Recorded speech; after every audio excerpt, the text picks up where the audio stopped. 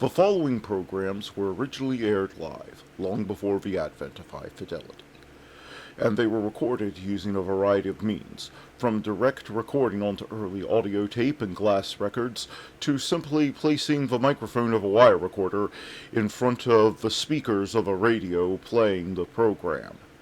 I hope, however, that any variance in audio quality will not take away from your pleasure in listening to these, some of the all-time favorite shows.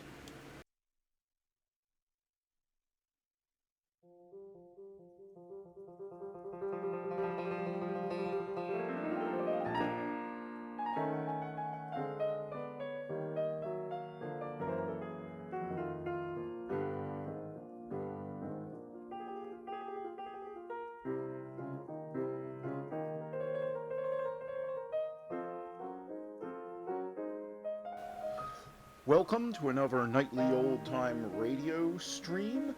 My name is Matt from the past, and let's get on with this day in history for February the 5th, 2024. In 1576, Henry Navarre, later Henry IV of France, abjures Catholicism at Tours. In 1597, a group of early Japanese Christians, known as the 26 Martyrs, are killed by the new government of Japan for being seen as a threat to Japanese society. In 1885, King Leopold II of Belgium establishes the Congo as a personal colonial possession. Also in 1885, news of the fall of Catorium reaches London. The newspapers had plenty of headlines to choose from that day. In 1945, U.S. troops under General Douglas MacArthur enter Manila, Philippines. Month-long battle ends 3 years of Japanese military occupation. In 1969, United States population reaches 200 million. In film and TV, in 1936, Modern Times, silent film directed, written by and starring Charlie Chaplin is released. In music, in 1887, Giuseppe Vivaldi's opera Otello premieres at La Scala in Italy, Vivaldi's first new opera in over 15 years. Still, he worked faster than George R.R. Martin. And in sport, in 1972, Bob Douglas is the first African American elected to the Basketball Hall of Fame. And now, that was this day in history, and now, on with the shows.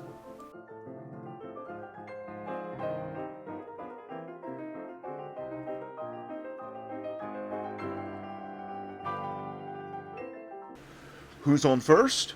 Why, it's Bud Abbott and Lou Costello. Coming up next.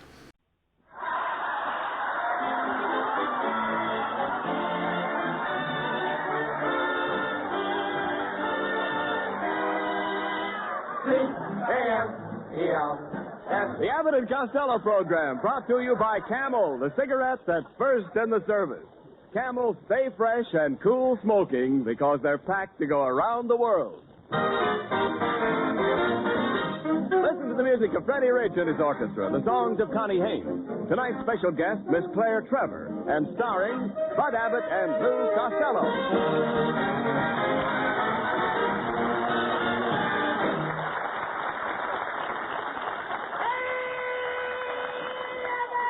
Oh, there you are, Costello. Hey, come here, you. Where have you been for the last 3 or 4 days? Where have you been, Lou? I've been looking all over for you. Oh, well, I've been up to my Uncle Artie Stebbins' ranch. I was picking vegetables. I'm helping with the labor shortage, Abbott. That's very commendable, Oh, Costello. sure. Yes, that's me. I continue. Yes, I Hey, think Abbott, it's wonderful. everybody's helping out. Yes, you should. And there was even a bunch of sailors working up there with me. Sailors picking vegetables? Yeah, what a sight. It's the first time I ever saw sailors picking up tomatoes without whistling at them. Who else was up at the ranch besides you? Oh, I had a lot of beautiful movie stars up there with me, Abbott. You did? I had Dorothy Lamour. I had Betty Grable. Mhm. They were working in the potato patch. Yeah? But we had to make them stop. Why? The potatoes were coming up baked.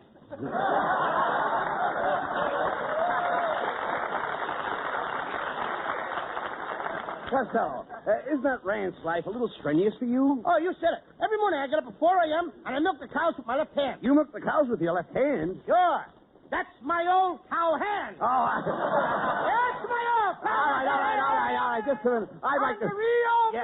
Yes. Lou. I'd like to see you getting up at 4 in the morning. Wasn't it dark? Oh, dark. When I got up this morning, it was so dark that me and my Uncle Artie started milking the same cow. You both tried to milk the same cow? Yep.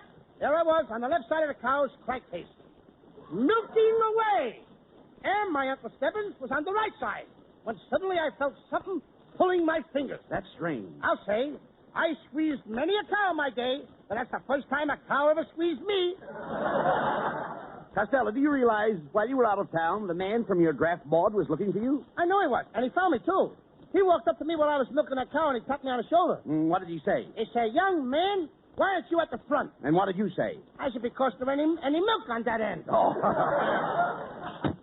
Oh, it's Ken Niles. Hello, Ken. Well, I see the fat boy's back. Where's Costello been all week? Oh, he just got back from his Uncle Stebbins' farm. Oh, the farm, huh? Mhm. I suppose he brought back a load of corn for the program. Yeah. Look, Hilarious, I'd like to take you up to the farm. My Uncle Stebbins could use a man like you in his cornfield. He could? Yeah, his scarecrow was drafted. Costello, why do you always try to match wits with Ken Niles? He's a college man. That's right, Costello. Yes, I am a college man. I was a cheerleader at Southern California. I was the first cheerleader to have the students stand up and form the letters USC. Oh, I remember that. You were the one in the middle. You made a S out of yourself. Cut that out, Costello. Cut it out. Good old USC. That's where I met my little wife. She was studying to be an entomologist. Studying to be a what? An entomologist? Yes, Costello, that's a person who goes around chasing little bugs. Oh, you mean she was a chambermaid? Costello, how can you say that about a beautiful woman like Mrs. Niles? Beautiful woman. You heard me. The last time I saw a face like that was on a bottle of iodine. Oh, I heard that remark, Costello. Well, what are you sneaking in for? Where have you been, Mrs. Niles? I'll have you know I just came from a plastic surgeon. Was the place closed? The plastic surgeon spent 2 hours lifting my face. You look like he was interrupted. Costello, I think he did a beautiful job. That was no job. That was a project. Listen, Costello, there's nothing I can do about my face. I can't help the way it looks. Well, you could stay home. I mean, you don't have to go roaming around. All right. Don't pay any attention to Costello, Mrs. Niles. He's all puffed up because he did a little work on his uncle's farm over the weekend. Yep, Mrs. Niles. I'm a big outdoor man. Yes, I know. Every time I get close to you, I realize that you belong outdoors. Oh, you certainly told Costello off that time, dear. Oh, you make me feel like I'm floating on air. Oh, no, Kenneth, you make me feel like I'm floating on air. Oh, but I insist, dear. I'm floating on air. And I say that I'm floating on air. Ladies and gentlemen, you have just heard from a couple of old gas bags.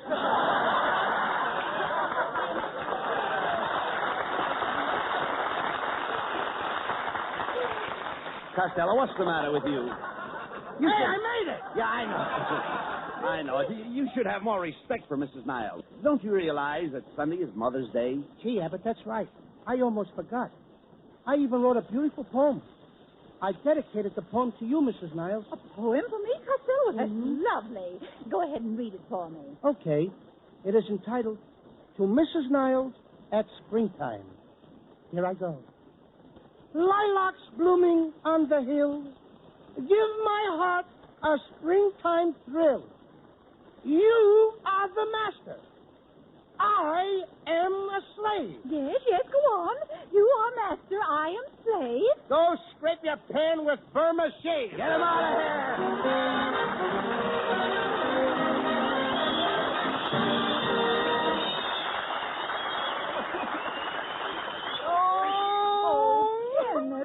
Kenneth, what's the matter? I'm a failure, Pat, a failure. Look at this. A survey from the town of Whoop, Nevada. In Whoop, no one is looking for cigarettes that won't go flat no matter how many you smoke. Oh, dear. No one? No one. In Whoop, everyone smokes Camels. Everybody just goes around with a happy expression, knowing that Camel cigarettes have more flavor because they're expertly blended of costlier tobaccos. Well, what's bad about that, Kenneth? In the middle of Whump's Main Street, there's a statue with a T in its face, like in the Camel ad. And in Whump, everybody has tried Camels in his taste and throat. The T-zone proving ground for Camel's rich extra flavor and smooth extra mildness. Well, then why are you crying, Kenneth? And of course, they all know that in Whump, just as everywhere, Camel cigarettes are fresh and cool smoking because they're packed to go around the world. Oh, well, then stop crying, Kenneth. I'm a failure.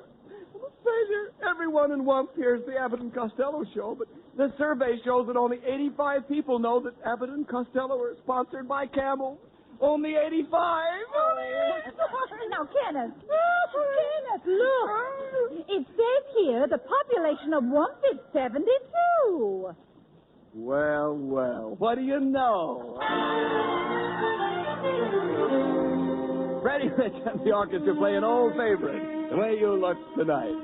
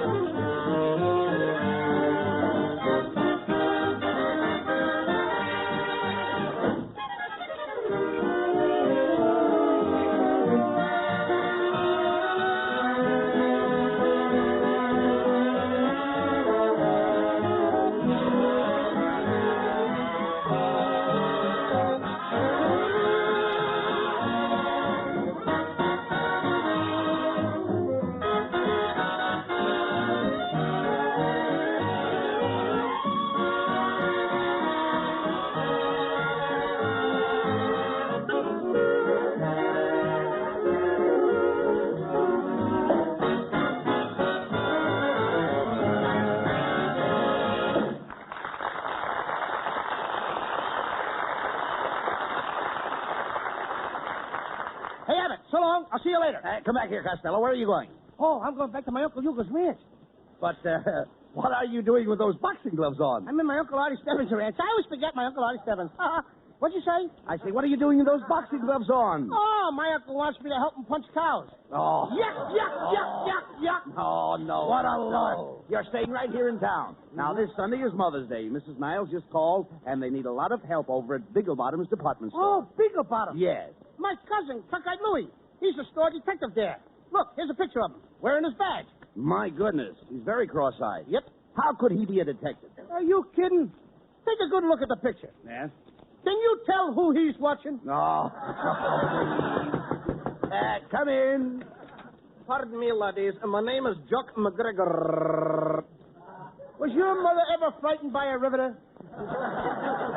You cannot say that to a McGregor. Watch out, brother. You're going to strip your gears. Quiet, Costello. What can we do for you, Mr. McGregor? Well, if you didn't mind, I'd like to say a few words in your microphone. Hey, Abbott, in order for me to talk to this guy, I'll have to practice up on my Scotch. Rip, rip, rip, rip, rip, rip, rip. All right, Sleddy. And it's a bray brick mulek neck to neck. Jerk, jot. Thank you. Hello, Mother. This is your son, Jack. I want to wish you a happy Mother's Day. And try to get here from New York if you can. I know you didn't want to spend the money for the fare, so walk down the road a ways. You might be fortunate enough to get yourself kidnapped by gypsies and save the cost of transportation. Hey, wait a minute. What do you think you're doing? I'm talking to my mother in New York. But, Jock, that's crazy. She can't talk back to you on the radio. How do you expect to get an answer? You know worry, lad. She'll answer me next week on Fred Allen's program. Get out, brother.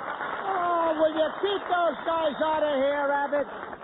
Well, you see, Costello, everybody's thinking of Mother's Day. The stores will be crowded, so let's go over to Beagle Bottoms and give Mrs. Niles a hand. Okay.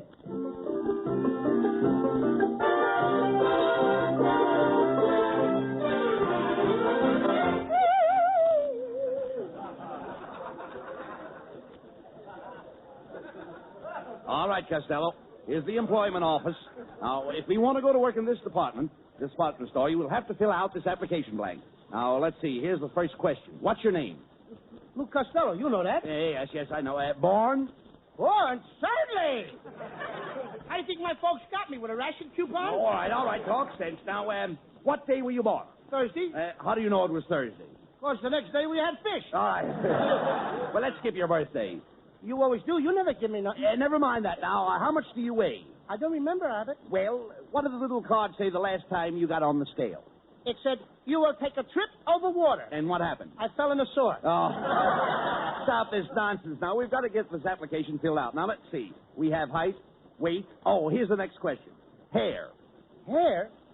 What do you think this is on my head? Broccoli? No, I mean the color of your hair. It's hard to tell the color because your hair is very thin. My hair's thin? Yes. So what? Who wants fat hair? Now, look.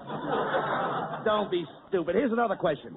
While working in the store and you happen to have an accident, whom do you wish notified? Me. I want to be the first to know. All right. Do you have any mark of identification? Yes, sir. I got a hole in my left stocking. Here, you want to see it, Abbott? No. Come on, take a look All right, at it. shut up. Come Quiet. Come on, we can play this All little right, piggy. quiet, please. That's all the questions except for your education. Did you go to school? Oh, sure I went to school. Seems like only yesterday that I was in the 4th grade. When were you in the 4th grade? Yesterday? Oh. Good morning, boys. Is there something I can do for you? I'm Mr. Plushface, the manager, you know. Yes, we're Abbott and Costello. Mrs. Niles said you needed some help for the Mother's Day sale. Yes, well, have you boys had any experience working in stores? Yes, sir. I used to be a credit manager. Where? At the 5 and 10. But they fired me. Why? I couldn't remember the prices. Oh, well, we're so short of help we can even use a moron these days. Now, Mr. Costello, just step up behind the training counter here, and we'll try out... Keep it up. You'll make it, kid. Yes. Now, you be the salesman, and I'll be the customer. Now, here I come. Good morning, clerk. How much are your bathing caps? 50 cents. 50 cents? Aren't you a little dear? Yes, I am. And you're kind of cute yourself. Now. Cut it out, Costello. Cut it out. Here I come again. Look, how much are your bathing caps? 50 cents. Isn't that a little expensive? Sure they are. You can get them across the street for a dime. No. Costello, don't tell the customer that. Try it again, Mr. Plushface. All right, here I come once more. Good morning, clerk. Oh, back again, eh? No. You've never seen me before. Oh, yes, I have. I never forget a face, especially a puss like you. No. Never mind that, Costello. He wants to buy a bathing cap. See? I told you he was in here before. No. This is ridiculous. Let's switch around. Now, I'll be the salesman and you be the customer. Now, you go out that very door, and I'll sell you a bathing cap for 50 cents. But I can get them across the street for a dime. Costello, go out that door and come in again. Okay. And remember, you're buying a bathing cap. Okay. Here I come. Good morning, sir. What do you want? I don't want anything. Then what did you come in here for? It's raining outside. Listen. You want a bathing cap. Oh, no, it ain't raining that hard. Oh, what a dummy. Costello, go out that door and come in again. You've got to buy a bathing cap. Okay, if you say so. All right, Costello, come in again. Costello! Costello, did you hear the man? Come in again. Hello? Beagle Bottoms Department Store. Hello? This Yes? is Lou Costello. Well, for heaven's sake, Costello, where are you? In the drugstore across the street. What are you doing over there? Buying a bathing cap for a dime. I give up.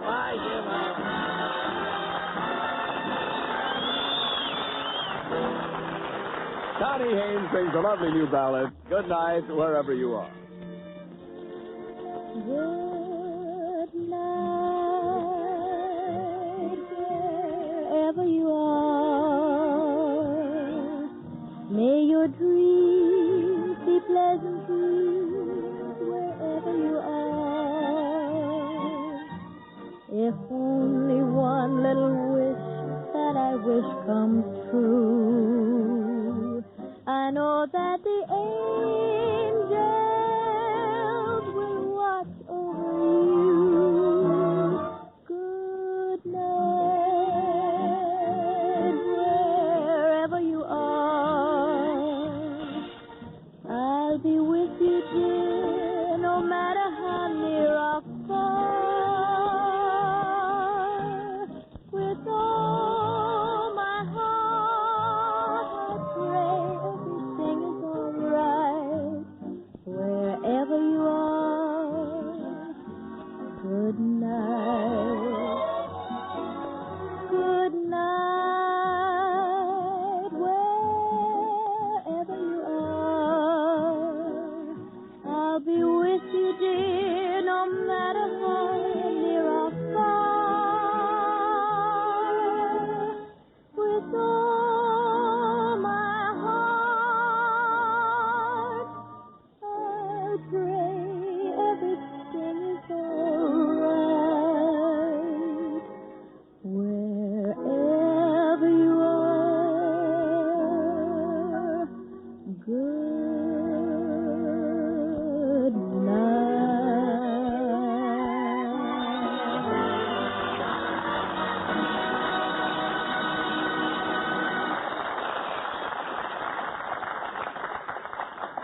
Once the front line, now part of the supply line, is Tarawa, Gilbert Island stronghold of the United Nations.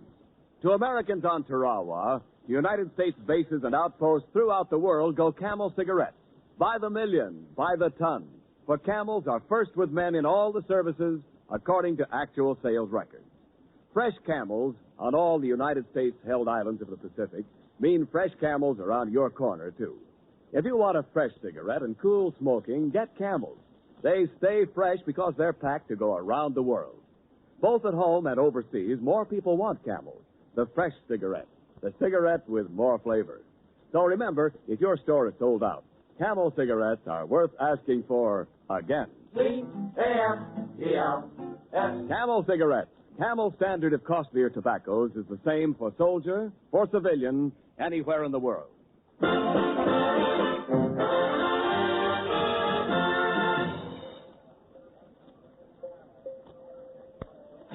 Say, you know, Costello, it certainly was nice of Mrs. Niles to get us a job in this department store. Yeah, we've been pretty busy, too, Abbott. Hey, how much money have we taken in so far? $300. $300? Mm-hmm. That's enough for us. Now we can start working for the store. Come, boys. Get busy, get busy. Oh, it's Mrs. Niles. Quit loitering behind that counter and wait on the customers. Oh, and while I'm here, I think I'll use my employee's discount and buy myself a pair of slacks. Pair of slacks, eh? You take size 52, don't you? Well, yes, I do. How could you tell? I used to make saddles for Seabiscuit. Oh, no wonder you haven't sold anything all morning. Now, I'm going to give you one more chance. Here comes our store's most important customer. She's that lovely screen star, Miss Claire Trevor.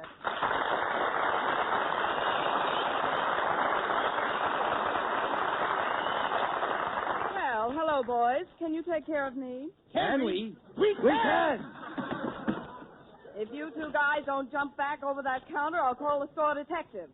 Now, let's make with the shopping. My boyfriend opened up a charge account for me. He's got plenty of dough. Made it in oil. Crude? Never with me. You misinterpreted me. I doubt it. You doubt it? Yes. Now, Okay. look, I want to get him a nice present. He's 82 years old. 82 years old? Yes. Why don't you get him a bowl? A bowl? Yeah, something to soak his bread in. Take it easy, Costello. Take it easy. Hey, take it easy. You want to get us fired? Tell me, Miss Trevor. Yes. Could we interest you in some perfume for your mother for Mother's Day? Say, now that's an idea. Have you got Cody sheep? Have we got what? Cody sheep? No, ma'am, but we got McCarty's goat. I think we better skip the perfume. Oh, come on, Miss Trevor. Why don't you try a little squirt? You don't appeal to me. You are misinterpreting me. I don't think so. I think so. All right, Miss Trevor, try this perfume here. It's our most expensive brand. $90 an ounce. Oh, let me smell it.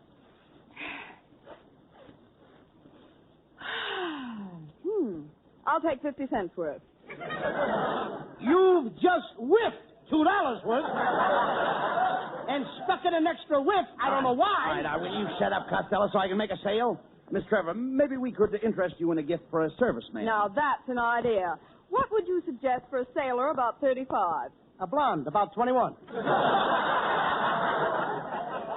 Oh, look, boys, I can't stay in the store all day. I'd like to get something for myself. You know, something snappy. Something snappy? Yes. Real snappy? Mm-hmm. Would you like a turtle or a girdle? But you don't understand. Do you have any notions? Oh, I have my moments.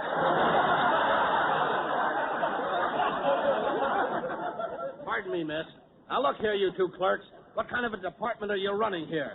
Look at those messy shelves. Look at that stuff strewn all over the counter. Why can't you be neat and tidy? This place is so sloppy that I can hardly stand to look at it. Well, if you don't like the way we're doing, why don't you fire us? I can't. I don't even work here. That fellow is right. Now, I'm going to get somebody with a brain to wait on me.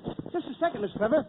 I am not used to getting brushed off. You've no idea how much it would improve your appearance. You are a fresh day. Costello! Costello! Got it. Please, remember our jobs. Suppose we look around the store, Miss Trevor. All right, I think I'll do some shopping on the upper floors. Okay. Follow me to the osculator. No. You mean escalator.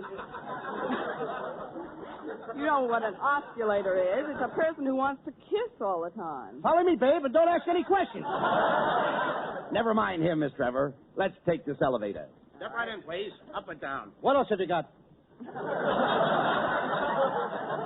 Take me up to the 20th floor, please.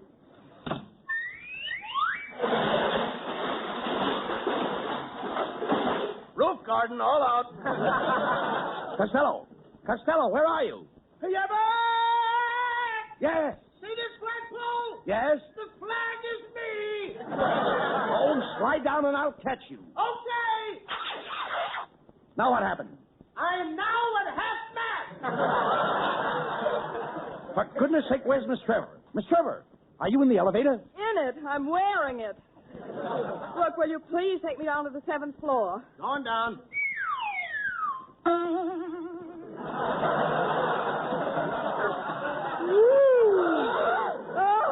What's the matter, Miss Trevor? Did we come down too fast for you? Oh, no. I always wear my girdle around my neck. Step this way, Miss Trevor. Here's our fur department. Can we show you something? Well, I don't know. Have you got a spotted leopard? No. But we got a dirty mink. Wait a minute, Costello. Hey, here, I have an idea. Now, there's something that looks nice. Go ahead and grab that little number over there. Wrong number. Hey, Miss Trevor, here's a beautiful fur coat you'd like. What in the world is that? That's genuine weasel with built-in mothballs. Costello, did your mother ever have any children that lived? No, ma'am. We just...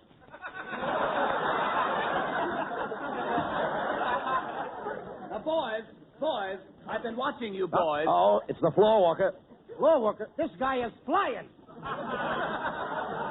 Now, look here, you two. Mrs. Niles asked me to tell you that unless you sell something to Miss Trevor immediately, you'll have to turn in your pencils and your Dixie cup. Oh, you kid! Please, Miss Trevor, don't make us lose our jobs. Yes, Miss Trevor. We've got to make at least one sale. How about some snowshoes? I never go out in the snow. Well, how about some sandals? I never go out in the sand. Oh, how about some Oxfords? I've never been out with an ox. Why don't you try it sometime? What are you doing tonight? Nothing. Let's go to Oxnard.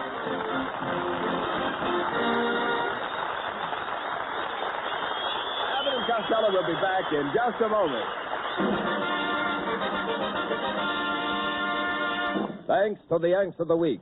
Tonight we salute Marine Second Lieutenant James D. Feltman of Baltimore, who won his commission by exceptional bravery in the South Pacific. While the corporal, Feltman was taken to a Japanese-held island to remain for 5 days without any assistance from American forces. He obtained secret information, established contact with our men at the end of the 5 days, and was brought back to safety. In your honor, Marine Second Lieutenant James Feltman, the makers of camels are sending to our Marines in the Pacific 300,000 Camel cigarettes.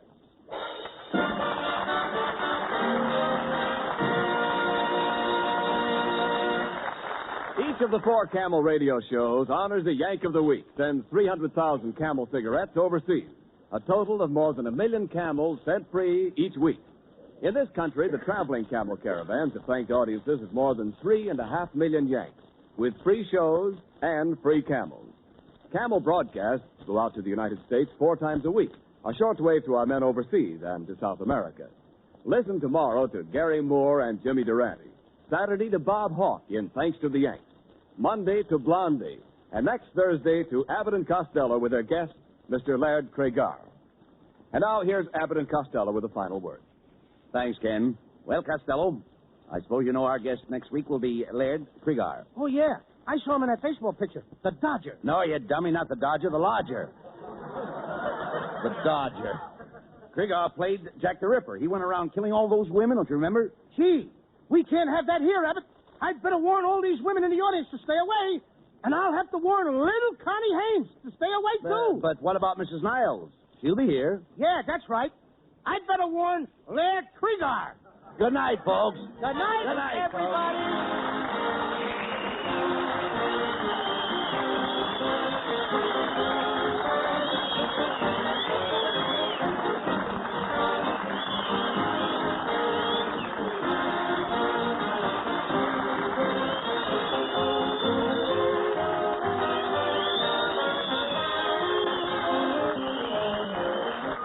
Be sure to tune in next week for another great Abbott and Costello show with our special guest, Mr. Laird Cregar. Claire Trevor will soon be seen in the RKO picture Farewell, My Lovely. And remember, get Camels for more flavor. If you're looking for a cigarette that won't go flat no matter how many you smoke, get Camels for more flavor. This is Ken Niles wishing you a very pleasant good night from Hollywood.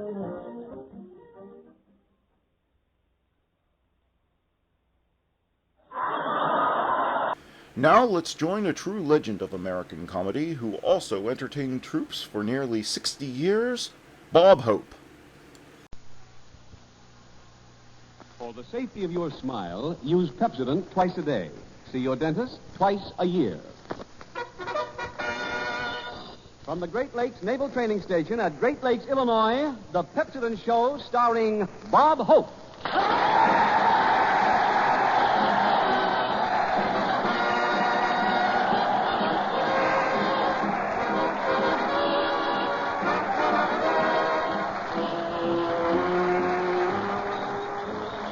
Thank you so much. How do you do, ladies and gentlemen? This is Bob, Priorities Hope, telling you sailors to buy Pepsodent toothpaste and turn in your old tube, and your teeth will be so bright you can get a better-looking girlfriend and turn in your old tub. Well, here I am at the Great Lakes Naval Training Station. What a reception I got here. There were flowers spread all over the ground. And as I stepped out of the car, all the sailors applauded 4 times while I fell deep in the heart of an open manhole.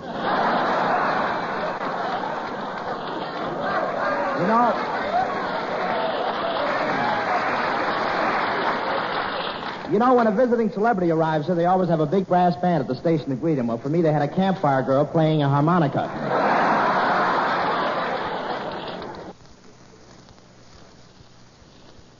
Bob Hope, he said, well, we decided to skip it. This is the Great Lakes country. One more drip won't make any difference.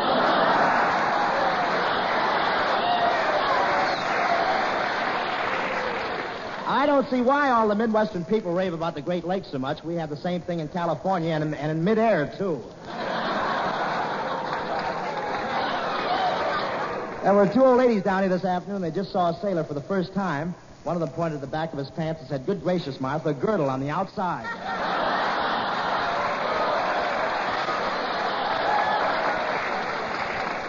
And these sailors here, I want to tell you, they're real he-men. I saw one sailor. He had so much hair in his chest. Every time he swallowed, his Adam's apple took a trip through the jungle. I didn't want him to think I was a sissy, so I walked up to one big sailor and I said, "Listen here, I'm tough." You know what I did to him? I made him carry me to the hospital. Of course, I got a pretty good physique myself. You know, when MGM saw Johnny Weissmuller in a bathing suit, they got the idea for Tarzan the Eighth. When they saw me, they got the idea for a Woman of the Year.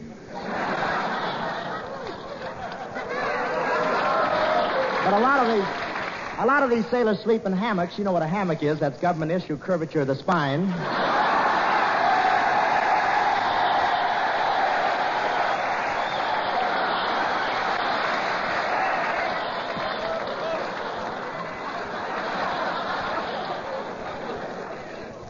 My uncle is a great sailor. He still keeps up the old traditions. The other night he went down with his schooner right on the floor of the Clayton Bar.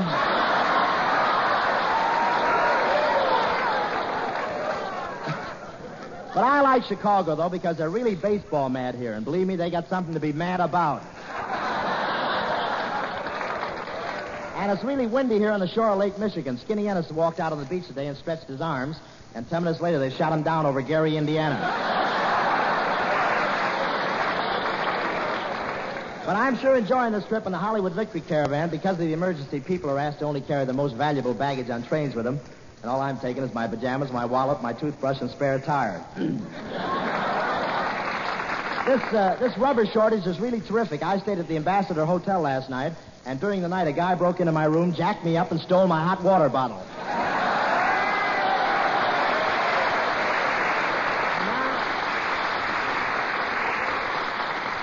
And now Larry Keating. All right, Bob. Ladies and gentlemen, all you regular listeners to the Double or Nothing program know that... Wait a minute, Larry. This is not the Double or Nothing program. Oh, it is this week, Bob. Because if you want to get double value for your money without gambling, here's a sure thing. Pepsodent's new 50 Tuft toothbrush has double the number of tufts, twice as many as any other brush in a small, compact head. Tufts now improved with sturdier, more durable nylon bristles. Double the number of tufts in brushing contact with your teeth. Double the cleansing power and double the pleasure. You not only get a brush that's a pleasure to use and doubly effective as an aid to healthy, sparkling teeth, you get a cash certificate besides. You can use this cash certificate in place of a dime for any item in the store costing 10 cents or more. Drugs, cosmetics, anything you want. Get a 50 Tuft toothbrush for every member of the family. With each brush, packed right in the sealed glass container, is the cash certificate worth 10 cents in extra spending money. So outfit each member of your family with the Pepsodent 50 Tuft toothbrush. You give them doubly efficient aid to healthy, sparkling teeth, and you help to protect their smiles.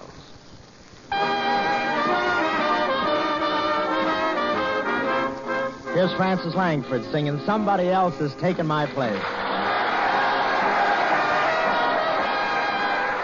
Somebody else is taking my place. Somebody else now shares your embrace. While I am trying to keep from crying, you go around with a smile on your face. Little you care for vows that you made. Little you care how much I have paid. My heart is aching. My heart is breaking. For somebody's taking my place. Little you care for vows that you made. Little you care how much I have paid. My heart is aching. My heart is breaking. For somebody's taking my place. Somebody's taking my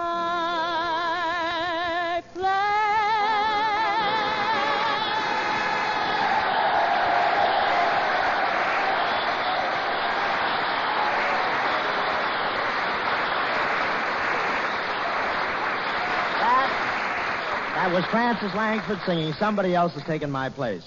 Wait till I hear you at the Chicago Stadium tomorrow night with the Hollywood Victory Caravan. They'll love you there, too, Francis. And now, ladies and gentlemen, it gives me great pleasure to introduce to you one of Hollywood's most vivacious and glamorous screen stars and one of our fellow travelers on the Victory train, Miss Claudette Colbert.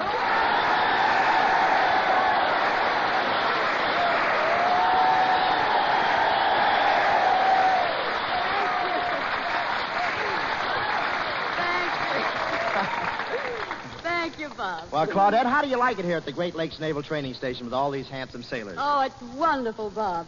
By the way, how do you get acquainted with a sailor? Well, in your case, just...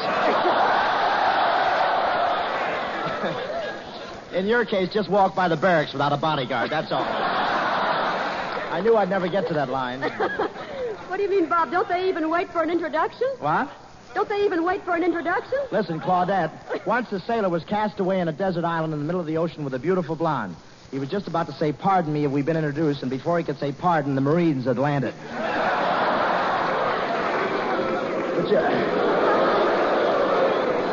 Thank you, fellas. I'll do the same for you sometime. Thank you.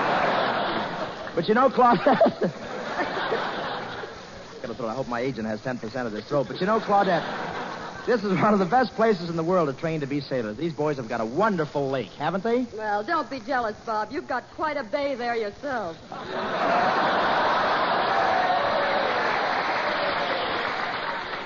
Look, just compare your physique with those fellows out there.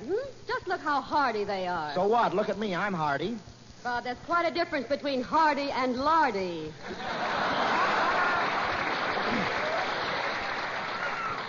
But then perhaps you're not as young as you used to be. Well, I don't know why you say I'm not young. I bet I'm as young as any of these sailors. You are not.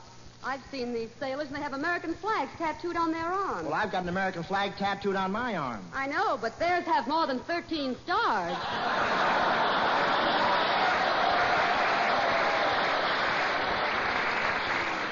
So have I, if you want to count the dimples. You know, Claudette... you know... Claudette, I'm glad to be here, and I'm really thrilled about it. I understand, but that's no reason to make a show of yourself dancing the sailor's hornpipe on Michigan Boulevard. Oh, that wasn't a sailor's hornpipe. I was running after a bus when my suspenders broke. Say, just look at all those fellas out there training to be sailors. Gee, how often they must hear those words, those wonderful, impressive words. You mean all hands on deck? No, I mean those words so dear to the heart of any naval man. Roll 'em, brother, you're fated.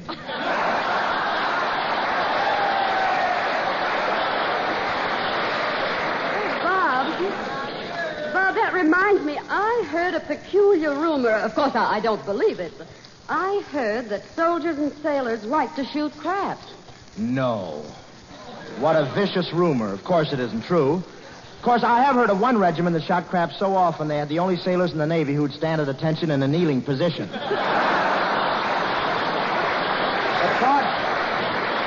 Claudette, I want to welcome you to the Pepsin Show, and I think you really deserve a lot of thanks for taking time out from your work on the Hollywood Victory Tour for Army and Navy Relief to come over here. You know, I wanted to meet you the minute I saw you in the train. I thought you did, Bob. Really? How could you tell? Oh, I don't know. It was just something about the way you kept walking by and dropping your handkerchief.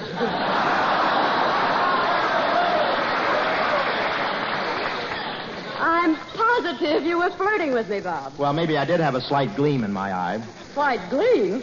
That's the first time the super chief ever came into Chicago with 2 headlights. Bob, you actually embarrassed me. I don't mind having an admirer, but, you followed me all over the train wherever I went. Was I that bad? You certainly were. The only way I could get rid of you was to go in the dining car.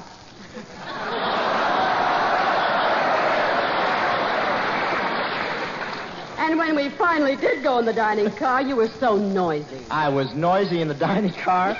Well, perhaps you didn't mean to be, but, gosh, the way you crinkled that wax paper unwrapping your sandwiches.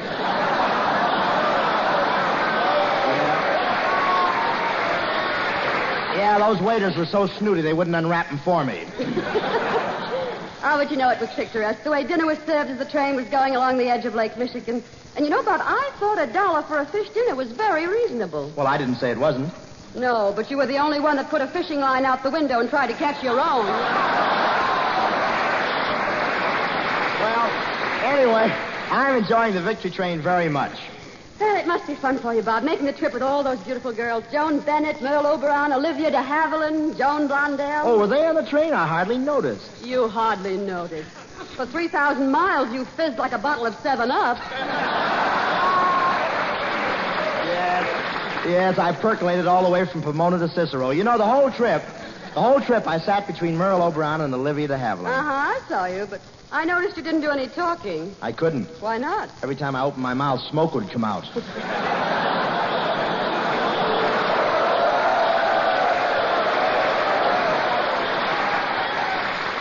They're hep, those guys there. They're very hep. And when we went through that tunnel, I saw you lean over to kiss Joan Bennett. Yeah, but there was a sharp curve in the tunnel, and the train gave a sudden lurch. But what happened? I don't see why all the girls rave about Charles Boyer. Yes, the train did lurch and rock quite a bit, didn't it? Boy, I'll say that train rocked. In the morning, I went in to get washed and dressed, and I splashed cold water in James Cagney's face, dried off Charles Boyer, and walked back to my berth in Cary Grant's pants. Well, that's as close as you'll ever get to any of those three. Why, I think I stack up pretty well with them as far as looks go. Well, I think you have ears just like Cary Grant, and your eyes are like Boyer's, and you have a chin like Cagney's. Do you really think my features are the same as those fellas? But, brother, what mistakes were made on the assembly line.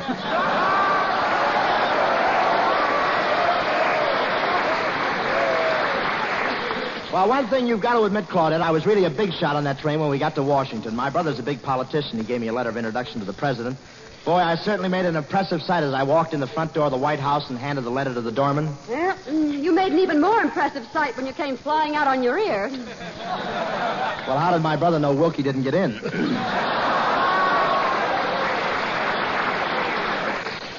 Oh, Bob, but isn't Charles Boyer wonderful on that trip? And Cary Grant. I can't figure you out, Claudette. Cary Grant, Charles Boyer, just a couple of ham actors. What's hammy about them? Well, did you see them taking bows in front of the crowd at the railroad station this morning? Yes, you almost fell off their shoulders. Well, the cups of the sign got a little heavy. It's no use, Bob. Somehow you just don't appeal to me like Charles Boyer does. Oh, you dislike him because of his accent. Well, I guess you're right. I do like his accent. Well, I can have an accent like that. Listen. Ah, Claudette, ma chérie, you are très charmant. Come, kiss me. Kiss me. Well,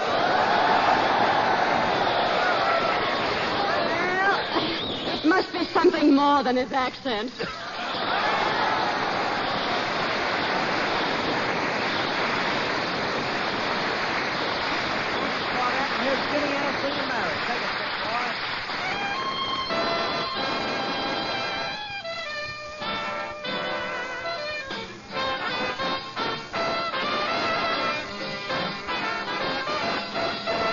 It's Mary. I'm crazy about Mary. For Mary is plainly lovely. When she's with me, I'm a happy guy. Gee, Mary. Without her, I'm lonely. And if she will say I do, then I will too, and Mary mine.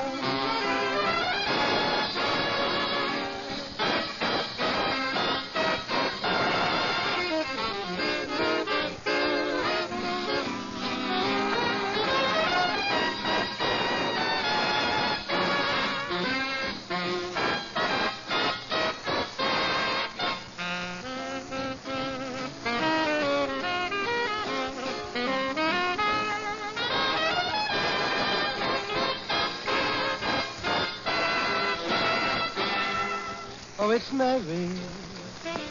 I'm crazy about Mary.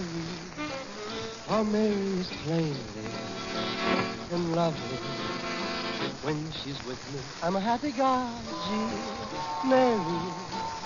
Without her, I'm lonely. And if she will say I do, then I will too, and make Mary.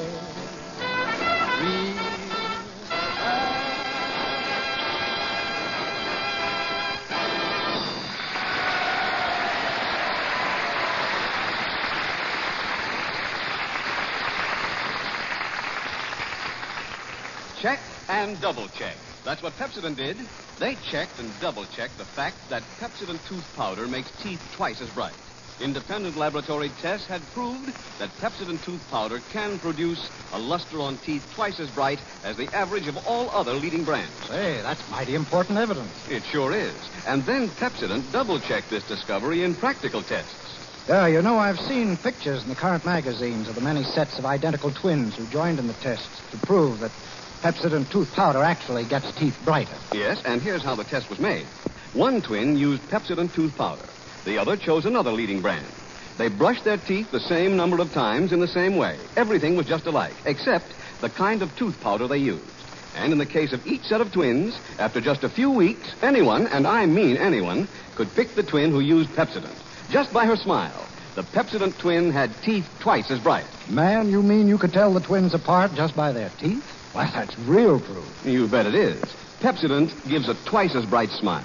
And what Pepsodent can do for the twins, let it do for you. Just go down to the corner drugstore tonight and say, Pepsodent tooth powder, please. Remember, you don't need an empty tube or can when you buy Pepsodent tooth powder.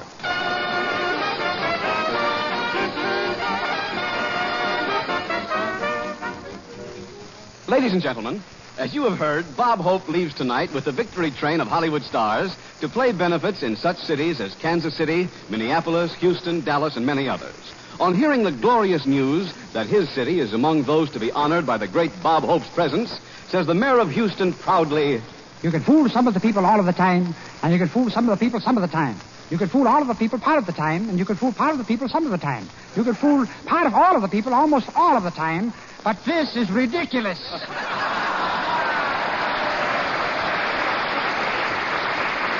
And now we find Bob and Skinny Ennis packing for the big trip on the victory train.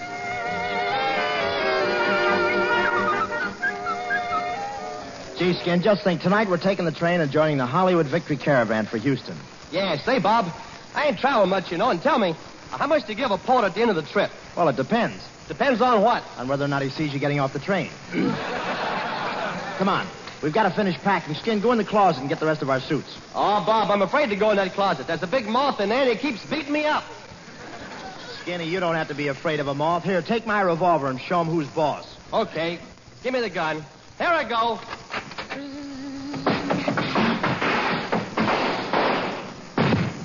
Bob, don't stand there. Take it away from him.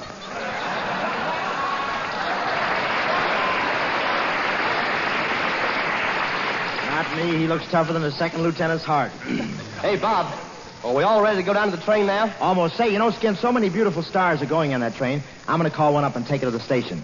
Say, Skin, who do you think is more my type, Olivia de Havilland or Claudette Colbert?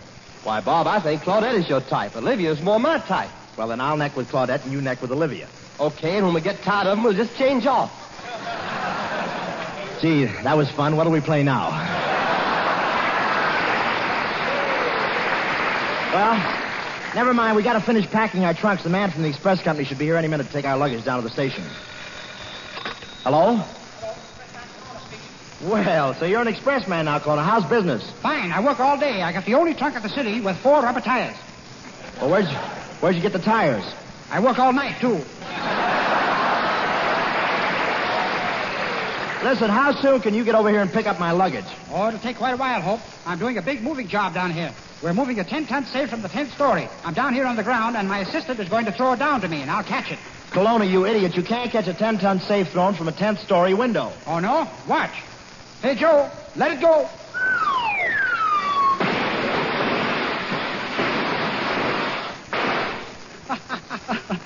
That Joe, he put a curve on it.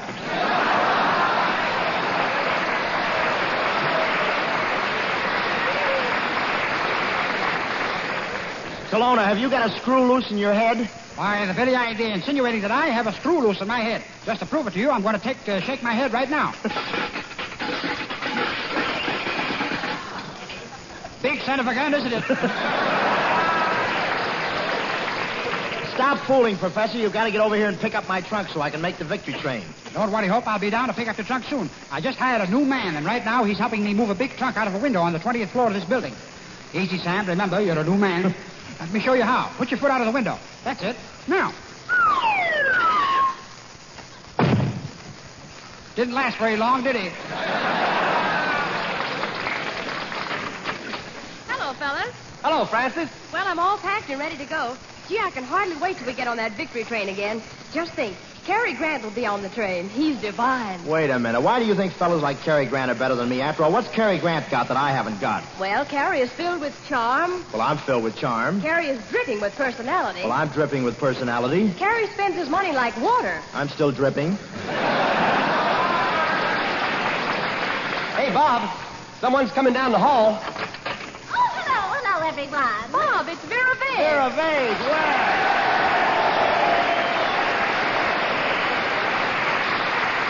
Well, Vera Vane, pull up your sag and sit down. Tell me, what are you doing here? Well, Francis invited me to go on the train with you. I'm going to be with you on your whole trip as a chaperone. A chaperone? Yes. You mean one of those people who stand around and keep an eye on everybody and spoil the fun? Yes.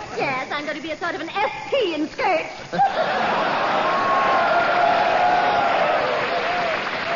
After all, you know, Bob, we young girls can't be too careful. Why, only recently a sailor tried to flirt with me, but I reported him to the head of the Navy. Oh, he was such a... What'd you say? Oh, I said the head of the Navy was such a gentleman. Yes, everyone liked Admiral Dewey. Yes, I know. Now, just a minute, Mr. Holt. I'm just as young as you are, which makes me pretty much of an old bat. Well, tell me, Miss Vague, what are your duties as chaperone? Well, you see, if anyone tries to kiss Francis, I step between them, just as he's about to kiss her. Well, why do you wait until he's already starting to kiss her before you step between them? Well, if I time it just right, Francis is saved, he's satisfied, and I'm in heaven.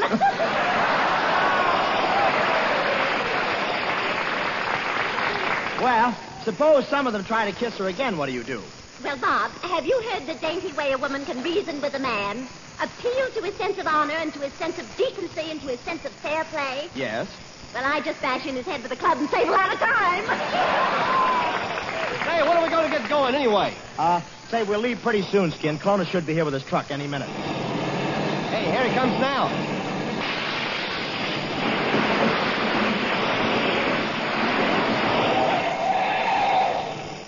Why carry things down a whole flight of stairs?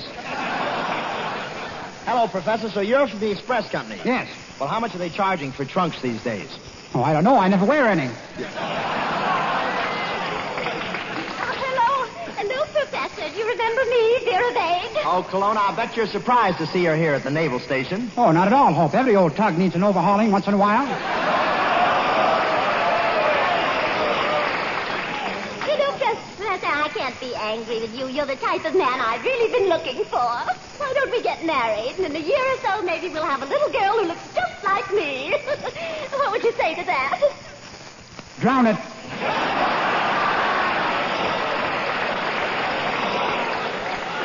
Oh, come on, Professor. Hurry up and take our luggage or we'll miss the train. Yeah, we'll put the bags on your truck, Kelowna. Now, come on, drive us down to the railroad station and step on it. Okay, here we go.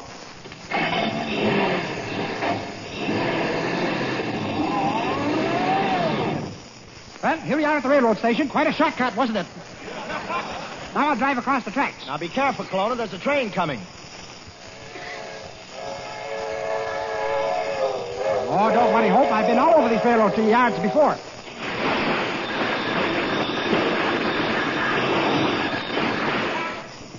Of course, it's not spread out quite so thin.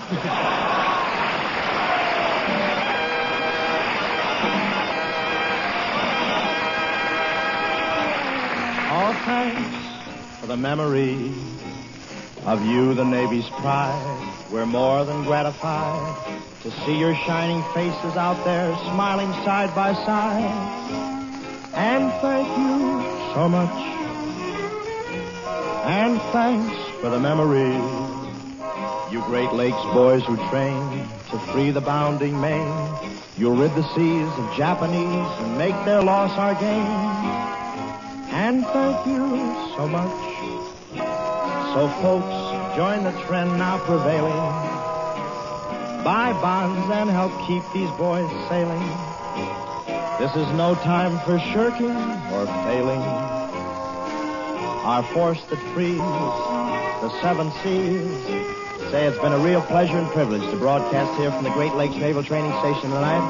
And I'd like to thank Admiral Downs and his entire personnel for making it so enjoyable for us all. Also, thank you, Miss Claudette Colbert, for adding so much to our program. Say, I think I should mention that Miss Colbert's salary tonight is going to pay for tickets for the boys to see the show tomorrow. How about that, fellas?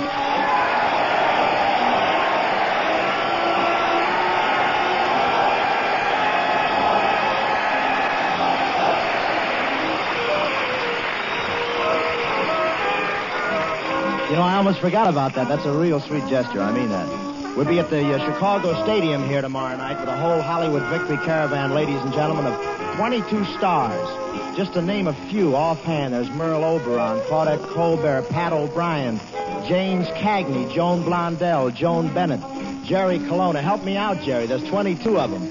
A tremendous list of stars. I wish I had time to name them all. I hope I haven't forgotten. I know I've forgotten many of them, but I'm sorry, but you'll see them all. They're a grand gang and a grand show. And next week we'll be broadcasting from Ellington Field, Houston, Texas. The second stop in our 7-week tour throughout the Midwest, South, and East to entertain the personnel of Army, Navy, and Marines. And folks, let me again remind you to buy war bonds and stamps. Help our boys fight the battle in their own way. They're not only fighting for a better world, but they stand ready to give it the utmost to ensure victory. The War Department has put into effect a plan whereby all Army personnel and civilian employees can purchase war bonds. This plan is similar to the payroll savings plan now used in commercial organizations throughout the United States. Yes, our fighting men are doing more than their duty. Let us do ours now. Good night, ladies and gentlemen. Our broadcasting tonight was for the entertainment of the Navy personnel and does not necessarily constitute an endorsement of our products by the Navy. This broadcast came to you from Great Lakes, Illinois. This is the National Broadcasting Company.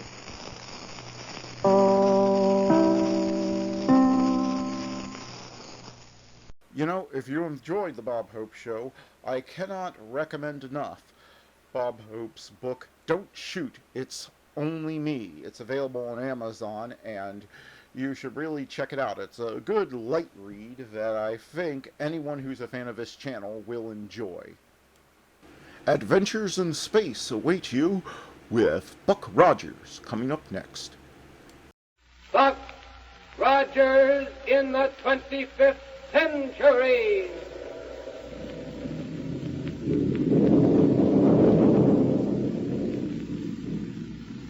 Buck Rogers is on the air, brought to you by the makers of Popsicle, Fudgicle, and Creamsicle, those delicious frozen confections on a stick.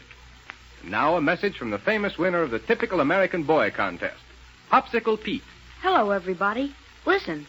Did you hear that? I just hit the bullseye of my target set. Gee, that's some target set. It's one of the Popsicle presents. You can get it free. And all you do is say bags from Popsicle, Fudgicle, and Creamsicle. Yes, you can get hundreds of gifts, wonderful gifts, too, for those bags. Things like Pete's target set, a wristwatch, a movie camera, skates, and a fountain pen, dolls, musical instruments. Better start saving right away. Those bags are as good as money. You'll find them wrapped around each genuine Popsicle, Fudgicle, and Creamsicle. And boy, will you love those great, big, swell-tasting frozen confections on a handy stick. Get one every day at your ice cream store. The biggest nickel's worth you ever saw. And wholesome, too. They couldn't be more pure if Mother made them. Made by a fine local ice cream manufacturer. And say, don't forget to get a free Popsicle gift list at your ice cream store. If they have none, tell them to get some from their ice cream manufacturers. There's a free coupon on it worth 10 bags for gifts. Now, in our last episode, you remember, Dr. Hewer learned that Black Barney had visited Elmo in the 25th century city of Omaha and departed with a rocket plane loaded with equipment. So the good doctor flashed word of it to Buck and Wilma, who are now flying toward Omaha at top speed. Let's join them by turning the dial that'll project us ahead in time. All ready? Then here we go, 500 years into the future.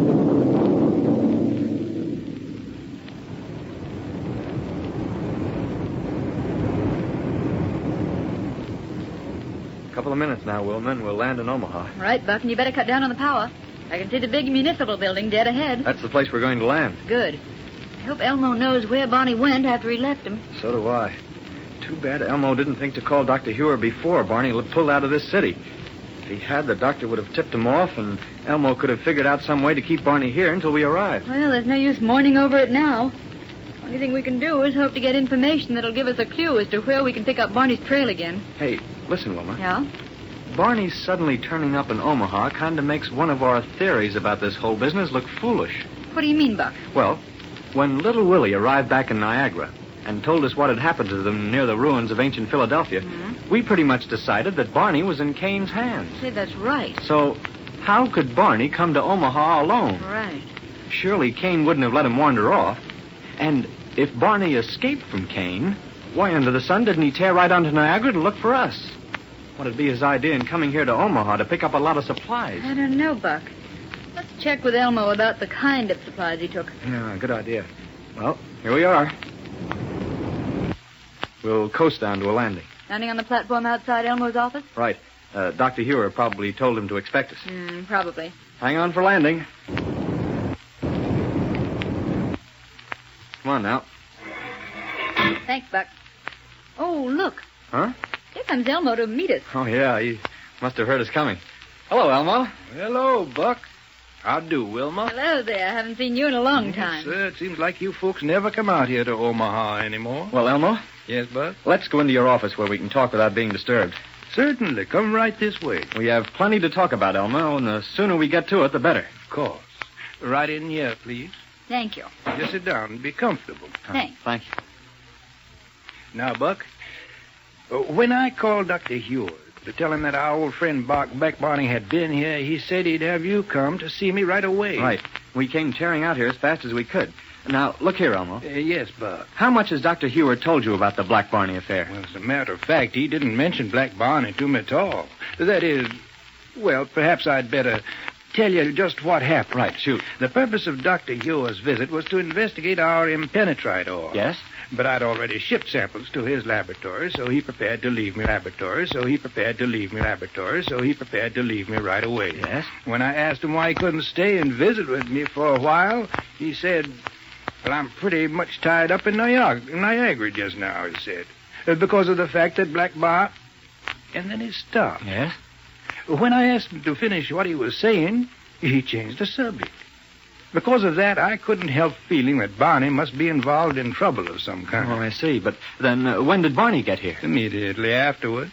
And that's why I radioed to Dr. Hewer to tell him about it, just as soon as Barney left. Too bad you couldn't have called the doctor while Barney was still here. Yeah, well, that was hardly possible, Wilma, because, well, I stayed right with Barney all the time he was here. And I was only acting on a hunch and calling Dr. Hewer at all. Well, what we want to know now is why Barney came here and what sort of equipment and supplies he took away with him. Yes. You know, Buck, when he first came into my office here, I told him Dr. Hewer had just left. Yes? And now that I've had a chance to think it over, I believe he looked somewhat relieved when I assured him the doctor had gone. I don't see why that should be. Oh, neither do I. Go on, Elmo. Well, then Barney told me what I just learned from the doctor about the escape of Kane and Ardela, that a great hunt for them was underway. Did Barney tell you anything about where Kane and Ardela might be or what they might be doing? What, Buck? No, he did say that he was hot on their trail and needed a lot of equipment to completely prepared if he should run across them. Well, there's something screwy about this whole business. And to be honest with you, it has me kind of worried. Why do you say that, Buck? Because to me, it can only mean one thing, and I don't like it. Well, don't keep us in the dark. What are you driving at? Well, maybe it'll sound cockeyed to you, but I believe Black Barney must have some idea of where Killer Kane and Ardela have established their headquarters. You really think so? Yes, sir. But instead of reporting to us, he's going right ahead and try to run them down single-handed. It wouldn't be the first time he's tried something like that. Yeah, that's just what I'm thinking of. I can understand his intentions well enough. He simply wants to save us a lot of trouble and the chance of running into any danger. But it's still not a good idea, especially with Killer Kane involved. Kane's bad. He's plenty bad. And he's clever, too. And he could twist Barney round his little finger. Don't I know it. Elmo. Yeah? What sort of equipment did you give to Barney? Well, the first thing he wanted was a spaceship. A battle cruiser. Yes? I obtained that for him from the municipal airport. Oh, then he must have left his own ship here. No, Buck. No? No, he hooked the cruiser right onto his own with magnetic grapples, and he took it along that way. Oh, well, that wasn't so dumb. Just what sort of cruiser did you give him, Elmo? Well, it's just exactly like that one of yours, Wilma. Exactly like it. And what else did he take? For a long... What else did he take? Several long-range disintegrators, atomic space bombs? How under the sun would he expect to use those? Heaven only knows. What else, Elmo? Well, let me see. Well, there was a high-powered rocket gun, non-recoil energy projectors, a thermic radiation projector, and... In other words, nothing but weapons of all shapes and sizes. That's right. He loaded both ships with all they'd hold. Sounds as though he was trying to equip a whole space army to go after Kane and Ardela, doesn't it? I should say so. Elmo, while I think of it... Yes? Did you notice anything unusual about the ship he used to come here? No, I don't think so. No, huh? Well, now, wait a minute, Buck. Yes?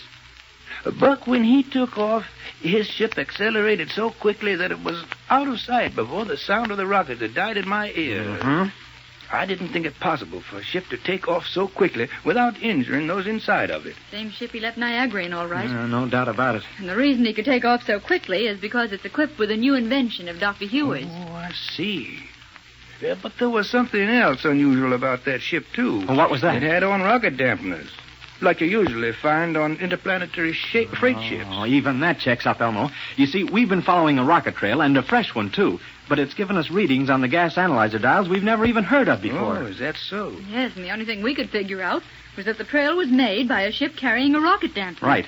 But what it means now is that we have no way of determining what the analyzer readings of Barney's trail should be. Worse luck. But now, Elmo. Yeah? We're leaving you right away, so if Dr. Huer should happen to contact you, tell him we're on our way back to the ruins of ancient Philadelphia. I don't understand, Buck. Why do you seem to think Black Barney has so much to do with your effort to locate Kane and Ardela? Barney fell into their hands shortly after they escaped from the Niagara Municipal Prison. Evidently, he's escaped from them. But why he hasn't gotten in touch with us is something I can't explain. I see. So, the reason we're going back to ancient Philadelphia is because it's the last place there was a definite trail from Barney's rocket ship. And it's the only place that would be logical for Barney working alone to hang out, or for Killer Kane and Ardela to have a headquarters. Well, I'll make a point of calling Dr. Huer and telling him that. Good. Right, Buck. It's a good idea to keep Dr. Huer informed of everything we do. Yeah, now, come on, let's go out and hop into the ship. Right with you, Buck. And thanks very much for the information you've given us, Elmo. You're more than welcome, Buck. I only hope that the next time you folks come out here, you'll spend a little more time visiting with me. We'll try to. Goodbye. Goodbye. Goodbye. Good luck. In you go now, Wilma. Thanks. All set. And here we go. Boy, the gyrocosmic relativator on this ship certainly makes for a fast takeoff. Certainly does. But now, Buck. Yeah? We've already decided why poor old Barney might want to try to run down Kane and Ardela alone. Sure, to save other people a lot of trouble and all that sort of thing. Yeah. But why under the sun would he want to get hold of all that equipment?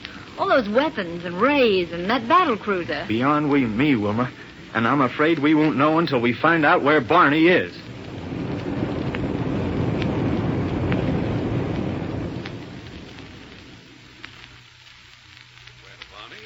I'll have to congratulate you on the good job you did of bringing us equipment. Thanks, Chief. I brung all I could carry. Now, Barney, our first job will be to transfer the gyrocosmic relativator onto the new battle cruiser. Now, we can take care of the weapons later. Yeah, I'll take care of them later. Yeah. But while I think of it... Yeah? Did you have any trouble getting hold of this stuff? Anybody get suspicious about your wanting it? No, it was easy, Chief. Ah. All I'd done was drop in on my old friend Elmo. Who's he? Well, used to live on a little plasteroid out near Mars. You mean the planetoid called us? Yeah, that's the one.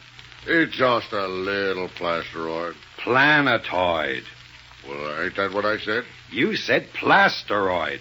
Sounded like you were trying to say a combination of planetoid and asteroid. Well, what's the difference between the two of them things, Chief? There is no difference. Some people call them one, and some people call them the other, that's all. Then that shows where I'm way ahead of other people. Hey? Put them both together and they spell plasteroid, that's all. All right, Barney, let it go. What did this man Elmo give you? Oh, plenty of things. Rocket guns, disintegrators, thermic radiators, lots of stuff. And he didn't raise a squawk when you asked for them? That's where I showed how smart I am. Oh, yes? Yeah. I told him I was out trying to run down you and Ardela, and he'd give me everything I wanted. Good work, Barney. Our plans are working out beautifully. Yeah. You see, having this additional equipment changes the aspect of our whole situation. Yeah, Huh? What's that mean? Barney, my boy, it means that up until now, our dear friend Rogers has been interested in only one thing, trying to run us down. Yeah. But if he's wise, from now on he'll do all he can to keep as far away from us as possible. Well, Buck and Wilma will certainly have to watch their step with Kane so well prepared. And I wonder what Kane's next move will be. Fellas and girls, hurry up and send in bags from Popsicle, Fudgicle, and Creamsicle and get yourself grand gifts. Free. Get all the things you want but haven't got money to buy. Like a wristwatch, a candid camera, a sleeping doll, to mention only a few. Lots of gifts for Mother, too. An electric toaster, for instance, or handsome table silver or perfume. Just save bags from genuine Creamsicle, Fudgicle, and Popsicle. Popsicle? Oh, boy, that's what I want. A great big twin popsicle on a stick. Well, now, I don't blame you, Popsicle Pete, because there's nothing that tastes better than a great big cool popsicle. It's like a long, delicious fruit drink frozen on a handy stick. Have one today and every day. Pure, wholesome, full of energy. Get your favorite fruit flavor. Made from real fruit. Only 5 cents for a big, refreshing twin popsicle. And oh boy, does it last.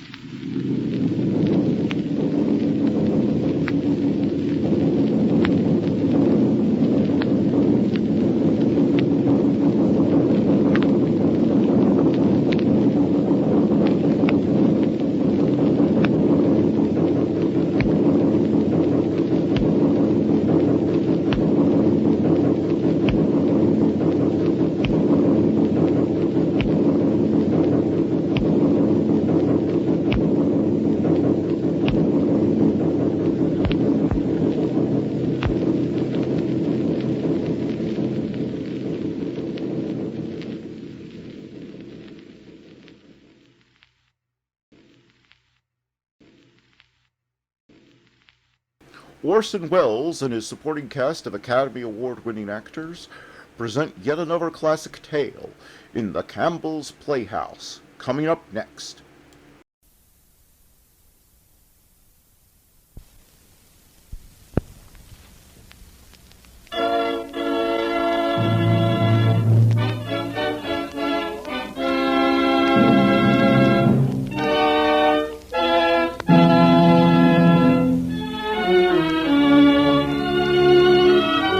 The makers of Campbell Soups present The Campbell Playhouse. Orson Welles, producer.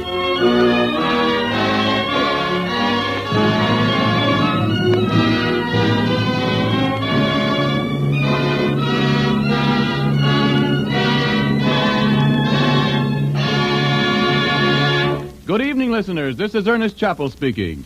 Tonight, the Campbell Playhouse presents Orson Welles in his own radio version of that great sea story, Mutiny on the Bounty. But first, a word from our sponsor. Any day you look on the lunch or dinner menu of the most popular restaurant in town, you will likely find that one dish featured is chicken. Ask the proprietor about this, and he'll tell you that chicken is a best-seller, not only with the regulars, but with people who are eating out in style. And it's true wherever you go. Chicken is usually first choice when the meal is to be something specially fine. I mention this because it seems to me the widespread liking for chicken is one reason Campbell's chicken soup is enjoyed so eagerly by families everywhere. You see, this soup is chicken through and through, so that as sure as you like chicken, you'll like Campbell's chicken soup. In the aroma that drifts up as this soup is set before you, there's an unmistakable promise of chicken. There's deep-down chicken flavor in each spoonful as you taste it, and tender pieces of chicken meat, too. That's what makes this such a grand soup, the lavish emphasis on chicken. Why don't you surprise your family with Campbell's chicken soup for some meal this weekend?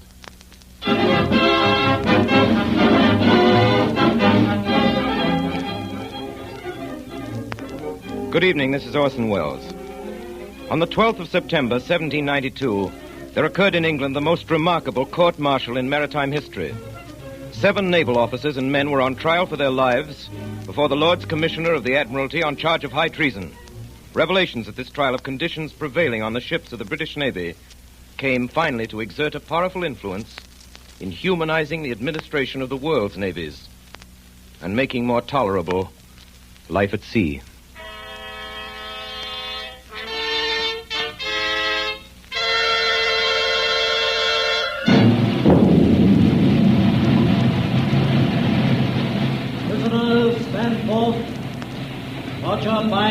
midshipman.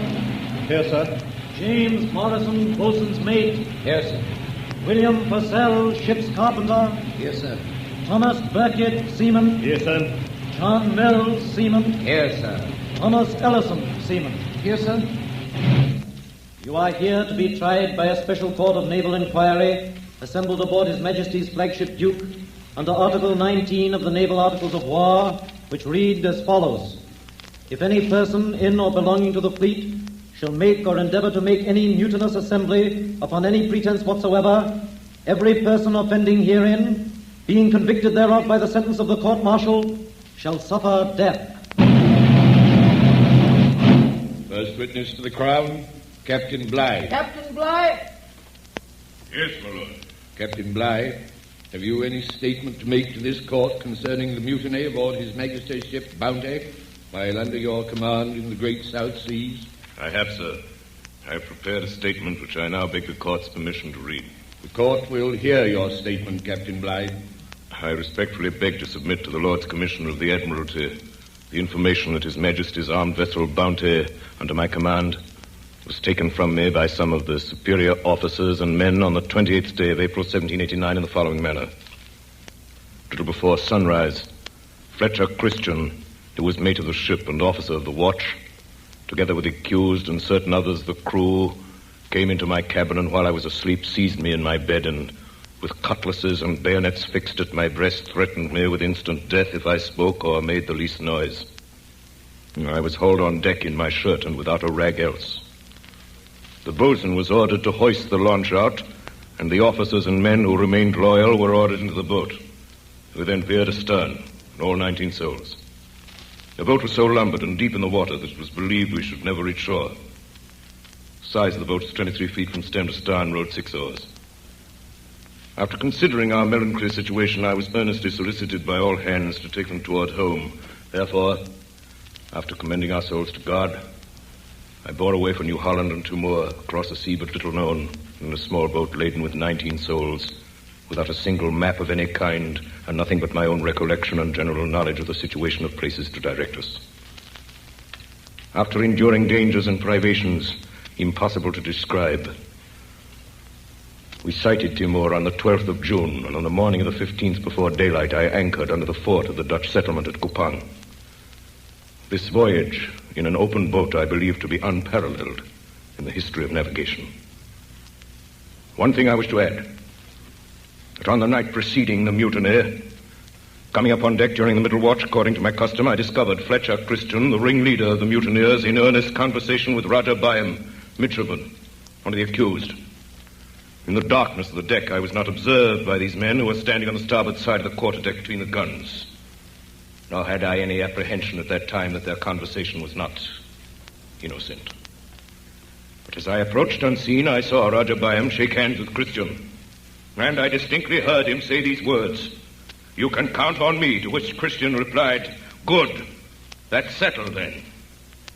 The moment they discovered me, they broke off their talk. I have not the slightest doubt that this conversation concerned the forthcoming mutiny. It is all, my lord.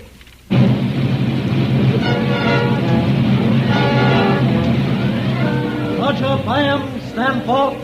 Roger Byam, you have been accused with others of mutinous and piratical seizure of His Majesty's armed vessel Bounty. You have heard the Crown's witness. Roger Byam, do you plead guilty or not guilty? My lord and gentlemen, I declare before God and the members of this court that I am innocent, that I have never been guilty either in thought or in deed of the crime of which I am charged. Roger Byam, the court is now ready to receive whatever you may have to say in your own defense. My lords, I joined His Majesty's armed transport Bounty as a midshipman on the 21st of December, 1787. We were off Spithead, lying to for stores and crews to come aboard. I remember my first sight of the Bounty. The crew crowded in the afterdeck around the huddled form of a man, lashed to the capstan spar, and Captain Bligh reading from an Admiralty order. If any person in or belonging to His Majesty's fleet shall strike or endeavor to strike an officer, he shall be flogged in turn on board every ship of the fleet. Master at Arms? Yes, sir. How many lashes are due from our ship? 2 dozen, sir. Very well. Mr. Morrison? Yes, Captain Bligh. 2 dozen lashes. One moment, Captain. Yes, Surgeon. The prisoner is dead, sir. Lucky devil, we were only the 5th ship. Well, Mr. Morrison, what are you waiting for? But the man is dead, sir. Yes, I heard the surgeon's report. Come, my dinner's getting cold. 2 dozen lashes, Mr. Morrison. 2 dozen lashes, dead or alive. 2 dozen it is, sir.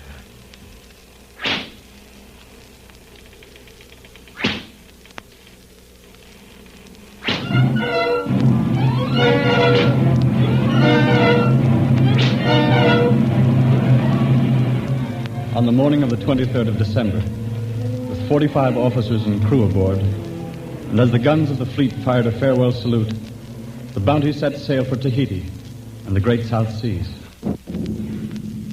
Lieutenant Christian. Aye, Captain Bligh.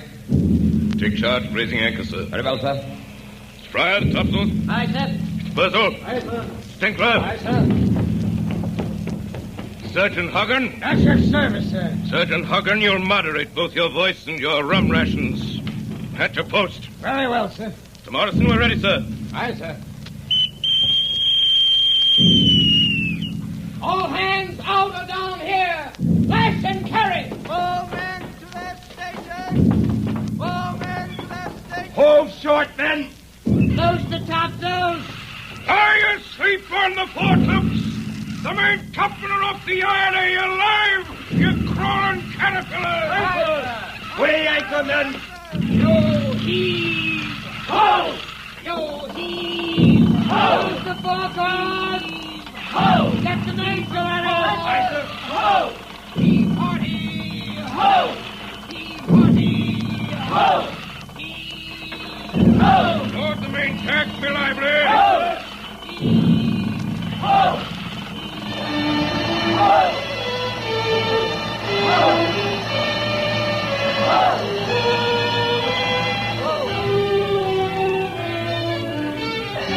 On Christmas Day, we passed Land's End, and the Bounty headed away to sea with topgallant set. She was a small ship, as you know, of little more than 200 tons. And the great cabin aft was rigged as a garden for the transportation of breadfruit trees from the island of Tahiti to the West Indian plantations.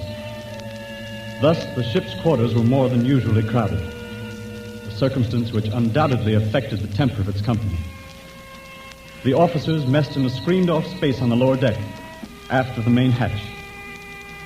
At the captain's table sat Mr. Fryer, this ship's navigator, an elderly man long in the service of His Majesty's Navy, and Mr. Christian, the mate, a man of only 24, of fine presence, from a good English family. Don't you talk to me about seamen, Mr. Christian. I know them better than you. Curse them, a lazy, incompetent lot of scoundrels. Heaven knows the captain has trials enough with such a crew. Dregs of public houses. They don't know a sheet from a tack. I venture to differ with you, Captain Bligh. I should call Ellison and Mills first-class seamen. Even Burkett, though he may be willful... Willful, eh? Burkett's an insolent hound. I have my eye on him. Slightest report of misconduct, I'll have him seized up and flogged. If I may express an opinion, Captain Bligh. Yes, Mr. Christian. Burkett's a man to tame with kindness rather than with blows. La-di-da, Mr. Christian. On my word, you should apply for a place as master in the young lady's seminary. Kindness, indeed. A fine captain you'll make with such ridiculous notions. Our seamen understand kindness as well as they understand Greek. Fear is what they do understand. Without fear, mutiny and piracy would be rife on the high seas. There's some truth in that, sir. I can't agree. Seamen don't differ from other Englishmen. There are some, the best of them, who will follow a fair and kind officer to the ends of the earth. Rot. So as I trust them as the end of a yardarm. If you have to talk such nonsense, Mr. Christian, don't do it in my mess where I have to listen to you. Very well, Mr. Bligh. In the future, I shall dine where my opinions are more acceptable.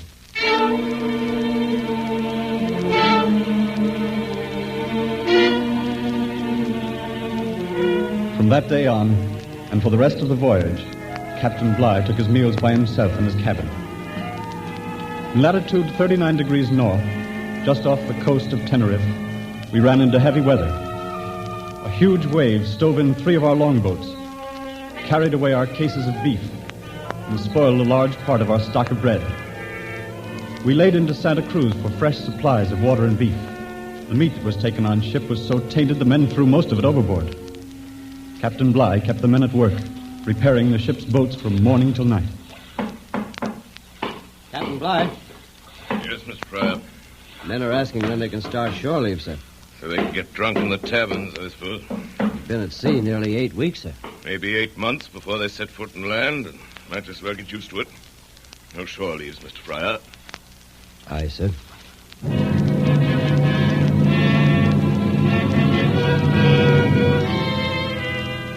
We left Santa Cruz at the end of February. We carried no purser. Bligh filled the office himself, assisted by Samuel, his clerk, a smug, tight-lipped little man who was believed to be the captain's spy. On Monday of every week, he and Captain Bligh opened up the casks and checked over the supplies in the storeroom. 18 pounds salt beef. 18 pounds, sir. What's wrong with that keg bucket? Seems like it's been opened, sir. Oh, so it has. Mr. Fryer, come here at once, sir. Mr. Fryer, Captain Bligh calling you, sir. Yes, Captain? One of these casks has been opened and 2 cheeses are missing.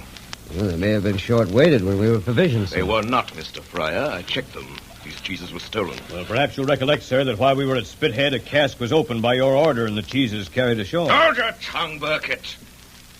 Boat is manned by a pack of thieves. Surely, Captain, you don't think that You're all in collusion against me, officers and men.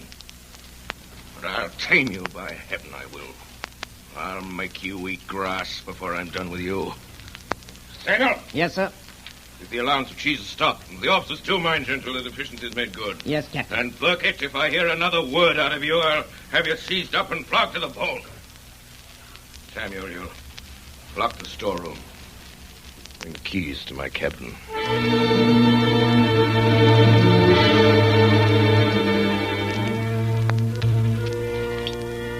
So help me. Bligh ordered those 2 cheeses taken out at Spithead. I can back you there, Burkett. I carried them myself. 2 cheeses and a cask of vinegar to Bligh's house.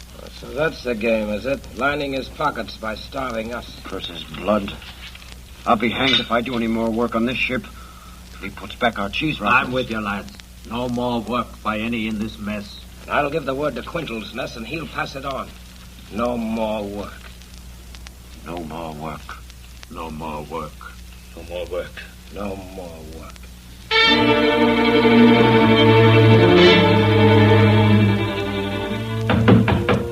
Come in. Captain Bligh.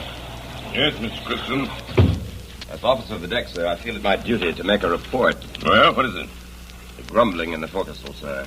It's becoming serious. Ah, is it? What are the scoundrels grumbling about now? Many things, sir. Chiefly the food. Well, they're not satisfied with the rations, sir. And by heaven, they'd better make up their minds to be satisfied. Captain Bligh, a second officer. I am in a measure responsible for their conduct. If I may suggest, sir, I think it would be wise to listen to their grievances. You may keep your suggestions to yourself, Mr. Christian. I think it only right that you should hear what the men... I am the only judge, sir, of what's right and wrong on the ship. I'm tired of their bloody complaints. Since you seem to be their advocate, Mr. Christian, you can tell them this. The first man to complain from now on will be placed in chains.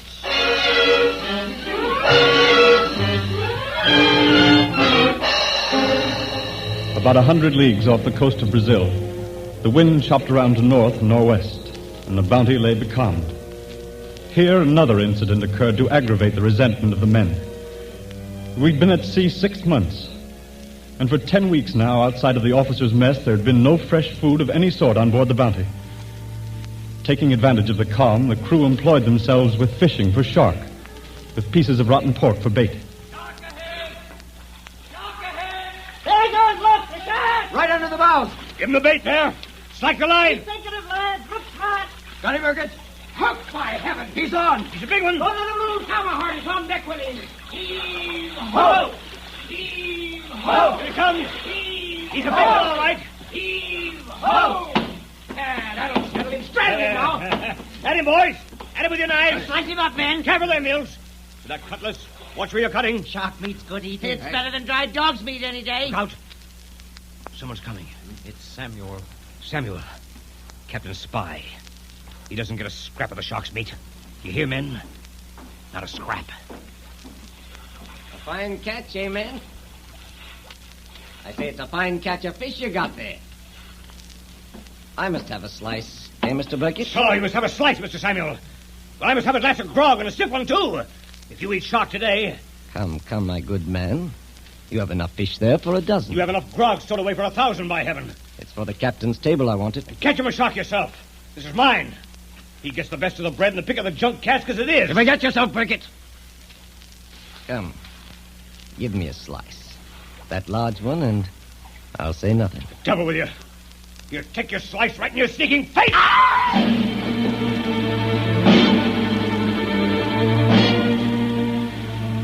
Burkett spent the night in irons.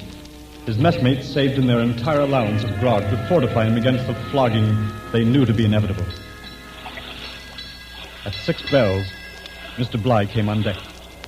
Christian? Yes, Captain Bligh. Call all hands on deck to witness punishment. Yes, sir. All men on aft deck, Forson. Aye, Mr. Christian. All hands out on deck! All hands! All hands, sir! All hands! I report all men on deck, Captain Bligh. Very good, Mr. Christian. Rig the gratings, Mr. Purcell. The gratings are rigged, sir. Thomas Burkett, step forward. Anything to say? No, sir. Strip! Mr. Norton, seize him up. Seized up, sir. Thomas Burkett, for mutinous conduct, I sentence you to 3 dozen lashes. Morrison. Yes, sir. Mr. Morrison, see that you lay on with a will. Report to me at breakfast when you're done. Yes, sir.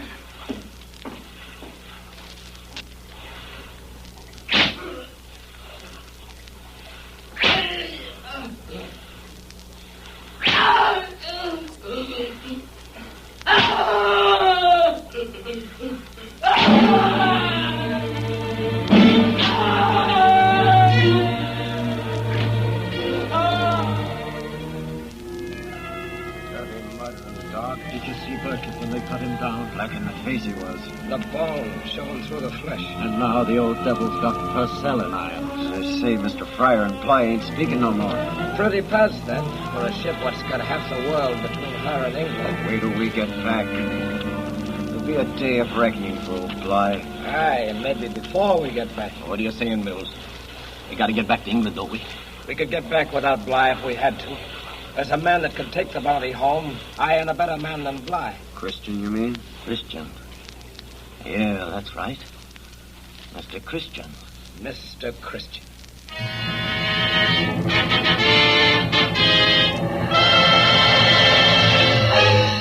Fortunately for Captain Bligh, a gale blew up that night, and all hands were kept busy keeping the ship from being swamped. Day after day, we scudded before strong westerly to southwesterly winds, carrying only the foresail and close-reefed main topsail. At last, on the 20th of November, we rounded Cape Horn.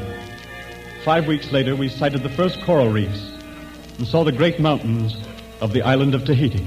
Land ho! Land to the starboard!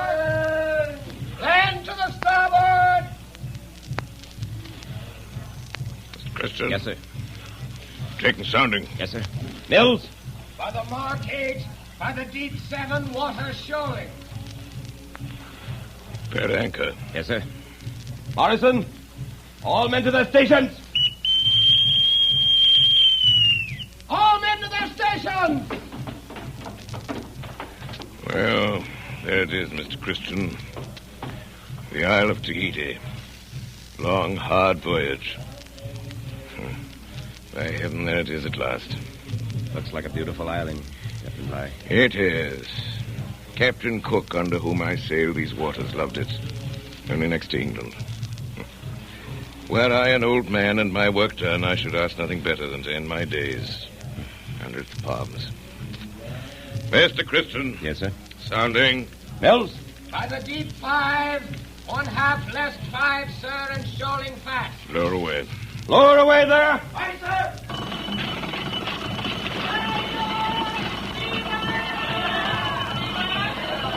Natives coming aboard, sir. Lower the line. Aye, sir. Mr. Christian. Yes, sir. Set a watch. see that those thieving yellow devils don't steal anything when they come aboard.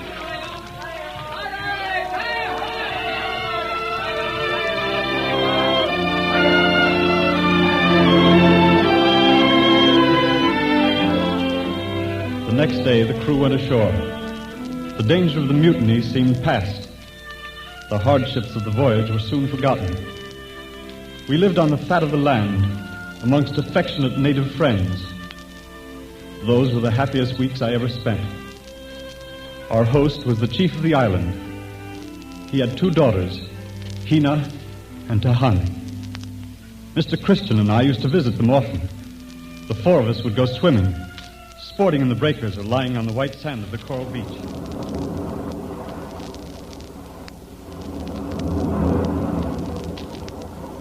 Hina. Yes, Byam. The tide is high. Swim with me out to the reef underwater. How about it, Christian? Oh, Byam, you're not lazy enough for this out seas. I'll stay here with Tahani. Ready, Hina? Ready? Come.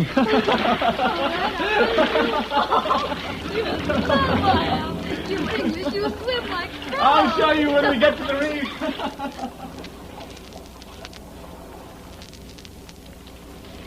Christian, Yes?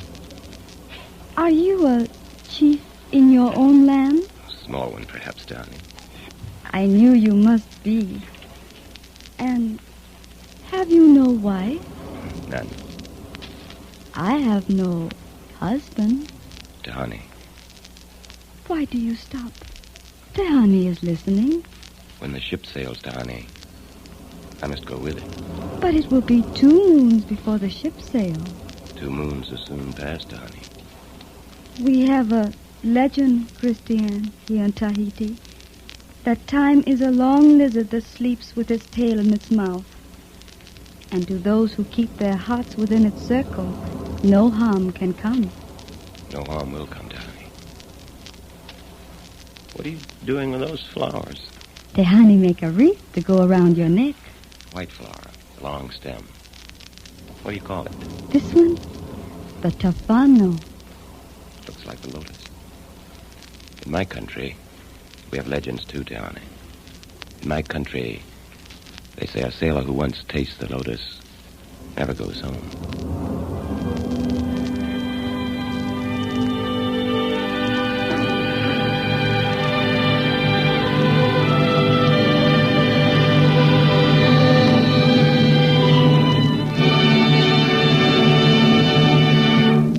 You are listening to the Campbell Playhouse presentation of Mutiny on the Bounty. We pause now for station identification.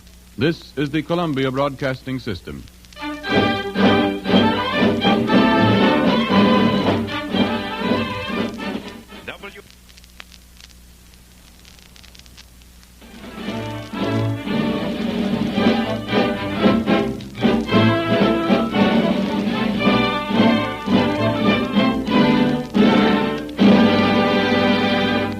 This is Ernest Chappell welcoming you back to the Campbell Playhouse.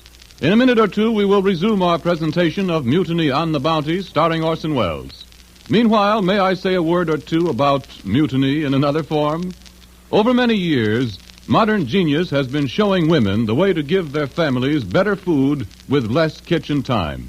And call it mutiny or call it evolution, women have been quick to take full advantage of these benefits for their families and themselves. No longer does the good housewife feel she must spend long hours each week making her own bread and churning her own butter. To give her family their favorite dishes, it is no longer necessary to spend so many hours in her kitchen.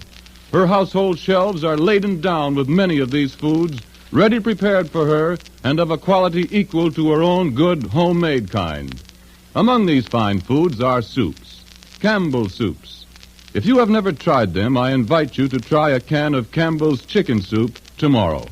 I cannot think of a finer way to introduce you to Campbell's soups than that. Once you've tasted Campbell's chicken soup, I feel certain you'll be convinced that soup making at home is a task you can well turn over to Campbell's chefs. And now, back to the Campbell Playhouse presentation of Mutiny on the Bounty, starring Orson Welles.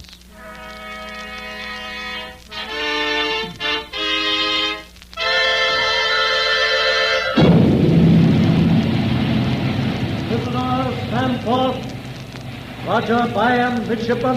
Yes, sir. James Morrison, boatswain's mate. Yes, sir. William Purcell, ship's carpenter. Yes, sir. Thomas Burkitt, seaman. Yes, sir. John Mills, seaman. Yes, sir. Thomas Ellison, seaman. Yes, sir. Roger Byam, have you anything further to say in your defense? I have, my lord. Toward the end of March, it became evident to all hands that the Bounty would soon sail. More than 1,000 young breadfruit trees in pots and tubs had been taken on board. The relaxation of discipline now came to an end. Captain Bligh ordered Samuel to seize all the gifts which the friendly natives had given the men. With abundance around them, the crew were again put on slender rations. 2 of them, deserted to the hills, were caught and severely flogged. On our last visit ashore, Mr. Christian was more than usually silent.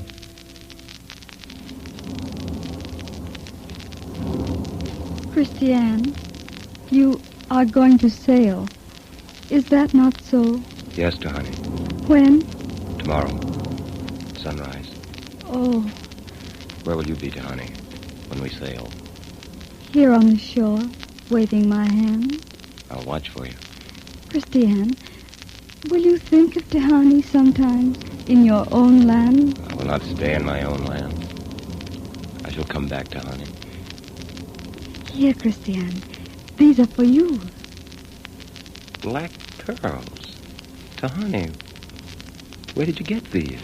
I swim very deep one morning off Coral Reef. Our people say pearls make man never forget. Your people say right, Tahani. And I shall wait, Christiane. I shall wait for you to come back.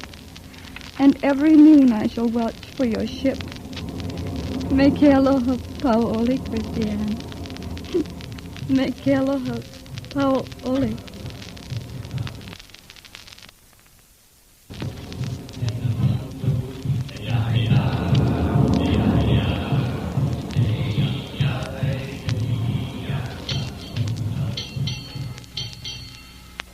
Mr. Christian, Mr. Byam, you're late, both of you. I'm sorry, sir. I didn't realize... Set no definite time for our return, Captain Come Bligh. right a minute. Sure you'll be back by 4 bells. What you got there, Mr. Christian? Some gifts, sir, from our friends on shore. Mr. Samuel, Yes, Captain.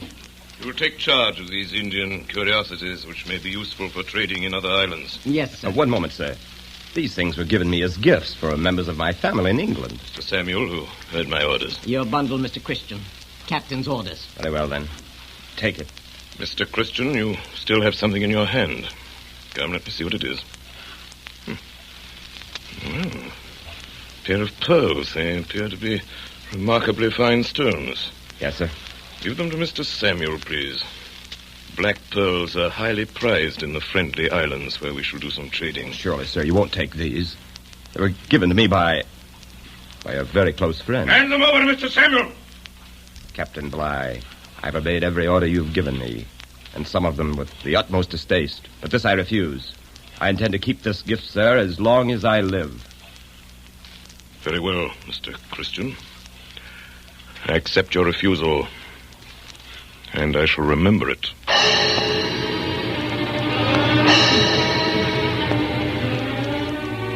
On the 4th of April, 1788, the Bounty with her cargo of breadfruit trees set sail from Tahiti. All went quietly enough until the evening of April 14th. That morning we left the island of Numuka in the Friendly Archipelago, where we did our usual trading with the natives. A great many coconuts had been brought aboard and piled up on the quarterdeck between the guns under the captain's eye. At about noon, some of the coconuts were found to be missing. Mr. Morrison. Aye, sir. Are all the officers assembled on deck? Aye, sir.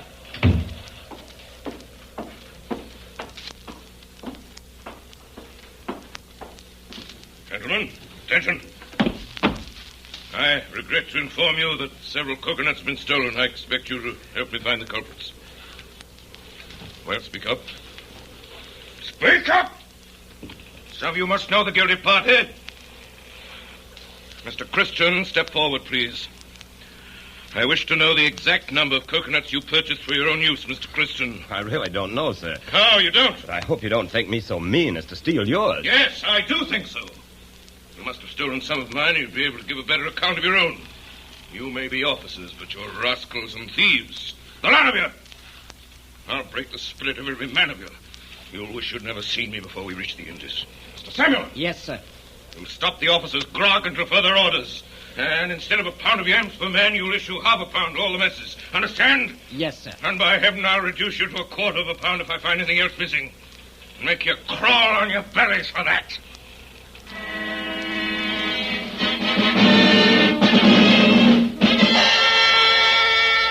It was feverish hot below deck that night, and there was an uneasy stirring in the forecastle. I couldn't sleep and went up on deck. It was then about 1 o'clock, and with the exception of the watch, there was no one on deck but Tinkler, curled up asleep under one of the guns. Mr. Norton, the watch, was standing at the rail on the opposite side of the deck. I could make out his form standing in the starlight. Someone appeared at the after ladderway. Who's that? Oh, it's you, Byam. Oh, hello, Mr. Christian. Have you seen Captain Bligh tonight? Did you know that he invited me to sup with him? Why? Can you tell me that? After spitting at me, wiping his feet on me, sent Samuel to ask me to his table. He didn't go? After what happened, I should say not. Maybe he's got a conscience, Christian. His invitation might have been a way of letting you know he was sorry. I might have believed that once, but not now. Byam, we're in his power, officers and men alike. He considers us so many dogs to be kicked or fondled as he pleases. There can be no relief, none, not till we reach England. Heaven knows when that'll be. Heaven knows if I can stand it till then. Heaven knows if the men can stand it. Byam. Yes, Christian? Something I wish you'd do for me. On a voyage like this, one never knows what may happen. If for any reason I should fail to reach home, I'd like you to see my people in Cumberland. That'd be too much trouble for you?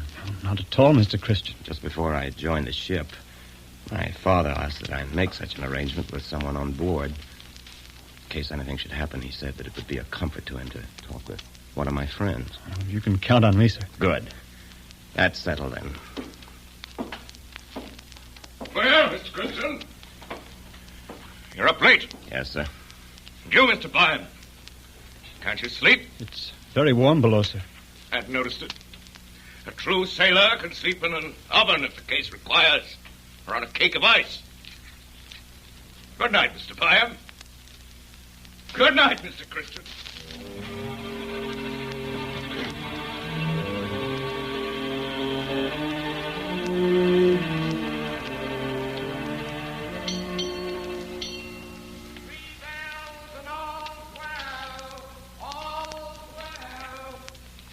Smith, wake up.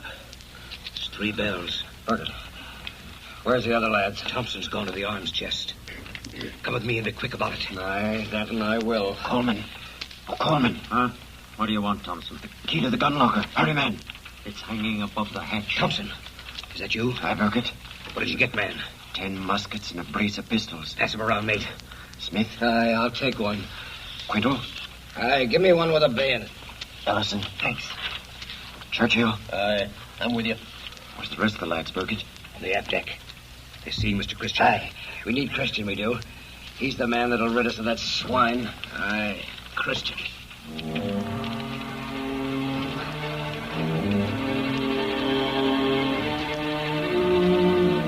Mr. Byam! Mr. Byam, get up! Yes? Yes? Put on your clothes! There's no time about it. Oh, what is it? Have we been attacked? Have we been attacked? No.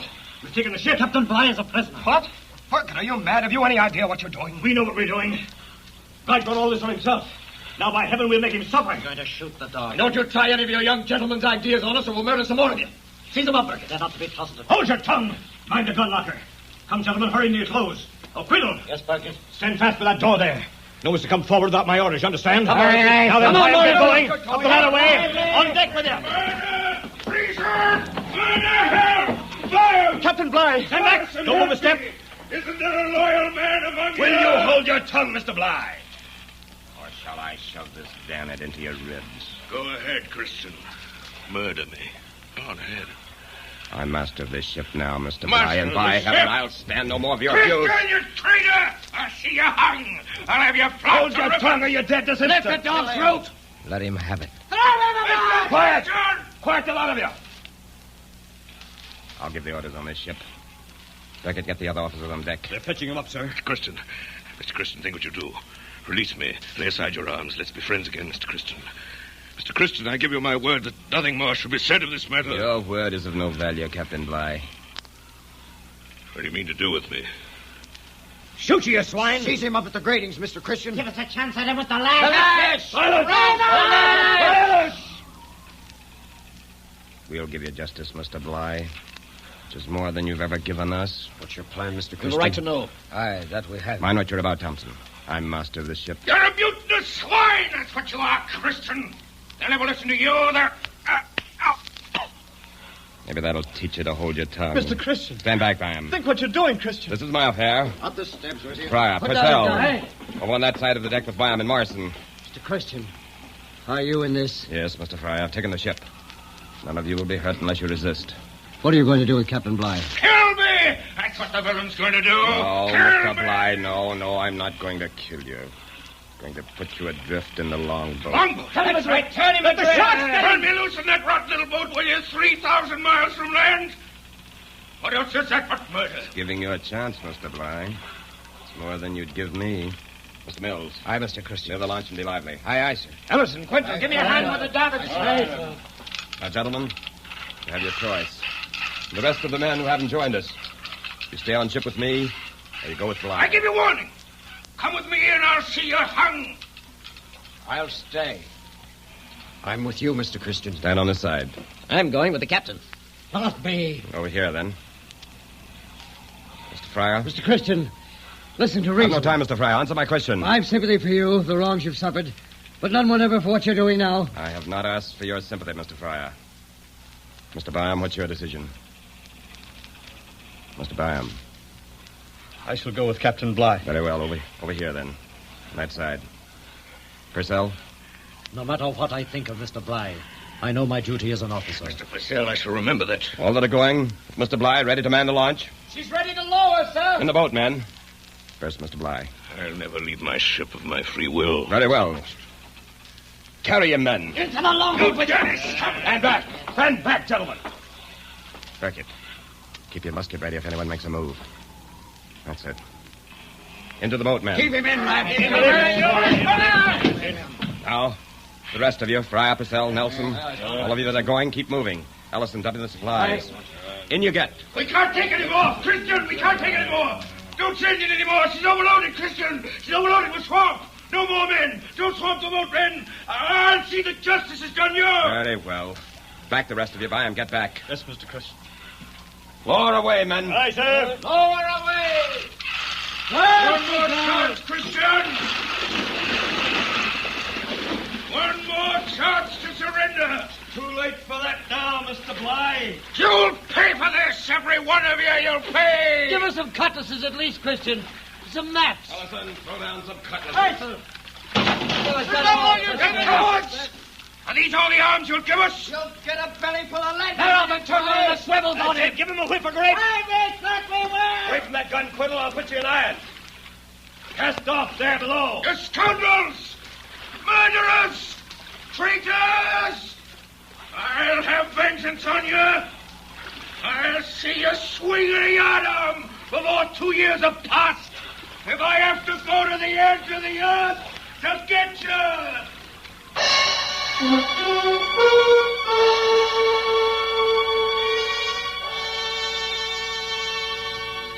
The launch was soon 100 yards from the ship, with Bly and 18 men crowded aboard. There was no chance of my joining them. A northeast breeze freshened and the Bounty began to gather way. Under Christian's command, we put back to Tahiti. There we parted. It was his intention to turn us back forever on civilization and settle in some remote island in the South Seas. The rest of us well determined to return to England. With him aboard the Bounty went 8 members of the crew, 8 native women, and Tahani, his wife. The last I saw of the Bounty, she was standing off the shore of Tahiti, with all sails set, heading north into uncharted waters, where the light easterly breeze had been.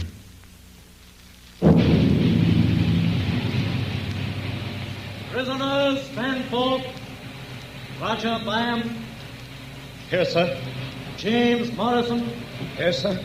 William Musprat. Here, sir. Thomas Burkitt. Here, sir. John Mills. Here, sir. Thomas Ellison. Yes, sir. Do any of the accused have anything further to say in your defense? No, my lord. No, my lord. No, my lord. No, my lord. No, my lord. Having heard the evidence produced in support of the charges made against you, and having maturely and deliberately weighed the whole of the evidence, this court is of the opinion that the charges have been proved against you. It doth therefore judge that you shall suffer death by being hanged by the neck on board any of His Majesty's ships of war not later than 1 month from this date, and at such a time and such a place as the Commissioners for executing the office of Lord High Admiral of Great Britain and Ireland shall, in writing, under their hands, direct.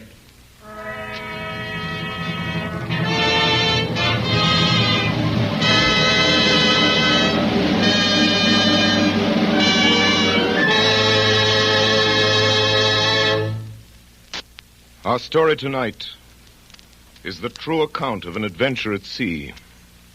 It is not fiction. It is history. And history seldom accommodates us with a happy ending. The boundaries of fact reach farther than the boundaries of romance. And even when the last of the principles of any action have died, it cannot surely be said that any human event has ended in the sense that a story ends. If our hero tonight was Captain Bligh, then our story concludes with the fulfillment of his promise. For Captain Bligh, sailing without charts or instruments, against thirst and hunger, against heat and cold, after 41 perilous days on the open sea, brought the launch of the Bounty with its crew of 19 souls into the Dutch port of Timor, 3,618 miles from where they had been set adrift. He kept his word, returned to England, brought 7 of the mutineers to trial and saw them convicted to treason and condemned to death. If our hero was Roger Byam, then the story still has a happy ending. For in spite of Captain Bligh, and quite in keeping with the best traditions of melodrama, he was reprieved from hanging at the 11th hour and lived to marry a girl and to become a captain in the British Navy. As to Mr. Christian, the end of his story has not been written. It has been told that with his wife Tahani and a few of the mutineers, he sailed the Bounty far off the trade lanes to an island they called Pitcairn. They may not have lived happily ever after, but for almost 150 years their descendants have continued in existence, free from the bondage and misery against which Fletcher Christian rebelled.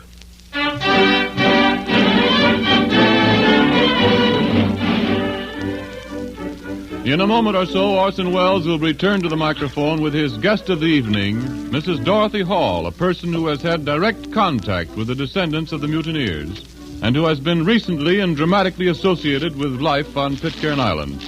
While we are waiting for them, let me remind you of something I was talking about a little while ago, of the lavish emphasis on chicken in Campbell's Chicken Soup. Actually, all the good meat of fine government-certified chickens goes into the making. The broth bubbles slowly and softly in shining kettles until it takes on a golden glint, and the flavor of chicken is rich in every drop. Pieces of chicken meat, cooked deliciously tender, go into the soup, too, along with snowy rice. Every woman knows that the merit of a chicken soup depends on the amount of chicken used in making it.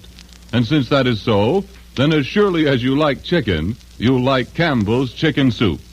You like it for lunch, for supper, for family meals, whenever the idea of chicken sounds good. Why not put Campbell's Chicken Soup on tomorrow's shopping list and have it this very weekend? And now, Orson Welles.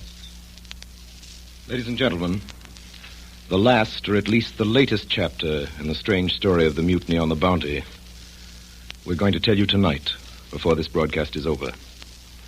It was written only last summer, and only a few miles from this studio.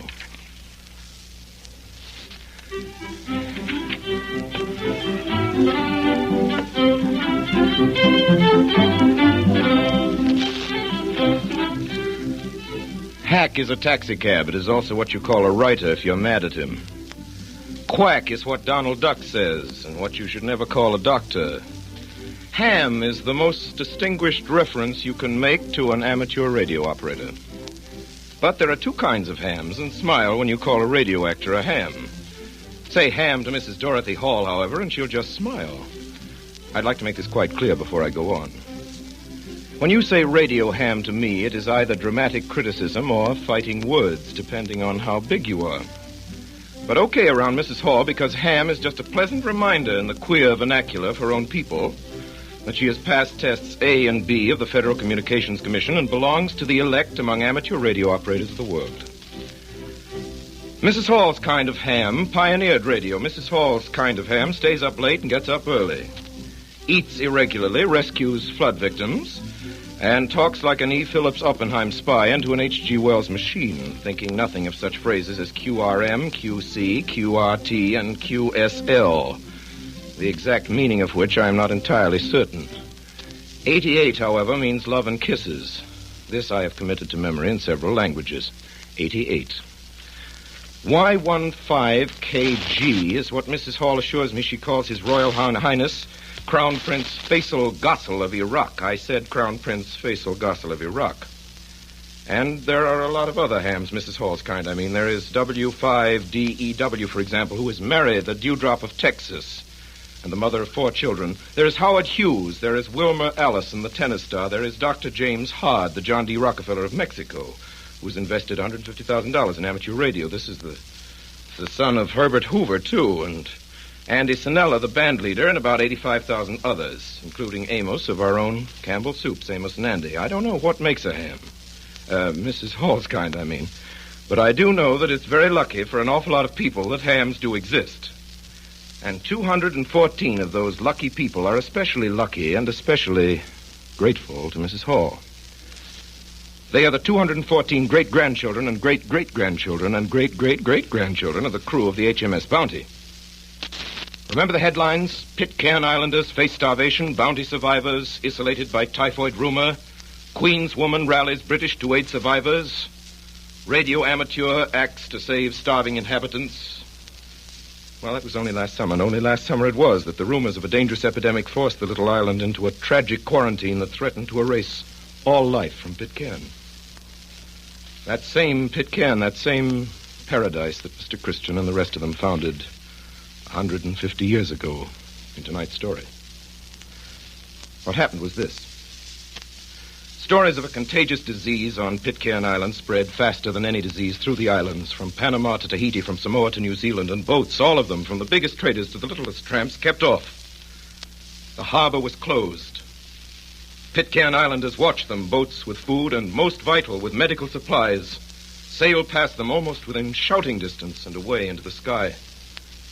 And so it was that slow death and death by torture faced a community in the very presence of civilization, faced a people whose ancestors had known this torment and this kind of death. And here's how another chapter was written in the saga of the Bounty. Andrew Young, descendant of midshipman Edward Young, latitude 25 minutes, 4 seconds south, longitude 130 minutes, 6 seconds west, fighting time, fighting the ebbing power of his radio transmitter, found an old friend in the ether whom he knew well and whom he had never seen 7,740 miles away. A colleague in the great good fellowship of radio hams. Found and gave the word to Mrs. Dorothy Hall, 18618 Williamson Avenue, Springfield Gardens, Queens, Long Island, New York. And here she is. Mrs. Dorothy Hall, who picked up the message and gave it to the world. I'd like you to meet Mrs. Hall. Good evening, ladies and gentlemen. Mrs. Hall, will you please read the entry which you made in your log on July 19th of last year? Certainly, Mr. Wells. Here it is. 4:38 a.m. While in contact with VR-6AY, he requested that I contact the British consul that no ships had stopped for trading since May 25th, and they needed food and medical supplies. Mrs. Hall, when did help finally reach the islanders? Just 9 days after I received the message. They must be tremendously grateful for what you've done for them. Well, they're very nice people. I think you're understating the situation, Mrs. Hall. I must tell you that since Mrs. Hall rescued Pitcairn Island, I found out from other sources she's become what amounts to its unofficial consul general, purchasing agent, advisor, and guardian angel. Well, Mr. Wells, that's quite a title. Tell us, Mrs. Hall, what do you think is the outlook for the islanders? I'm afraid not so very encouraging. They are entirely cut off from regular professional medical attention, whereas they recovered from this epidemic, which incidentally has never been diagnosed. It is more than possible, particularly with the threat of cholera, that someday a ship will pull into the harbor and find no one alive. Mrs. Hall, certainly something should be done about this. The people at Pitcairn Island need a doctor. They need someone to tell them what they've got when they're sick and someone to cure them when they've got it. They need at least the simplest medical supplies. I don't know what can be done, but maybe somebody, somewhere, who's listening to this will know the answer. Let's hope so. And now, before wishing you good night, Mrs. Hall, and thanking you for visiting us at the Campbell Playhouse, I'd like our listeners to hear what I found in your log when I visited your home the other day. It's your most recent entry regarding the island. It's just a sentence, but I think it's very eloquent. It's from the Chief Magistrate of Pitcairn Island to Mrs. Dorothy Hall. Quote, "You do what is for our good. It's okay with me." Signed, Richard Edward Christian.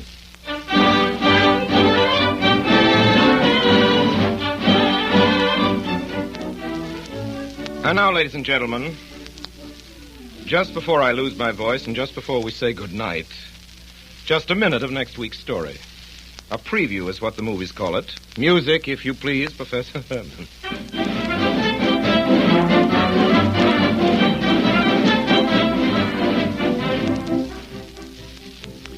When Mr. Phippeny took the mules out of the traces to lead them down to the stream to drink, he noticed that his wife continued sitting on the spring seat staring ahead of her, and that Addie, now 10 years old, remained in the wagon under the canvas. When he came back, they were as before. Josephine, are you feeling all right? Fine. Don't you like this camping place? As well as any camping place. Well, what about supper? I don't plan to cook any more suppers in this fine, free out of doors. Well, how come? Tomorrow, Addie and I is going back to some town to live or die. Some town like Natchez. And leave me? We two are going back to that town to live or die. Perhaps Mr. Phippeny's poker playing, in spite of his wife's frequent corrosive remarks about it, had given him some helpful training.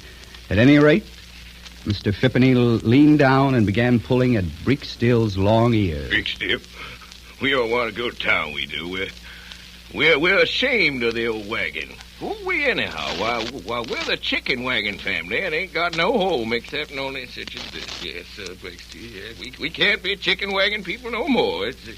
It's disgraceful. We're ashamed. We're going to town, we is, Breekstill, and... Hey, we're going to town. And by dogs, we're going to the biggest downtown in the world. We're on our way to New York City. Mrs. Phippeny screamed.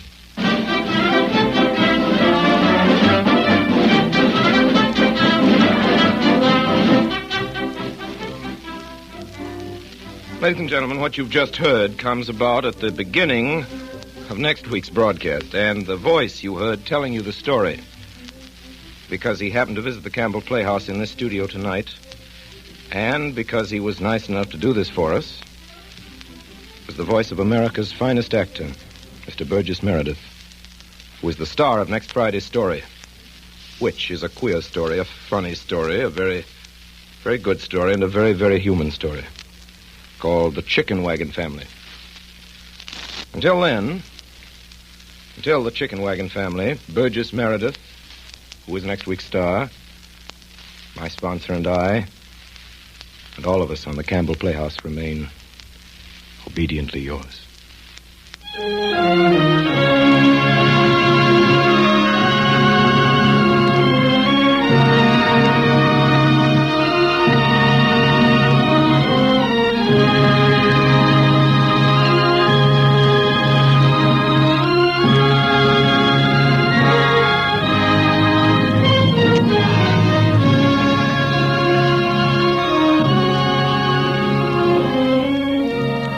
In tonight's broadcast of Mutiny on the Bounty, Captain Bligh was played by Orson Welles.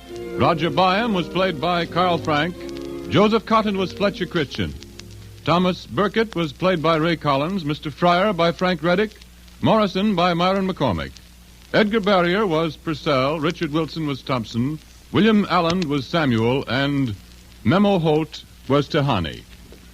Don't fail to listen in next Friday night when Orson Welles brings to the Campbell Playhouse Burgess Meredith in that lovable, laughable bestseller of a dozen years ago, The Chicken Wagon Family.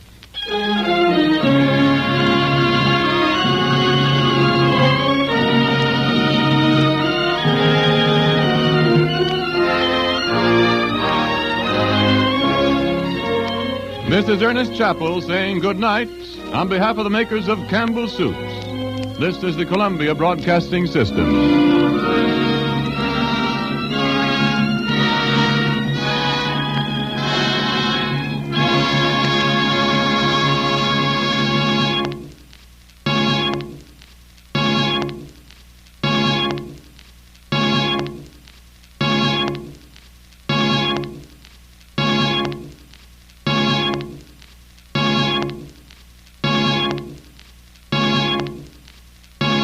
True crime stories of the 1940s and 1950s are up next with Jack Webb's Dragnet. Other in NBC's great parade of new shows. Ladies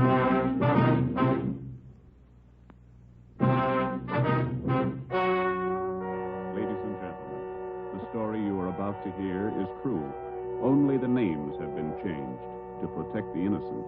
NBC brings you Dragnet. You're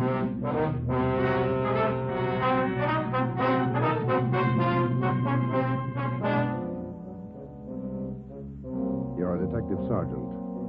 You're assigned to Homicide Bureau.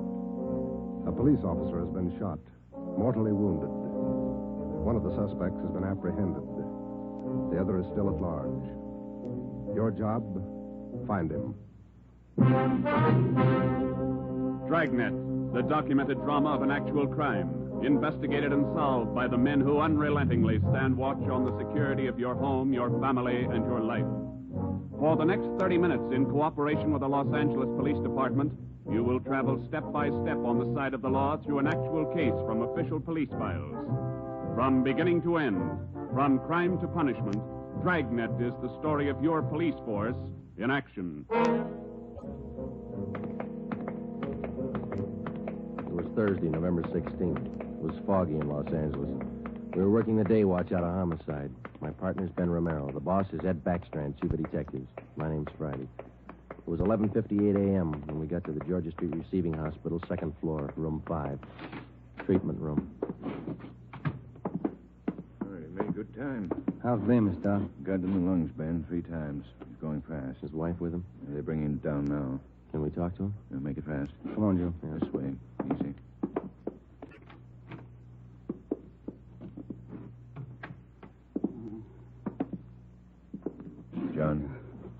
John, it's Friday and Romero. They want to talk to you a minute. Doc, it burns. My chest. Burning up. Nurse? Yes, Doctor? The hypodermic. Yes, Doctor. Yeah, easy. All right, fellas. Don't take too long. John, it's Joe Friday. Can you tell us how it happened? Joe. How'd it happen, boy? Can you tell me? Can't figure it, Joe. Why'd he do it? We gotta find out. Now, how'd it happen? I don't know. I was directing traffic. East Broadway and First Street. Gray coupe. Pulled up for the stop. Gray coupe. How many men in the car? How many, John? 2. Gray coupe. Pulled up for the stop. In the pedestrian lane. Went over. Gonna ask him to back up. Back up out of lane. Just gonna ask him. Yeah, John, and then what? Driver. Dark hair. Eyes. Dark. Went over. Gonna ask him to back up. Pointed a gun. No reason. Pointed a gun at me. All right, easy, John. Take it easy. No reason, Joe. No reason he fired. Hurry it up, Joe. Yeah. No. What about the other man in the car? Did you see him? Can you describe him? Joe, did you get him? Gray coupe. Driver. Guy with him. We got the driver. Johnny's upstairs. The other one got away. We got to find him. You got to help us. My wife. Somebody send for Dora. She's on her way. She'll be here in a minute. Now, can you tell us, the other man in the car, what did he look like? Gray coupe. What did he look like? Don't press him, Joe. Gray coupe. The driver. Pointed a gun. Dark hair. Yeah, I know. The other man, John. We got the driver. What did the other man look like? Send for Dora. Come on, Ben. Thanks, Doc. Okay, Joe. Going fast. Yeah. John got any kids? 2. Always pick up family, man. This thing's got a phony ring to it, Ben. You don't just pull a gun and shoot a man. Not if you're sane, you don't. Here's the stairs. The guy we got is as sane as they come. And how do we explain it? All I know is that hood shot John Bemis, and I want to know why. Might be a lead in that car he was driving. Maybe. Come on, here we are. Phone message for you, Friday. Came in a few moments ago. Thanks, Davis. From R&I. They got a make? Take a look. No make or warrants on James Vickers. Great. Let's talk to him. Come on. Yeah.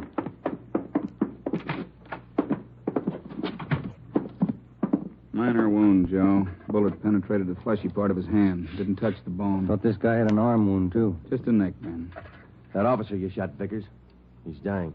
Is he? He's a family guy. Got a wife, 2 kids. Has he? Why did you shoot him, Vickers? Ask him. We did. Then you know the reason. Said there wasn't any reason. That's right. Look, we're going to make you on this, Vickers. You know that, don't you? I don't know anything. Why'd you shoot him? Shut up. Why'd you shoot him? Joe. Yeah. Davis? Yeah? Stay with him. Bye. Doc, get us an MT slip on this guy, will you? We'll be back in a minute. Come on, man. All right, Joe. I'll have it ready. Too big punk. Easy, Joe. Oh, easy nothing. I've seen too many good cops like Bemis cut down by punks like that Vickers. Getting mad won't help. Come on, down the stairs. Back to see Bemis? Why? Just for the record. I want to see if the doc thinks it's okay for us to bring Vickers down. I'd like to have Bemis definitely identify him as the guy who shot him. We've got 3 good witnesses. An identification from Bemis will clinch it. I want to see Vickers get everything he's earned when he goes to court. Here we are. Yeah.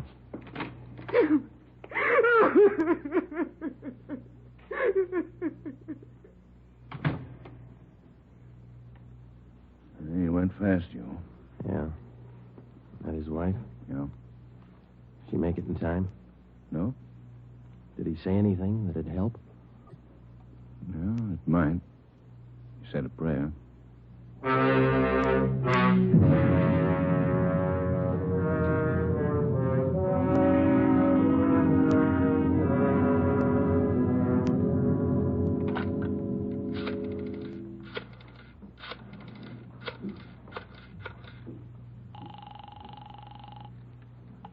City Hall. 2625. 2625. Auto Records, Crowley. Joe Friday, Vince. What about a make on that car used in the Bemis shooting this morning? Yeah, Joe, I've been trying to get a hold of you. Where are you now? Georgia Street, 2nd floor. What about the make? Car was reported stolen yesterday afternoon. Registered to Harold Simpers, 716 Everett Street. Report said the car was taken from a parking lot at Grand and Wabash. Okay, Vince, thanks. What about the guns they found in the car? Lee Jones still has them over at the crime lab. He's running them through. No word yet? No.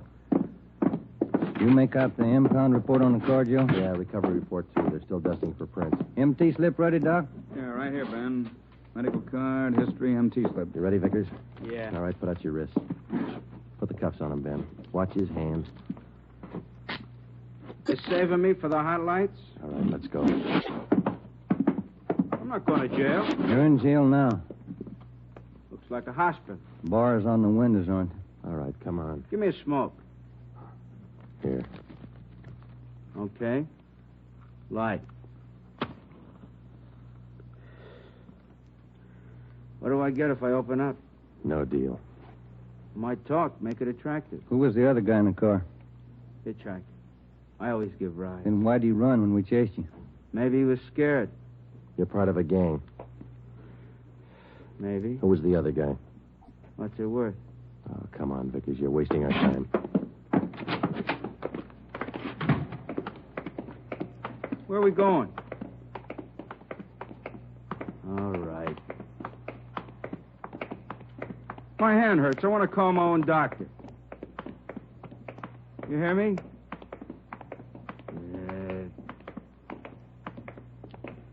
That cop pulled his gun first. I can prove it. Yeah, down the stairs. Easy, huh? Where are we going? I said, where are we going? All right, what's it worth if I talk? I could tell you all about it. Let's make a deal. You'll tell us anyhow.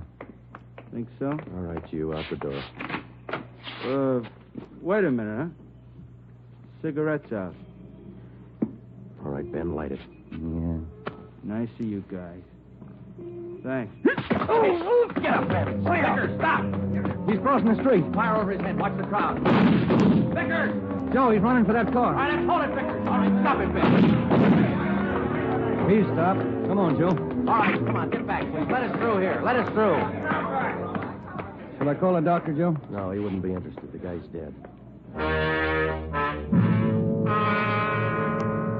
James Vickers, murder suspect, address unknown, died almost instantly at 1:13 p.m., November 16th, while attempting to escape.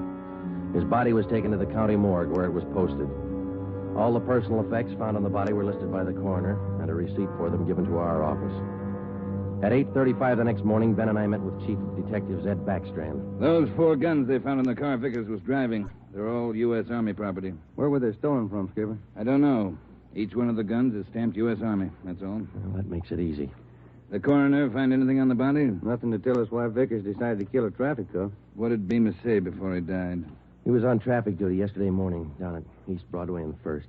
At 10:35, a gray coupe pulled up for a stop sign. Vickers was driving. Bemis started over to tell him to back up out of the pedestrian zone. Vickers pulled a gun and shot him. How'd they catch Vickers? Chased him 3 miles before he piled into a lumber truck. The guy with him got away. Fine. Checked R&I. No make or warrants on Vickers. Kickback's not in on his fingerprint. All right. What's your guess, Friday? I don't have one, Ed. Vickers could have been hopped up. Doc Stanley over at Georgia Street said no. We checked him. Wait a minute. Backstrand. Yeah, hold on. For you, Friday. Gee, thanks. Friday talking. Yeah. Yeah, good. Be right over, Lee. We're in business, Ed. Crime Lab just found Vickers' address.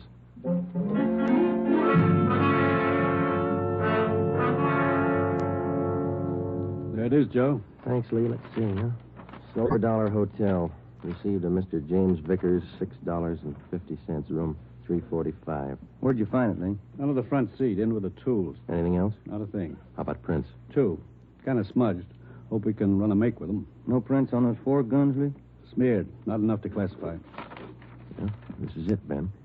That's all we got. Come on, let's see if we can make it pay off. We located the Silver Dollar Hotel on East Grand between 16th Street and Pico. It was an old-type frame building with a brightly colored neon sign jutting out over the sidewalk just above the dark entrance. The manager's name was Luther Gage. We showed him a picture of James Vickers. He definitely identified him as one of his former tenants. He told us that Vickers had stayed at the hotel 1 week in room 345 and that he had checked out 2 days ago. Was Vickers staying here alone, Mr. Gay? Yes, alone. Quiet man. Did he have any visitors? Maybe. Wouldn't know. Paid his bills, spent most of his time away from the hotel. Good tenant. Did Vickers have any friends here in the hotel? Maybe. Fell in the room next to Mr. Vickers. He still lives here. 2 of them used to be kind of thick. Can we look at that room Vickers stayed in, Mr. Gage? Let's see. Yes, it's still vacant. All right, this way.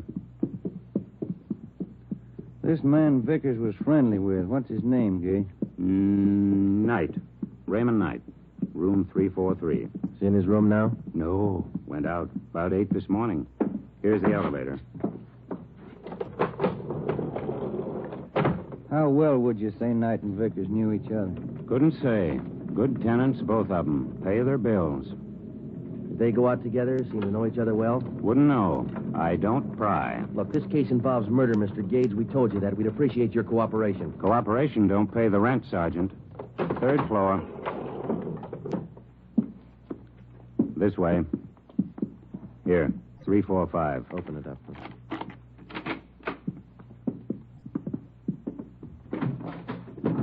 Nothing. Yeah, oh, here it is. Looks pretty clean, Joe. All my rooms are clean. You didn't mean it that way, Mr. Gage. I wonder if you'd show us Knight's room now. That's next door, isn't it?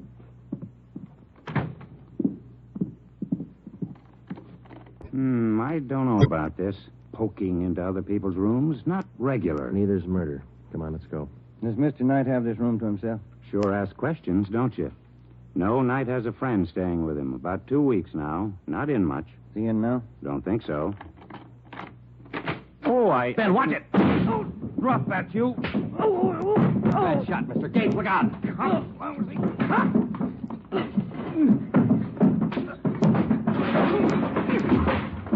Come on, get up!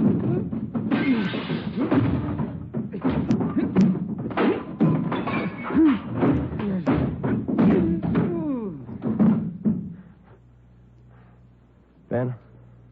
He's out cold. Look what you've done to the room. I thought you said Knight wasn't in. He isn't. This is his friend. Great friends. 45 automatic in his hand. 38 snub nose in the bureau. Another 45. Look in his bag. I don't pry. He pays his bills. Good tenant. Yeah. Can I get outside on this phone? Yes. All outside calls are 10 cents. Yeah. Here. Have to keep the books straight. Sure you do. Who's going to pay for the damage? Ask Mr. Knight's friend here. Well, say... Why worry? He pays his bills. Good tenant. I called Ed Backstrand, and he sent out a special detail to stake out the hotel and bring in Raymond Knight if and when he returned. Ben and I drove to the Georgia Street Receiving Hospital, where Doc Stanley patched up the cut on Ben's scalp and treated Raymond Knight's friend for simple cuts and bruises. From papers found in his wallet and in the hotel room, he was identified as Frank Gannon, 9896 Wasatch Street, Kansas City, Missouri. When we got to headquarters, we had Gannon taken to the interrogation room where we questioned him briefly. He told us that he was a self-employed watch salesman, and that he was in the city on a business trip. He admitted friendship with Knight, but not with Vickers. We booked him at the county jail for assault with intent to commit murder. The 3 guns found in the hotel room were turned over to the crime lab. We reported back to the office. Joe, my head's pounding like mad. That Gannon's a mean one. Yeah, it's a nasty crack. I got some aspirin in my desk. Might help. You're on. Hi, boys. Rough day? I don't get much rougher, Eddie. Message for you on the desk. Now I'm going to eat. Starving. Right, Tracy. What is it, Joe? Jones got a make on those prints he lifted off the car. Let's see. Yeah, something else in there on James Baker. Wanted 10-14-43, desertion, U.S. Army. That could account for those stolen Army guns. Yeah. What about the make on those prints Lee found? Let's take a look. Vance Taylor's. Good solid record. 4 burglaries, 2 armed robberies, 2 assaults. Wait a minute. Here's the mama sheet. Okay. Born so-and-so, age 36, height. Alias John Fields, Harold Grant, Tom Bissell, Joe... Hey. Yeah, alias Raymond Knight. The other man who rode in the car with James Vickers the morning he shot down Traffic Officer Bemis finally had been identified. Vance Taylor, alias Raymond Knight. Well, that still didn't explain the unprovoked murder.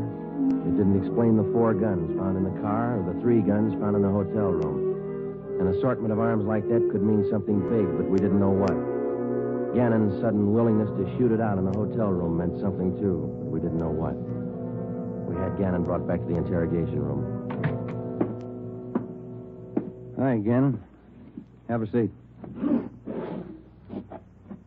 Everything all right? I'll bet you're worried. No, we're not worried, Gannon. You ought to be. Don't make me laugh. You're tied in with Raymond Knight. That's enough for us. You send me up for it. We're going to try. Big talk. How long did you know Vickers? I didn't. Funny. His prints are all over one of those guns we found in your room. I'm not worrying. Then you better start, Gannon. Vickers and Knight killed a man. If you run with him, your hands are dirty, too. I room with Knight, that's all. Knight didn't come back to the hotel. Where is he? We're not that close. You share your guns and your friends. That's close enough for us. I don't know Vickers. You mean you didn't know him? I said I don't know. We got Vickers, Gannon. He's dead. Good story. Okay. Come on, Gannon. Let's go down to the morgue.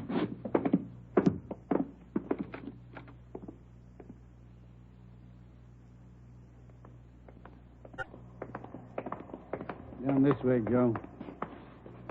Cold today, isn't it? Yeah, it's damp. Bad sinus weather. No. What is all this? Never seen a corpse before?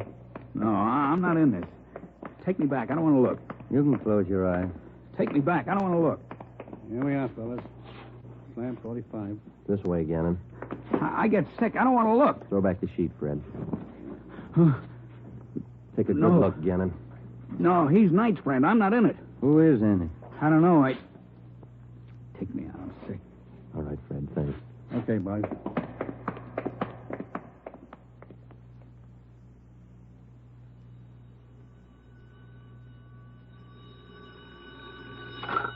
Interrogation room, Friday. Joe, on stakeout at the Silver Dollar Hotel. No sign of Raymond Knight. Keep you posted. Okay, Dave. Thanks. How long does this go on? I can call a lawyer, you know. And you better call one right away, Gannon. They just picked up Knight at the hotel. He's incriminated you. You're a liar.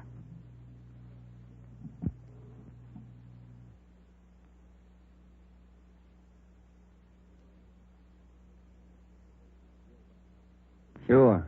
Like we were about Vickers. We'll prove it to you, Gannon. The officers are on their way in now. They're going to put Knight in the next room. You can listen to them. Look, I came here to sell watches. I ain't in this. Gannon, you and Vickers and Knight were planning a job, a big one. We know that. If you want to wait till you get on the witness stand to tell your story, it's all right with us. Well, didn't take too long to break this one. Smoke, Joe? Yeah. Thanks. Gannon? Smoke?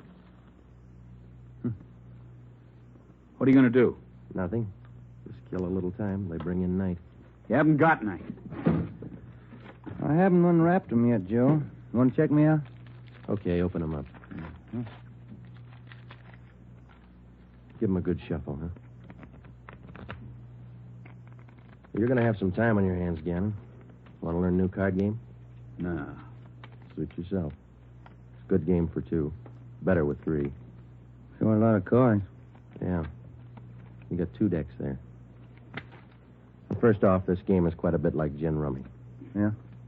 There are 8 of every suit. 4 jokers. Jokers count 50 points. Mm-hmm. Red 3s count 100 points each. If you get a black 3, you can freeze the deck. Oh, I see. I shouldn't say deck. In this game, they call it the pack. The pack? What's a pack? Well, it's the discard pile, same as in gin.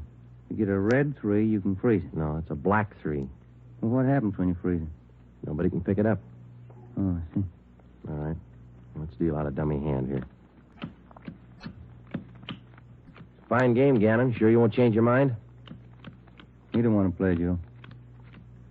All right, now in two-handed, you deal out 15 cards, see? How many can play? As many as 6, I think. I've only played up to 4. You play partners with 4? Yeah, that's right. Okay, count your cards. That gets 15. 13, 14, 15. Right. Now what do I do? Well, I guess you better lay your hand open. That'll be the easiest way to show you. Okay. Now, spread them all out over there. Well, you don't have a great hand there. You got a couple of black 3s. You can use those. Yeah, that's fine. They count 100 apiece. No. Those are red 3s. Black 3s don't count anything. Oh, red 3. That's right. Do you remember what black 3s are for?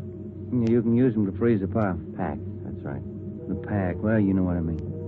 All right, now, look. You see, I got a joker here. Jokers are wild. Do you remember how much they count? They're wild. 100 points. No, red 3s are worth 100. Jokers count 50. You don't explain it very good. I don't understand. Well, how simple can it be? Gannon's not even playing. You get it, don't you, Gannon? Okay, red 3s count 100. Jokers count 50. Black 3s, you can freeze the pack. Yeah, good. Now hold on to that, will you? Now, black 3s freeze the pack, but that's not the only card that can do it. No? No. Deuces can do the same thing. Well, you see, the only difference is if you use a deuce, which is also wild, you have to have a natural pair in order to pick up the pack. Now, with a black 3, it's only good until... I knew it wouldn't work. It was sour right from the start. Vickers killed the cop. Ben, I'm not call in the it. stenographer. I'm Right, copping Joe. out. I'm taking no raps. Johnny, the stenographer? Right, Ben. All right, Gannon. Too late. You haven't got time. 20 after 1, they're going to do it. Do what? Payroll. Brazier Company. Messenger leaves at 1:20. He's got the payroll. $30,000. They're going to get him. Where does the messenger leave? 120. You're too late. I'm not in it. Where does he leave? 120 leaves the bank, I think. No, maybe the company. Where's the company? 3rd and Spring. They're going to get him. Where's the bank the messenger goes to? Up the block, 2nd National, 3rd and Hill. Where are they going to get the messenger? By the alley, Clay Street. I'm not in it. Ben, check it. Get out of communications. Have them put out a call to block up the area. Give them the details. Right. Johnny. Yeah, Joe. Stay with this guy. Okay. Davis? Davis. Let's go. Brazier Manufacturing. Olympia.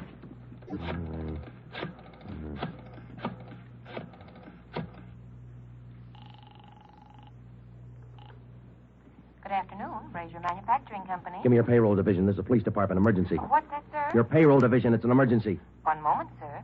Come on, hurry up. Payroll, Hopkins. Mr. Hopkins, this is Sergeant Friday, Police Department. We've had a tip your payroll messenger's going to be held up today. Has he left your building yet? The messenger? Yeah.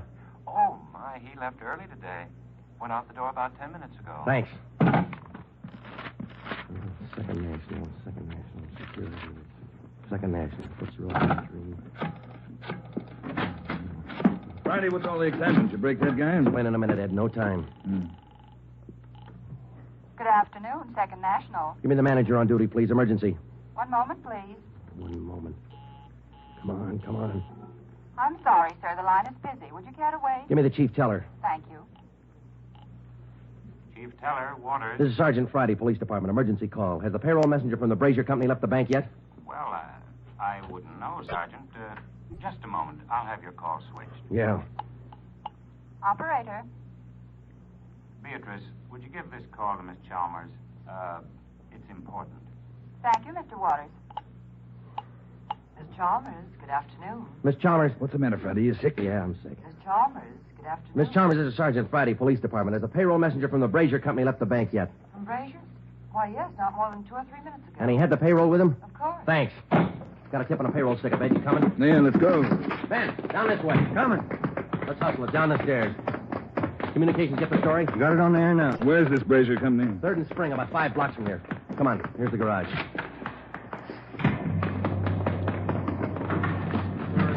All right, come on, hit it. Let's make time. Get the radio on. Just warming up. All units.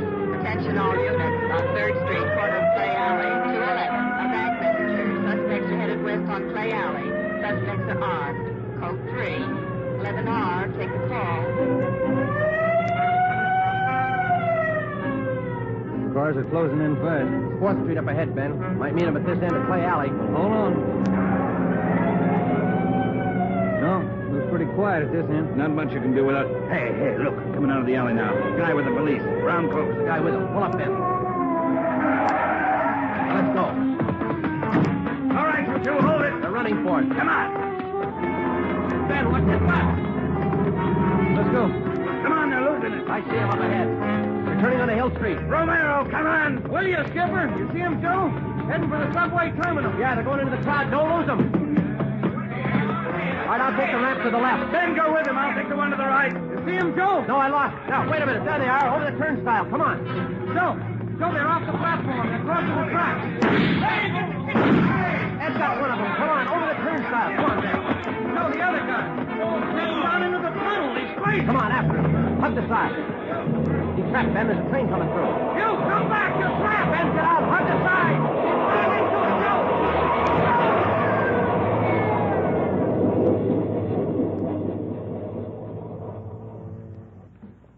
You all right, Joe? Yeah. You? Mm-hmm. You want to check? No, I don't think it's any use. Yeah. Well, let's go. Wonder why he tried so hard, Joe.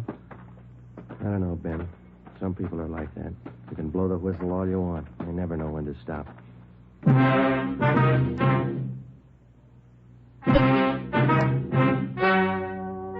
The story you have just heard is true. Only the names were changed to protect the innocent. Frank Gannon, the only surviving member of the hold-up gang, was tried and convicted of the crime of assault with intent to commit murder. He is now serving out his sentence at the state penitentiary.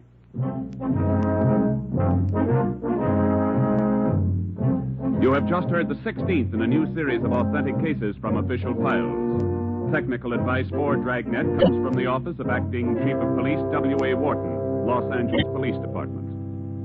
Tonight's program is dedicated to Private Richard H. Taylor of the Washington, D.C. Police Department, who on the evening of December 13th, 1946, gave his life so that yours might be more secure.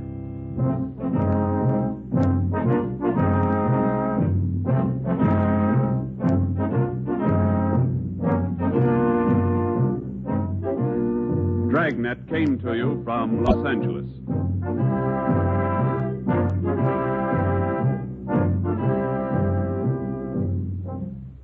Phil Harris likes a great deal about the South. We like a great deal about Phil Harris. For instance, we like his beautiful blonde wife, Alice Faye. In fact, we like the Phil Harris-Alice Faye show, and it just happens that it returns to the NBC air tomorrow. Why don't you take our advice and listen to one of the funniest shows around anywhere? That's the Phil Harris-Alice Faye show tomorrow on most of these same NBC stations.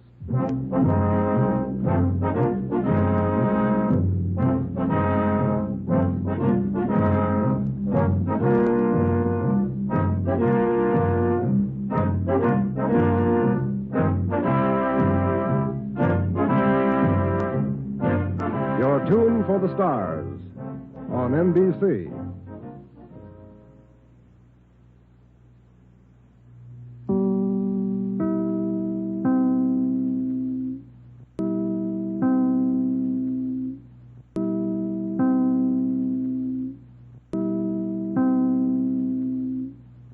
You know, if we just turned all stoplights into go lights, no one would ever be late for work again.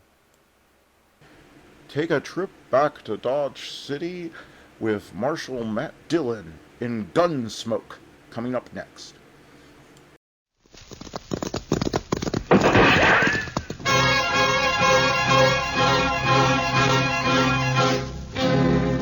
Around Dodge City and in the territory on west, there's just one way to handle the killers and the spoilers, and that's with a U.S. Marshal and the smell of gun smoke.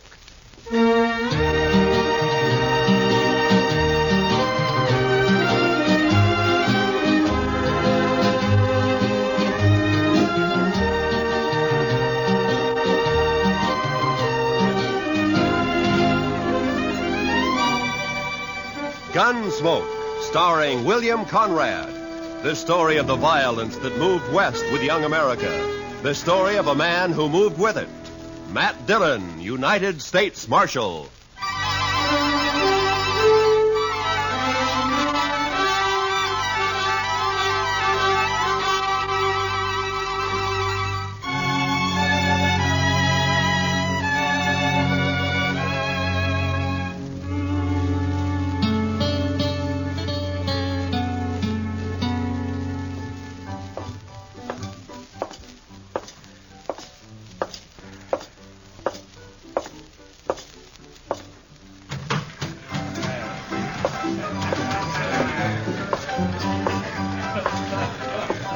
Welcome to the Cherokee Palace, Marshal.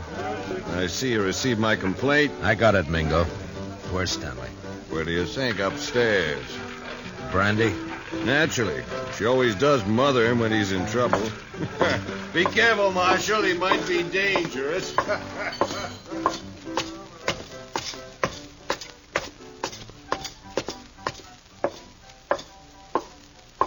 Well, Marshal, you got a sweet word for Dixie? Yeah. Move. Oh, it's not very sweet. It was to the point. Say hello to Jim for me, huh?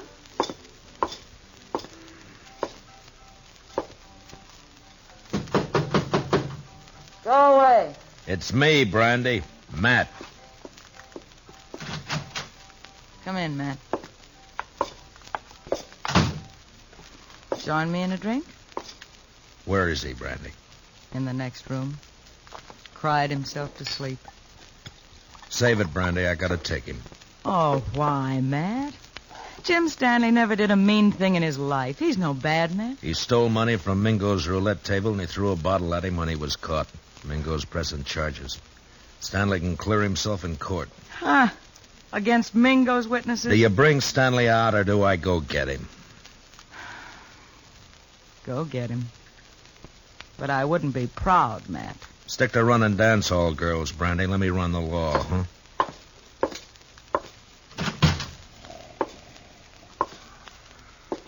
Stanley? Stanley! Oh, it's you, Marshal. I was sleeping. I want you to come with me, Jim. Come with you? Sure, Marshal. You better get up. Come on. Come on. Oh, yeah.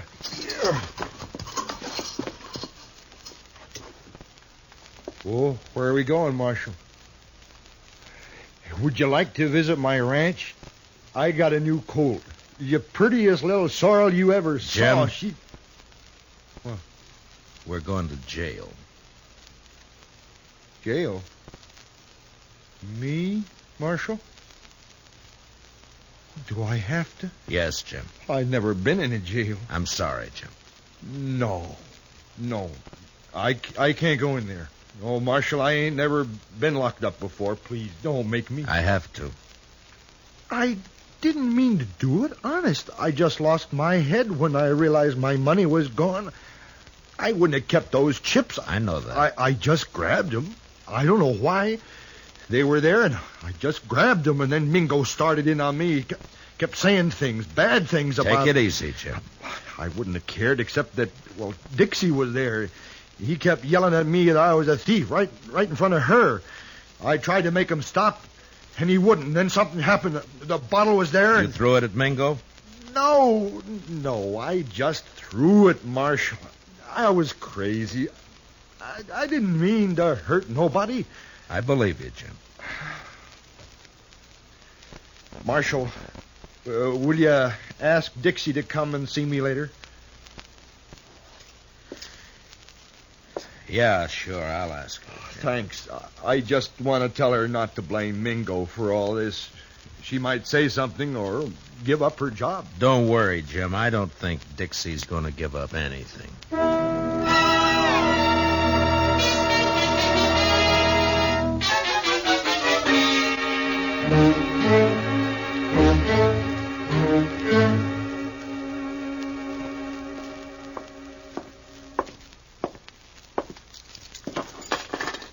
He won't eat his dinner, Mr. Dillon. He just sits there staring. Yeah, poor devil. He won't really be convicted, will he?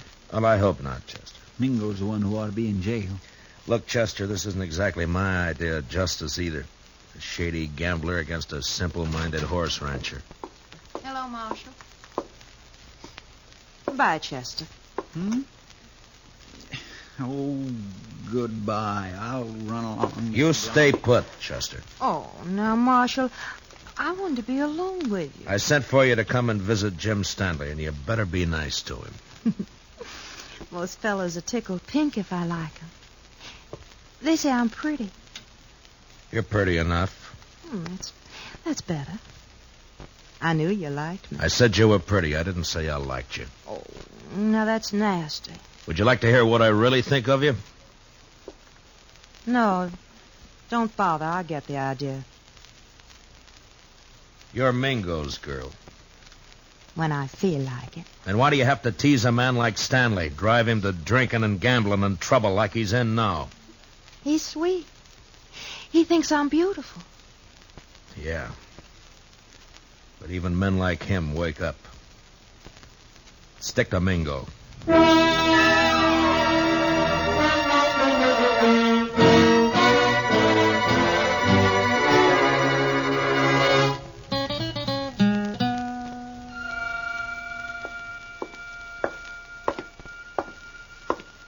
Hello, Marshal.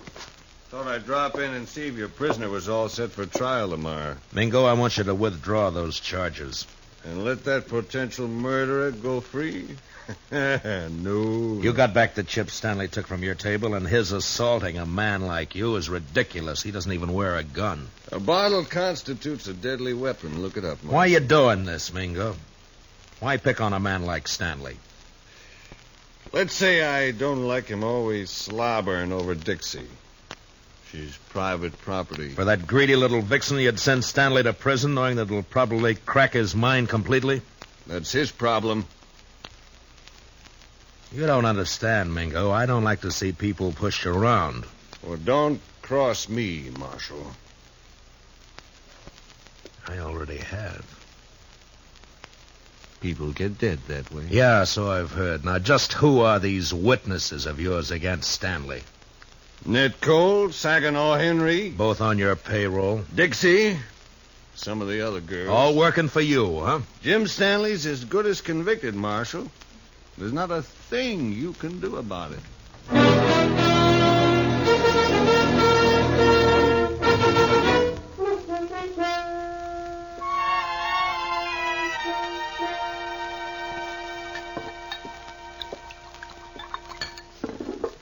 Here, man.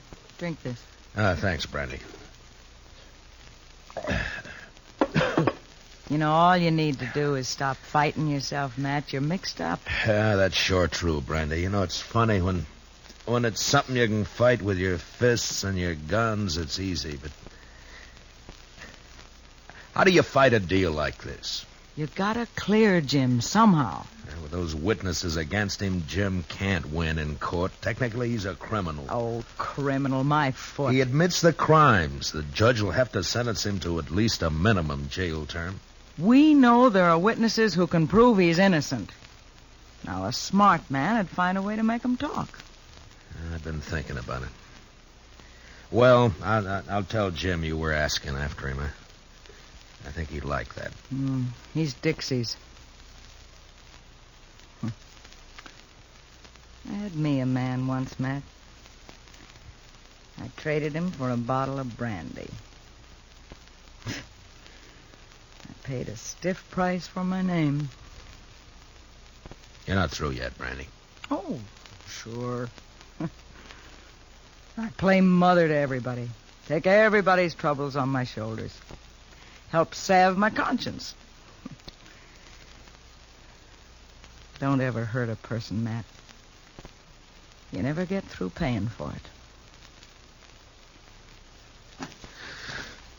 Well, I better be going. Where?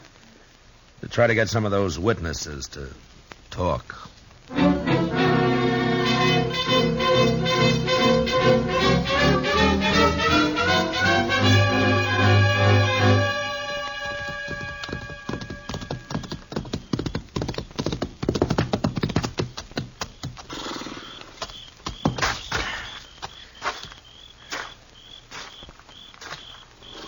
Hello, Saginaw. Huh? Oh, it's you. I've been looking for you. Then you've been looking for trouble. Well, you're beginning to sound like your boss, Mingo. It's late. What do you want? I want to read you something from this book. What book? This law book. Oh, so? First law I see says that anyone giving a drink to an Indian is liable to fine up to $500. I saw you buy an Indian Pete a drink only last week. Pete's a stable boy. He ain't no savage. Law doesn't say savage, says Indian. Pete's an Indian, so technically you broke the law. You can't make Next one says any man that disrobes in a public place is guilty of committing a public nuisance. Carries a fine of $100. Look, what the devil is all this? I saw you breaking a horse down in Harrison's Corral a little while back. You took your shirt off, and that's disrobing in a public place. Technically. You can't get away with this, Dillon. How much you make a month, Saginaw? 50, 75. Uh-huh.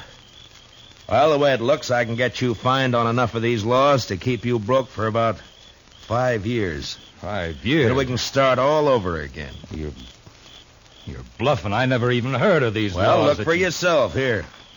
If you witnesses are going to send Jim Stanley to jail on a technicality, then a lot of you are going to jail the same way. Well, laws may be there, but they ain't fair. All right, Saginaw, if that's how you want it. Come on, let's go to jail.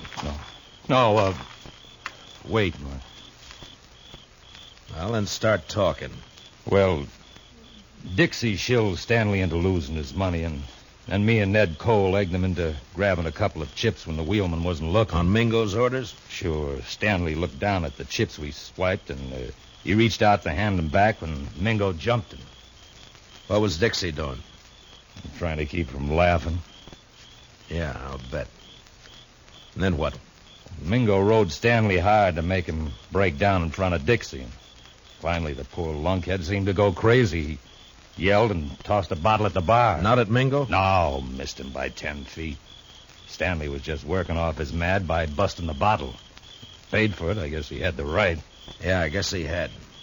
First, I think Mingo was just deviling Stanley, and then he got the idea to press charges and send him to jail.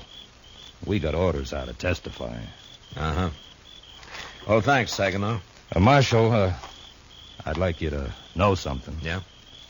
I'm glad I told you about Stanley, because framing him into prison isn't my idea of something to be proud of. It shouldn't be.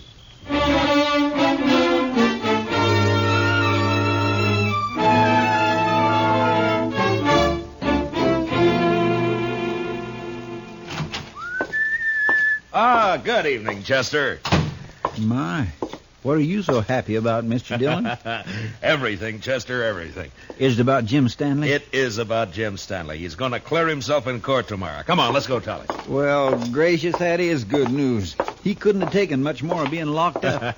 I know. Hey, Jim, wake up. We're going to bring... Jim. Mr. Dillon, he's gone. Both window bars are cut. Yeah. And here's what cut him. A hacksaw blade. And look yonder, there's another. Oh, that fool. Why couldn't he have waited one more day and he'd have been free? Jim Stanley didn't have those hacksaw blades on him, Mr. Dillon. I know. I searched him good. You searched Dixie good? Hmm? Oh, mercy, no, Mr. Dillon. She's a girl. He didn't have any other visitors? No, sir. Mingo's going to be awful mad when he finds out his girl helped Jim Stanley get away. Come on. You going to arrest Dixie, Mr. Dillon? I don't know, Chester. First, I got to find her.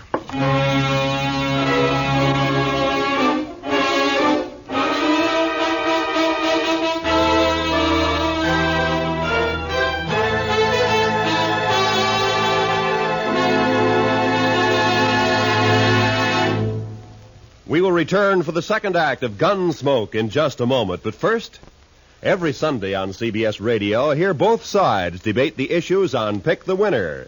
It's a program that brings in the top people from Democratic and Republican camps, standing their ground and delivering their views on the biggest questions of the campaign. Don't miss Pick the Winner, Sundays between now and November, to be fully informed when it comes time to vote. And remember, straight through election time, make CBS Radio your election headquarters. Now, the second act of Gunsmoke.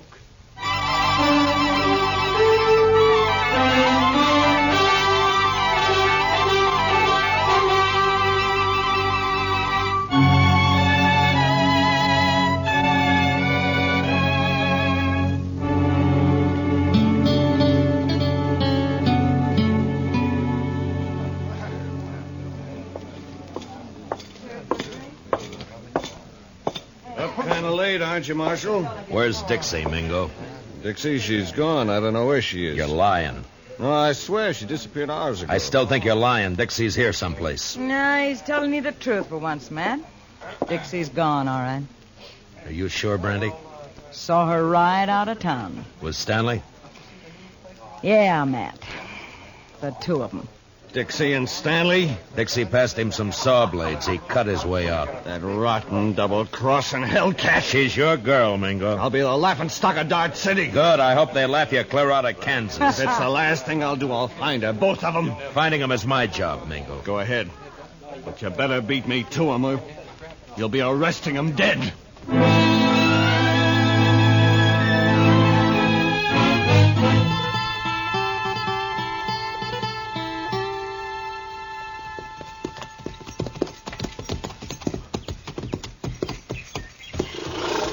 Yeah, they stopped here, all right. Probably changed horses and got some supplies. That wasn't why Stanley came home. Look, Chester. What? Water in the stock trough is right up to the top. And the barn's open. Feed pulled out where the stock can reach it. Even scared to death, Jim thought about his animals first. Mr. Dillon, you think Mingo's trailing Stanley and Dixie, too? Perhaps. It's one good reason why we better catch him quick. Come on.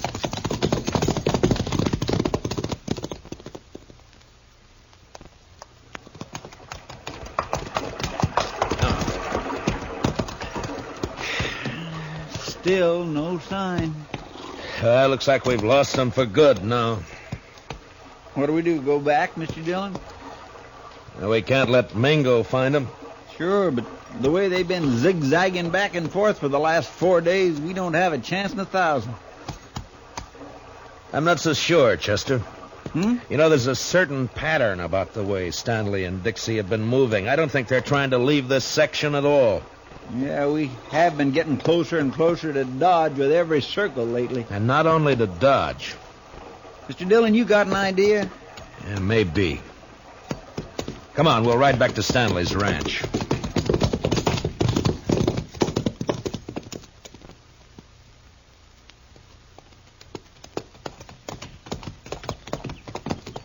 You think they came back here?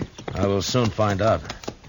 But from what we saw here before, I'll bet Stanley's not the kind to stay away from his ranch for very long. Hit the dirt, Jim. Behind the trough. Yeah.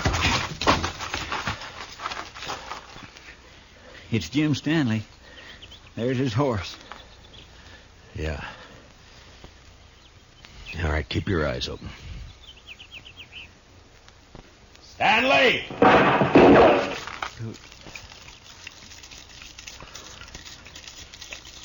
Jim, it's Matt Dillon. Let me talk to you. You go away, Marshal. I don't want to hurt you, but I ain't going back to that jail. Now, you go away now. I'll kill you. Jim, listen to me. I've got a witness. You better leave quick now. Please, Marshal. Mr. Dillon, I'm getting wet. That's better than getting shot. Keep your head down. Yes, sir. Sure is wet. Stanley's in a good position. Closest cover for us is the barn. That's across 50 yards of clearing. That's a long run. He could pick us off before we made 10 feet. Yeah. Jim, I'm not leaving until I've talked to you. Leave me alone, Marshal. Can't you leave me alone? I'm coming to talk to you, Jim. No! No, stay back! I warn you! Mr. Dillon, don't do it. That's a crazy man. That's a frightened man, Chester. I'm coming unarmed, Jim. I don't think you're a murderer, but if you are, this is your chance.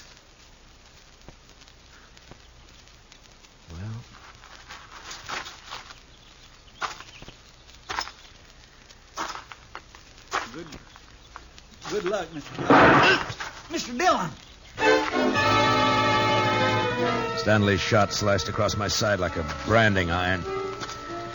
It was all I could do to ignore my fear and keep going. But somehow I reached the ranch house alive. And I opened the door.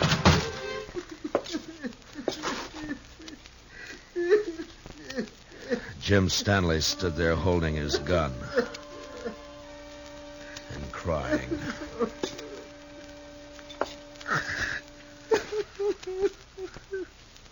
Jim? I didn't mean it. I didn't mean it. I was only trying to scare you. I'm not a killer. I never shot anybody in my life. Honest, Marshal, I can't even shoot a rabbit. I know that, Jim. I'm afraid. I've always been afraid of things. I try to be like other people. It only seems to bring trouble. You can stop being afraid of the law and jail right now. That's all over with. You mean that, Marshal? Really? Really. But I shot you. Did you? I don't recall. Oh, but Mr. Dillon, shot hit your side. Right there. You see it? It's bleeding. Now, Jim, listen to me. You didn't shoot me. Oh, Well, all right, if you say so, Mr. I Dillon. say so. Here, I'll take that rifle. Now, let's go back to town and get this business settled, huh? You've been good to me, Marshal. Forget it, Jim. There is one thing, though. Dixie.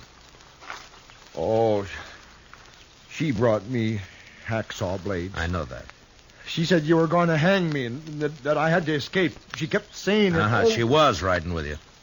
Well, where is she now? Oh, she left me last night. I was glad. I was nearly wild listening to her talk about you and prison.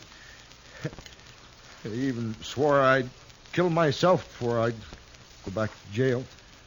I'm glad you didn't mean it. Oh, I meant it at the time. Oh, I was sure scared. You feel better now? Oh, yeah. Yes, I know everything's just going to be fine.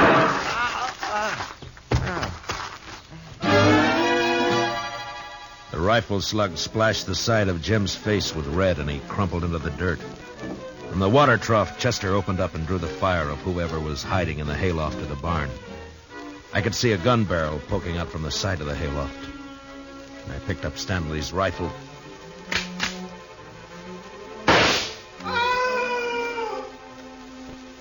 Mingo. Mr. Dillon, are you all right? Yeah, Chester. But Mingo's dead. Well, how about Jim Stanley, Mr. Dillon? Yeah, he was scared more than hurt. He should come to any minute. Well, my goodness. Oh, this looks like a sure enough war's been happening around here. Where have you been, Dixie? Oh, sure now, Marshal. A girl's got a right to look after her investments. My Mingo and Stanley both dead. Well, now that's a real shame. Hmm? Oh, but Jim Stanley's going to Chester.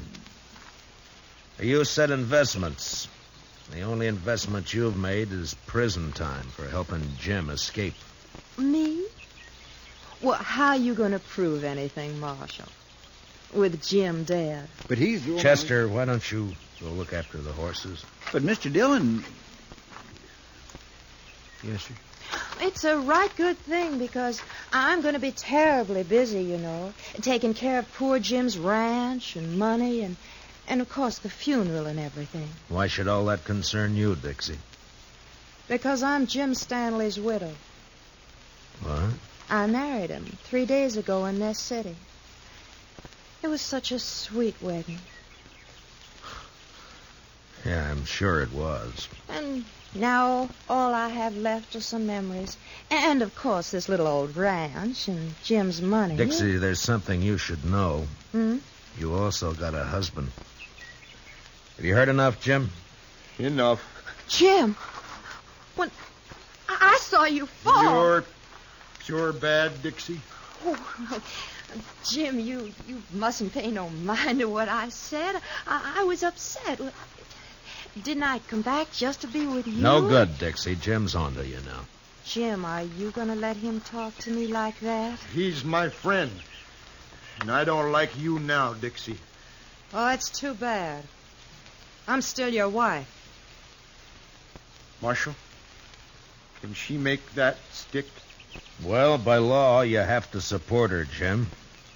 Of course, it don't say how. Marshal, you stop putting ideas And, of course, she has to take care of your house for you, Jim. Clean it, do the chores, cook for you. Cook?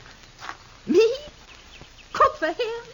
He can make you, Dixie. It's his right. All right or not, I'd like to see him try. He can do it, Dixie. Yeah? Well, they can't if I'm not here. And I'm leaving right now.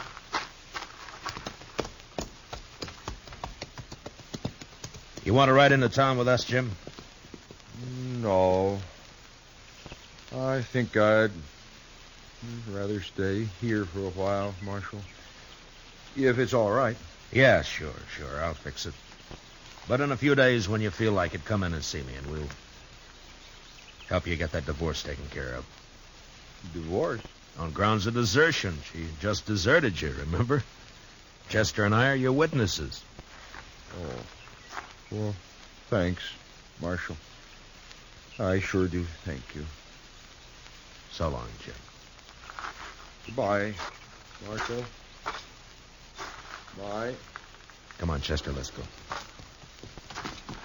He's had it too rough out here on the frontier, hasn't he, Mr. Dillon? Jim Stanley, I mean. It's addled him, sort of. Yeah, I guess that's it, Chester. Men like him needs looking after. Yeah, we got all kinds out here, Chester. Come on, let's get back to town.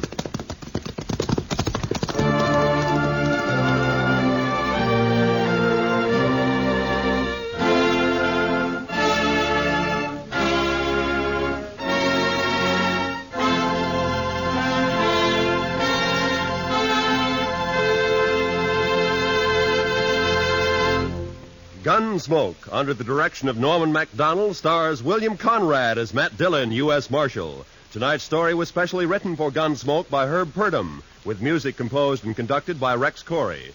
Featured in the cast were John Daner and Michael Ann Barrett, with Paul Dubov, Vivi Janis, and Bill Lally. Parley Bear is Chester. Join us again next week as Matt Dillon, U.S. Marshal, fights to bring law and order out of the wild violence of the West in Gunsmoke. Tomorrow's speakers on Pick the Winner, representing both the major parties, will be Harold Stassen, Republican, and George Ball, Democrat.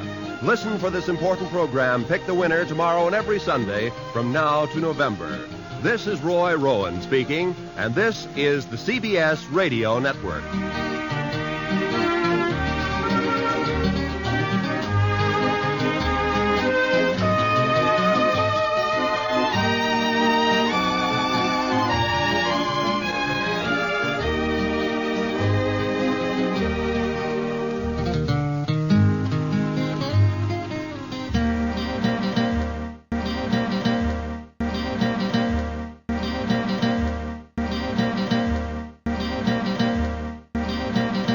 America's favorite miser is coming up next. It's the Jack Benny program. Played by Frank Black and his orchestra. And now, ladies and gentlemen, I was about to present Jack Benny to you, but I just found out that something has happened to him which I'd rather not mention here. However, we will do the best we can without him. So now, Frank Black and his orchestra... Aloy, Mr. Havrilla, tell me what's happened to Jack. Oh, nothing, Mary. Nothing to worry about. Well, tell me what's happened, please. Well, Mary, I hate to tell you, but it seems that Jack went out of his mind and they just took him to a sanitarium.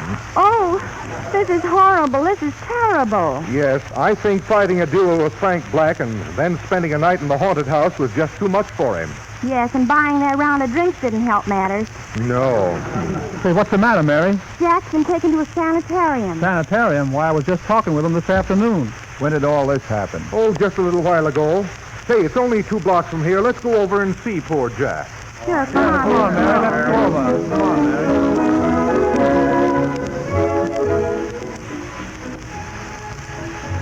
This must be the place, Mary. What can I do for you folks? We want to see Mr. Jack Benny. He's a friend of ours. Right this way. Follow me. Now, there he is in that padded cell. You can only stay 5 minutes. I wonder if we can talk to him. Yes, but be careful of what you say. I better talk to him first. Hello, Jack. Don't you know me? I'm Mary Livingston. Why, Mary, how are you, dear?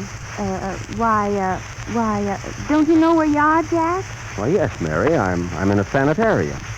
Aloys, he seems perfectly sane. They shouldn't have him in here. Oh, wait, I'll find out. How are you feeling, Jack? Fine, Aloys. I never felt better in my life. Well, then why have they got you in here? Oh, I don't know, Aloys. All I know is I'm here, that's all. Oh, hello, Parker. Hello, Jack. I'm awfully sorry to see you here. Oh, that's all right, Parker. They'll find out their mistakes. Say, Frank, you ask him a few questions. Sure. Jack, you remember me, don't you? Certainly, Frank Black. Hey, did you bring that fruit for me, Frank? Yes. Yeah, well, then stop eating it. There's nothing the matter with you, Jack. What have they got you in here for? Hey, darn if I know. Say, Frank, there are a lot of people here who don't belong. See that fella in the next cell? Yes, Jack. I mean, you notice how quiet he is, never opens his mouth, doesn't interfere in anything? What's the matter with him? He thinks he's Vice President Garner. But you don't think you're somebody else, do you, Jack? Why, no, Mary, of course not. I'm Jack Benny. Well, I'm going to see the superintendent and make him let you out. Where's the superintendent? In the third cell. He just got through with his income tax. Been hollering numbers all day, you know. But there must be something wrong with you, Jack. Tell me, did you lose your money in Wall Street? Certainly not. I never lost a cent, Frank. Is it a sweetheart? Oh, don't make me laugh. I never have any trouble with women. But you must be here for some reason. I tell you, there's no reason. It's all a mistake. But it is not a mistake to buy the 1934 Chevrolet. The most dependable car in the low-price field. It's the advertising to take them away. It's knee-action wheels, and it's featured no draft ventilation. Hold 'em.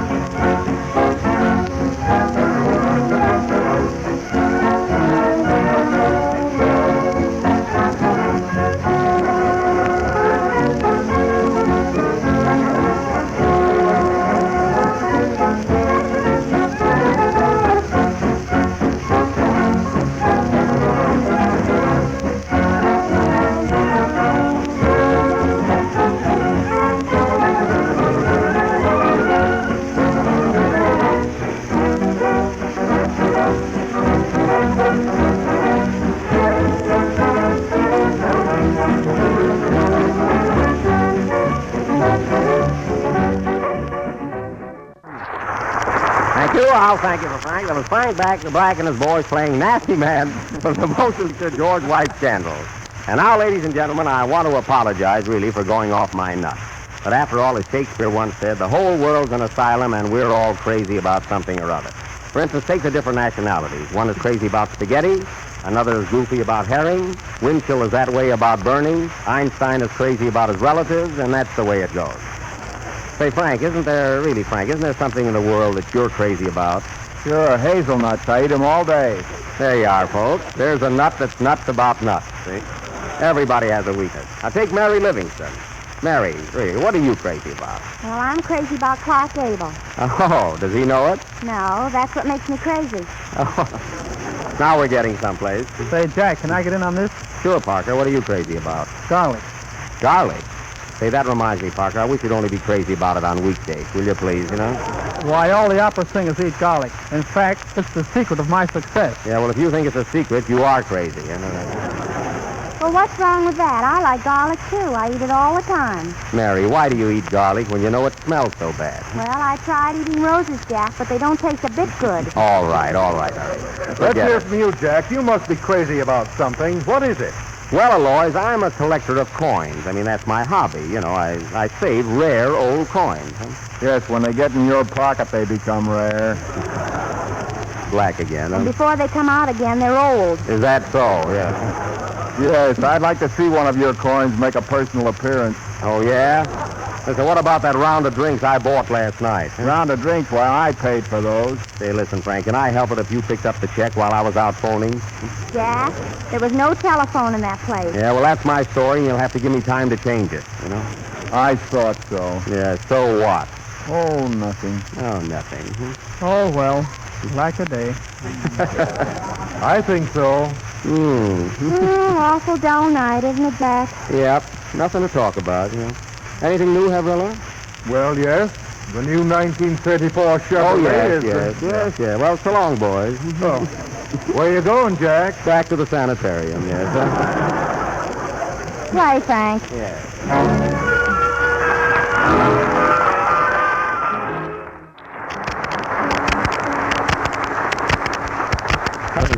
Orchids in the Moonlight from the motion picture Flying Down a Reef. Gentlemen, again this week we received a fan letter. And if all the fan mail we get here were placed end to end, it would reach twice around.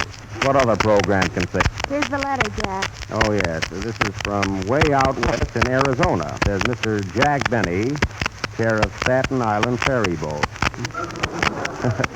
He must have found out about my vacation. Huh? It says, Dear Mr. Benny, although it costs us nothing to listen to you on the radio, we still feel cheated. In fact, if all the half hours we spent listening to you were placed end to end, they would reach... Twice around your auntie's nose. How did you guess it, Mary? We live out here in Arizona where men are men and women are the gosh darndest things. And we would like to see you And we would like to see you put on a real He-Man play of the wide open spaces, a real West thriller, Al Crawford and Outfit, Delancey Gulch, Arizona. So they want a Western play, eh? Well, we will not put on a Western play tonight. Too much bother on such short notice. Telegram from Mr. Benny. Here you are, boy. Let me have it. Jack Benny, NBC Studio, New York. Hope you received our letter asking you to put on a Western play. Don't fail us. Cal Crawford. You see, Jack, they insist on it. But it's impossible, Mary. We can't do it on this. Mary, answer that. Hello? Hello, yes. Yes, Mr. Benny received your telegram and letter asking him to put on a Western play. All right, I'll tell him. Goodbye. All right. Never let it be said that the Chevrolet program can't put on a Western play. Go out and get 100 horses and some saddles. Yes, Jack. Have Rilla round up a couple of 1,000 head of cattle. Okay. And you, Mary, you dig up some cactus. How about a pincushion? It's the same thing. Okay, as long as it's Western, you know. And now, folks, it'll take quite a while to build a ranch. Frank Black, who thinks Cheyenne is a bashful girl, Mr. Benny, will play Pony Boy. Okay, Frank. Yippee! All right, Frank, all right. Yippee, he gives me. What?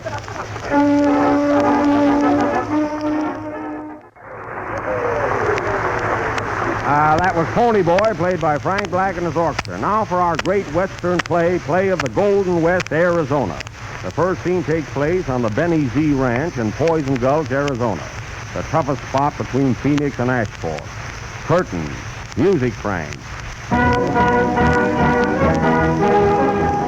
Hey, wait a minute, Frank. We're not going out that far. You know, just Arizona, that's all, see? Oh, pardon me. You know, just Arizona, yeah.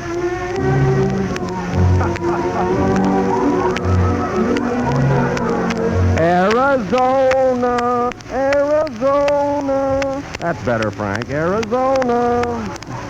That's fine music they write out west, you know. Your misfortune and none of my own. I only long and low. Wyoming will be your home. Well, there goes the old dinner bell. Come on, boys, let's get some chow into it. That's a good idea, boss. I'm starved. Me too. Who said that? I did. Hey, when did you join this here outfit? I checked my saddle in yesterday. What's your name, son? Jones. Not Buck Jones. No, his little brother, 50 cents. Oh, half Buck, okay. There's a two-bit joke, huh? Well, boys, let's go in. I'm so hungry I could eat a bar. A chocolate bar? No, a grizzly bar. That's the way we talk in the West. West Virginia. Yeah, let's keep Mae West out of it. Well, boys, let's go in a feed bag, eh?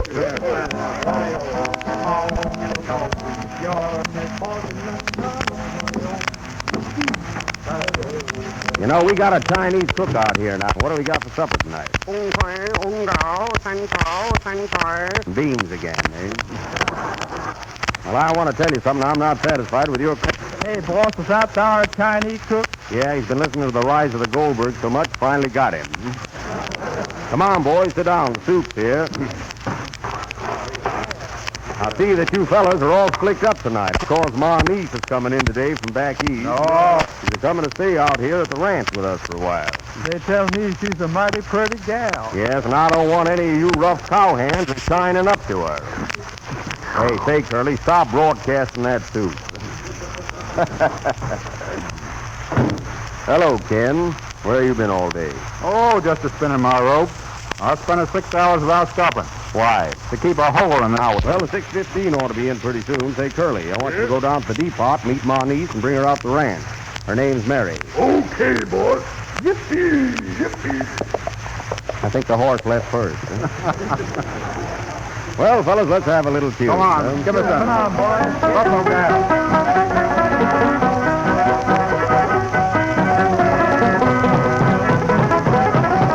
Hold it, fellas. Come in. Oh, Sheriff Havrilla of Carboli County. How are you, Sheriff? Okay, Coyote Jack. How's things on the ranch? Not bad at all. Put down your saddle. Put down your saddle, and make yourself to home. How about a little snort? Well, don't mind if I do. I'll have a little iodine. All we got is peroxide, but help yourself. Look here, Coyote. Have you been branding your cattle lately? Just a minute, boys. What's that, Sheriff? I said, have you been branding your cattle? I used to brand them with a red-hot iron, but I had to cut it out. Why? Smoke got in their eyes. So now I just use a rubber stamp. Say, Sheriff, what made you ask? Well, I'll tell you. I saw some of your stock on the Columbus Circle Ranch this afternoon. Yeah? In other words, I think somebody's been rustling your cattle. Oh, yeah? Well, I'll check up on my herd right away. Hey, Canyon Pete. Yes? Have we been missing any cattle lately? Yes, boss. Last month we lost 50 head. I don't care about the head. The best meat's in the middle. Well, I'm just warning you, that's all. I reckon I better go out and check up on those critters. I'll be right back, boys.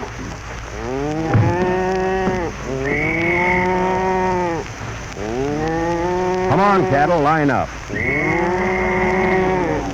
Attention, I'll call the roll. Henry. John. Frank. Moo. That sounds familiar. Yeah. Spike. Clarence. Clarence. I'll move to you. I'll move to you, too, Parker. Sam. Sam.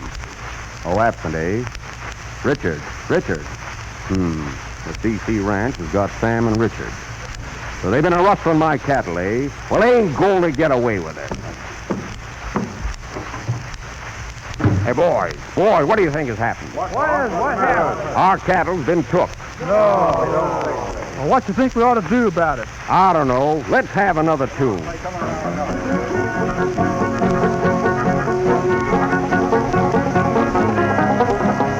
Hey, boss, I brought your niece Mary. Here she is. Well, well, well. Hello, Mary. Hello, Coyote. It's Coyote, Mary. Oh. Tell me, gal, how's things back east? Oh, fine. You remember the Hudson River? Reckon I do. What about it? It's still running. Well, I'm mighty glad things are moving along. How's the automat, Mary? They certainly do miss you. So this is the ranch house, eh? Yeah, this is the old ranch house. Gee, last week it was a haunted house and looks the same to me. Quiet, Mary. Come in. Hello, stranger. What can I do for you? Hey, my car just broke down. I'd like to borrow your ranch. But this is a cattle ranch. Oh, pardon me. I thought it was a monkey ranch. Shut that door and keep these jokes off this ranch. Well, you see, if he owned a Chevrolet, that couldn't have happened. Right, Sheriff. Oh, Mary, this is our sheriff. Sheriff, this is my niece from back east. Hello, Lois. Hiya, Mary. Looks like you two met before, huh? Well, Coyote, what are you going to do about those there cattle of yours? I plumb forgot about that. I'm going right over to that CC ranch and get back our stock. Better be careful, Coyote. Curly's been telling me about the bad man over in that ranch. Yeah, who owns that outfit, Sheriff? Rattlesnake Black. That guy, eh? Just a tenderloin. A tenderfoot, huh? Well, I'm going over there myself. I can handle him alone. Ain't no room in Arizona for both Rattlesnake Black and me. Yeah, he said that, too. Come on, Pete. Saddle up my Bronco. How about Groucho and Chico? No, just the Bronco is all I want. Hey, Sheriff, how do I get that Columbus Circle Ranch? Well, you ride down Lenox Road until you get to Harlem Creek. Then you go through Central Park Canyon to Columbus Circle. I can take the subway and get there quicker. Say, boss, your horse is ready. Well, reckon I'll better get it going. Hey, Pete, bring me my 5-gallon hat. You only got a gallon left. I'll take that. So long, boys. I'll get Rattlesnake Black single-handed. Atta boy. Yippee!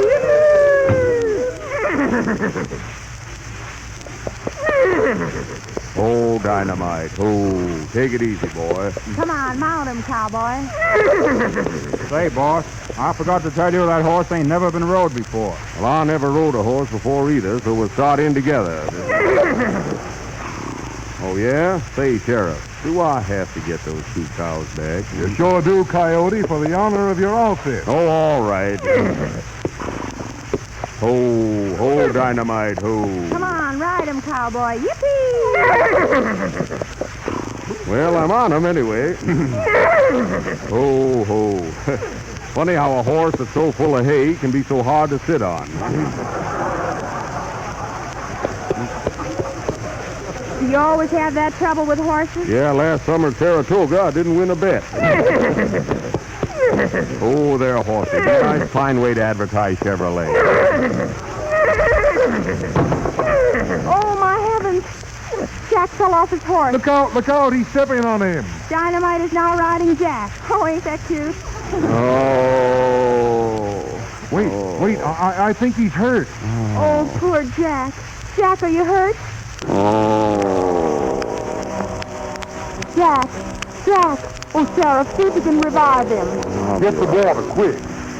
Oh, I'll be all right. Here you are. Princess. Speak to me. It's Mary. Mary, take a letter, yeah? Yes, Jack. But wait till I get this horseshoe out of your ear. No, leave it there. It might be lucky. Take a letter. To whom? Rattlesnake Black. Dear Rat. You've taken my cattle, but do you think I'm sore? No, you can have the ranch, the horses, and my 5-gallon hat, too. Signed Coyote Jack. Is that all? No. P.S. P.S.? What's that? Play, Frank. That was the last number of the 24th program on the 18th of March. Well, folks, our time is up now, and we'll be with you again next Sunday night. And in parting, all I can say is, I'd love to spend this half hour with you. That's all he will spend. Good night, folks.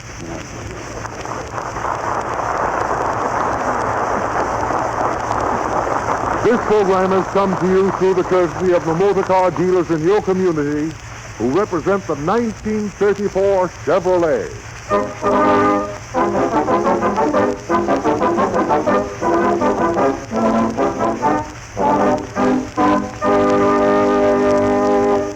This is the National Broadcasting Company. Which one of these lolcows do you think would win in a poker game? Chris Chan, Cyrax, Daniel Larson, or Darkside Phil? Let me know who you think would win and why in the comments. Lux Radio Theater brings you another classic story coming up next. September 28th.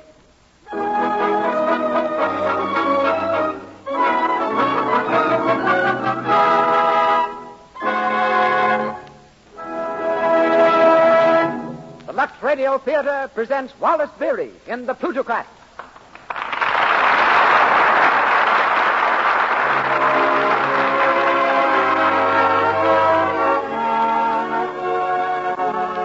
Lux presents Hollywood. Our stars, Wallace Beery, Clara Kimball Young, Marjorie Rambeau, Cecilia Parker, and Eric Linden. Our guests, Victor Young, Walt Disney, Mickey Mouse, Donald Duck, and Carol Ann Beery. Our musical director, Louis Silvers. All brought to you under the direction of Hollywood's renowned producer, Mr. Cecil B. DeMille. Tonight, we celebrate the 100th broadcast of the Lux Radio Theater, and many of Hollywood's notables are here to observe the occasion with us. Among those in our audience, I see Madame Schumann Heink, Carmel Myers, Sari Maritza, and Benny Baker. And to all our listeners, a hearty welcome from Lux.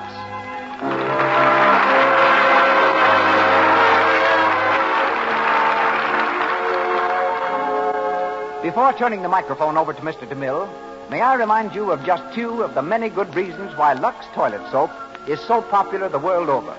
First, Lux Toilet Soap guards against cosmetic skin. The active lather of this pure, delicately perfumed soap removes stale rouge and powder, frees the pores of all foreign matter, and keeps the skin soft, smooth, and clear. Second, Lux Toilet Soap is within everybody's budget. It costs so little, and all the family can use it. It's fine for baby's tender skin. Men prefer it for its full, rich lather. With your next order, remember to add, and 6 cakes of Lux Toilet Soap. And now the man who has given us some of our greatest motion pictures and many of our most glamorous stars, ladies and gentlemen, the producer of the Lux Radio Theater, Mr. Cecil B. DeMille.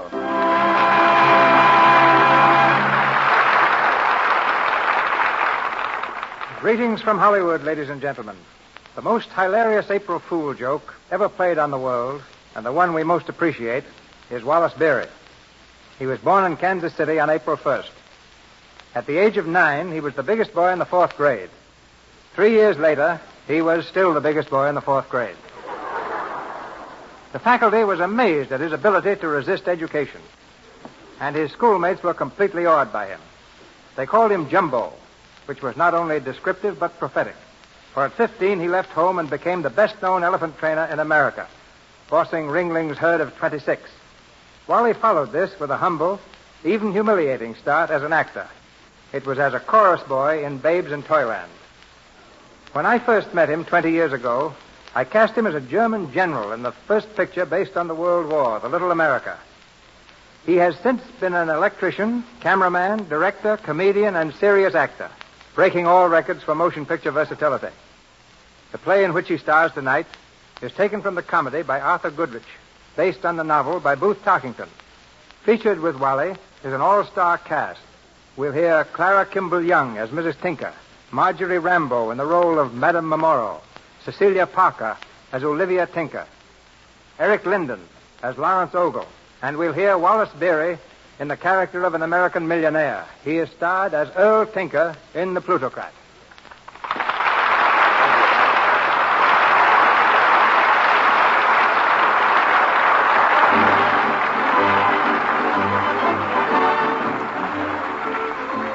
We're in a stateroom on board the steamship Doomveer. It's evening of the first day out, and already Mrs. Tinker has succumbed to the rolling sea.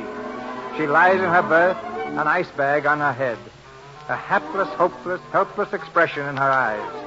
Earl, her husband, sits at her side, filled with concern.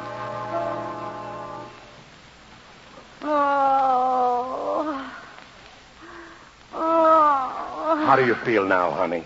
Terrible. Oh, gosh, I hate to see you feel like this. Ain't there anything I can do for you? No, just go away. Go away and let me die in peace. Oh, don't talk like that. Why, you ain't going to die. Folks don't pass out on account of a little seasickness. I'm going to. I never felt like this in all my life. Yeah, but we've only been out 7 hours, honey. It seems like 7 years. Oh, I wish I was back in Omaha. Oh, you'll feel better just as soon as we hit port. We'll be in Algiers in about 8 days. 8 days? Oh. You'll never even know that you were sick. Oh. You know, I was speaking to the captain just after dinner. He said all this talk about seasickness is just imagination. Not with me, it isn't. Well, you probably ain't seasick at all. You just feel bad on account of that lemon meringue pie that you had for dinner. Oh, I'm sorry. I'm sorry, honey. Don't. I didn't mean to, darling. Go away. Go away. Oh, honey, listen, please. Oh, it's your ma. I think she's a little upset. All right, I'll take care of I her. tried to do something for her, but she keeps on telling me to go away. Maybe you'd better. Well, if you say so, baby. Seems a shame, though. Here we are, the first real vacation in 10 years, and your ma has to go get seasick. Please, Pa, I think it would be a lot better if you left her alone. Huh? What's the matter with you? Nothing, I just... You look all green around the gills. Oh, don't. Say, you ain't got it, too. Olivia. Oh, my. Well, for Pete's sake. You get into bed there with your ma, Olivia. I'll fix you up. You leave her alone, Earl Tinker. Yeah, but, honey, listen. I'll take care of her. You can't even take care of yourself. If you just let me alone, I can. Go on now. Go away. All right, all day. This is going to be a swell trip for me. I can see that. I'll be up in the lounge if you want me.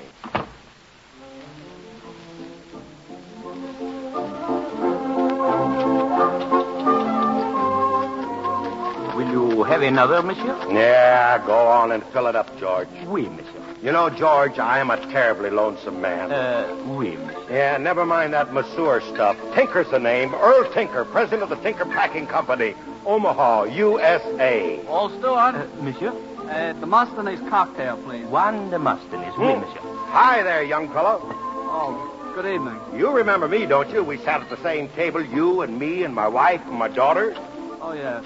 Of course. Yeah, well, Tinker's my name. Tinker Meat Packing Company. I don't believe you said what yours was. Ogle. Lawrence Ogle. Not Ogle, Ogle Pipes and Steam Fittings? Hardly. I'm not in business. Oh, you're not. Well, that's too bad. I thought you might be Ogle and Ogle Pipes and Steam Fittings. One Demosthenes, monsieur. Say, what did you call that thing? A Demosthenes what? Oui, monsieur, Demosthenes. It is the latest drink in New York. Oh, guess you're from New York, huh, Ogle? Yeah. Well, I'm from Omaha myself. Finest town on earth. Oh, New York's all right, too, I guess. You know, it's like I always tell my wife. It's a great little place to visit, but I wouldn't like to live You'll there. excuse me, won't you? I've got to look up a friend of mine. Oh, sure. Go on. See you around sometime, Ogley.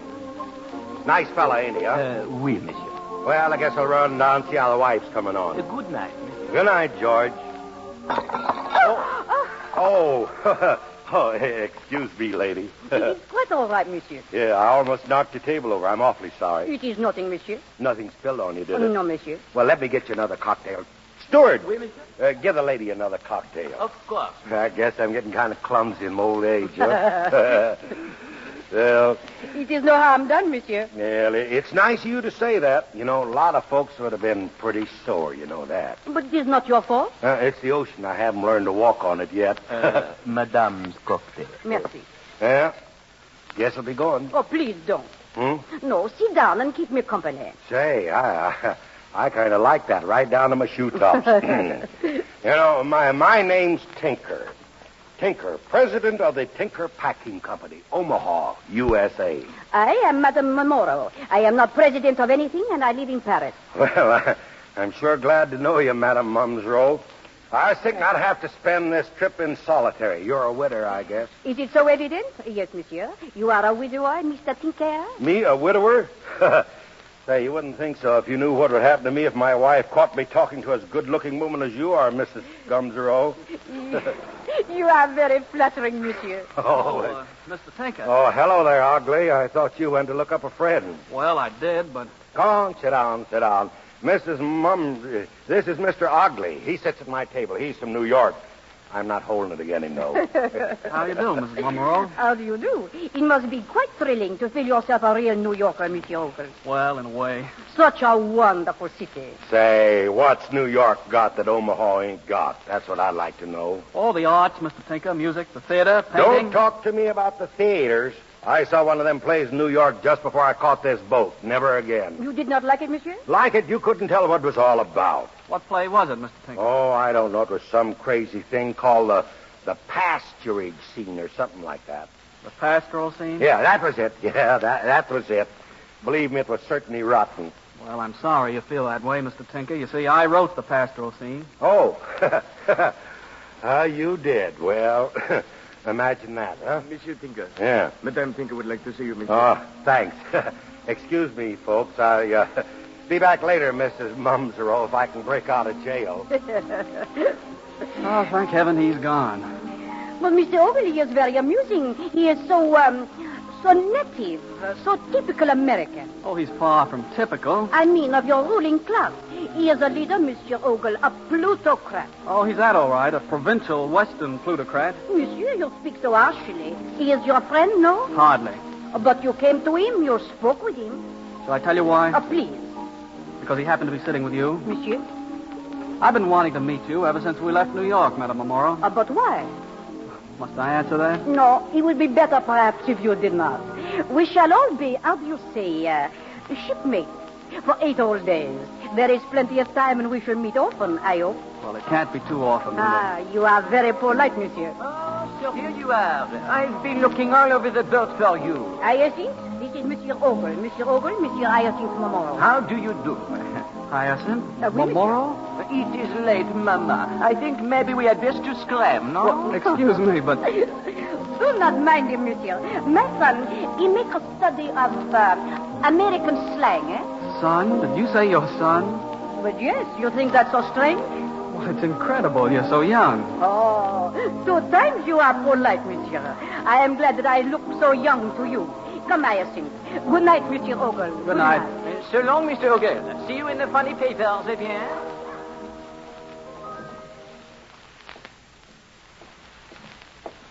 Well, Mama, You have found a rich American? 2 of them, Hyacinth. One young, one not so young.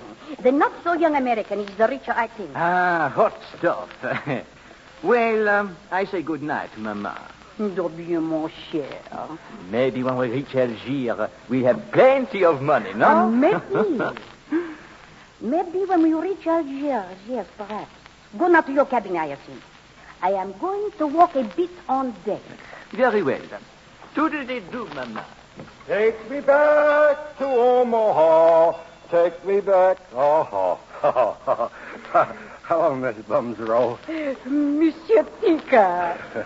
Say, you ain't turned in for the night, are you? In a little while, monsieur. Oh, don't do that. I was just back on the way to the lounge looking for company. Ah, it is too bad. But there is always tomorrow and the next day and the next, is it not so? Well, My chair is out on the promenade deck. If tomorrow morning after 10 you should be lonely... Yeah, well, I might be at that. You know, my wife and daughter ain't very good company right now. Then I will look for you tomorrow. Say, that'll be fine, Mrs. Maria.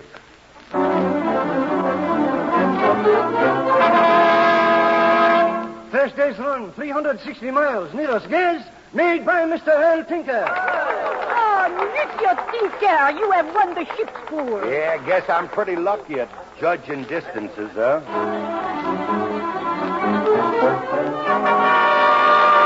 Fourth day's run, ship's pool, won by Mr. Earl Tinker. Encore. It is incredible. It must be your company, Mr. Mumro.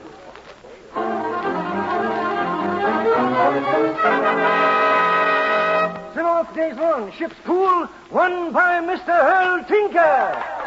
Oh, Monsieur Tinker, so much money you have won. Marvelous. I haven't had as good a time as this in 20 years. Champagne, steward. Champagne for everybody.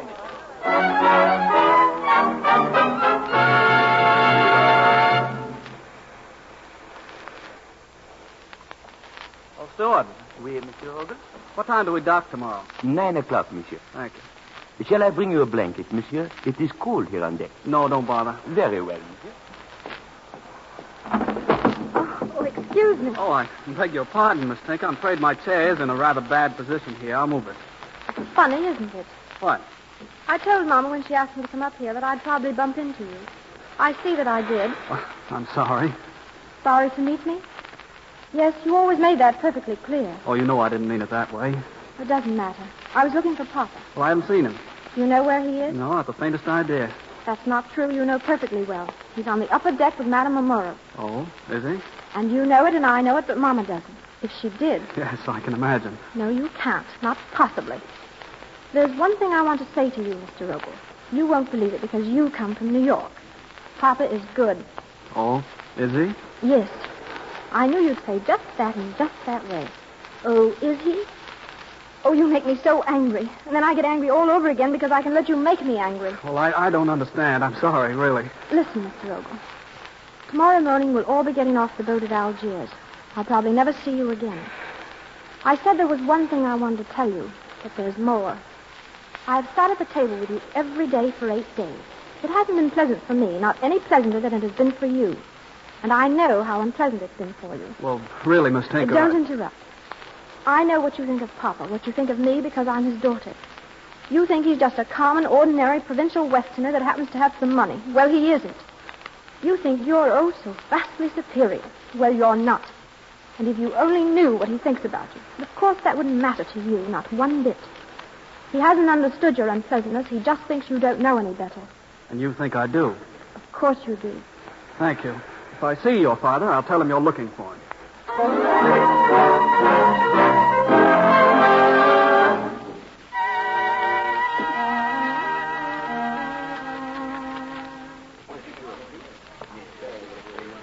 Well, Mama, you have no luck yet? Not yet, my son. There is not much time.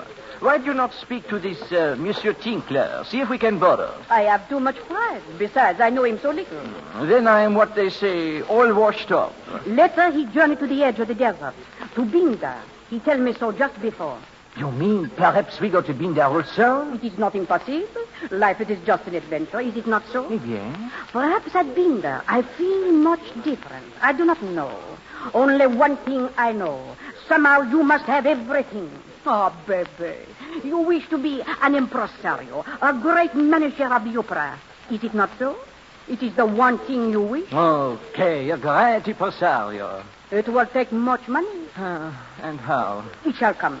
If I can but see you started for success and happiness, there is nothing I will not do. Mama. Madame Amoro. Ah, Mr. Oakley, come and sit down. Thank you. I think perhaps you should finish your packing. Oui, Mama. I will be finished in 2 shakes. Well, my friend? Orally, I'm angry with you. Oh, but why? I've been waiting an hour. Where have you been? On the deck. Oh, it was lovely there. With that creature Tinker, I suppose. Yes, he was there, too. He is the most extraordinary man. Oh, I'm not interested. Sometimes I almost think you do not like him. Like him? Orally, you know he infuriates me, just being what he is. Besides, I hate him because you seem to like him. Ah, jealousy? Well, call it that if you like. Perhaps, my dear, that is what I wish. Orally. Listen to me.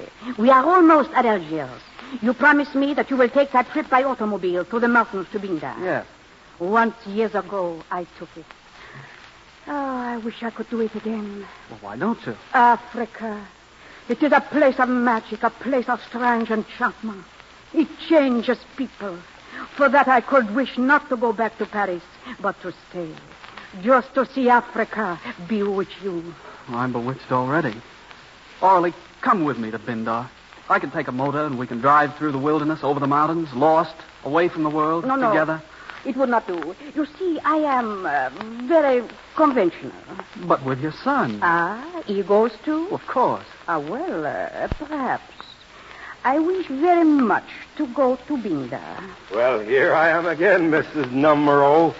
Good evening, all you here, Oakley? Yes, I was, but I'm leaving now.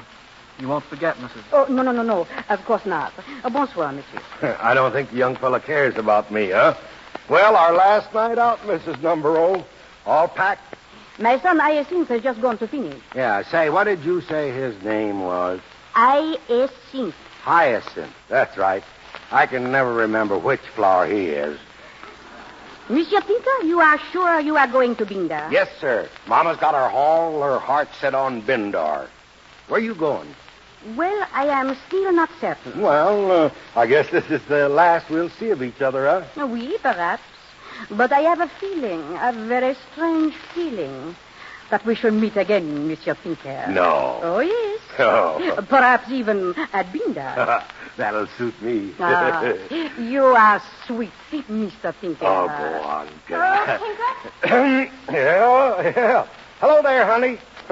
How you feeling? I thought you was down in the cabin. I'm feeling much better.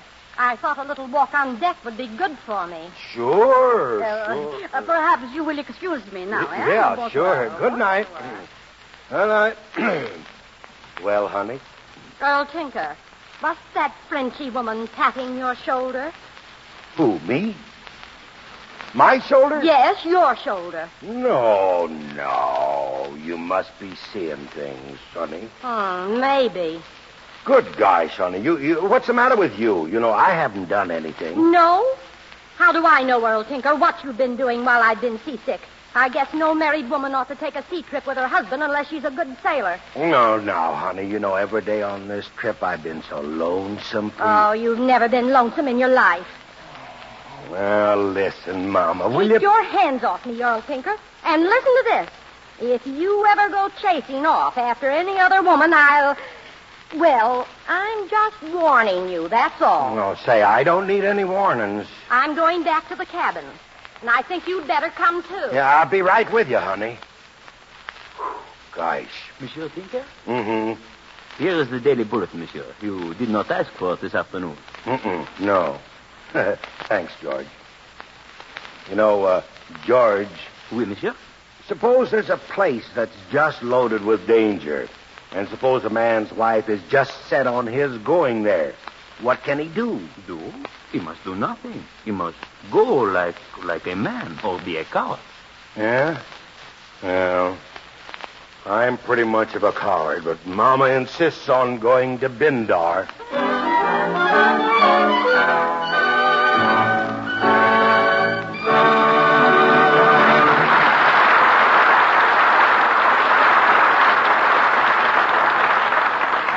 just a moment, we'll go on with The Plutocrat, the Lux Radio Theater production with Wallace Beery and an all-star cast.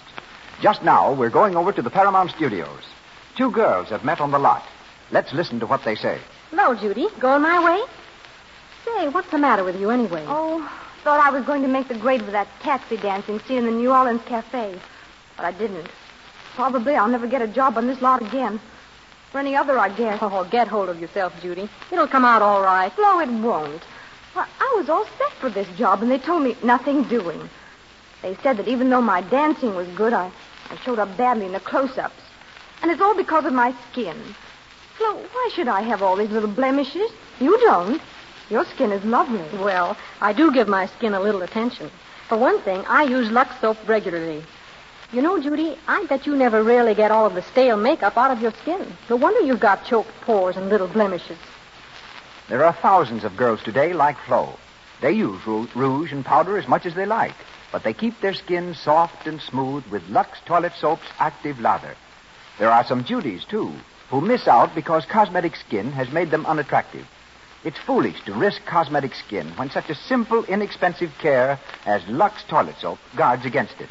Begin to use it right away, as 9 out of 10 screen stars do. And here's Mr. DeMille. We continue our play, The Plutocrat, starring Wallace Beery with an all-star cast.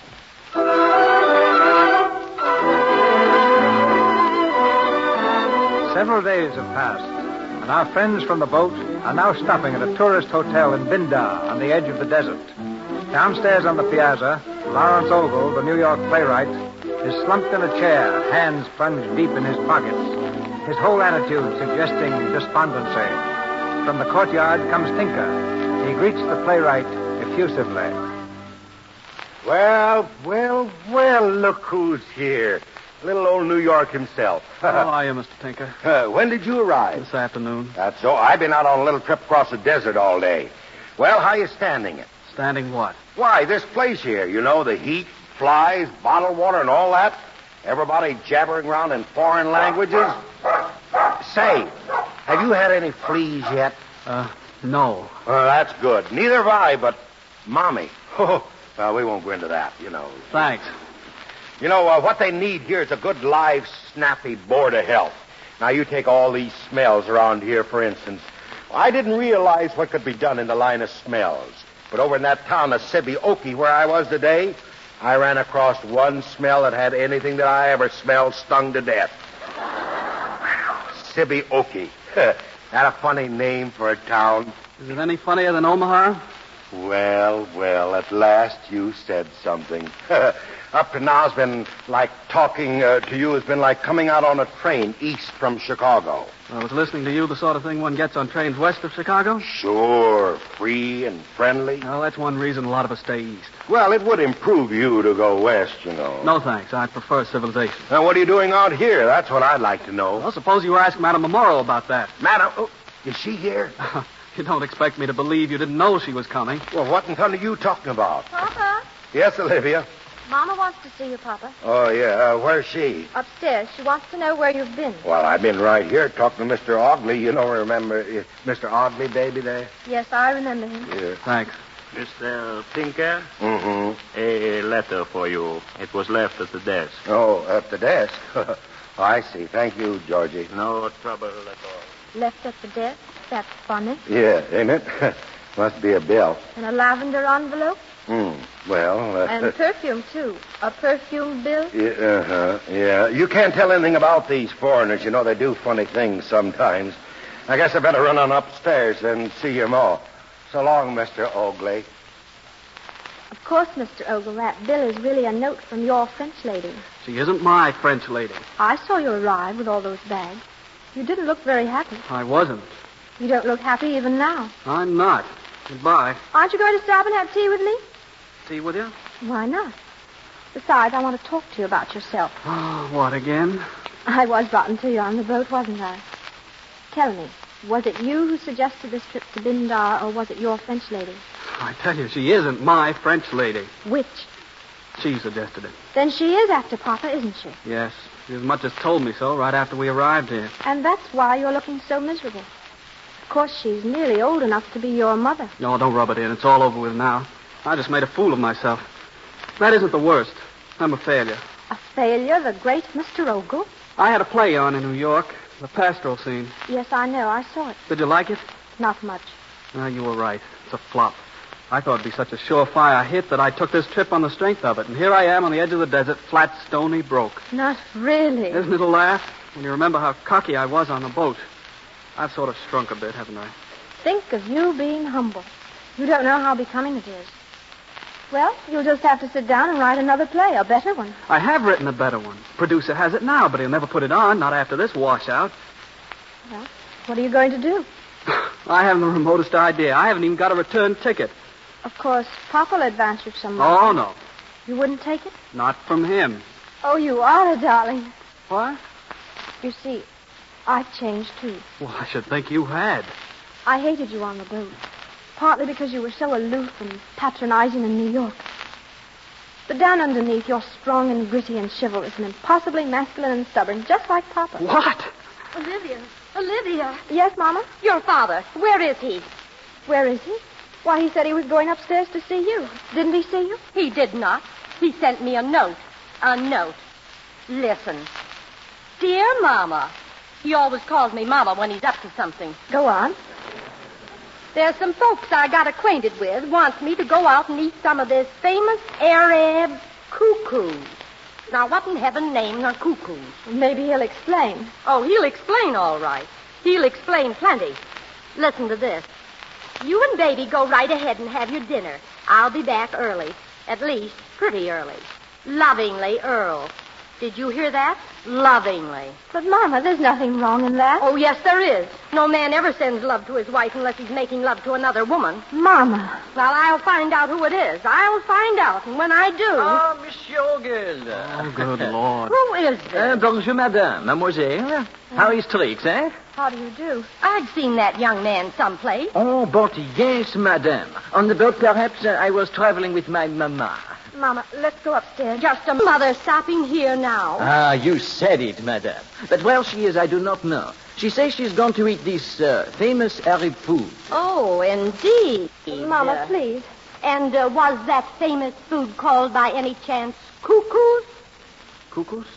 Cuckoos? What is cuckoos? That's what I'd like to know. So he's with her, is he? Mama, don't. Oh, let me alone. He was with her all the way over on the boat, patting his shoulder. I saw her, and he's with her now. Just wait until he comes home. I'll cuckoo him. Just wait.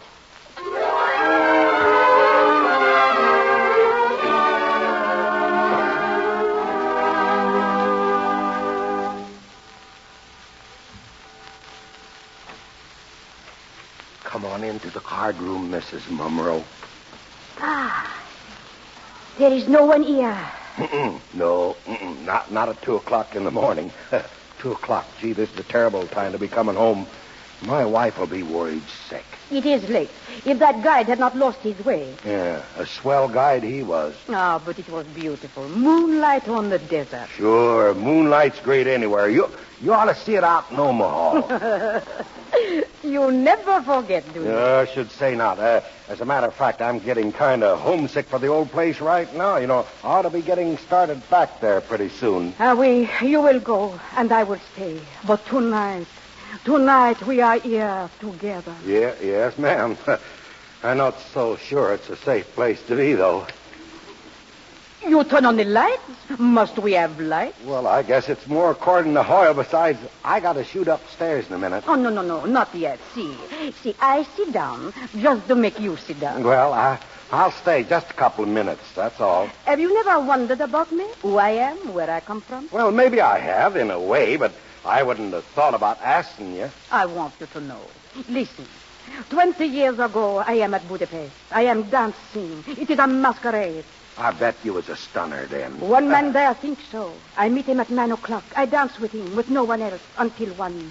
Then we run away together. Now, that's what I call snappy work. All night we drive. At daybreak we are married. Too late I find out that he is the crown prince of... Oh, no. It is better that I do not name the country. It is so long ago. He is the father of my son. Honeysuckle? I think. Oh, yeah, that's right. Oh, darn it. I'm always getting those flowers mixed up. Yeah, but say, then that kid's a king. But no. My husband, he cannot go back to his own country. He calls himself Momoro. He lives in Paris. He was a colonel in the war. He died for France. Little by little, we lose everything. I must help my son. So we try America. But no, there is no place for us there. So we start back home. But first to Algiers, where we have friends. Then on the boat coming back, I meet you and... Oh, no. I cannot go on. I cannot say the rest. Oh, say, don't cry, Mrs. Mumsrow. You are so big, so kind. If I can but rest here for just a moment against your shoulder. Well, I'm not so sure my wife would like that. She wouldn't like that, Mrs. Mummerow, but... In a moment I go. Have no fear. No people ever come to this room after so late an hour. I know, but Mama ain't people, Mrs. Mummerow. No, now, come on. I'm getting kind of nervous about my family. But it is my son. Now, do not say heliotrope or honeysuckle. Now, don't tell me. Hollyhocks. I think. I got it wrong. He has ambitions, monsieur. He wished to be an impresario. A what? An impresario. You don't say so. He cost 400,000 francs to buy him a partnership. 400,000 francs? How much is that in real money? Oh, you do not wish to give it me? Oh, I am so ashamed to ask. No. I didn't say I wouldn't. Monsieur Tinker, you like me, huh? Yes? Oh, sure. Very, very much? Well, no. You know, I'm a married man, Mrs. Mumsrow. I got the finest little wife in the world. Oh, but you do like me. Well, I doggone, I think I better go on upstairs. Oh? Yeah. Is that you? Yeah, gosh, it's Mama. Mrs. Mummerow, you step out on the balcony, will you? Go on, get out like a good girl. Very well, but I will see you tomorrow, no? No. Yeah, I mean, yes. Go on. Good night, monsieur. Good night, monsieur. And I'm back in Omaha. Earl Tinker. Uh-huh. Where have you been? Oh, hello, honey. Gee, did you get my note? I certainly did. Well, everything's all right then. That's fine. What's fine about it? Well, you see, some gentleman asked me out to fry some of the famous cuckoos, and well, I would have taken you along, but you haven't shown much appetite for these foreign dishes and all, and so I went. That's it. I went. Uh-huh. And who were the gentlemen you ate cuckoos with? What were their names? Their names? Why, honey, you wouldn't know them if I told you. Name one of them. One of them? Cinch. One is... well, Mr. Oakley was one of them. Yeah, I don't believe you know him, though. Oh, yes, I do. And Mr. Ogle has been out with Olivia all evening, looking for you. That's where Mr. Ogle was. Now, Mama, don't get excited. You know... Come on over here and sit down, Let honey. me alone. I know where you were, Earl Tinker, and I know who you were with. You ought to be ashamed. But I ain't done nothing to be ashamed of, Coming honey. home at 2:00 in the morning. I can explain that, Mama. We had a guide, and after we ate the cuckoos, the guide showed us around, and he got lost. Lost? What kind of a guide was he? An Arab guide? Now, look, Mommy, I can explain... Don't bother to explain, Earl Tinker. I don't want to hear any more of your lies. Oh, Mama, After 25 years. 25 years!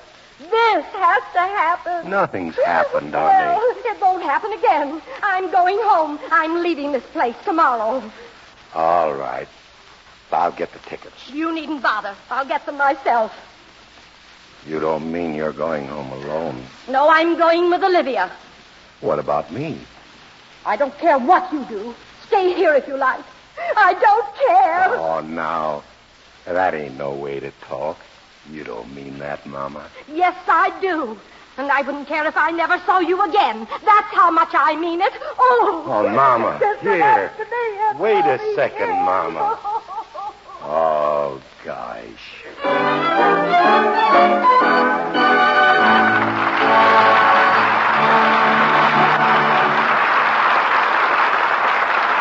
We pause for station identification. This is the Columbia Broadcasting System.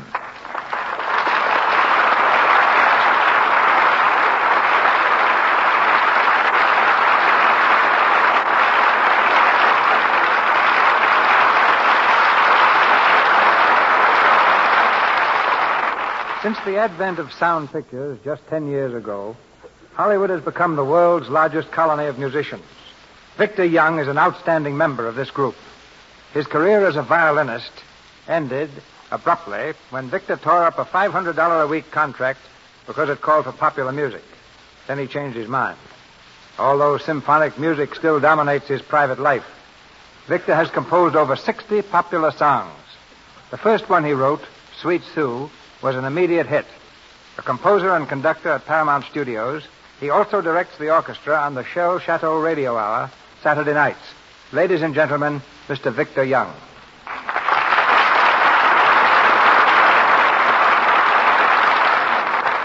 Thank you, Mr. DeMille.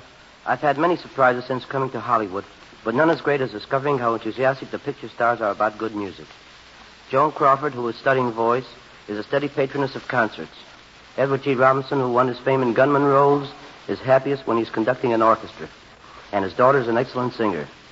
Take Wally Berry. He invites you to his home for dinner, and all you do is listen to his little daughter, Carol Ann, play the piano. Lisa Landy is a pianist and composer. So is Lionel Barrymore.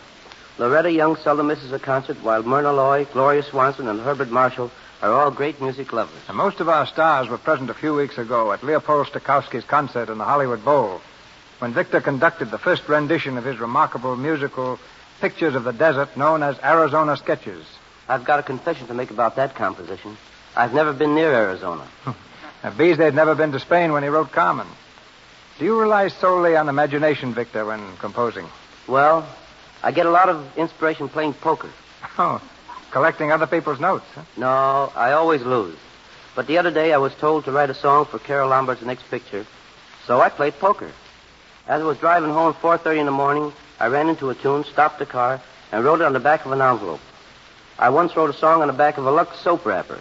If the tune was as good as the soap, I would have had a real hit. Frankly, Mr. DeMille, the hardest thing about being a musical conductor is to be invited to talk on a radio program. I'd much rather play. Then why not play the song you wrote for Mary Ellis' latest picture, Fatal Lady? Je vous adore. I'd be glad to.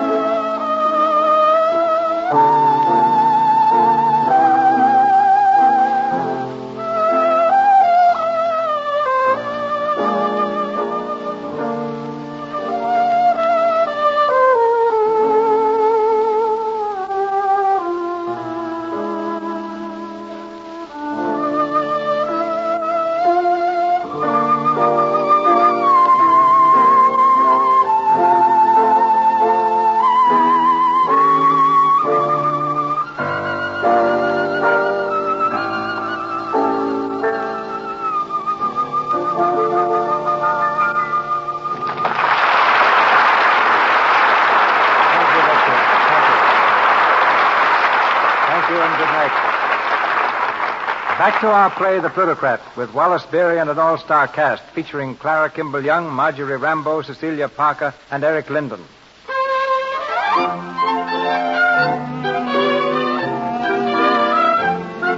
It's early the next morning.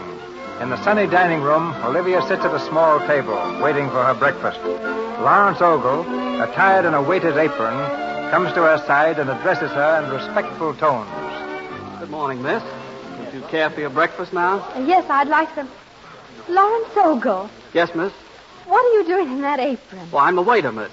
The waiter? Why? Well, I had to do something. I haven't any money, you know, so I asked the manager for a job and got it. Well, I never. $9 a week and keeps. I've got it all figured out. If I hold this job and bank all my tips, I ought to have enough money saved up to get out of here by Christmas. Well, Easter at the latest. Lawrence Ogle, you're a fool. Yes, miss.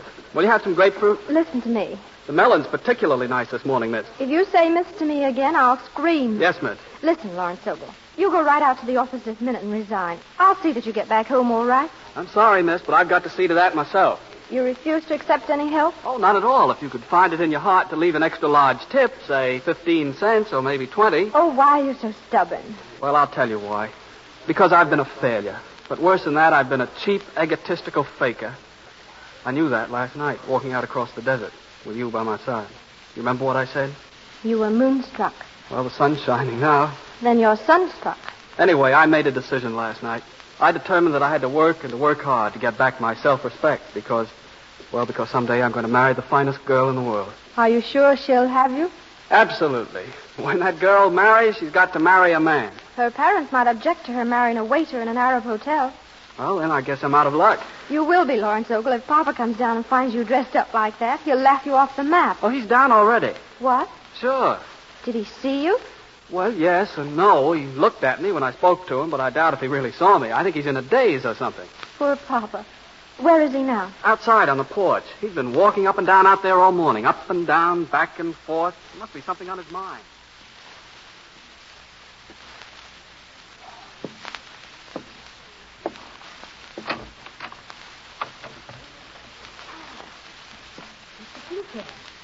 Oh, good morning, Miss Bummerow. I have been looking for you. Yeah? Monsieur Dinka, I heard last night what you said to your wife. Yeah. I guess the whole hotel heard it. I am sorry, terribly sorry. Oh, that's all right. It wasn't your fault, Mrs. Gummerow. My wife, well, she just don't understand, that's all. She won't give me a chance to explain anything. She is going away? Yeah, I guess so. I am leaving, too. You? When? This morning, now. I could not stay after causing so much trouble for you. Oh, listen. No. It was my fault, everything. But I will try to make it right again, Mr. Tinker. I will go to your wife. I will say, take him back, Mrs. Tinker. He is the nicest man I have ever known. No. No, you better not say that, Mrs. Bummerow, I tell you. No. But why? It is the truth. Maybe, but, Mama's kind of funny about them there things. No, I don't think you better say anything to her at all. But she will leave. She will get a divorce, no? Yeah, she kind of hinted at that. And what will you do then? Well, I haven't thought about that. Ain't very nice, though. When I start out on this vacation, I'm all hopped up about seeing the world and having a good time, and now, well, look what's happened. Whole business gone to smash. I wish I'd never left Omaha. Monsieur Tinker, why don't you come with me? I will make you happy. Go with you?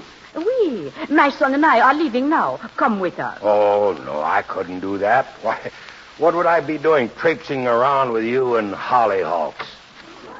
Mama, you are ready, yes? The car is waiting. In one moment, I think. Monsieur Tinker. Oh, say before I forget it, I got something for you here. What? But what is this? A check? And for so much money? Well, you said you needed 400,000 francs to make that son of yours, what was you were going to make him? Oh, grand impresario. Impresario, yeah, that's right. So I made out a little check. Mama. No. We cannot take it. Oh, sure you can. No, please. Oh, come on, give me your purse and I'll put it in there. Come on, hand it over, Mrs. Momero. There. Now, what do you think of that? Oh, what do I think? I think you are the biggest, the most generous. The most magnifique. Never mind that. You run along with your ma, you'll be late. Hyacinth and I, we go alone? Well, Oh, think what it means. If you stay, it is a life of emptiness. I'll tell you what I'll do. You wait down there in the car just 10 minutes, and if I don't turn up, why, you go on and scoot along by yourself. Very well. I will wait for you. But if we do not meet again, goodbye, mon ami. Goodbye. Goodbye, Mrs. Bumsrow. We'll know in 10 minutes whether it's final or not. Adieu, Mr. Tinker. Goodbye, Heliotrope. Oh, thank you for your kindness. You are the cat's bow wow.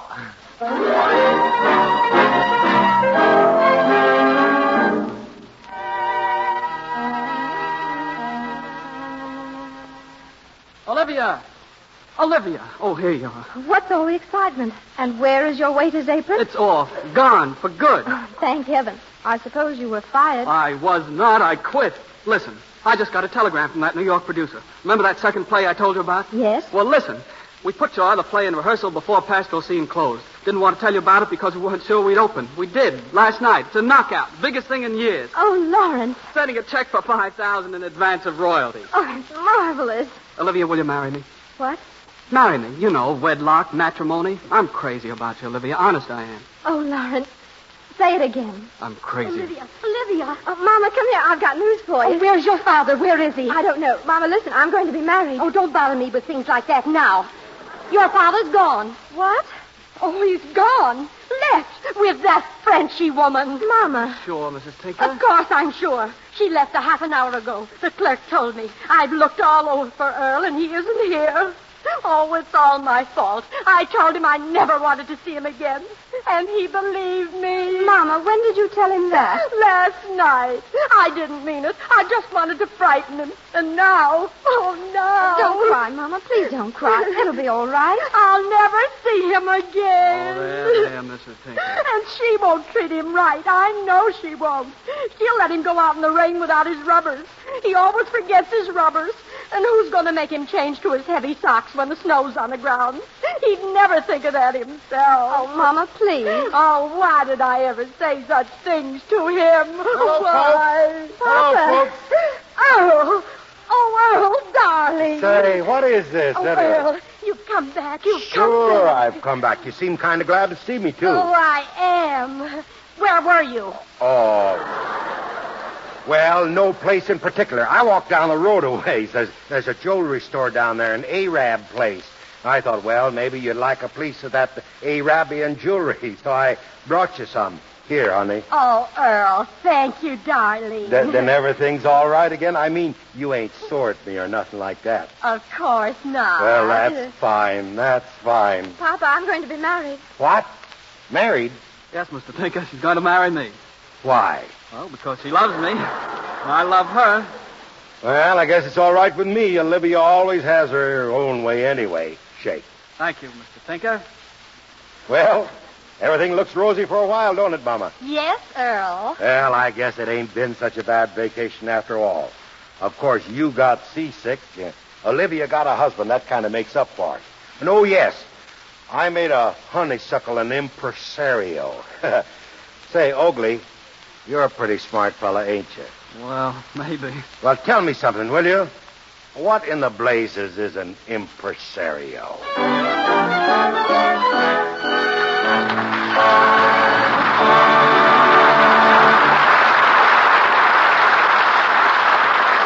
He leaves the Plutocrat on the eve of his return to Omaha, but will call Wallace Beery and Cecilia Parker back to the microphone shortly. Today, the world's most popular screen personality is celebrating the 8th anniversary of his debut in films. He has awards from 9 different nations. President Roosevelt, Queen Mary, and Benito Mussolini are among his most ardent admirers. In Alaska, he's warmly received by the Eskimos, while in Ethiopia, even the war failed to stop the showing of his pictures. In France, where he won membership in the Legion of Honor, he's known as Michel Souris. The Japanese call him Mikikuchi. The Spanish, Miguel Ratoncito. His name, as you may have surmised, is Mickey Mouse. To Mickey, the world owes an immense debt of gratitude. But a still greater debt is due the man standing beside me now. Ladies and gentlemen, the creator of Mickey Mouse and the Silly Symphony cartoons, Mr. Walt Disney. Thank you, Mr. DeMille. My knees are knocking together so hard they sound like a riveting machine. Maybe I'd better sit down. Come on, Walt. Stand up to the microphone. Are you a man or a mouse? Well, after associating with mice for so many years, I sometimes wonder myself. You see, as a matter of fact, Mickey and I have been pals long before he became an actor. His real name is Mortimer. But no regular fellow likes a name like Mortimer, so he changed his name to Mickey. But it was not until Walt Disney made the first cartoon in sound, ladies and gentlemen, that Mickey attained star proportions. That film was called Steamboat Willie, and it was the late Roxy who had the courage to release it. I suppose, Walt, that the motion picture industry thought you were crazy to put sound in an animated cartoon. Yes, completely nuts. You know what they're saying about you today, now that you're making the first feature-length animated picture, Snow White and the Seven Dwarfs. I can imagine. What have you heard? Well, perhaps you better imagine that, too. Anyway, how do you feel about it? Well, Mr. DeMille, any picture's a gamble. But we're betting $750,000 that Snow White will be good entertainment. My bet's on you. And now, ladies and gentlemen, I think we should cross-examine the young fellow on whom Walt bet his money 8 years ago. Mickey Mouse, take the stand. Yes, Mr. DeMille.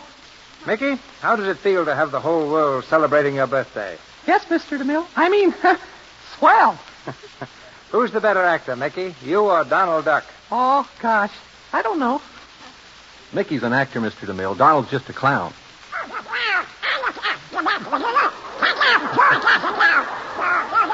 Mickey, is it true that you're jealous of Donald Duck's meteoric rise to fame? Oh, absolutely not, Mr. DeMille. Donald was starving to death singing in radio when Mickey found him.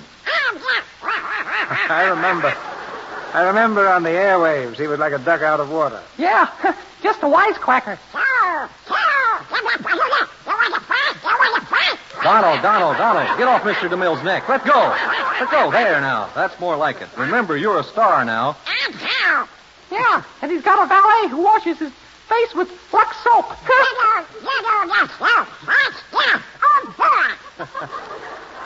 Donald Duck, you've denied being the worst singer in the annals of radio.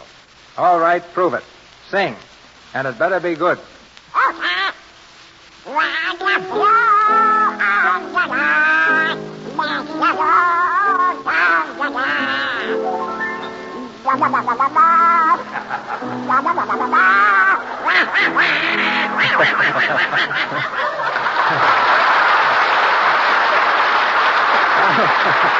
Donald, I apologize. You're wonderful. Thank you, Walt. Good night, Mickey. Good night, Mr. DeMille. Good night, Mr. DeMille.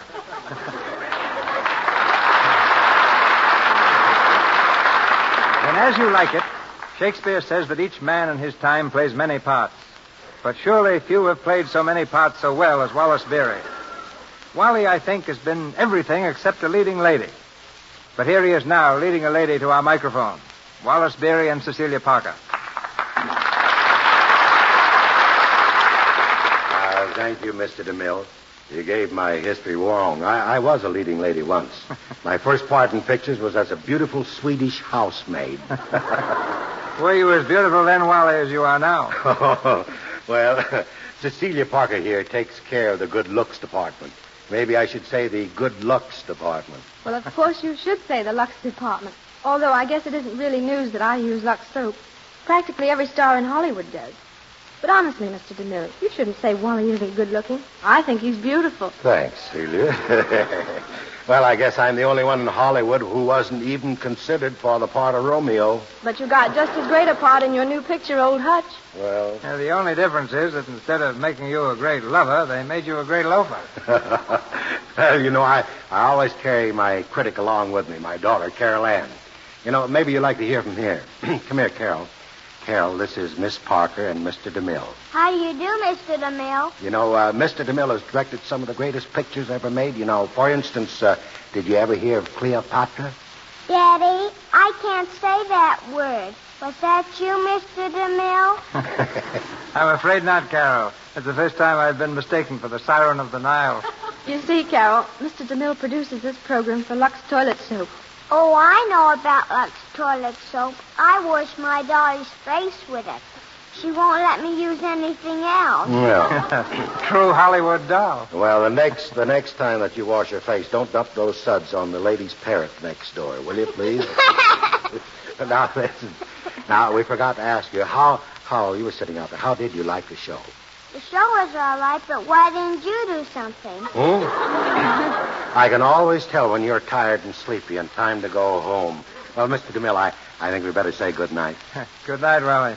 Good night, Mr. DeMille. Good night, Miss Parker. Good night, Carol. Just a minute, Carol Ann. There's something more important than going to bed. How would you like to meet Mickey Mouse? Oh, I would love to meet Mickey Well, Mouse. here he is. Hello, Carol Ann. Happy birthday, Mickey. Thanks. Same to you, Carol Ann. What's that noise, Mickey? Oh, that's Donald Duck. Would you like to meet him? Oh, I don't care.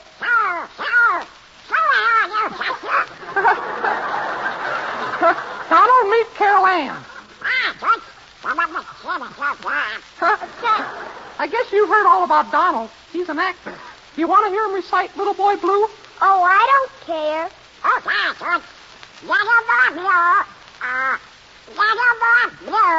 Come blow your horn.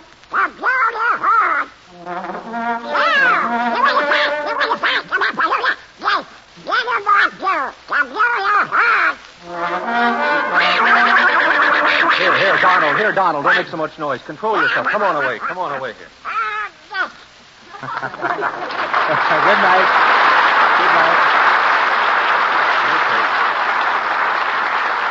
Thank you, Donald and Mickey. And you too, Wallace Beery, Carol Ann, and Cecilia Parker. Ladies and gentlemen, this is your announcer, Melville Ruick. In a moment, Mr. DeMille brings word of next week's program. Tonight's star, Wallace Beery, appeared through courtesy of Metro-Goldwyn-Mayer, Mr. Young and Mr. DeMille, Paramount, and Louis Silvers, 20th Century Fox, where he wrote the musical arrangements for Shirley Temple's latest picture, Dimples. And now, Mr. DeMille. This coming week, the biggest event in baseball commences, the World Series. In observance of this, we bring you next Monday a story that will delight baseball enthusiasts and will equally delight those who think a baseball pitcher is something the water boy carries around. Next week, we give you a splendid comedy with one of the world's greatest comedians when the Lux Radio Theater presents Elma the Great, starring Joe E. Brown with June Travis.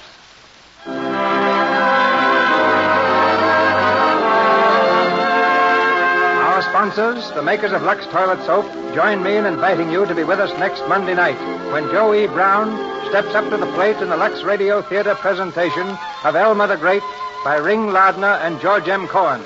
This is Cecil B. DeMille saying good night to you from Hollywood.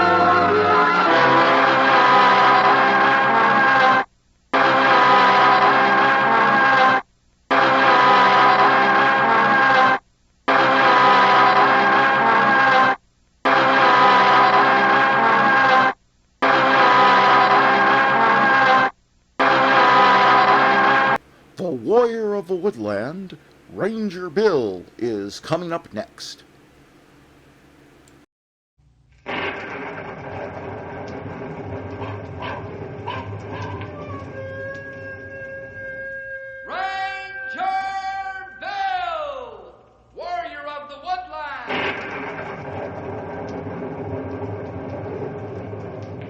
Ranger Bill, Warrior of the Woodland, struggling against extreme odds, traveling dangerous trails, fighting the many enemies of nature. This is the job of the guardian of the forest, Ranger Bill. Pouring rain, freezing cold, blistering heat, snow, floods, bears, rattlesnakes, mountain lions. Yes, all this in exchange for the satisfaction and pride of a job well done.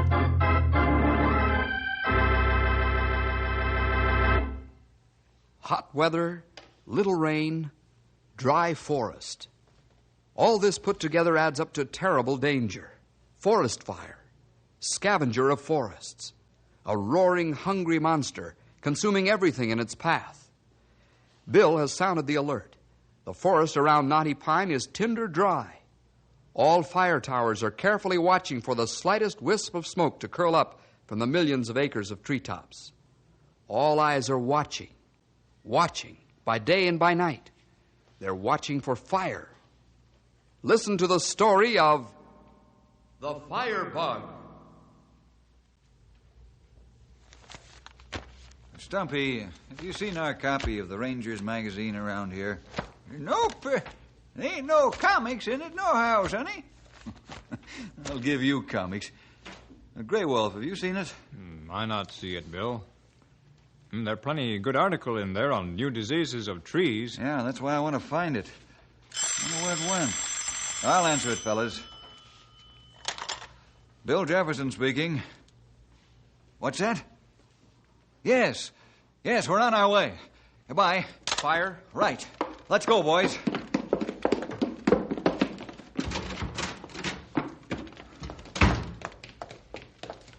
Where fire, Bill? South Forks. It ain't along the Red Valley freight tracks again, is it? Yeah, that's where it is. Stumpy, you're closest to the driver's seat. Hop in. Yep. Let her roll.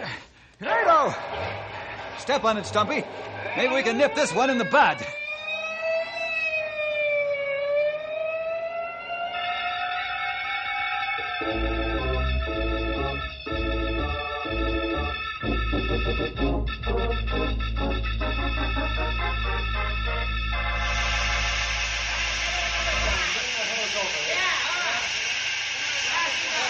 Okay, it's under control. Turn off the water.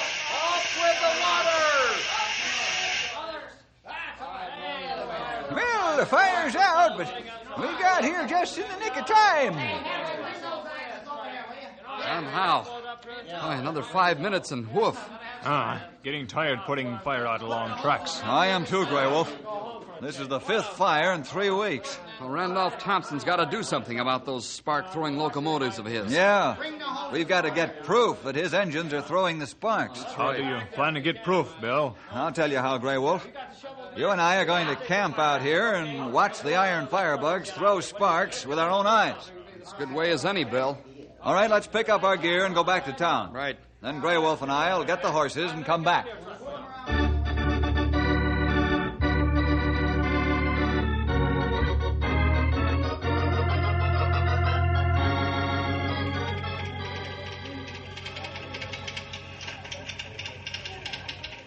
I'm telling you, Randolph, we've got to do something about the stacks on our engines. They're throwing sparks like a torch. Listen to me, Scotty. I'm not spending 1 red cent on those steam locos. In a couple of months, we'll have our diesel engines, and then we can junk the iron horses. Yeah, but the Rangers are going to get pretty sore when they find out how the fires are starting. Oh, that's all I've heard since the first fire. Rangers, Rangers. Look out for the Rangers. I'm getting sick of hearing about them. They're federal officers, boss. You stick your neck out far enough, and the Rangers will wrap a court order around it. Is that so?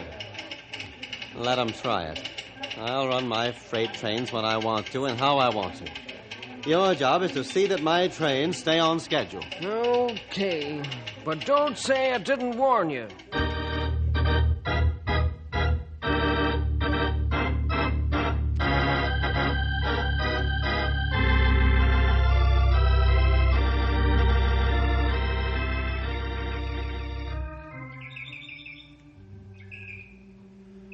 This easiest job I have for a long time, Bill.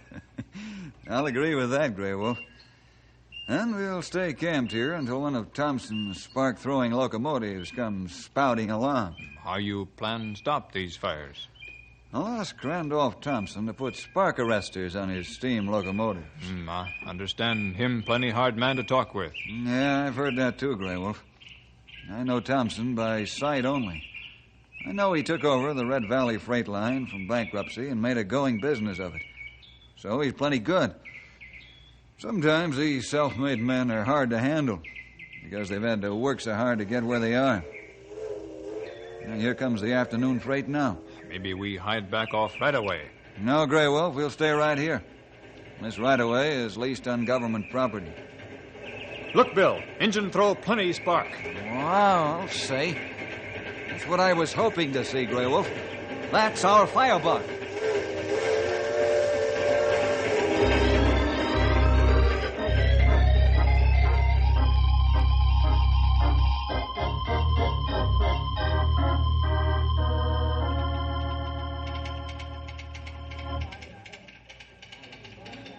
Back here again, Scotty. What is it now? I've got hot news for you, boss. Huh. I suppose you saw some Rangers in your sleep last night. No, but the engineer on the 3 o'clock southbound saw them. What? Where? Along the right-of-way. You sure? Sure as I'm a foot high. Not only that, but the conductor watched them from the caboose. So? Then they followed them on horseback. They know what's causing the fires now, Randolph. All right, so they know. Let them make the first move. What? You heard what I said. Let them make the first move. Well, what you do about this is your business. But I know one thing for sure. What's that? If Bill Jefferson comes to see you, you'll know you've tangled with somebody. Yeah? Yeah, and take a tip from me. Don't rub his fur the wrong way.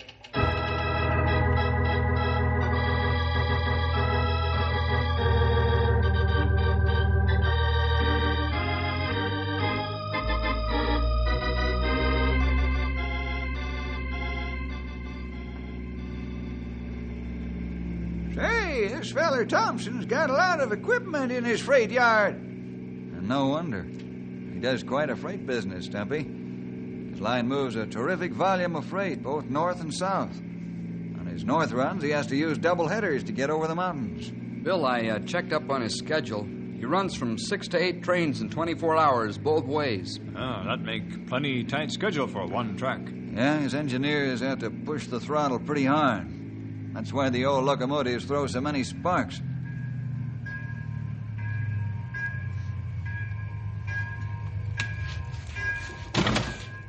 Now, this looks like the general office building right here. That's what the sign says, if you can read, Sonny. Well, if it was alive, I guess it'd bite me, huh? Hey, what's the plan of attack, Bill?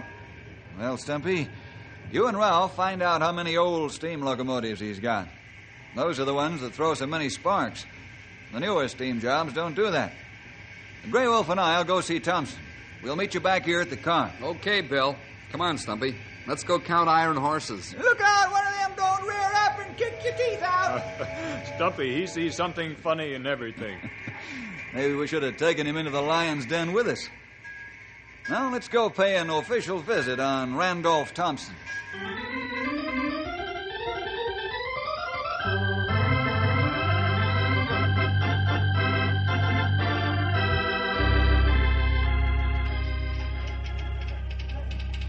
Good afternoon, gentlemen.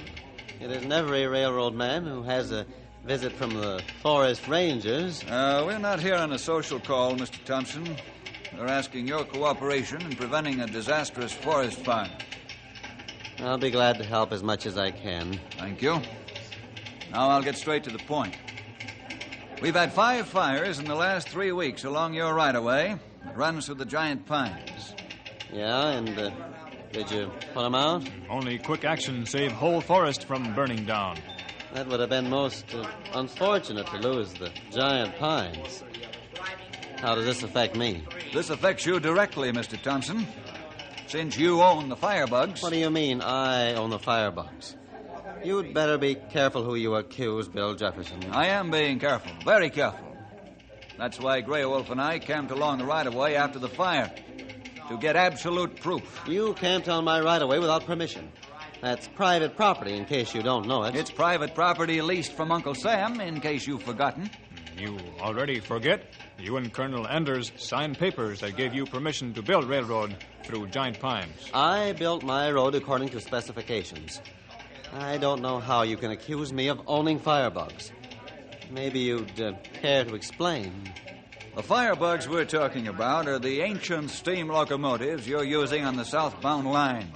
They throw sparks like a welder's torch. Those ancient locos have always thrown sparks. How come they're so suddenly dangerous? Simple. The forests have become tinder dry because of the heat and drought. That my fault? No, but it's everybody's job to be careful when forest very dry. I suppose you want me to stop my freight trains until we get some rain. Thompson, all we're asking is your cooperation until we get rain. These evasive tactics only convince me that you know exactly what we're talking about. Isn't that so? Well, we know engineer on train see us standing alongside track. He must tell you by now. All right. What do you want me to do?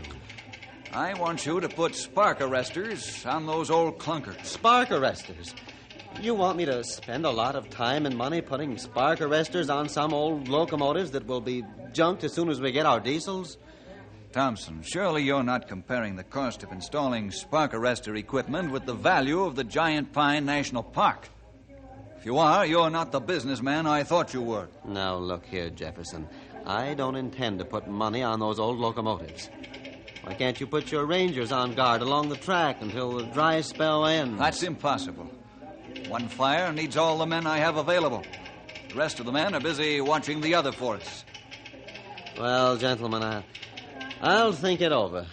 That's the most I can promise you. I want something more than a promise to think it over, Thompson. I want action. If your firebugs kindle another forest fire, I won't be so pleasant to deal with. That's a warning. I said I'd think it over, and that's the most I'll promise. Good day, gentlemen.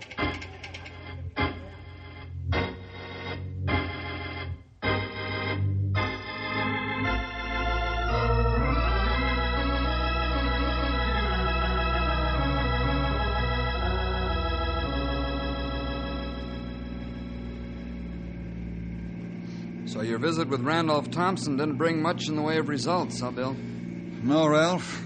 He was polite in a cold sort of way, but definitely uncooperative. He in for a big fall, maybe sooner than he thinks if he come down from high horse. It seems to me we ought to teach that ornery critter a lesson. Yeah, that's what I'm going to do, Stimpy. What do you mean, Bill?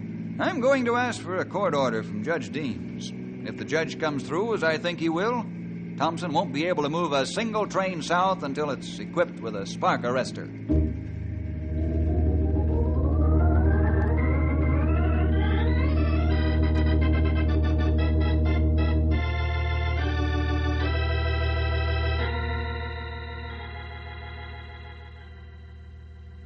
Here's your court order, Bill, all signed and sealed. Thanks, Judge Deems. I appreciate your cooperation. It's a matter of conscience with me. Randolph Thompson ought to be ashamed of himself for disregarding the safety of our national forest. What recourse do I have if he ignores this court order, Your Honor? Well, we got a big jail here in Knotty Pine, Bill. What I mean, Judge, is this court order binding on his employees as well as the owner? That's right, Bill. The court order reads that during the dry spell, not one train is to move south unless it has a spark arrestor on its stack. Any person or persons who break the order may be arrested on the spot. Thanks, Judge. I won't serve this unless I have to. But I have made up my mind that Randolph Thompson isn't going to burn down the giant pines.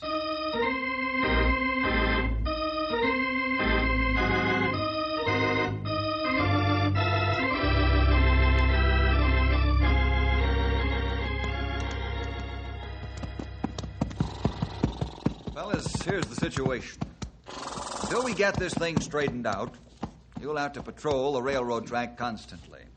That's the only way a disaster can be avoided. We'll keep our eyes open, Bill. We do. Now, I realize you're not Superman, of course.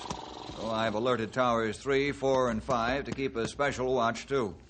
If a fire starts, send for help at once. We'll take care of things, Sonny. There ain't no fire going to eat up the giant pines if we can help it. That's good, old-timer. Now, you fellas had better get going. It's almost time for the early morning southbound to take off. I'm going to have a talk with Thompson again. Okay, Bill. Get him up, King. Hey, Come on, get him up.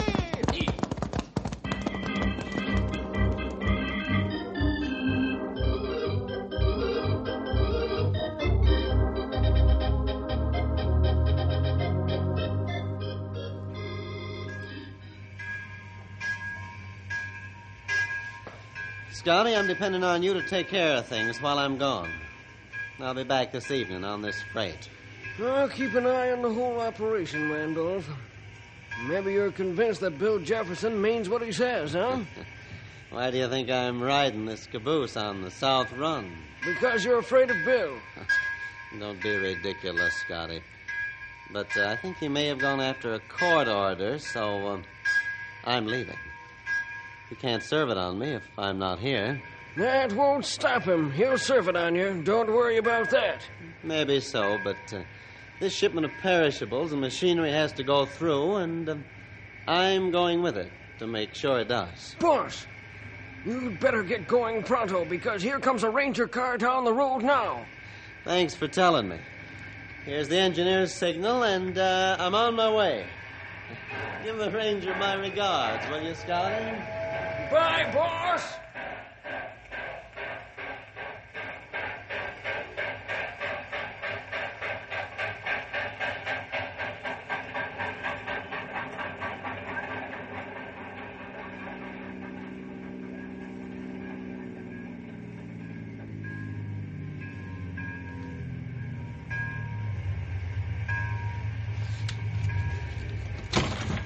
Hello, Bill. Hello, Scotty. Where's Randolph? You just missed him, Bill. He's in the caboose of the morning southbound. He is, huh? Well, that's the last train he's going to move south. What do you mean? This is a court order, Scotty. Judge Deems says it's binding on all employees of the Red Valley Line as well as the owner. But you have to serve it in person, don't you? No, I don't. Not the way it's worded. I'll leave the order with you, Scotty. I'll let Randolph get away with the train he's running through now, but no more, you understand? Bill, believe me, there won't be another drive-wheel turn until this whole thing is settled. Good, Scotty. And I wish your boss had the same cooperative spirit. When'll he be back? Oh, probably around midnight. Why? I want to see him.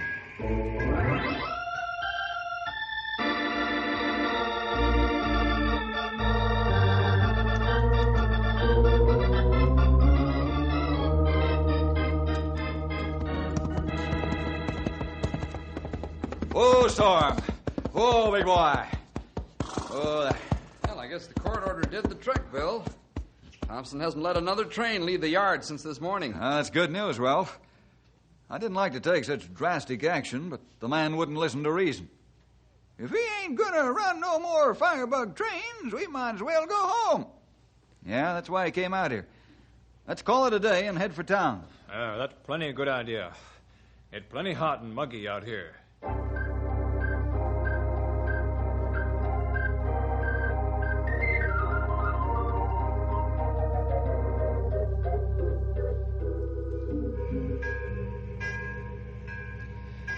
All right, engineer, let's get rolling back to Knotty Pine. Wouldn't advise it, Mr. Thompson.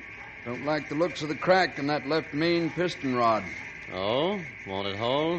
Well, possibly. Hard to tell. I'd say no. We'll chance it anyway. Just reduce your speed going back. But, sir, it's I said get the train underway, do you hear me? That's an order. Okay, you're the boss. Give me the high sign when they get in the cab, will you? You bet.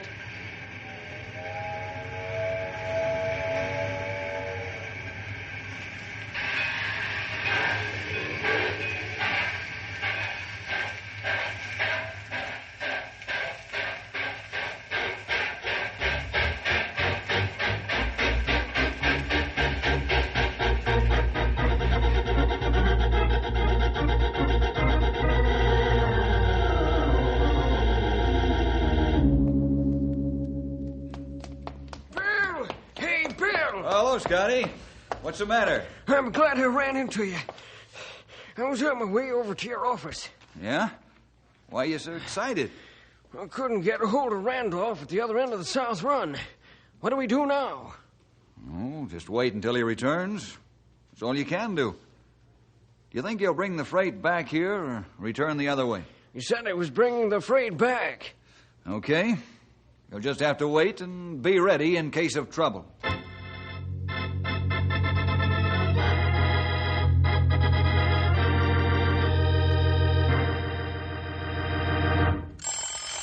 Sit still, fellas. I'll get it. Okay, Bill. Ranger headquarters, Bill speaking. Bill, this is Tom. I'm reporting a fire starting along the Red Valley tracks. Along the Red Valley tracks? 3 miles below the pass. Thompson ran another train back from the south, huh? Did you notice it? Couldn't tell, Bill. The trees are too high and it's getting dark. Okay, Tom. We're on our way. Again? Yeah. We got a fire to fight. Let's roll, boys. We'll take care of Thompson later.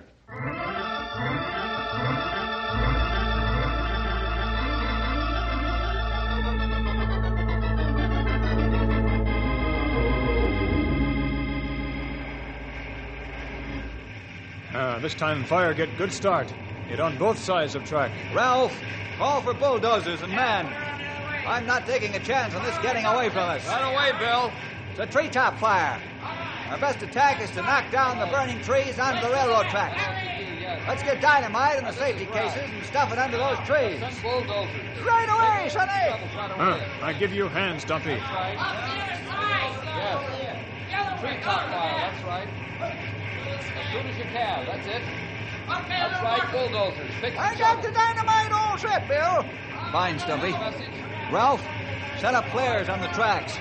Grey Wolf, let's get after those big trees and blow them down. I'm ready to go. We get going. Good thing there's not much wind. No time to waste.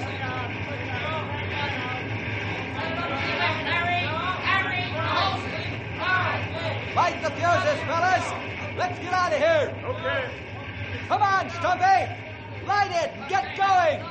Let's go. Move faster, Sonny. I'm stepping on your heels. Dynamite blow any time now. Come on. Behind this big tree, fellas.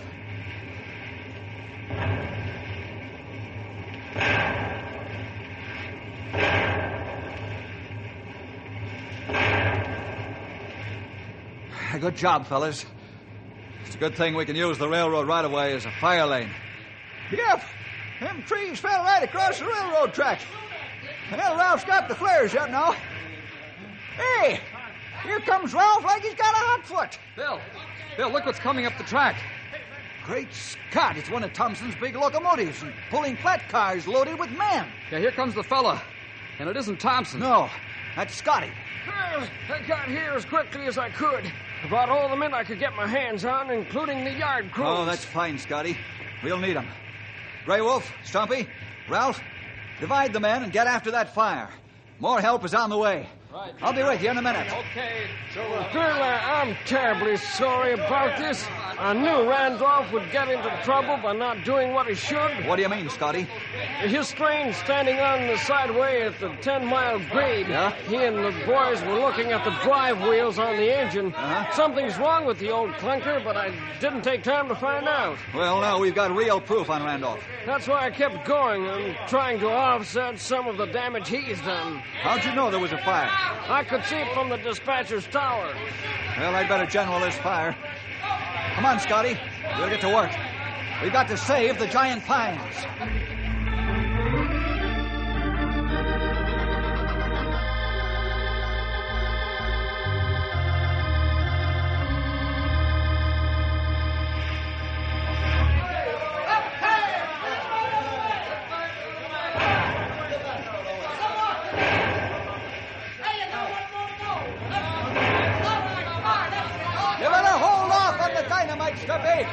All the big trains are down now. Okay, Bill. Bulldozers are coming in. They'll clean out the small stuff. A little more hard work and the fire will be out. Ralph, you'd better take some fresh men to replace your tired crew. Pass the word to Grey Wolf. Okay, Bill. Look! The boss's train is backing down on us, out of control. Great Here Scott. I am, my train. The caboose on his train will smash into the flat cars. Get the men back from the tracks. Pass the word. The trains are going to crash. Pass the word. Get back from the track. Get back from the track. They're going back, Bill. Yeah, just in time, Stumpy. Here comes the freight, and she's going to smash.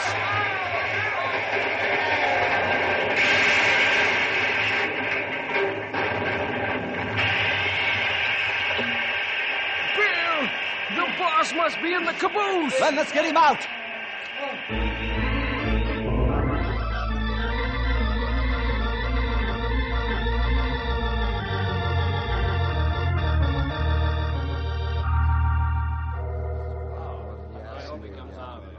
How's Thompson feeling now, Bill?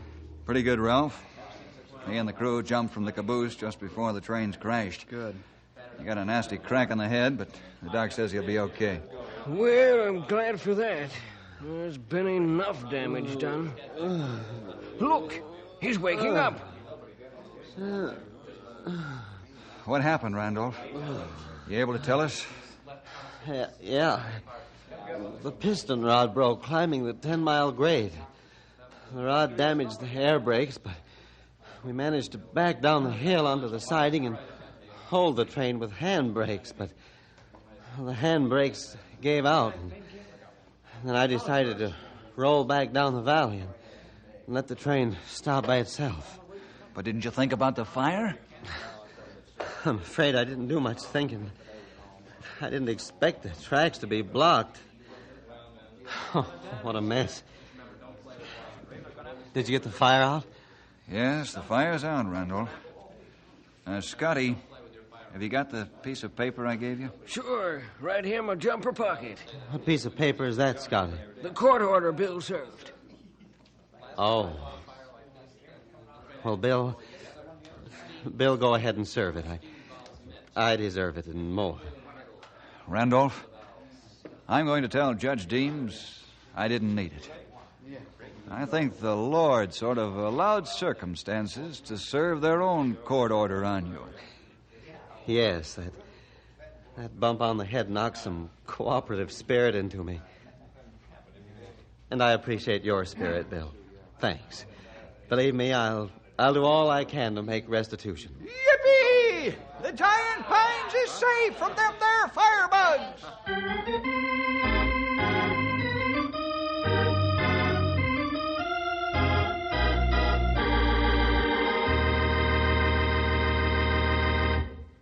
Well, Bill and the boys, with the Lord's help, finally got Randolph into a cooperative mood, even though it took a bump on the head. Some folks do have to learn the hard way, don't they? We'll see you next week for more adventure with Ranger Bill!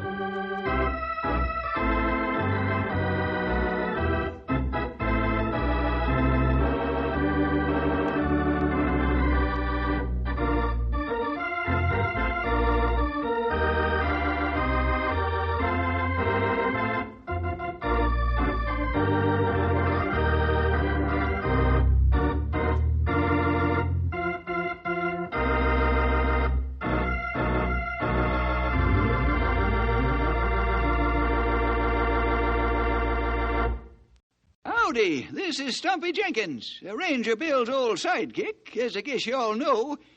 Just adding a little extra word of thanks for getting yourself in on the program today. Always glad to have you along.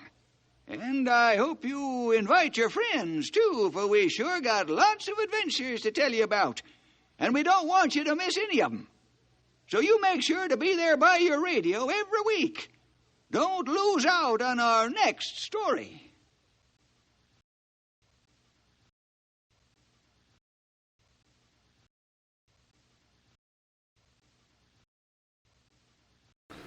The first couple of radio comedy, Burns and Allen, are up next. Another cup of Maxwell House coffee, George? Well, sure. Pour me a cup, Gracie. Maxwell House is always good to the last drop. And that one's good, too. Yes, Thursday night. And Thursday night means it's Maxwell House coffee time, starring George Burns and Gracie Allen.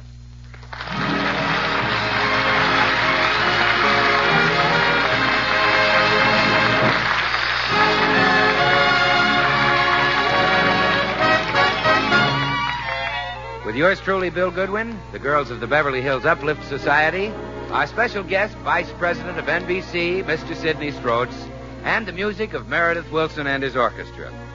For your Thursday night enjoyment, it's George and Gracie. And for your everyday coffee-drinking enjoyment, it's Maxwell House, with extra flavor in the blend because of choice Latin American coffees, skillfully combined. Extra flavor in the cup because Radiant Roast develops the full flavor of every coffee bean. The result is that today more people buy Maxwell House than any other brand of coffee in the world.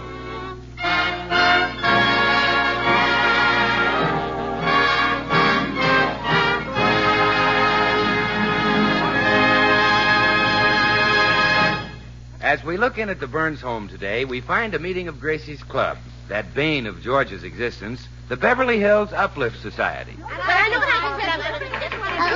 girls, quiet. Ladies of the Beverly Hills Uplift Society, our meeting will open with the calling of the roll. Clara Bagley? Here. Francis Fowler? Here. Blanche Morton? Here. Meredith Wilson? Present. Wait a minute. This is the ladies' club. How did he get in? Oh, that's right, Francis. You weren't here when Meredith joined. We made him an honorary woman. That's right, Miss Fowler. And you've been a credit to our sex, Meredith. Thank you, Gracie. Although I wish you hadn't given my name to the May Company, I've been getting some rather puzzling advertisements from the lingerie department.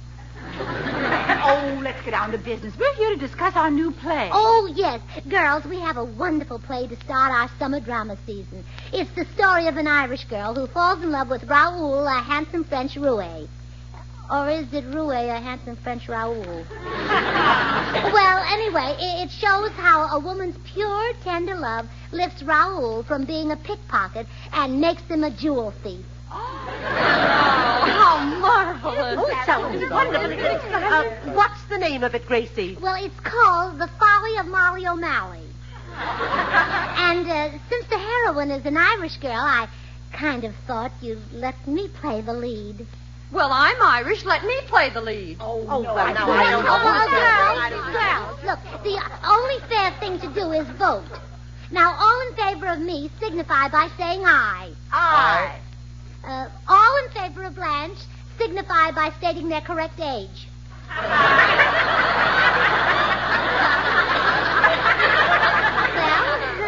looks like I won, doesn't it?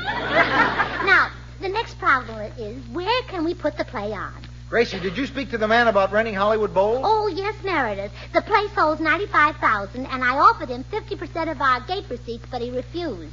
He refused an offer like that? Yes, he wanted $10 cash. Well, that was our last chance. All the theaters have turned us down. Well, now, I've been doing a little thinking, girls. George and I broadcast from a wonderful theater at NBC every Thursday night. Let's do our play from there next Thursday night, and it'll go all over the country. But, Gracie, how will we ever get George to let us take over your program? Oh, by offering him the part of Raoul. Oh, no. That part calls for someone like Charles Boyer. Blanche, for your information, Charles Boyer and my husband could change places.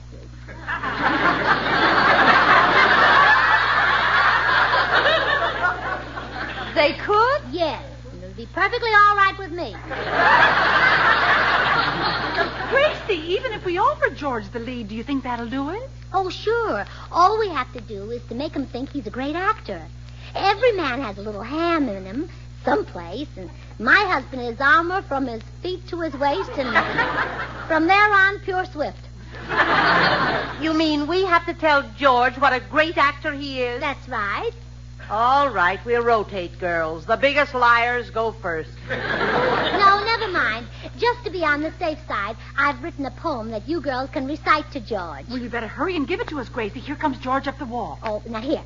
There's a line for each of you. Now, I'll go out and soften George up with a little flattery, then bring him in here for the kill. Hello. Lunch ready? Oh, don't move, George. Huh? Just stand there in the doorway with the sunlight behind you. Oh, how beautiful you look. Like a picture, a masterpiece.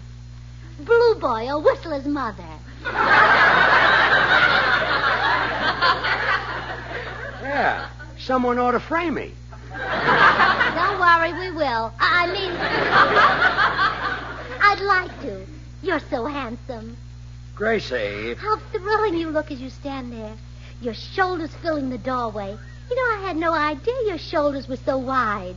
Really? Absolutely. They don't look that wide when you hang them on the chair at night. Gracie, I would like my lunch. I'm very... Hey, What's the matter? all those women's coats and hats on the hall table. Gracie, is there a club meeting in the den? Yes, dear, there is. A meeting of the George Burns Fan Club. I thought... The George Burns Fan Club? Yeah, oh, didn't you know about it? It used to be the Van Johnson Fan Club. Then they saw you and blew their tops. Gee, I got a fan club? Well, yeah, would you like to meet the girls? Why not? Let's give him a little treat. All right, come on. Here he is, girls.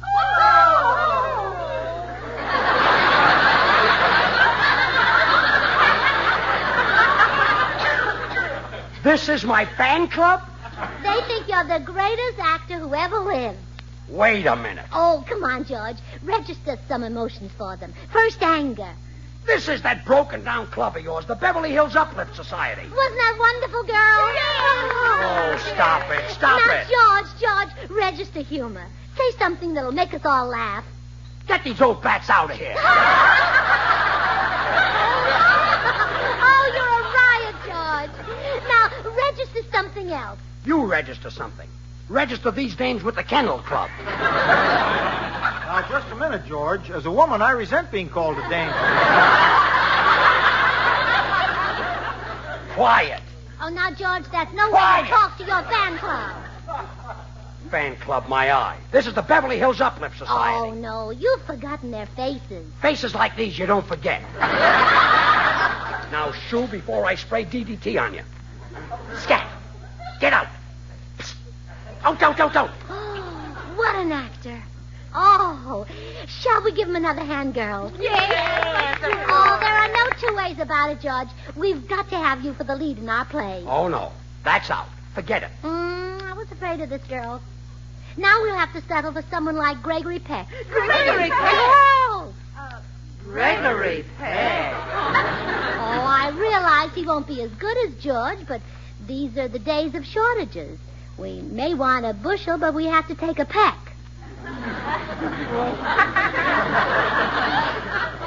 Why would you girls want me to take the lead in your play? I'm not a great actor. We want you because the lead is a handsome, suave, debonair, charming lady killer who's loaded with sex appeal. Well, that's different. That wouldn't take acting. Then you'll do it, George. Well, I don't know. Are you sure the girls really want me? Do they want you? Girls, recite that poem about my husband. Oh, George Burns, you cute little bug, you. How we love to kiss and hug you. We would squeeze you till we hurt you. Were it not for our maidenly virtue.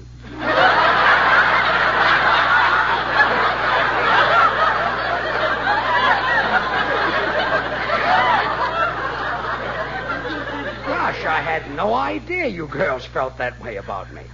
What play you planning to give? Well, it's called The Folly of Molly O'Malley. And, George, you would play Raoul, a handsome French jewel thief who steals Molly's heart. A Frenchman, huh? Mm-hmm.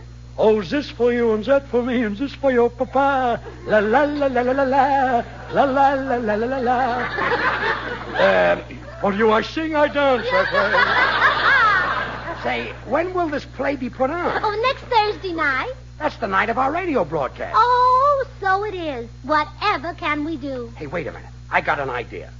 Why not put on the play in our studio and broadcast it? Why, George, that's a brilliant idea. I'll go down and talk to Al Kay, our producer, about it. Au revoir, mon petit. And au revoir to you, mon petite. Oh, girls, we did it. Now we can broadcast our play all over the world. It'll be the biggest thing ever to hit radio. Yeah, we'll be followed by a declaration of war.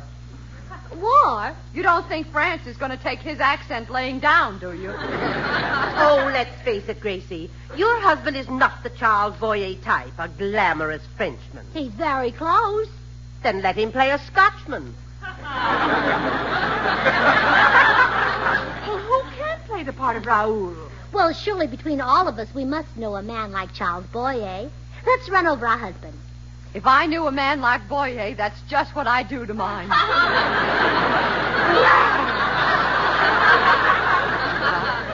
Just joking. Now, let's see. Who can we get? Wait a minute. Huh? If the part calls for Charles Boyer, let's get Charles Boyer. Oh, don't be silly. Well, I mean it. I've met Mr. Boyer, and I know I can persuade him to do it. More power to you, Gracie. Oh, but this is going to be awfully hard on you. Me? Well, we're giving the play next Thursday night, and that only gives you a week for rehearsal. She's right, Gracie. You'll have to rehearse those love scenes with Charles Boyer day and night. Do you want to back out? You're cute.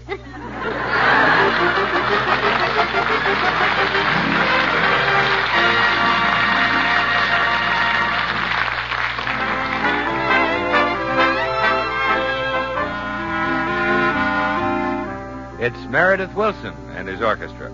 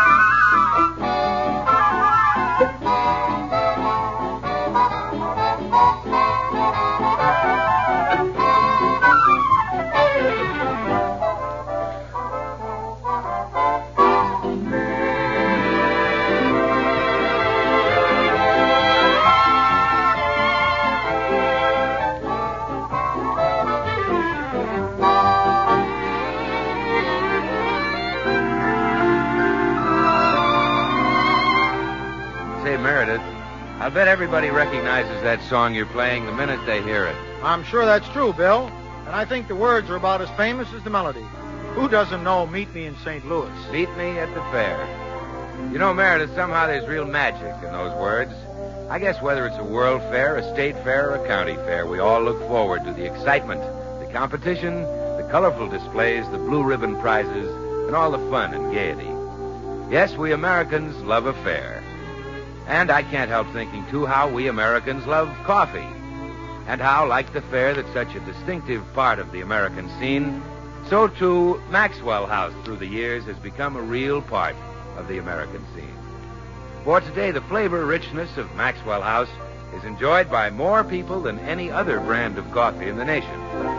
Now, to give Maxwell House that famous flavor, fine Latin American coffees are skillfully chosen, each for its own special contribution. There are Manizales for mellowness,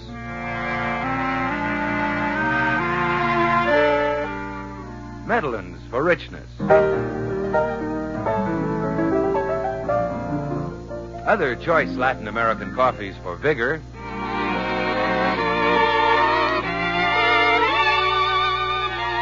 and Bucaramangas for full body.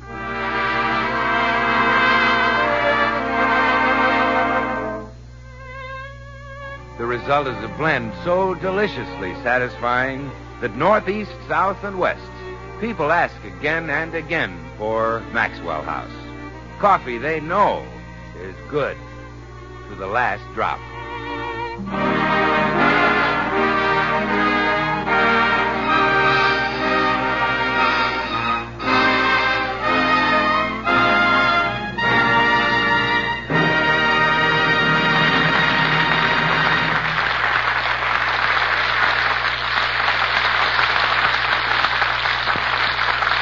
Every little dream seems to whisper Louise. George, there's been a little change in the casting of our play. Instead of the French jewel thief, you'll be a nice, honest Irish policeman. A cop? Yes. Oh, gee whiz. Well, the part... Louise, is this for you? No, the part is perfect for you. A tough, rugged cop who stands on his own 2 feet. And you've got just the 2 feet for a cop to stand on. But I won't get a chance to use my French accent. That's the thing I do best. Well, can't you do an Irish accent? Sure, but it's not as good. Oh, I bet it is. Let me hear both accents, and I'll tell you honestly which one I think is better. Okay. Faith, and 'tis the son of the old sod I'm after being, bejabbers. Oh, that was wonderful. Now try the Irish.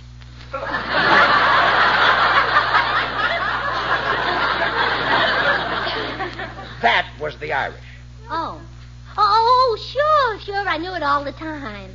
Well, that's settled. You'll be the policeman. But I'd be sensational as the romantic jewel thief. Well, that's the trouble. You'd be too sensational. You'd make people think that this is an unhealthy climate. How? Well, when you started making love and the women in the audience started panting, it would sound like everyone in California had asthma. Say, that's true. I guess you better get somebody with less sex appeal. Yeah, we'll get Charles Boyer. Boyer, he's got almost as much as I had. Oh. Well, he certainly has. Not. After all, you expect him to have the European charm. He was born in Europe. Well, yeah. But you got yours the hard way, in the Bronx. Well, all right, I'll play the Irish cop. Good. I'll go in and tell the girls everything is arranged. Okay. Begorra? Well, girls, it's all settled. Raoul will be Charles Boyer. Oh, isn't that wonderful? Oh, lucky you, Gracie. Next Thursday night on the Maxwell House broadcast, Charles Boyer will be making love to you. Oh, yes. Darn it. Why do we only have half hour? Suppose I'm right in the middle of a scene with Charles Boyer. He says, Gracie, is this love or is this infatuation? And some little schnook says, this is NBC. That's just what'll happen, Gracie. They'll cut you off and go on to the Dinah Shore program. The Dinah Shore program. That's it. I'll get her half hour, too. I'll go to Sidney Stroats, the vice president of NBC. And he'll let you have Dinah Shore's half hour? Well, flattery worked on George. It'll work on Mr. Stroats, too. You girls wait here.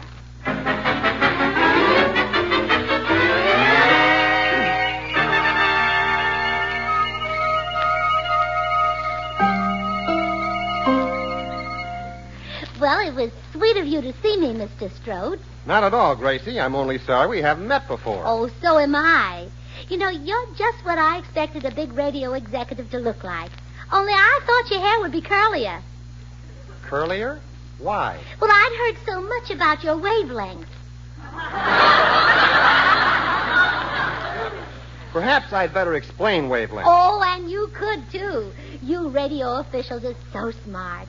Why, if it weren't for you, people would just breathe the air and never know it was full of truth, consequences, and John's other wife. I'd better explain that, too. Oh, yes, and the things you can do. An ordinary person like me can dial the dials, but you know how to condense the condenser. And batter the battery. And kill the cycles.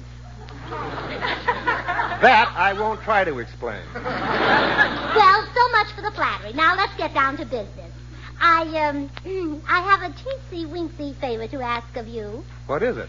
Lock Dinah Shaw out of her studio next Thursday and let the Beverly Hills Uplift Society go in instead. Gracie, you're just broken the world's record for teensy-weensy favors. Oh, then you'll do it? I couldn't possibly do a thing like that. But I need the extra time for my love scenes with Charles Boyer. I'm sorry, Gracie. Mr. Strode, how would you feel if Charles Boyer had you in his arms and was just about to crush you to him? And Dinah Shaw started to sing. I would welcome the interruption.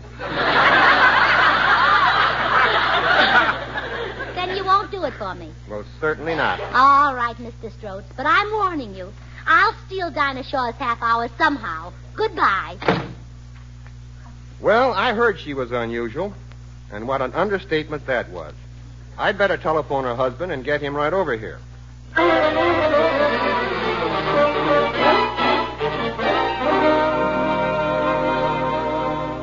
And so, girls, I'm forced to report that Mr. Stroats would not give us Dinah Shaw's half hour. Oh, isn't that me? Yes.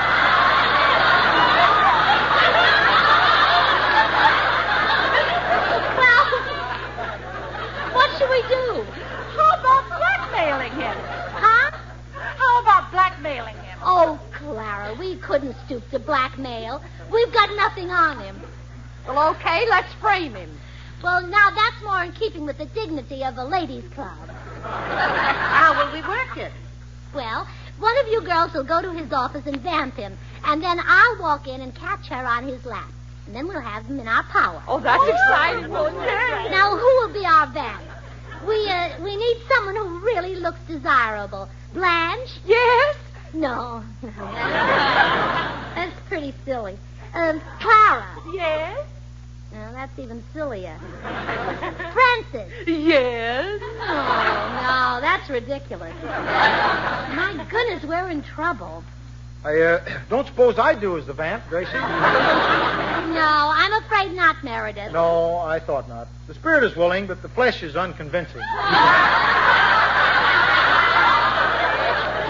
Why, we don't even know any girls who are bad. Don't worry, Gracie. Here comes a man who's bound to know one, Bill Goodwin. Oh, sure. Oh, our troubles are over.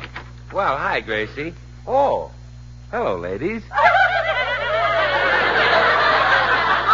right, girls, all right. Break it up. Yes. Bill, I'd like to ask you something. You've met just about every kind of woman there is, haven't you? Well, Gracie, I thought I had till I ran into these. Well, anyhow, here's the idea. You see, next Thursday on our program, we're going to have the most glamorous man in Hollywood. Oh, well, I know. I'm on every Thursday. Oh, no, not you, Bill. Charles Boyer. Boyer is more glamorous than me. Gracie, you blindfold Hetty Lamar and let me make love to her, and I'll bet you $1 she couldn't tell us apart. You'd lose, Bill. Well, yeah, but can you think of a better way to spend $1? You wouldn't do any good for the play, Bill. The part calls for a French jewel thief named Raoul. Well, I could handle that. Now, how's this? Gracie, ma chérie, to match your crimson lips, I will steal rubies.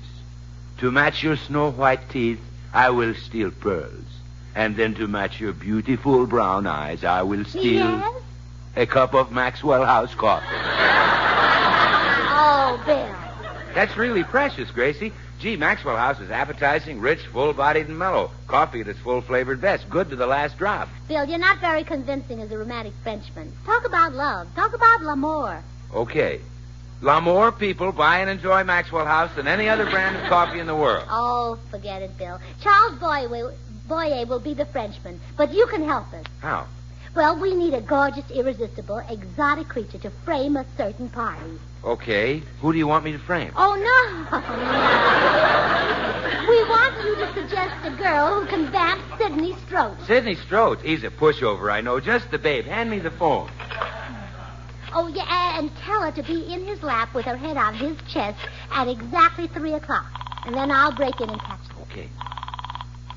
Hello? Hello, Gloria. This is Bill. Oh, Billy boy, honey child, baby.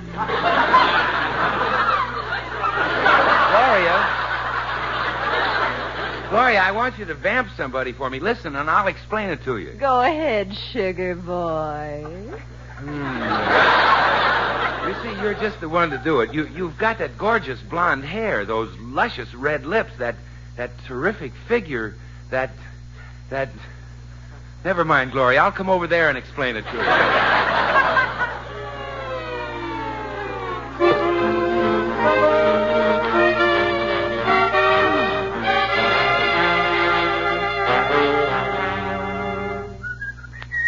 Oh, hello, Mr. Stroats. I came over as soon as I got your phone call. What's up? Well, Gracie was in here a little while ago with the screwiest proposition I ever heard of. You must have quite a problem being married to her, George. I sure have. Still, I guess you have a bigger one if you weren't. Yeah. Anyway, here's what she... Excuse me, George. Hello? Okay, right away. George, make yourself at home a minute. They want me in the other office. Okay, Sid. What a dame I married. Wonder what she got me in now. Hello, you great, big, gorgeous hunk of stuff.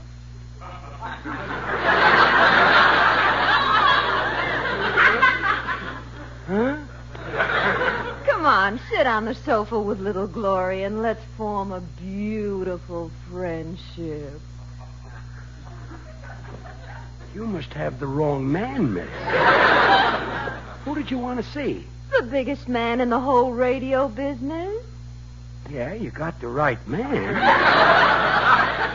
Come here, Daddy. Time's getting short. Huh? I'm supposed to have my head on your chest in 3 minutes, and it'll take me 2 of those to find it. Now, look here. Oh, don't fight me, honey. Just relax like a big bale of cotton and let this little old boll weevil take over. Hey, get off my lap. Cut that out. Hey. Uh-huh, Sidney Stroats. So, Gracie. Aha, George Burns. And I do mean aha. Honest, Gracie, this wasn't my fault. Sid Stroats left the room for a minute, and this girl came in and jumped in my lap. Oh, I see. She was supposed to vamp Mr. Stroats, so he'd have to give me Dinah Shaw's half hour next Thursday. Well, why do you need that? Oh, well, for my love scenes with Charles Boyer. Gracie, you're going out of your mind about Boyer. Why, I'll bet if he asked you, you'd run away to Paris with him and forget me. Oh, no, I wouldn't, George. I'd write to you every week.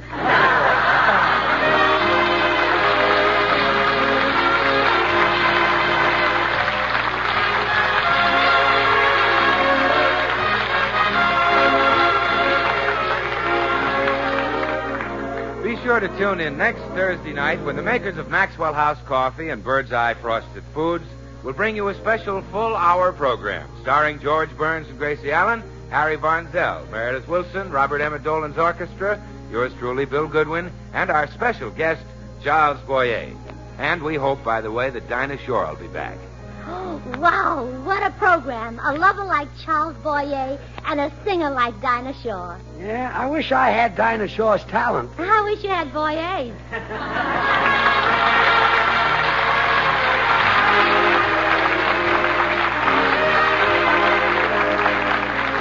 Ladies and gentlemen, millions of men, women, and children in Europe and Asia today face starvation. America, the best-fed nation in the world, can relieve this crisis by making available to foreign purchasers increased amounts of wheat, rice, fats, and oils. And here's what you and I can do to help. Use more of the plentiful foods. Fresh fruit, vegetables, potatoes, poultry, fish, and eggs. Do this so that you can use less wheat products and fats and oil. Don't waste any food at your table. And keep on saving and turning in used fats. We'll be seeing you next week with that extra special hour show. Until next Thursday, then, good luck from the makers of Maxwell House, America's #1 brand of coffee. Always good to the last drop. Oh, goody, goody Jello pudding tonight. It tastes like Grandma's, only more so. You ain't kidding, that's right. And just as Jello's 6 delicious locked-in flavors can't be beaten, so the proof of Jello pudding's in the eating. The Jello twins are hard to find, but keep on looking in your store. When sugar shortages are over, there'll be more. Just a taste of Jello pudding or of Jello and you know it's the one and only Jello.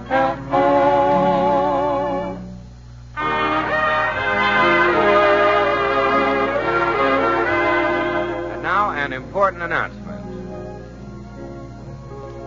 Daylight saving time starts this Sunday.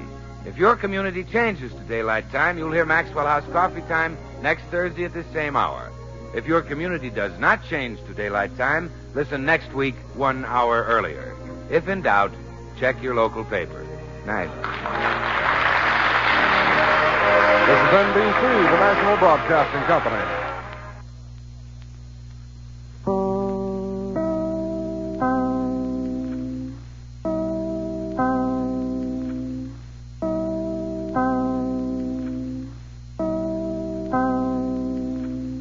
Which one of these lolcows do you think would win in a poker game? Chris Chan, Cyrax, Daniel Larson, or Darkside Phil? Let me know who you think would win and why in the comments. Next, hunt the biggest of all game with the Green Hornet. The Green Hornet.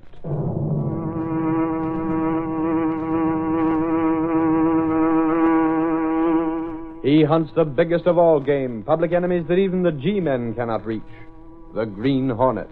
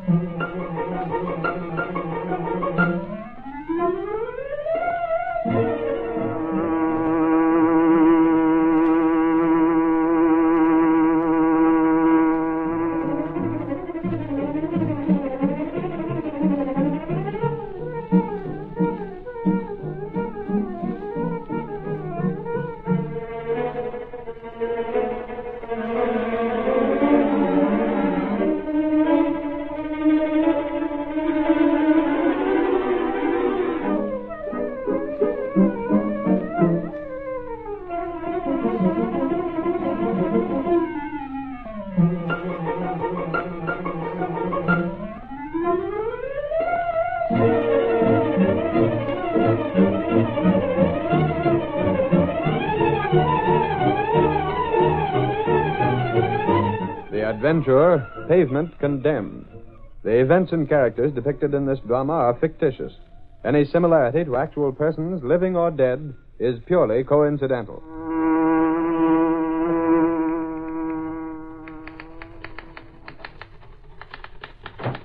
Oh, it's you, Lowry. Thank goodness. What's the matter with you, Clicker? Got the jitters today? Today, yesterday, and all the rest of this week.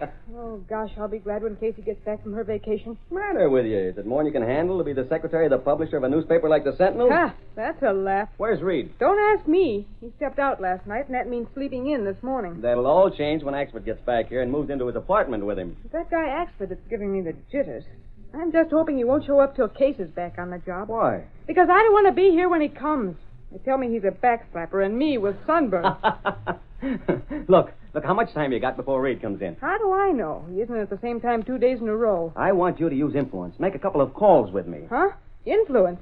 Say, I don't swing enough influence in this town to raise an umbrella in a cloudburst. You've got a lot of influence with that guy you made some pictures of. Who? Brandemeyer. Brandemeyer?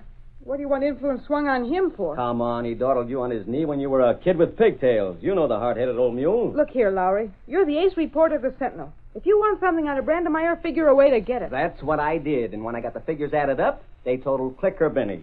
Now, come on. There's an A-1 story there if we can get Brandemeyer to talk up. What's the angle? You know that repaving job on 10th Street?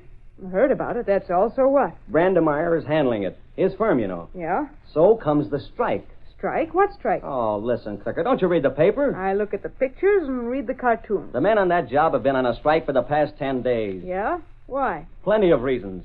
I got a lot of angles from the laborers and their families. Here, look at the quotes I've got here. Dozens of them. But not a word from Brandemeyer. Is he the only one of his firm you can talk to? And you're supposed to know Brandemeyer. Oh, that's right. He does his own talking, doesn't he? When he talks. Why, say, if anyone else in that outfit opened his mouth, he'd be out on his ear looking for welfare. And you can't get the Brandemeyer point of view on the strike, huh? No. But you have angles from the laborers. Sure, I want both sides of the thing. It's getting to be a mighty bad affair. Why is it? The shopkeepers can't do business with the street all torn up. People can't even walk to the stores without going knee-deep in mud. What have they got in the way of the labor side of the strike? Plenty, and I think those fellas are perfectly justified. Knowing old Brandemeyer as I do, they no doubt are. That's probably why he won't talk. There's nothing he can say that would do him any good. Here, get a load of this story from Jake Beerwald. Listen to what he says. We don't want no shorter hours, and we don't care about no more pay. That is, I mean, we'd like more money, sure thing. Only we ain't striking on account of that. We had lots of boys get hurt using old equipment. See, Mr. Lowry, we feel that's all right. It's Mr. Brandemeyer's business to buy new tools when he wants to. We do the best we can with what we got. Only we feel that when one of our boys gets hurt, like Jack Green, he should get help, a sort of insurance, if you know what I mean. He went on from there and told me all about this guy, Green. He was working with a drill that should have been junked a long time ago. On a paving job? No, a different job. Brandemeyer takes on a lot of jobs. Anyhow, this guy, Green, was working with the old drill when it snapped. Oh, my leg! What's the matter? Oh. Hey, Green's been hurt. Help, my leg! That drill! It's Jack Green. Hey, turn off the air. Get that hose out of the way. Someone call a doctor. Well, Green had to have an operation on the leg, and he won't ever amount to much again. I talked to his old mother.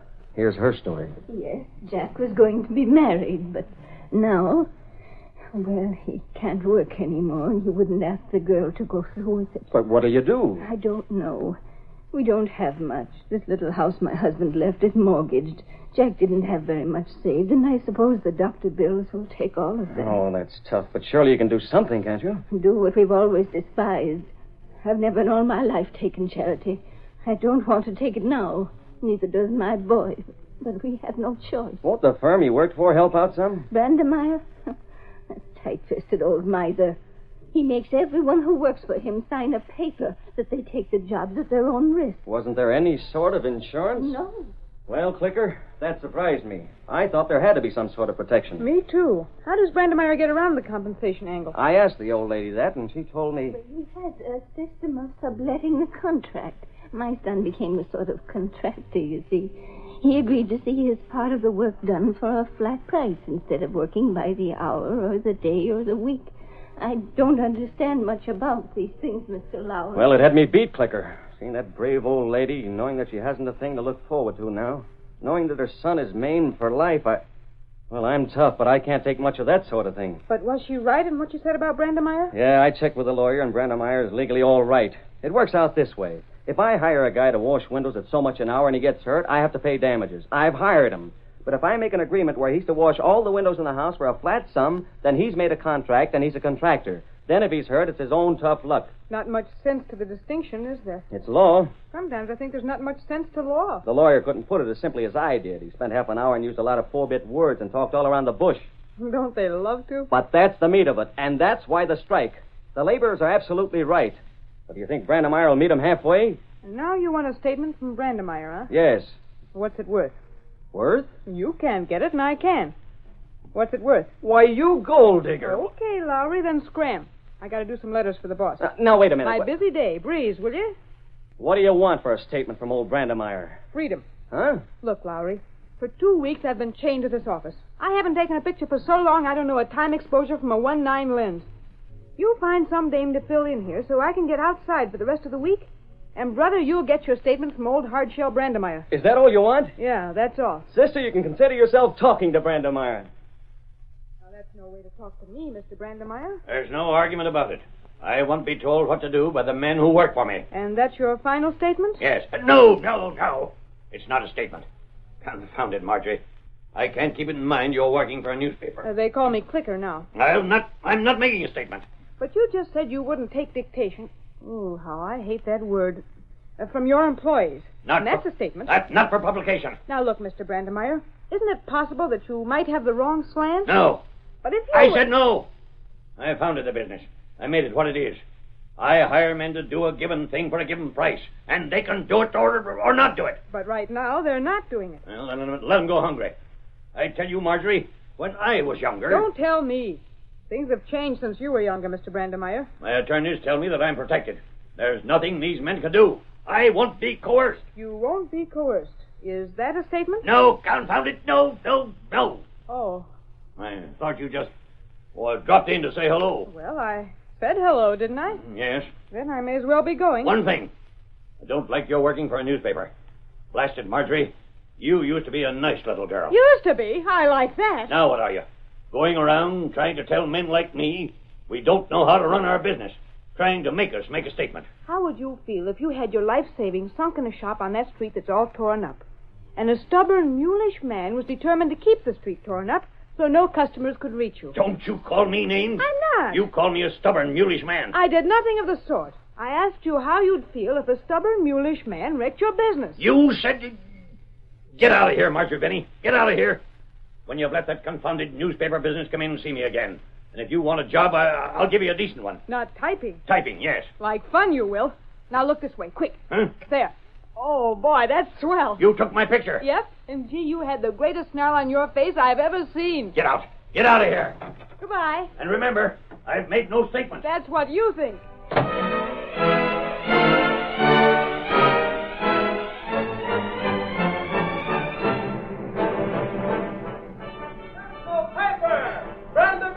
Be coerced. Exclusive statement from contractor. Strike settlement far off. Read all about it. Set the Lex Street paper.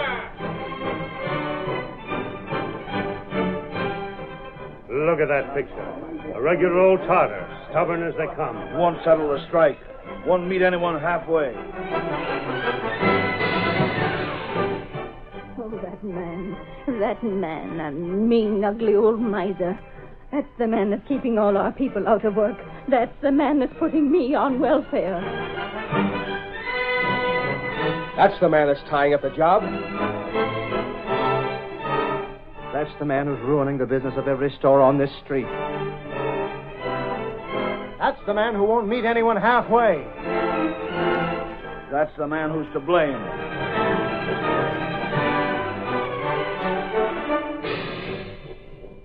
Well, that's him, Mr. Reed. And there isn't a blame thing that can be done about him. So that's the picture Clicker Benny took. Well, the girl is good, isn't she? Yeah. You saw his statement? How'd you get it? I didn't. Benny got that, too. That dame's got a way about her, boss. Doggone it, she gets around. It's too bad she can't figure out some means of making Brandemeyer come down to earth and listen to reason. It can't be done, boss. That strike will last from now on. Lowry, isn't it possible for the city to order some other firm to take over the job and repave that street? No. Well, why not? Oh, Brandemeyer's protected himself from every angle. He's too smart. Confound it, that street work must go on for a good many reasons. Sure it We've should. lost advertising through those firms. Men who work for them will soon be thrown out of jobs. If Brandemeyer keeps on till he beats those men of his and they have to go back to work, he'll set an example for other men of his type. Thank goodness there aren't many of them. Just what is the big issue? Well, the men want some form of protection, that's all. I don't believe it. Huh? You don't believe it? Boss, I got those statements. You saw them. I still don't believe that's the big issue. It isn't conceivable that a man like Brandemeyer would be so stubborn. But you don't know the guy. That's Clicker Benny. And the money involved isn't enough. Lowry, there's something behind it. Meaning what, boss? I don't think Brandemeyer is as well off as he pretends to be. You don't? I think he might be conducting a racket. Sure he is. I mean to say more of a racket than appears on the surface. Something actually criminal.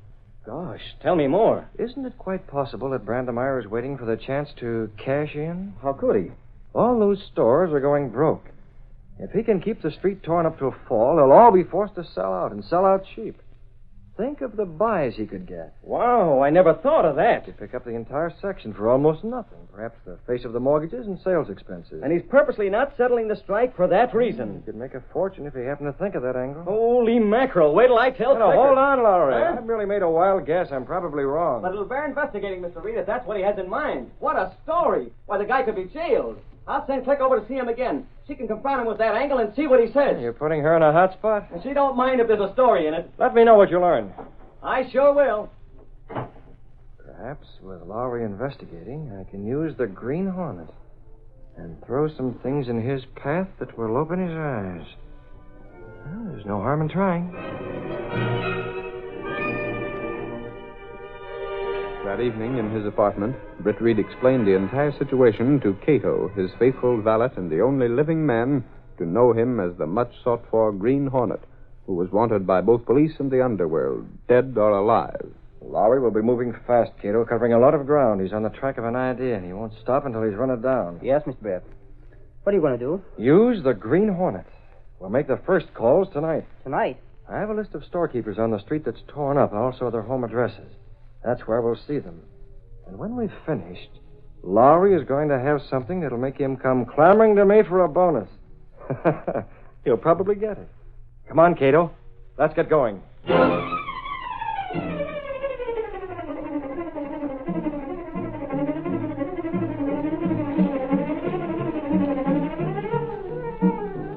The curtain falls on the first act of our Green Hornet adventure. Before the next exciting scenes, please permit us to pause for just a few moments.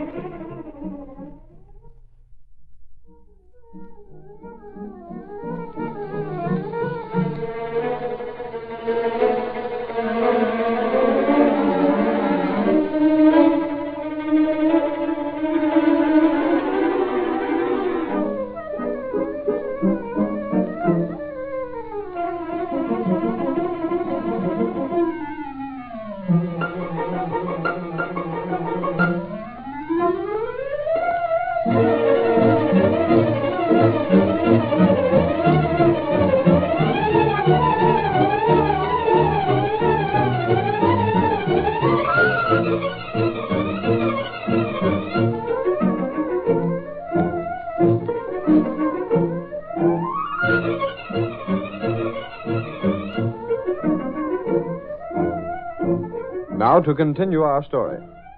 John Anderson was one of the shop owners on the street that had been torn up.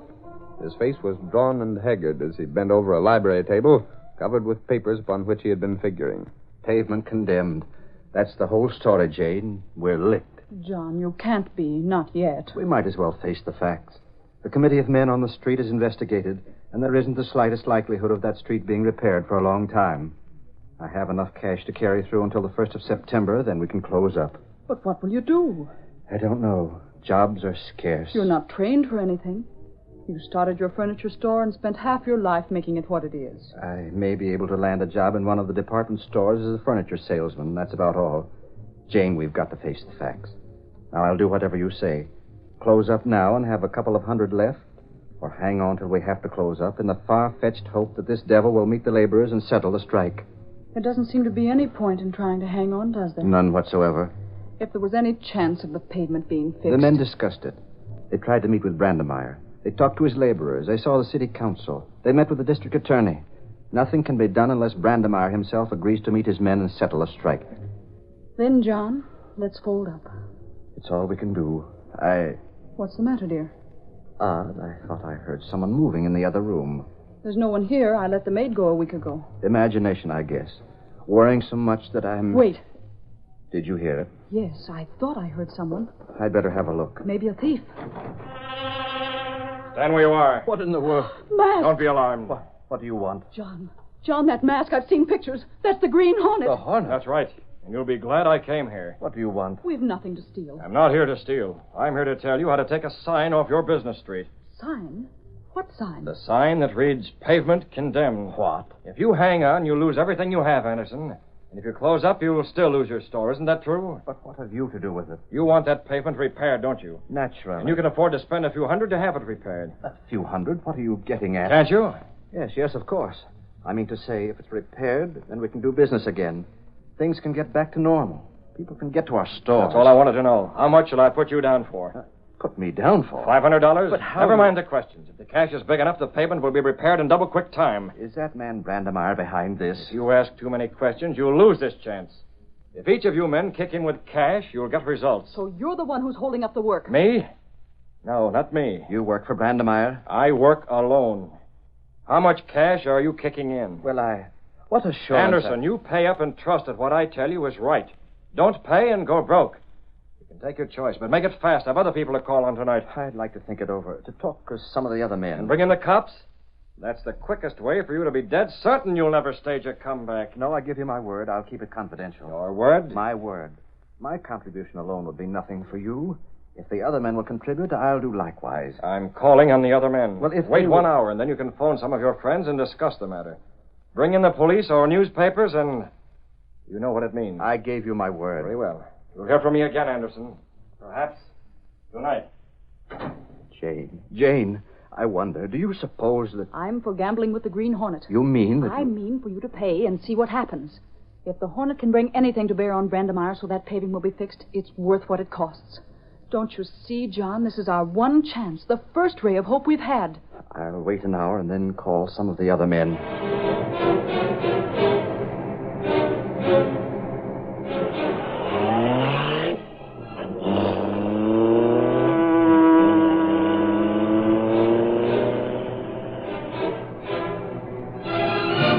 While Cato guarded the car, the Green Hornet made a second call on a shop owner whose pavement was condemned. Take your choice, Boswell. Lay out the cash or go completely broke. Time to think. Let me think. Let me discuss it. Sure, I'll let you discuss it. Discuss it all you want. But remember, the time is short. I don't propose to hold this offer open very long. I will communicate. Some of my friends, other men on the street. Do that. And stop shaking in your boots. I'm not here to give you any roughhousing. I'm here to help you. Yes, sir. Yes, of course. You'll hear from me later. Again and then again, the Green Hornet stopped at shop owners' homes. Then he put his car in a dark alley where it would be unseen for the next hour or so. This will do, Cato. I'll give those men time to talk it over with each other and compare notes. By this time, they've called an emergency meeting of their committee, and you can bet the subject of the discussion is the Green Hornet. I tell you, men, I'm convinced we should take the chance and play ball with this Green Hornet. I don't know about that. If we do and the police find it out... The police haven't done anything for us so far. My wife is a keen judge of human nature. Gentlemen, I respect her judgment, and she feels that the Hornet can help us. How does she have a reason for judging him? Simply his voice, his manner, woman's intuition. Oh, I don't know. We've got to decide mighty quick. Is it agreed that we'll all abide by a majority decision? I'm agreed. But there's a lot of businessmen who aren't here at this meeting. We'll have to sell them the idea. I don't know about that, Anderson. I say let's take the chance. It's okay with me. There's nothing to lose. We'll all go broke if we try to hang on. Let's do it. Yes, let's take the chance. Is anyone opposed? No, not me. I'm agreed. Okay, then. Let the secretary make a list of what each of us can contribute. We'll cross our fingers and hope it's enough to interest the Green Hornet. Anderson, you're first. $400. Boswell? 400, the same amount. It should be the same for all of us. Put me down for the same.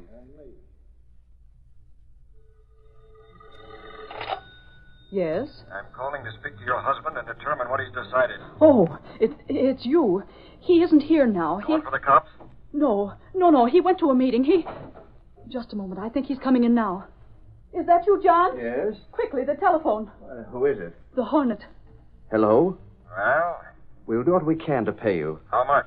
We can raise $5,000. You have it? I have checks. They're made out to cash. If you insist on the money tonight, you can come for it. If you want cash, you'll have to wait till I can get to the bank. I'll take it tonight, Anderson, and if you try any double-crossing, you'll wish you hadn't. No, I won't. We're sincere. We're too anxious to grab any straw that might offer a hope of saving our business. I'll be around for those checks. Have them ready. They'll be ready.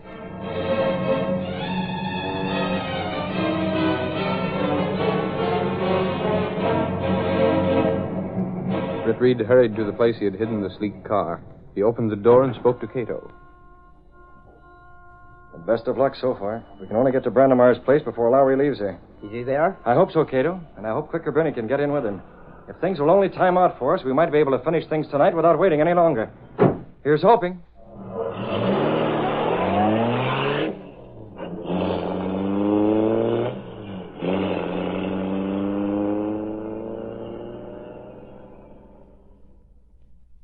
There's just one reason in the world, Marjorie, why I let you in here tonight. You wanted to see me, isn't that it? I wanted to spank you. Uh-oh. Don't try that with Mr. Lowry here. He might not stand for it. I want to tell you what I think of you for running that picture in your confounded paper. Now, hold on, Brandemeyer. The only reason she wanted to get in this house was because I could come in here with her. What's your racket? What's that?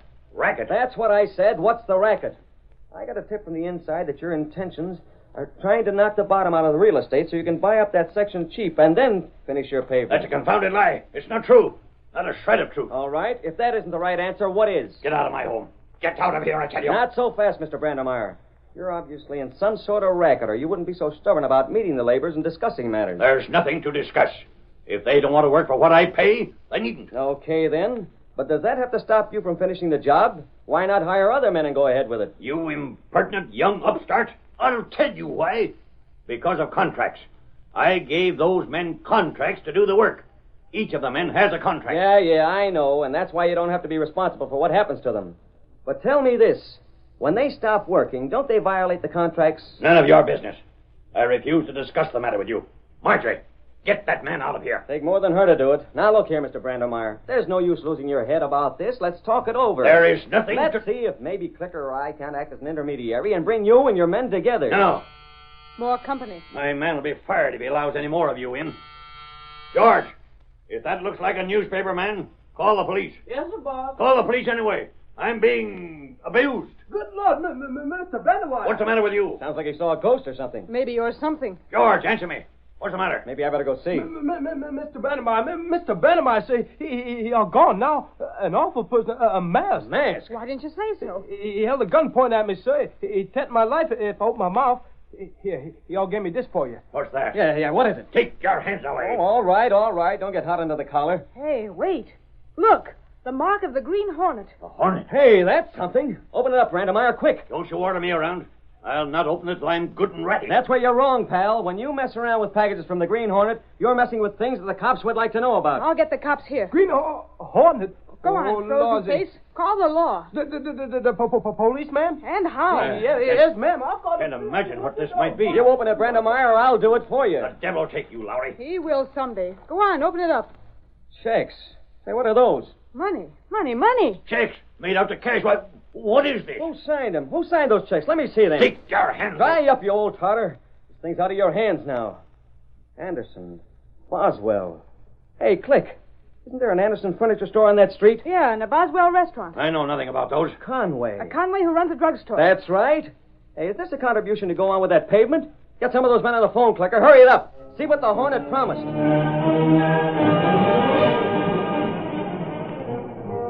Anderson said the Hornet promised to get the street repaired. Wow, so that's your racket. No, I swear it isn't. You and the Green Hornet. He's your collector, huh? He is not. I know nothing Listen, about... you bull-headed old fool. This is a story that'll wreck you. One that'll land you in jail. Deny it all you want, but you can't get around these checks. Now you get one chance to get out of this. Call your men, have a meeting, straighten things out their way, and get them back on the job. Meanwhile, return these checks to the guys that made them out. You got till noon tomorrow, and if you don't get men working by then, the Daily Sentinel gets my story. Hold that check up. Yeah, here. There, I got the picture.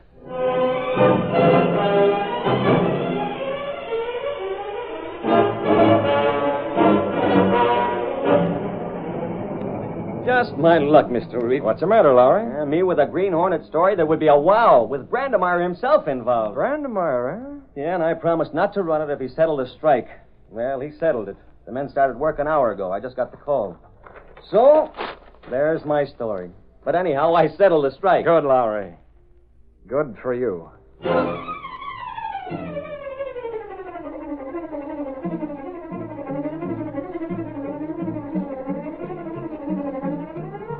Sentinel Piper Extreme. Brandemeier meets all terms.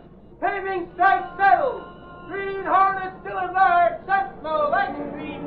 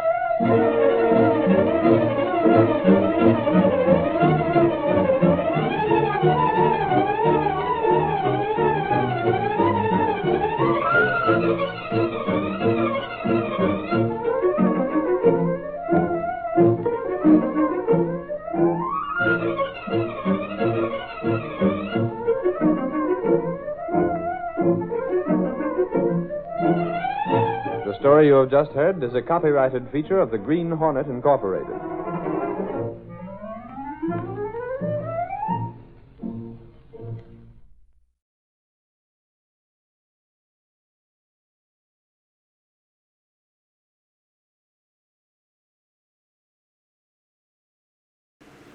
Hi-ho, Silver! Away to those thrilling days of yesteryear with The Lone Ranger.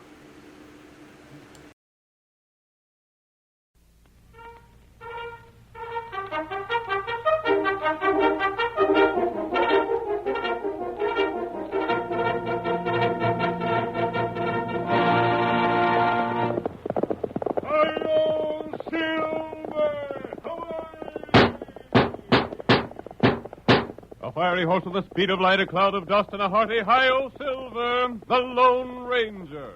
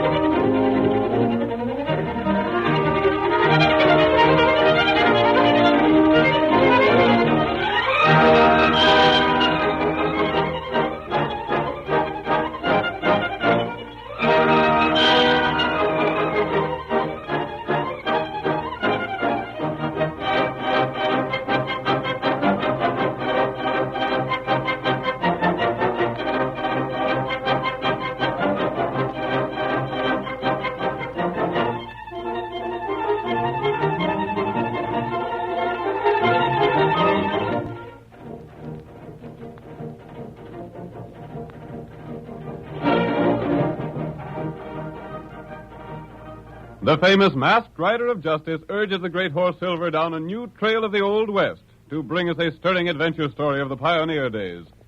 Listen to those silver-shod hoofs as they race down the hard-packed roadbeds of yesteryear. The Lone Ranger rides again. Come on, Silver, old boy. That's it, old fellow. It'll be dark before we meet Tonto if we don't hurry. Hi-yo, Silver! Away!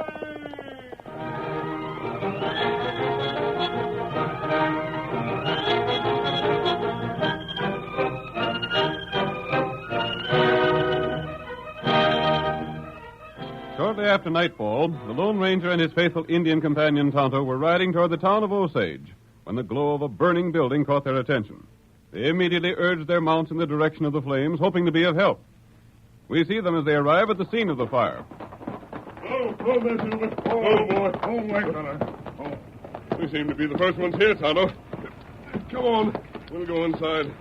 Might be someone trapped there. Oh, no, you won't. There, fella, behind you. I'm holding a rifle on you. Who are you? I'm the owner of this house, that's who. Is there anyone inside there now? No. Where are the others? We're safe in town. Now, mind your own business. Right now, my business is to save what we can from that fire. I told you to keep out of there. Do you want everything you own to be destroyed? Ain't none of your affair. Now, keep back or I'll start shooting. I don't want nothing to be saved. Why not? If I want my house to burn, by ginger, it'll burn. Don't stand for an outlaw interference. I'm not an outlaw. You're wearing a mask. That's what I'm a-going by. If you know what's good for you, you'll get away from here pronto. I'm not convinced that this house is yours. Now lower that rifle, because I'm going inside before it's too late. I'll shoot you. Get him, Tonto. You got him now.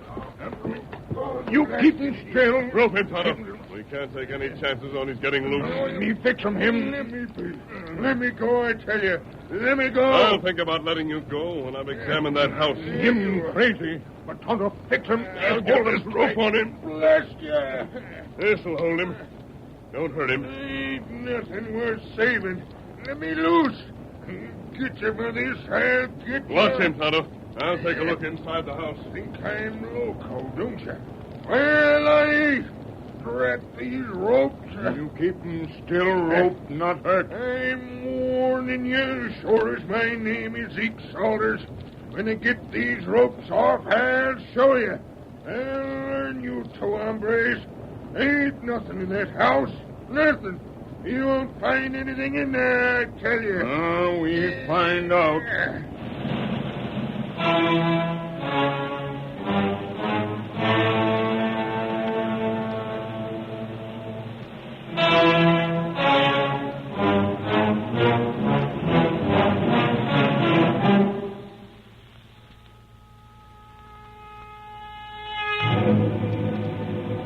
While the Lone Ranger was making a hurried inspection of the burning house, Nancy Randall, Zeke Salter's ward, was unaware of what had happened. She was in town as guest of the widow Stevens, and we see her on the veranda with Dick, Mrs. Stevens' son.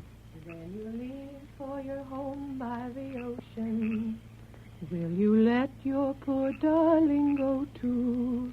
Or will you leave her alone, unprotected, when you know that she loves only you? There now, Dick Stevens, I'm not going to sing another thing tonight. Oh, gosh, Nancy. I could spend the rest of my life listening to you sing. I wish you would come to visit Ma more often. I was awful surprised when Uncle Zeke let me come this time. He isn't your real uncle, is he? No, he sort of adopted me when my folks were killed by Indians. Yeah, that's what I thought. I wonder what he's got again me, Nancy. What? Why, nothing, Dick. What makes you think Oh, that yes, he has. You know, this is the first time in months I've had a chance to speak to you without him sitting a couple of yards away. Oh, silly. Well, it's the truth. Nancy, this is the first time you've been away from your house for more than half an hour for the past 3 weeks. I know, but I suppose you can't blame Uncle Zeke for it. He feels it's his duty to take proper care of me. Well, that don't say he's got to make a prisoner of you. Oh, he don't do no such thing. He's been mighty good to me all these years. Sure he has. While he's had charge of all your money. Well, he has to account for it all. Wonder if he'll be able to. What do you mean? Just that. You're coming of age pretty soon now, ain't you? Uh-huh. And when you do, according to your father's will, you'll come into all that money yourself.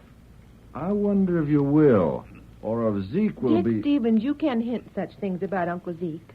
Oh, he ain't bad when you get to know him. Well, he ain't very easy to get acquainted with. He's the most unfriendly man I ever knew. He is not. It was him suggested I come over here to visit your ma. He did? Yes, he did. Told me to stay just as long as I was having a good time. That is, unless I wore out my welcome. No chance of that happening. Say, look over yonder. Where? See? Over toward your place. There's a glow over there. Looks like it might be a fire. But Dick's alive. I wonder if it... Hi, there's a fire over yonder. Oh, Dick, I wonder if it is Uncle Zeke's house. I'll go get some horses. We'll ride over that way and find out. Hi, Dick. Dick Stevens, where are you? Here, Sheriff. Come on, we're riding over towards the south. Looks to be a fire over there. Maybe it's Uncle Zeke. It looks to be. Never mind your horse. Lem Purdy's bringing up his buckboard. You can ride on that. I'm a-going, too. There's be plenty of room. Well, come on, Nancy. Now, pull up there, Lem. Dick and Nancy are riding with you. Go there. Go there. Come on, Dick. Get aboard. Get aboard, Nancy. Looks like your uncle's place is going up in smoke. I'm a-getting aboard. Here, Nancy, I'll give you a hand. There. I'm ready. Let her go, Lem. Flare up them horses. Get up there. Get along there. Come on, get up. Get up.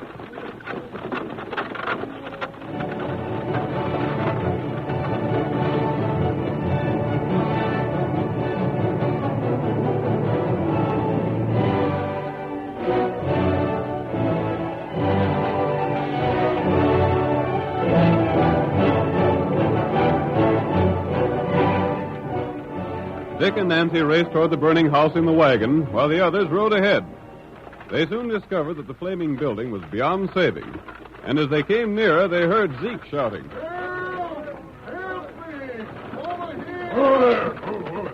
There's Uncle Zeke shouting. Where are you, Zeke? Over here, over by the well.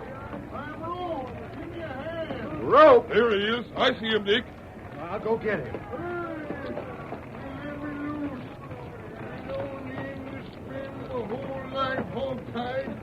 Get me loose. Yeah, I got a knife here. Just a second now. There. Your hands are free. No waste time in talking. You ain't hurt, are you, Uncle Zeke? Who done it, Zeke? Now you're loose. Who tied you up? What happened? Blasted robbers. Roped me and left me here. Robbers? The same two that set fire to the house. Lucky thing you was in Osage, Nancy. Well, let me help you to your feet. Why, just wait till I catch up with them two. Your house is done for, Zeke. Gone. Nancy, my home and yours, burnt by a pair of thieving coyotes. Well, who were they? I don't know. They rode in here and held me up at the point of their guns. We didn't have anything in the house worth stealing, did we? No, but likely figured your money was in there. But it isn't. It's all invested. I was so cussed mad about not getting anything. They tied me and threw me by the well and then set fire to our house. You didn't know it, huh? Nope. There were strangers around these parts, but I don't know them if I ever see them again. What'd they look like? Well, one of them was tall and rode a white horse. Wore a mask. Mask, huh? Yeah. The other one was an Indian. Oh, they can't be far from here. We'll organize a posse and hunt them. And when we locate them, they'll pay you plenty for what they've done. Good. Well, let's get going. I'll ride to town with you, Stevens. We'll get some more men. Nancy, you better stay with Mrs. Stevens for a time. Yes, Uncle Zeke. Well, let's get going. Get aboard my wagon. I'll take you. Come on, get aboard.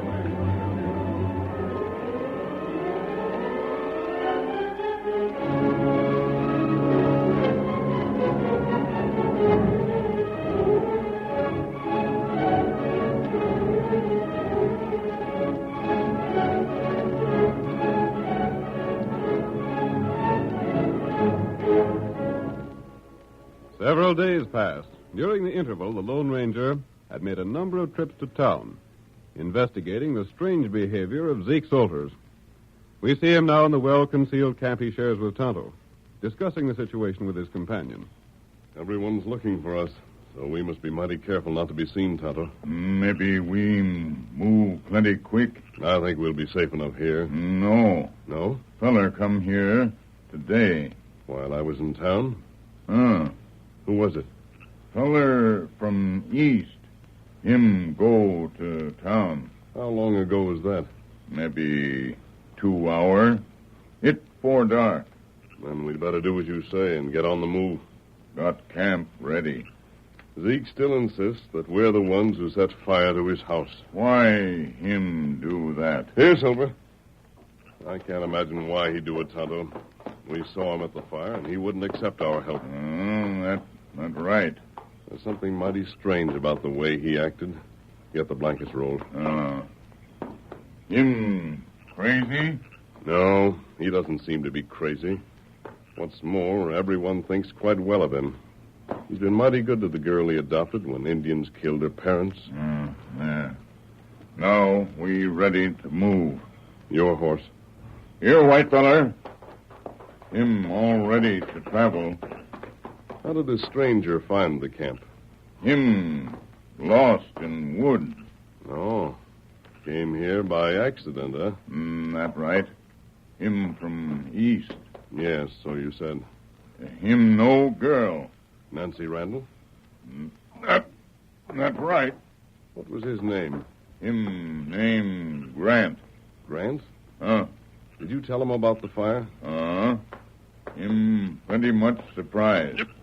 Steady there, Silver, old boy.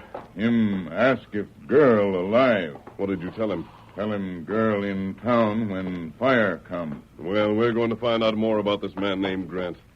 He may be the key to the situation. Come on, Tonto. Hi-yo, Silver!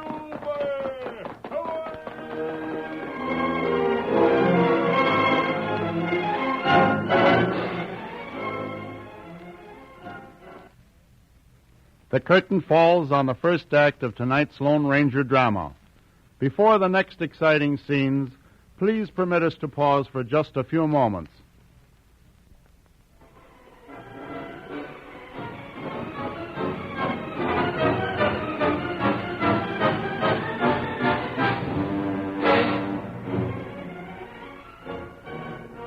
Now to continue our story.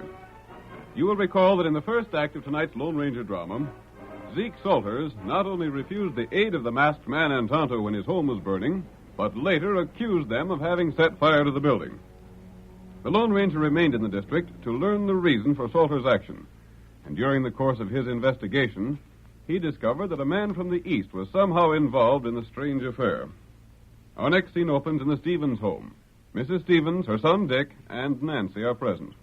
Uncle Zeke is hard to understand sometimes, but he's really awful good, Dick. Maybe it's according to how you look at it. Now, Dick, the only reason Zeke won't let Nancy have a lot of company is because he don't want her to marry till she comes into her own money. Maybe so, but just the same... I'll admit, son, Zeke is mighty curious at times, but all the same... All the same, I don't know what I'd have done if it hadn't been for him.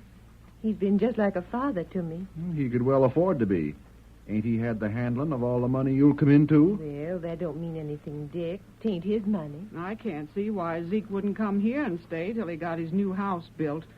My sakes, we got more room here than we can use. I suppose he wanted to be closer to the new house he's building. Likely. Well, as for me, I'm glad he ain't here. This is the first chance I ever had to really talk with you, Nancy. Dick, you might be better off hunting them two that fired Zeke's house. We have hunted, Ma. Gosh, we just about scarred the whole neighborhood for miles in all directions. I wonder what they'd do such a thing for. Do you know, Nancy, it's my notion that they come intending to abduct you. Oh, Dick, you don't think that? Yes, sirree. That's the sheriff's notion as well as mine. And Nancy not being there, they were so hopping mad, they set the house afire. Yep. And maybe Zeke had some inkling of that and sent you to spend some time with Ma. Wonder who that be. I'll go see. Who is it? It's me, Dick. Zeke Salters. Come on in. Uncle Zeke, I'm glad to see you. Nancy, have any strangers been around here? Well, no. Not around here, Zeke. You ain't seen nothing of no strangers? Not a thing. Why? What's the matter, Zeke? You look all het up. I am. What's the trouble? Trouble aplenty. See here, Nancy, if anyone, I don't care who it is, comes here, don't let 'em see you. But why? Them's my orders. Dick, well, listen to me. I'm a-listening. Go ahead, Zeke. You claim to care something about Nancy. I do. All right, then. You pay strict heed to what I tell you. If anyone comes here that you don't know, pull a gun on him and keep him away. Is there a scheme underway to abduct Nancy? Maybe so. Yeah, that's it. I reckon there must be.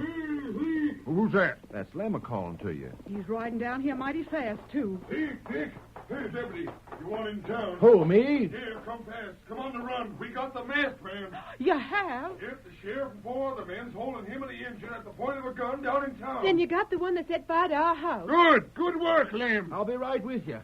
Where's my gun belt? I don't know where you leave your things, son. Oh, here it is. You don't need no horse, Dick. It's just down the road a piece. I won't take no time to get a horse. I want to see the face of that masked man. You'll see it. The sheriff's got him and the engine both hogtied. Let me go. You stay right where you are, Nancy. But I You want stay right here. Keep an eye on her, Mrs. Stevens. I will, Zeke. Hurry, Dick, hurry. I'm ready. Come on, Zeke. Come on, Lem. Let's get trapped. Come on, Lem. We'll go down there.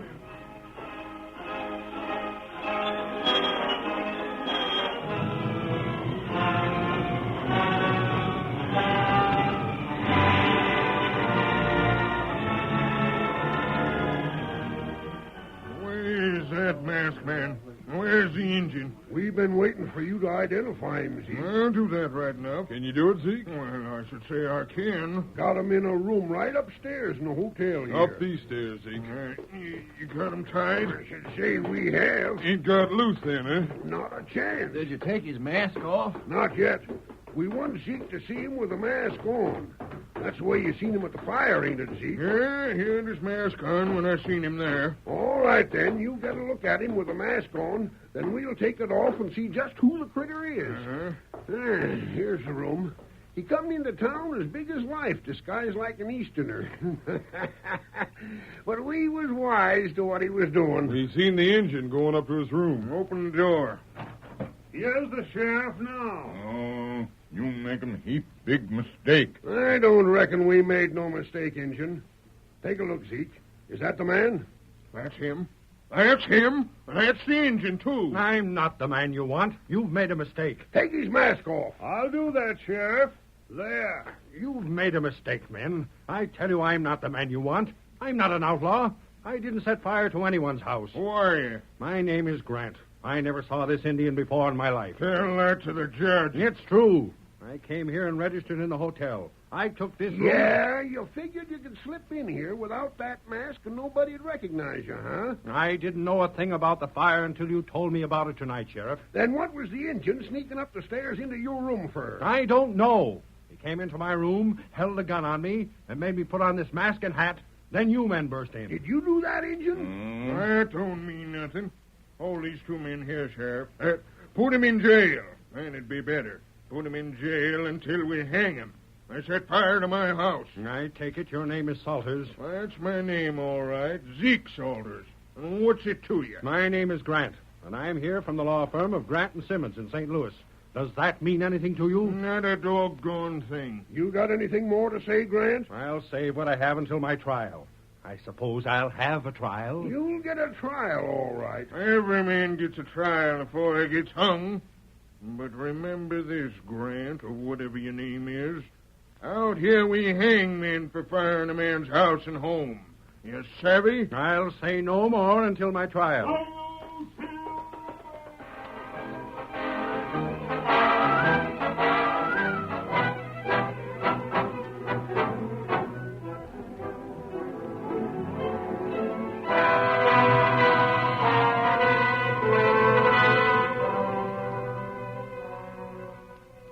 The sheriff arrested Tonto and the Easterner and took them to jail.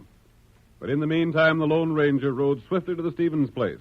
There he dismounted and entered the building without warning. My sakes alive. Please, Mrs. Stevens, don't be alarmed. The masked man. What are you doing? Nancy, I want to speak to you. Please listen to me. How'd you get away? They had you tied. No, that was another man who was tied. A man named Grant who came here from St. Louis. What do you want? You set fire to our house. You're wrong, Nancy. Everyone believes that. That's why no one will follow through to learn the true story. What do you mean? Your uncle set fire to his own house. That's not true. Tonto and I were there. We tried to help him save some of the things in the house, but he didn't want us to. There was something in there he wanted destroyed. No, you can't come here and hint such things about Zeke Salters. Tonto will be in jail with Mr. Grant. I want him to learn just why Grant came here. Meanwhile, I want to know what was in that house. Well, everything we owned. You have a lot of money in your own name, haven't you? Yes. Would Zeke take that money? We couldn't. He has to give it all over to me with an accountant as soon as I'm of age. When will that be? Next week. As soon as that? Yes. That's something to know. Look here, mister. You can't get away with this sort of high-handed proceeding. You can't come here masked and ask a lot of questions. Dick and then... Stevens will be coming back soon, and you better not be here when he comes. Listen carefully, Nancy. I did save something from that house in spite of your uncle. What was it? I'll tell you after you come of age. We'll see just what Zeke is planning. There's the man coming back. Good. Now this man will get caught. Come on, we'll see pronto. Now you're trapped. You can't get your horse. The men have come. I'm leaving by the rear door. We'll meet again, Nancy. Hey, who's that man? What's he doing here? He went the back way. Hey, Stop get him! Stop him! What's his horse? You know what? Cover him. Don't let him get that horse. Stop him. Come on. Come on.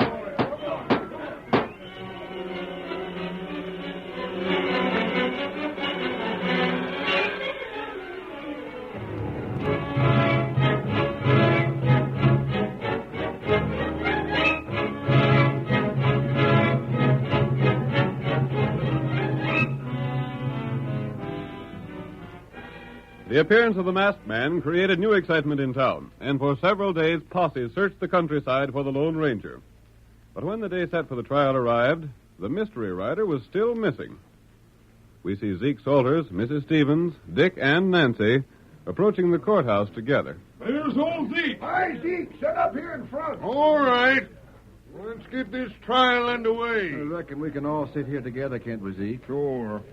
Set yourself down, Widow Stevens. I aim to. Reckon it won't take long to get rid of them two prisoners. But, Zeke, if that masked man that come to our place the other night fired your house, then the one that's in jail, Mr. Grant, he can't be the man. Grant's with the engine, ain't he? Sure. All right.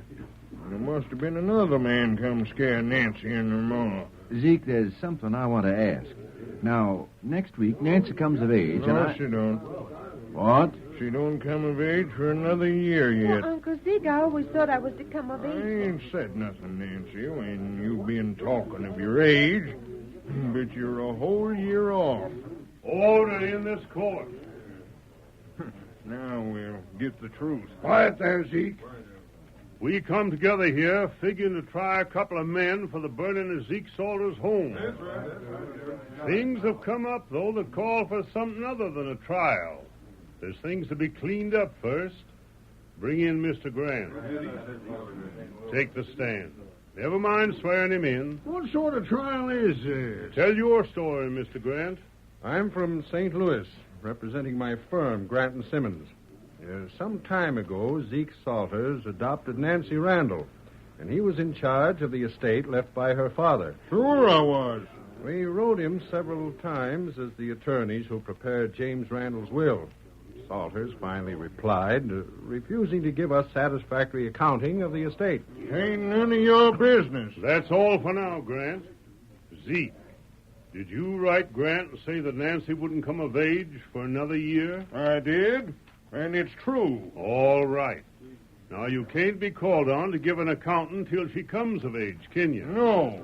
You know blame well I can't. That's all for now. Miss Nancy, you stand up. Me? Yeah. I want to ask you something. Is there any way that you could prove your age? Well, only Zeke Salter's word, that's all. I always thought I'd come of age next week. Did you ever read your mother's diary? I never saw it. No? Never was such a thing as far as I know. Did you ever see your mother's Bible that was said to have been with her things when you was found? No, I never saw it. They was in your house, Zeke, wasn't they? No. That's curious. I thought they was. They've been half burned by fire. And I've got 'em here, and they prove Nancy Randall's age. They can't be here. They was burned up. What's that? You're trying to frame me. Hold on, nobody's trying to frame you. If you've been honest, you can account for Nancy's cash right now just as well you can a year from now. If you ain't been honest, then it's pretty good proof that you set the fire to destroy things that John Grant knowed existed. Grant set the fire. Your own words betray you, Zeke. We'll check Nancy Randall's property and see what you've been doing with it. All right. All right. I'll admit I lost some of it. Maybe you think I stole it. But you won't get me to stand trial. I got him. Hold him, Dick. That's it. Looks like we're going to put a different man on trial. Maybe Nancy will be generous with you, Zeke, but by darn, it's going to be up to her. I don't want him punished. All I want is to run my own affairs from now on. All right. You'll be of age next week, thanks to the man that saved a few things from fire in spite of Zeke Salter.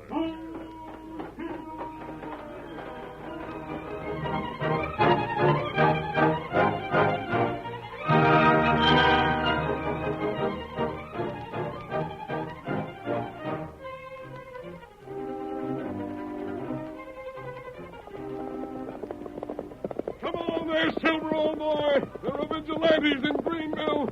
They'll make trouble if we don't get there soon. Hi-yo, Silver!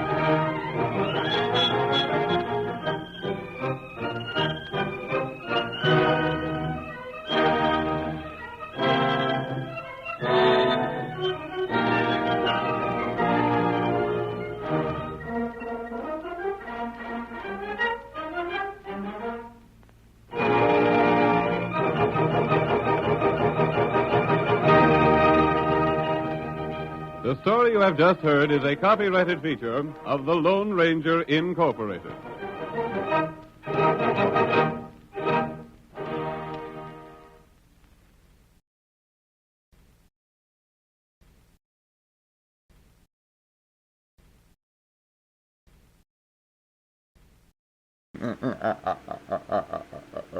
Who knows what is coming up next?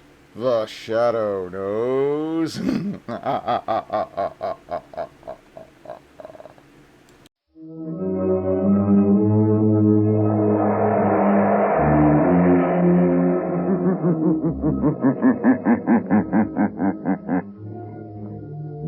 Shadow knows.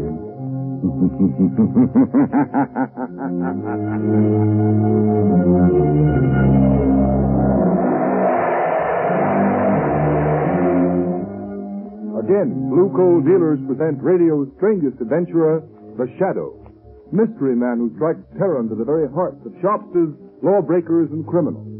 Today, Blue Coal brings you The Shadow's latest adventure, The Silent Avenger.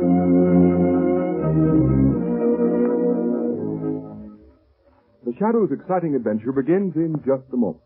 But first, I'd like to remind you homeowners that right now, when winter is changing into spring, is the most treacherous time of all the year. But you can protect your family's health and save valuable dollars by burning Blue Coal. It's Pennsylvania's finest anthracite. Order a trial ton from your nearest Blue Coal dealer tomorrow. And if you want to read the adventures of the Shadow in complete novel form, in addition to numerous detective stories, crime problems, and features, simply write us for your copy of the Shadow magazine, absolutely free. Remember, all you have to do is mail a penny postcard to Blue Coal, 120 Broadway, New York City, or to Blue Coal in care of this station. Send for your free copy of the Shadow magazine tonight.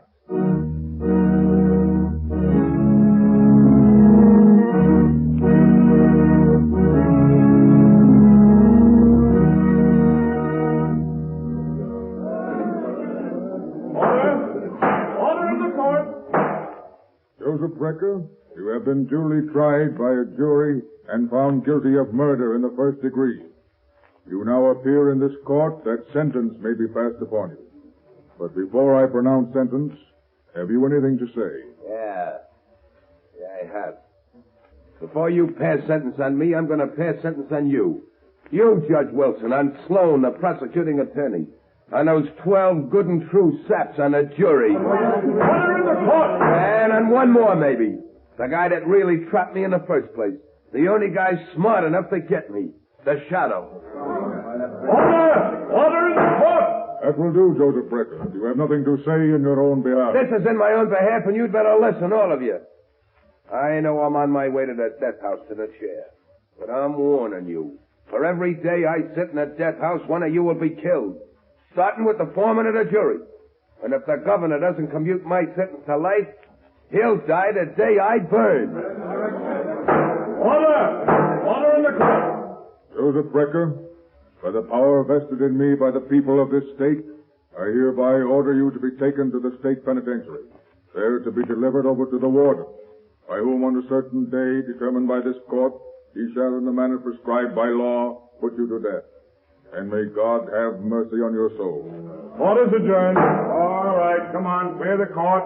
Outside. Well, it's a sheer bluff, I tell you. How can Brecker kill a whole jury? The DA. Judge Wilson, even the governor, I tell you, he's crazy. Well, I'm glad I wasn't on that jury. Yeah, you bet. So am I. His gang are wiped out. Brecker's gang are all dead or in jail. I know, but you can't... Yes, nobody's ever seen the Shadow. He could appear right in this courtroom and not be seen. I'd hate to have anybody like that here. Well, Margot, let's get out of here. It must be very flattering to inspire such awe and fear, Lamont. It has its disadvantage, Margot. Unfortunately, the mystery surrounding the Shadow inspires fear and terror in the innocent as well as the guilty. The unknown is so often associated with evil. There's no help for it. The Shadow must remain a shadow. Lamont, what do you make of Brecker's threat? Do you think it's just bluff? I wish I did, Margot. Meaning Lamont Cranston is going to don the Shadow's cloak and call on Joe Brecker in prison.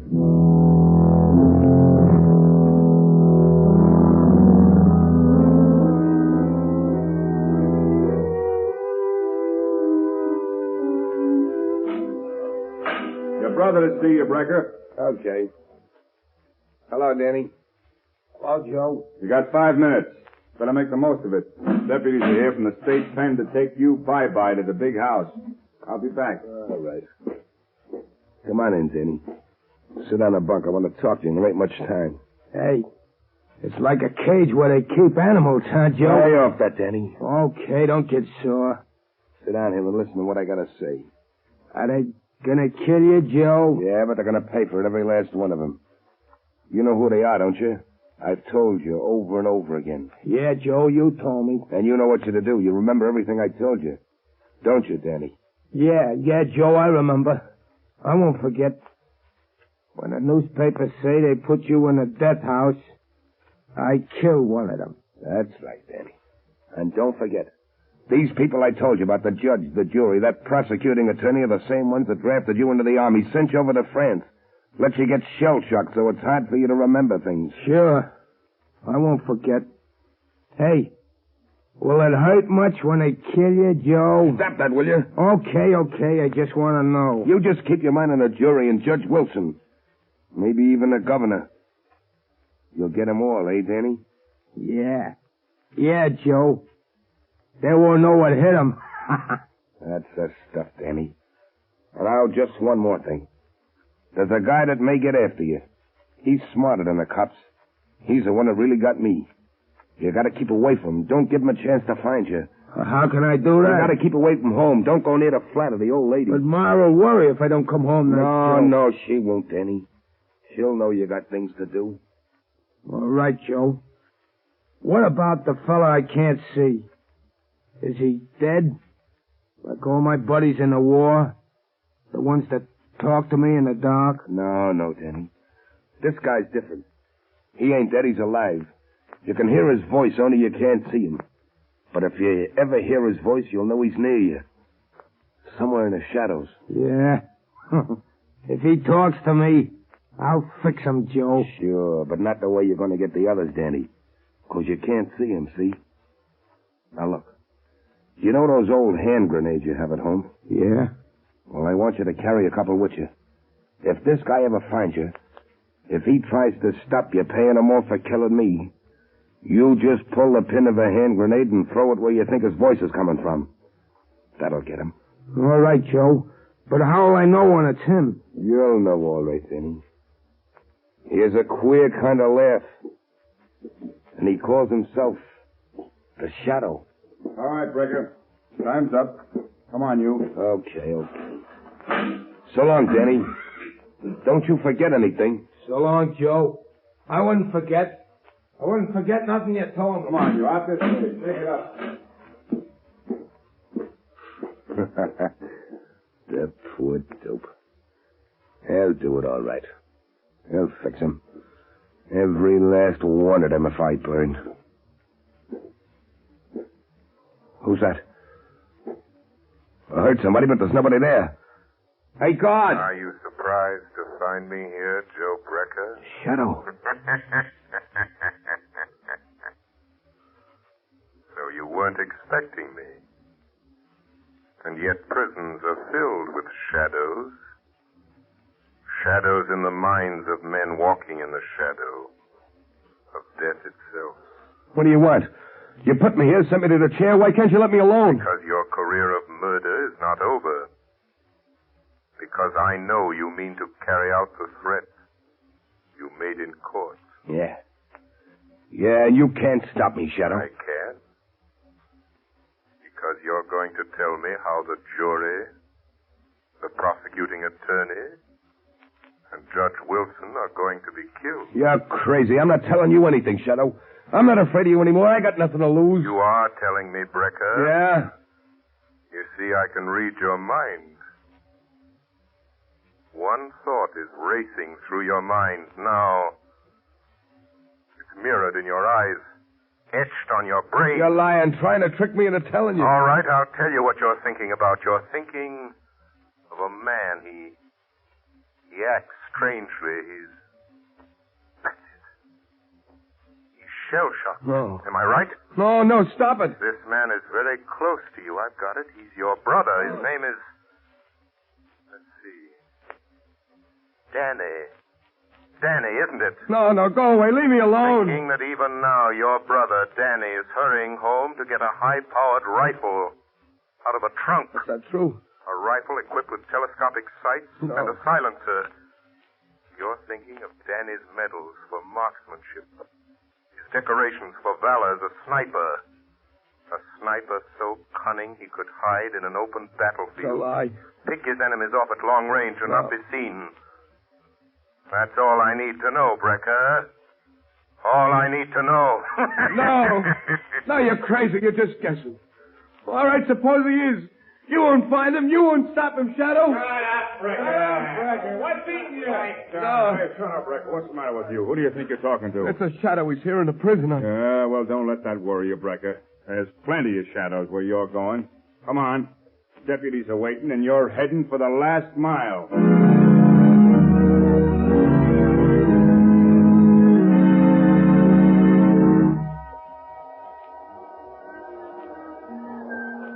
Look, Mr. Hanson, every one of you jurors are in danger. You shouldn't be here on the street. This death threat may seem like a lot of hooey to you, but I've been assigned to guard you. And if anything happens, they'll send me back to pounding a beat. Well, I'm sorry, Inspector, but I've got my business to attend to, and I can't hide in my office. Hanson, what's the matter, man? Oh, that man, look at him. He's fallen down. What's the matter with that man? What's going on here? Keep back, get back. Who are you? Greg, homicide squad. Man's been shot. You're crazy. I didn't hear no shot. Neither did I. But just the same, he's got a bullet right between the eyes. Looks like Joe Brecker is keeping his word.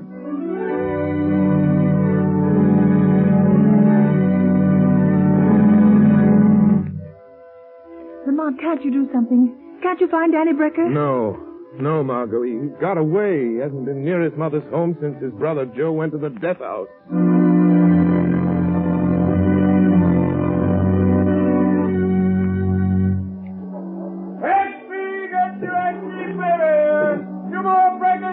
Shut down, get your XP waiver.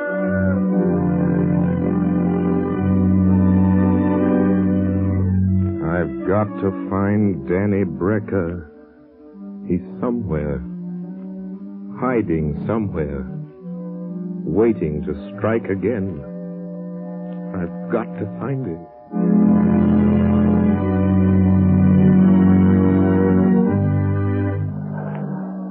Good morning, Mr. O'Hara. I'd like some oranges and potatoes. Good heavens, Mrs. Adams. What are you doing out in the street?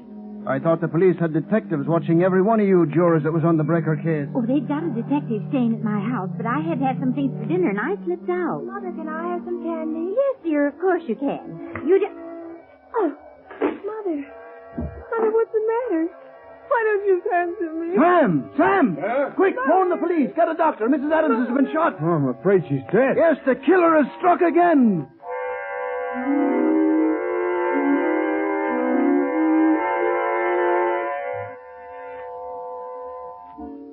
Well, Judge Wilson. Yes, Harvey? Judge, don't you think it'd be, well, safer with a killer still at large if you had those window curtains closed? No, that's not necessary. This apartment's on the 20th floor. Yeah, I know, Your Honor, but just the same, I'll answer it, sir. Thank you. Hello? Yes, Judge Wilson is right here, Your Excellency. Oh, the governor's on the wire, sir. Here you are. Hello? Yes, Governor.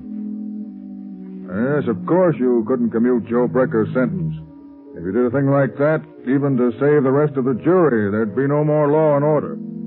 But look, Governor, don't you think it'd be wise for you to cancel your engagement to ride in the parade tomorrow? It'd be in an open car and a perfect target for any... Judge Wilson! Governor! Judge Wilson has just been shot. He's dead.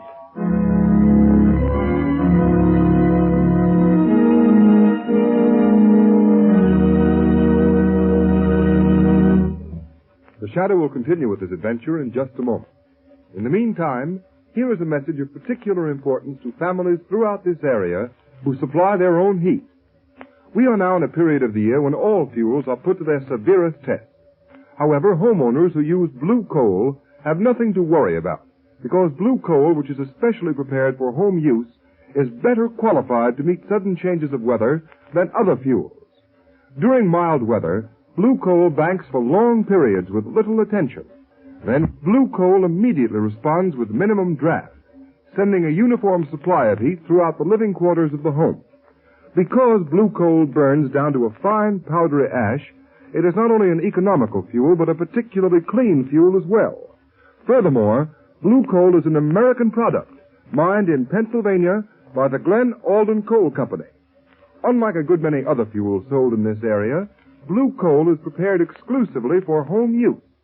So that you can be sure of getting more uniform, more economical heat, blue coal is ACT-color, so that you can identify it at a glance. There has been a big swing this winter to blue coal throughout this territory. Sales of blue coal this winter in the Middle Atlantic and New England states show an increase of 10.4% over sales for the same period a year ago. So take a tip from these blue coal families. For better, more economical heat, switch to blue coal tomorrow. Ask for it by name. Order a trial ton from your nearest blue coal dealer, whose name will be found in the Where to Buy It section of your classified telephone directory under the name Blue Coal.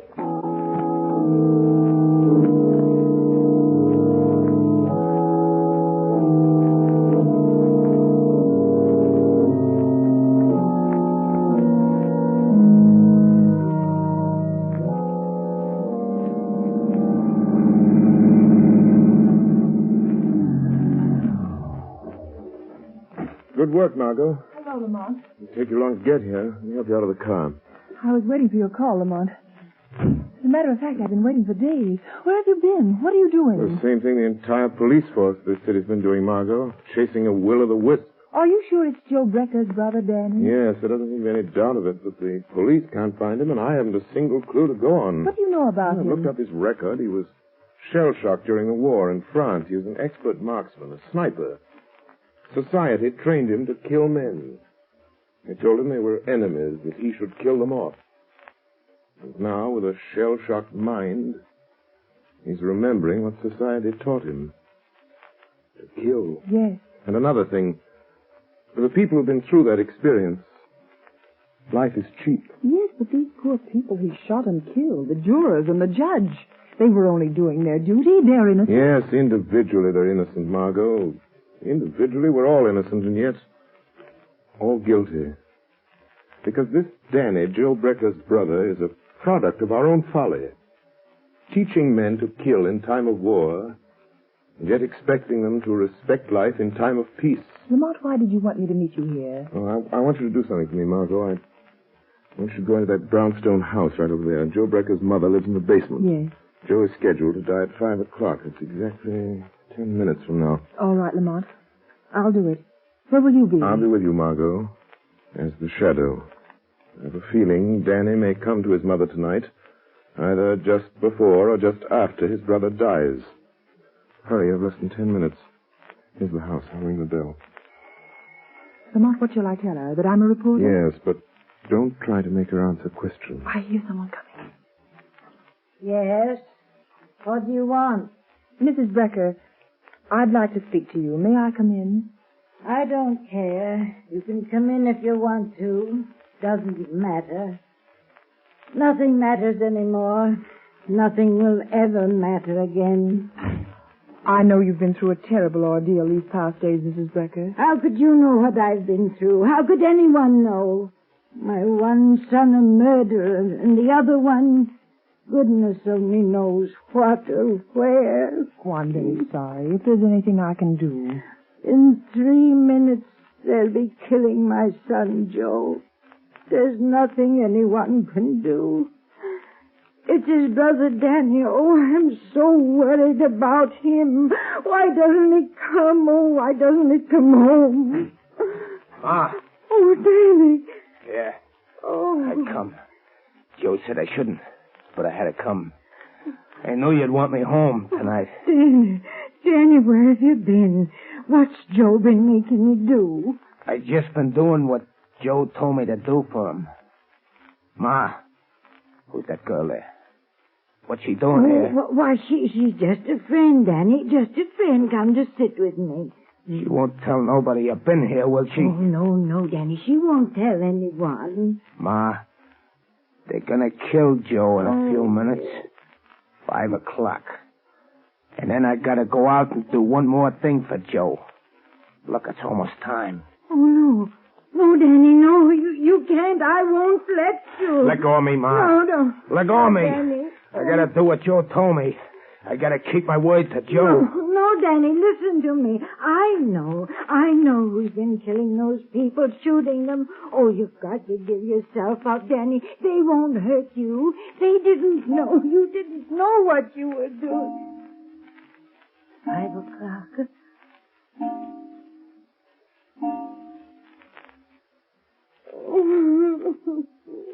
It's time.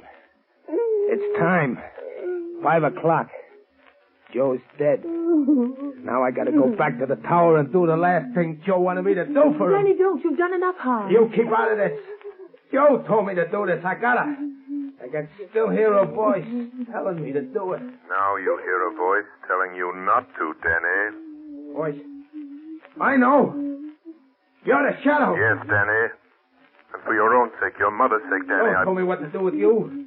He knew you'd find me. That's why I got this hand grenade. Oh, Danny, don't. I got my hand on a firing pin. I'm gonna pull it out. Stop, Danny, I'm warning you. The voice came from there, in the corner. Joe told me to throw the grenade. Bye-bye, Shadow.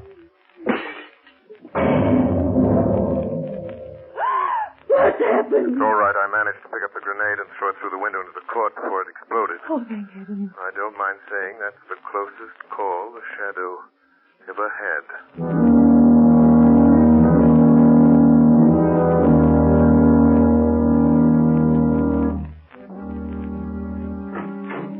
Lamont, how long have you been here in your office? What happened? Were you able to trail Danny to his hiding place? No, by the time I got to the street after that hand grenade episode, he disappeared. But haven't you any idea where he went? Where that tower he mentioned might be? No, I've been working on this enlarged map of the Midtown section, trying to find some tall building, some tower Danny Brecker could use to hide to pick off the governor. Danny said something about a tower. It must be somewhere along the line of march of today's parade, Lamont. Margot, that's the Wardman Tower. But it isn't finished. They stopped work on it. It's nothing but a steel frame. What could be a better place for a sharpshooter like Danny Brecker? There's no work going on there, just a watchman down on the street level. Margot, it's a long chance, but it may be the answer. Come on, there's a minute to lose. My car's downstairs, Lamont. I'll drive you over there. But what if he isn't there? What if he's somewhere else waiting to strike? In that case, Margot, I'm afraid we'll have a new governor of this state.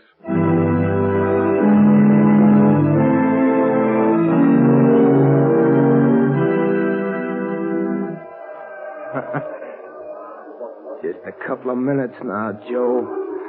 Just a couple of minutes, and the governor's car will come along. And then I'll do the last thing you asked me to do, Joe.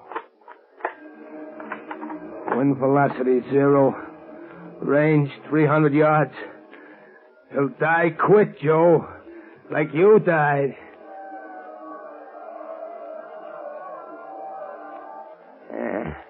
The governor's coming now, Joe. That's his automobile with all the flags on it. That's him, sitting in the back, with all those fellas around him. But I can pick 'em out. I won't miss, Joe.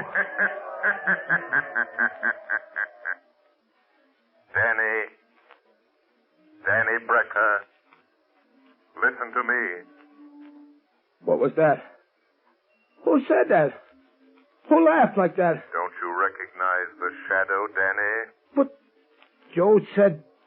He said the hand grenade would fix you. You see, Danny, your brother was wrong. Put down that rifle, Danny Brecker. How did you find me way up here? How did you know I was hiding up here among these steel girders?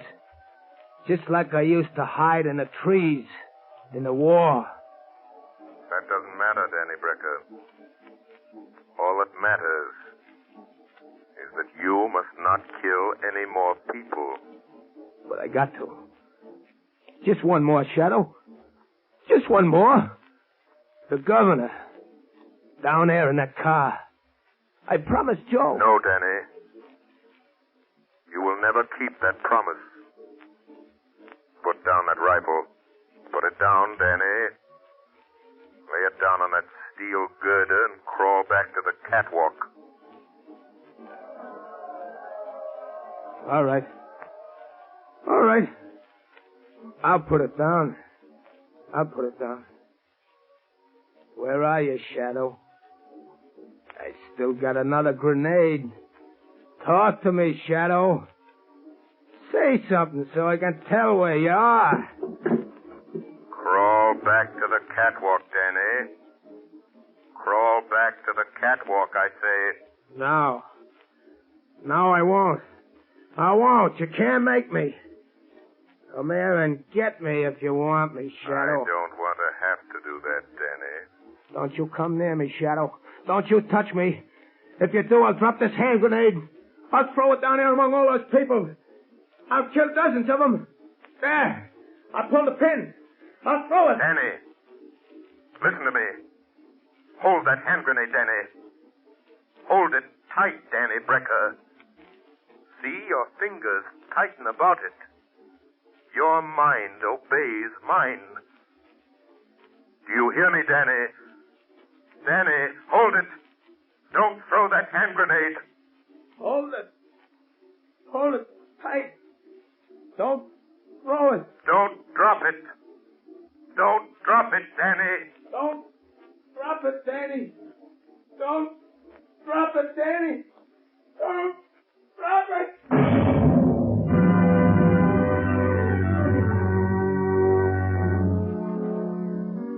Yes, Commissioner Weston. A high-powered rifle fell into the street. Fell right in front of the governor's car. I'm glad no one was hurt. Mm-hmm. This is the 30th floor. This is where the bomb went off. Blew the guy to pieces. Good heavens, he must have had a time bomb that went off too quick. Any idea who it was? Yep. They found an identification card and some newspaper clippings in his pocket, on what was left of him. It was Danny Brecker, Joe Becker's brother. Oh.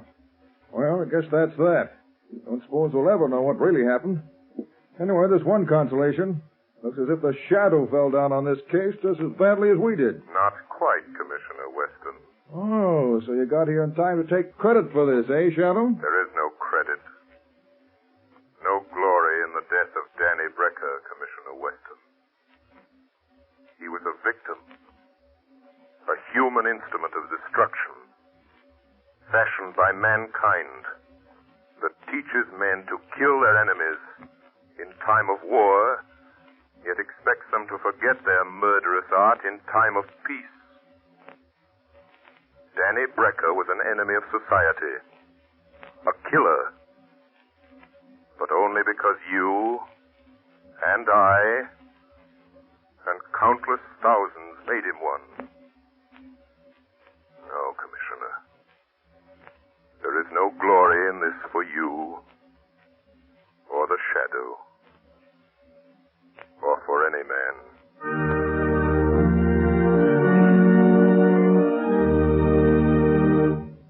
Now, Mr. John Buckley, Blue Coal's heating expert, has a few words of valuable information for you. Thank you, Ken Roberts. Good evening, friends. This summer, you no longer need to skimp on your hot water to save money on gas bills. Now it's possible for you to have from 3 to 5 times more hot water than ever before without any increase in cost. In fact, I'm sure I can tell you of a way to guarantee a greater supply of hot water at lower cost. As the first step toward an unlimited supply of really hot water, ask your Blue Coal dealer about hot water tank heaters, sometimes described as bucket-a-day stoves. These heaters are very inexpensive and can be installed at a reasonable cost. Today, these heaters can be installed with an automatic draft regulator, which greatly increases the heater's efficiency and further reduces the fuel bill. Heaters equipped with regulators not only help to maintain a supply of uniformly hot water, but they also make the operation of the heater practically automatic. Your Blue Coal dealer will be glad to tell you all about these heaters and quote a price on the size best suited to your requirements. I thank you. Thank you, Mr. Buckley.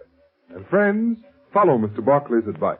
And remember this, you can show Blue Coal and the Shadow just how much you really enjoy this program by mailing the request for your free and postpaid copy of the Shadow magazine tonight. I'll repeat the address. Blue Coal, 120 Broadway, New York City, or Blue Coal, in care of the station to which you are listening.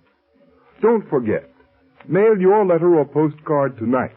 And for better heat at less cost, phone your nearest Blue Coal dealer tomorrow.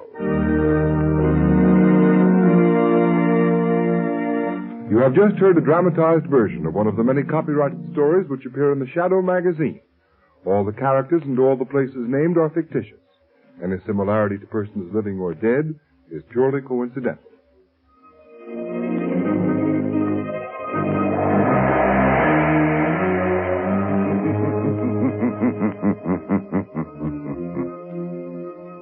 As you sow evil, so shall you reap evil. Crime does not pay. The Shadow knows. Next week, same time, same station, Blue Coal, America's finest anthracite, again presents another thrilling adventure of The Shadow. Be sure to listen and be sure to burn Blue Coal, the solid fuel for solid comfort. This is the Mutual Broadcasting. And now I will entertain you with my rendition of Memory from Cats. Memory.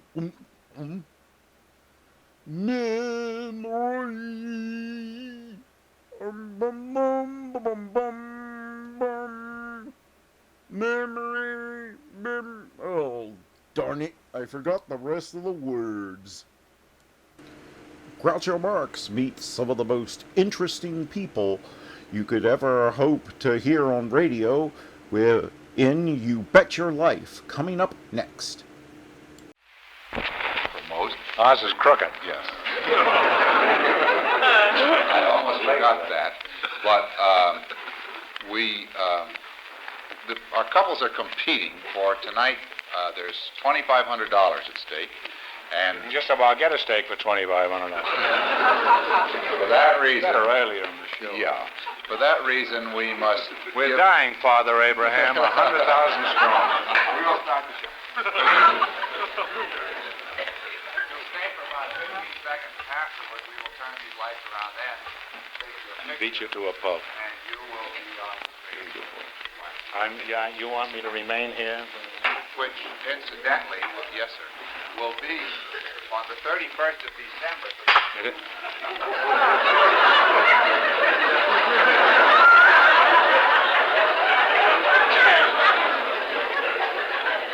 That used to be Jack the Ripper. He now has another job. Ladies and gentlemen, the secret word tonight is light. L-I-G-H-T. Really? You bet your life.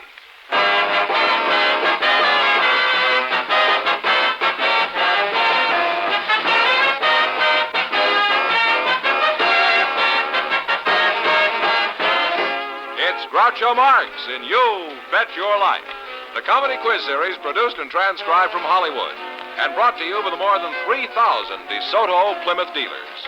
The dealers who now have on display the outstanding 1954 DeSoto Automatic with fully automatic power flight transmission and the all-new 1954 Plymouth, your best buy in the low-price field. And now, here he is, the one, the only...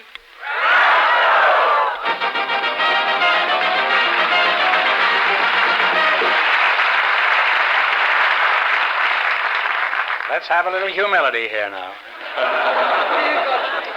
Well, here I am again with $2,500 for one of our couples. A lot of money. A lot of money. Don't even say the secret word. The duck will fly down and pay him $100. The word tonight is light. Okay, Duck. Start your motor and take off. George, who's first? We have a couple of young... It's German. First? We have a couple of young... First in war, first in peace, and last in the American League. We have a couple of young unmarried people for you, Groucho. For me? Well, it's just a matter of speaking, I guess. Oh. They volunteered... This is a colloquialism. A colloquialism. They volunteered... Do you wear a colloquialism? Just wear the regular vest and... Regular. They volunteered before the show. Oh, is there a war going on? These young unmarried people that we were just talking about. Volunteered for what? To be on the show, which is... Oh, well, that's certainly simpler than going to Korea or something. I think it'd be a good idea, Miss Harriet... Maybe just as dangerous before that. I'd like Miss Harriet Snookle and Mr. Frank Jack McFadden to come in, please, and meet Groucho Marx. Please.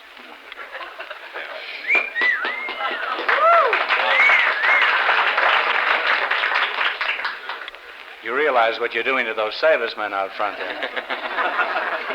Well, welcome, doubly welcome for the DeSoto Plymouth dealers. If you say the secret word, you'll divide $100. Or if you get married before we're through, you won't have to divide it. It's a common word, something you'll find around the house. Mr. Jack McFadden and Miss Harriet Schnuckle, eh? Snuckle. Snuckle, huh? Snuckle. Well, there's not much difference between Schnuckle and Snuckle. You're very pretty, Harriet. Thank you. Now, what is a snorkel? Is that anything like a snorkel? No. You know what a snorkel is, huh? No. That's a fountain pen that breathes on the rink.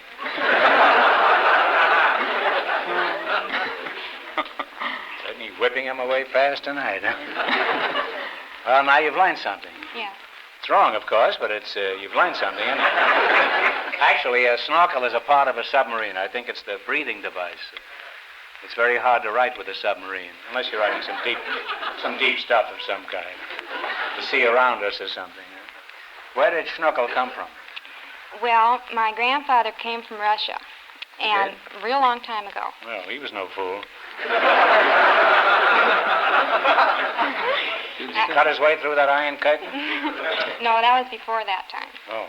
And at that They had a Borscht curtain in those days. And at that time, there was this man named Snuckle, who... There was what man named Snuckle? Well, this man... Well, let me tell you. Yeah, but you got off on such a peculiar tangent. You were talking about your grandfather, and suddenly you whipped in a strange Russian. Well, anyway, there was this man named Snuckle. There is a man named Snuckle? There was a man named Snuckle. What happened to him? He died. This man He's named no Snuckle. fool. Did he kill himself? No, there. This, How do you know? This Were you Snuckle? around? No, this Well, how do you Snuckle- know he's dead? Because it happened a real long time ago. You mean everything is dead that happened a long time ago? You notice I'm still sitting here, don't you? Well, anyway, this Well, man... tell me about this schnook. This man named Snuckle, who really wasn't a relative of mine, asked my real great-grandfather if he could borrow his son to use as an exemption around tax time. So You mean there are taxes in Russia? Well, there were at that time. Is it? I didn't know. So anyway, my real great-grandfather told this man Snuckle that he could use my grandfather and claim him as his son. So my grandfather kept the name Snuckle, and that's how I got it.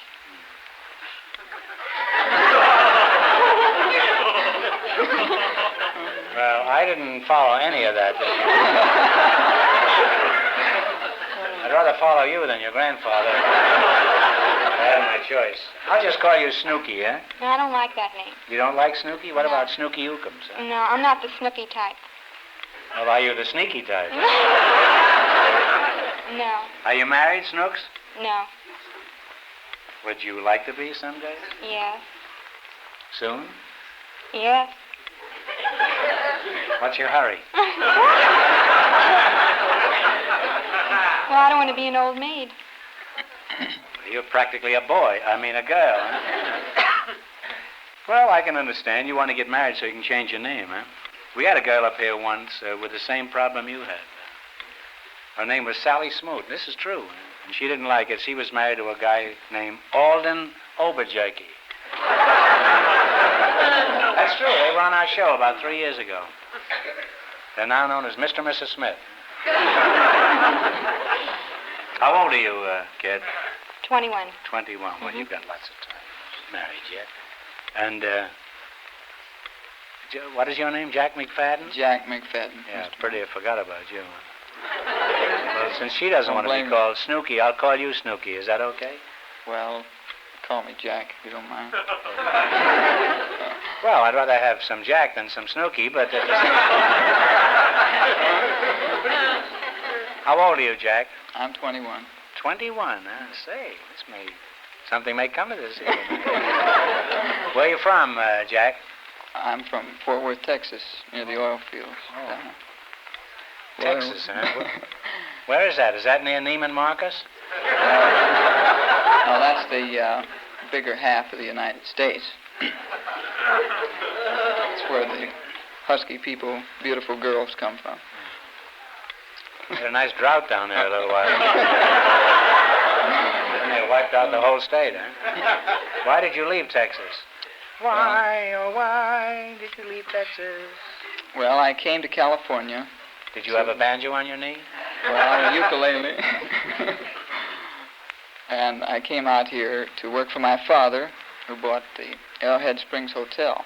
Oh. San Bernardino. Oh, Father bought the Arrowhead Springs Hotel, huh? Yes, sir. What does your father do? Does he own a lot of oil wells? Well, he's Bernard McFadden, a physical culturist.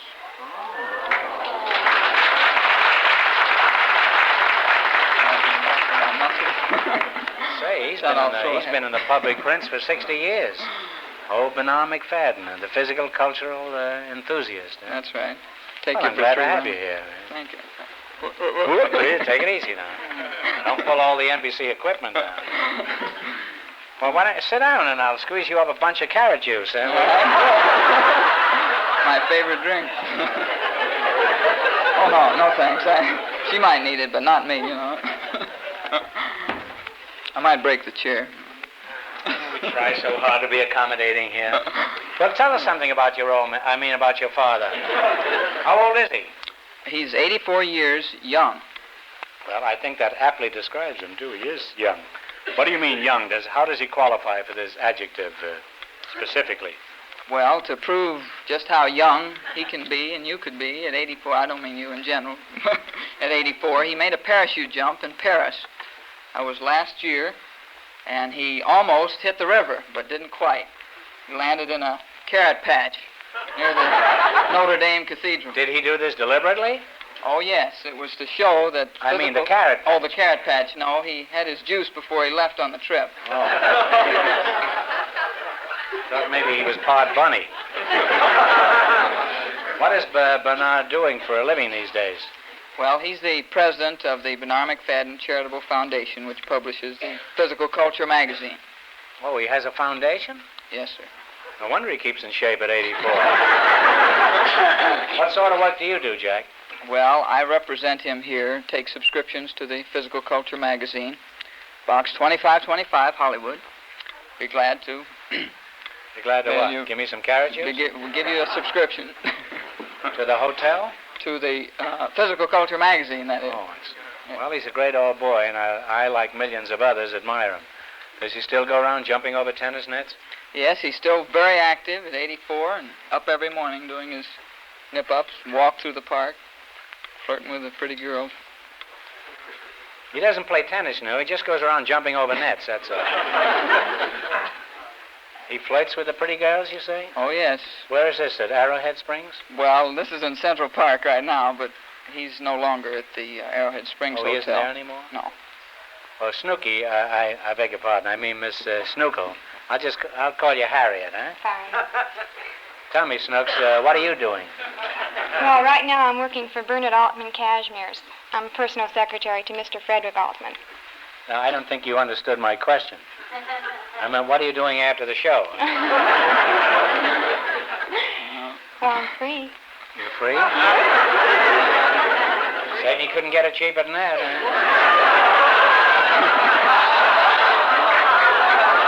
Flip. Get the scissors out, Mrs. Grundy. I thought she was having carrot juice with me. I had the right number of words, but I had them arranged wrong that time. By the way, Harry, do you have any particular ambitions, like hooking a husband? Well, that, among other things. At the moment, I'm going to UCLA night school, working towards my teaching credential. Are you going to be a teacher? Mm-hmm. I'd like to be a high school teacher. Is that so? Mhm. High school. Why do you want to be a high school teacher? Well, I want to teach auto shop. Auto shop? Mm-hmm. Well, I swan. God, I haven't swanned in a long time. Why that particular subject? Well, because I'm very interested in cars, and my hobby is driving and building hot rods. You're interested in hopped-up cars, huh? Yes. Well, I'm hopped up. Would you be interested in me? Well, you're... You could steer me with one finger in any direction you wanted. How did you ever get interested in a subject like that? That seems to be so far away from what a young, attractive girl would normally go out after.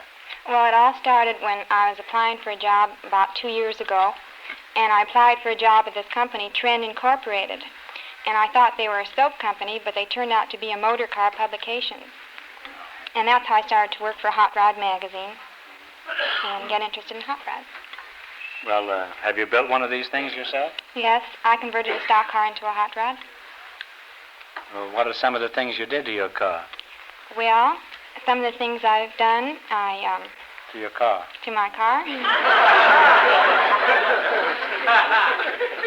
I boosted the compression ratio. I beg your pardon? I boosted the compression ratio. Where, over the fence? What do you mean you boosted the compression ratio? Well, that's What one was way. the original ratio of this? Well, let's see, I can't remember the figures of it, but I boosted I can it. remember yours. I boosted. I'll my never forget it, huh? I boosted my compression ratio to 8 to 1. Oh, well, that's pretty good, huh? And- Those are very good odds, I mean. Anybody can get 8 to 1 on his compression ratio is stealing money, eh? What else did you do to this wreck? Well, I chopped the top, and I Chopped the top? Mm-hmm. Did a little bit of customizing work on it, Uh-huh. and I applied 75. This was a hard top originally, and you knocked it off? Is that what No, I lowered the top, Why did you chopped do that? it to give it better lines, Uh-huh. And then? and also I applied a 75 coat lacquer paint job, and a real pretty color, light blue. Now, wait a minute. You painted this thing over? Wait a minute.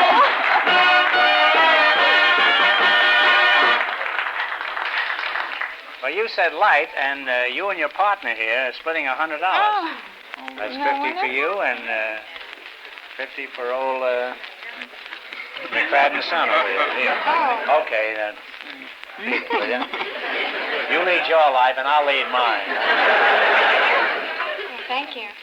Here you are, Snooky. You know, tell us some more about this car. Well, I installed twin pipes. Twin pipes? Yeah, You that's said the you trick. weren't married, huh? I installed the twin pipes to relieve the excess back pressure. Oh, was there a good deal of that?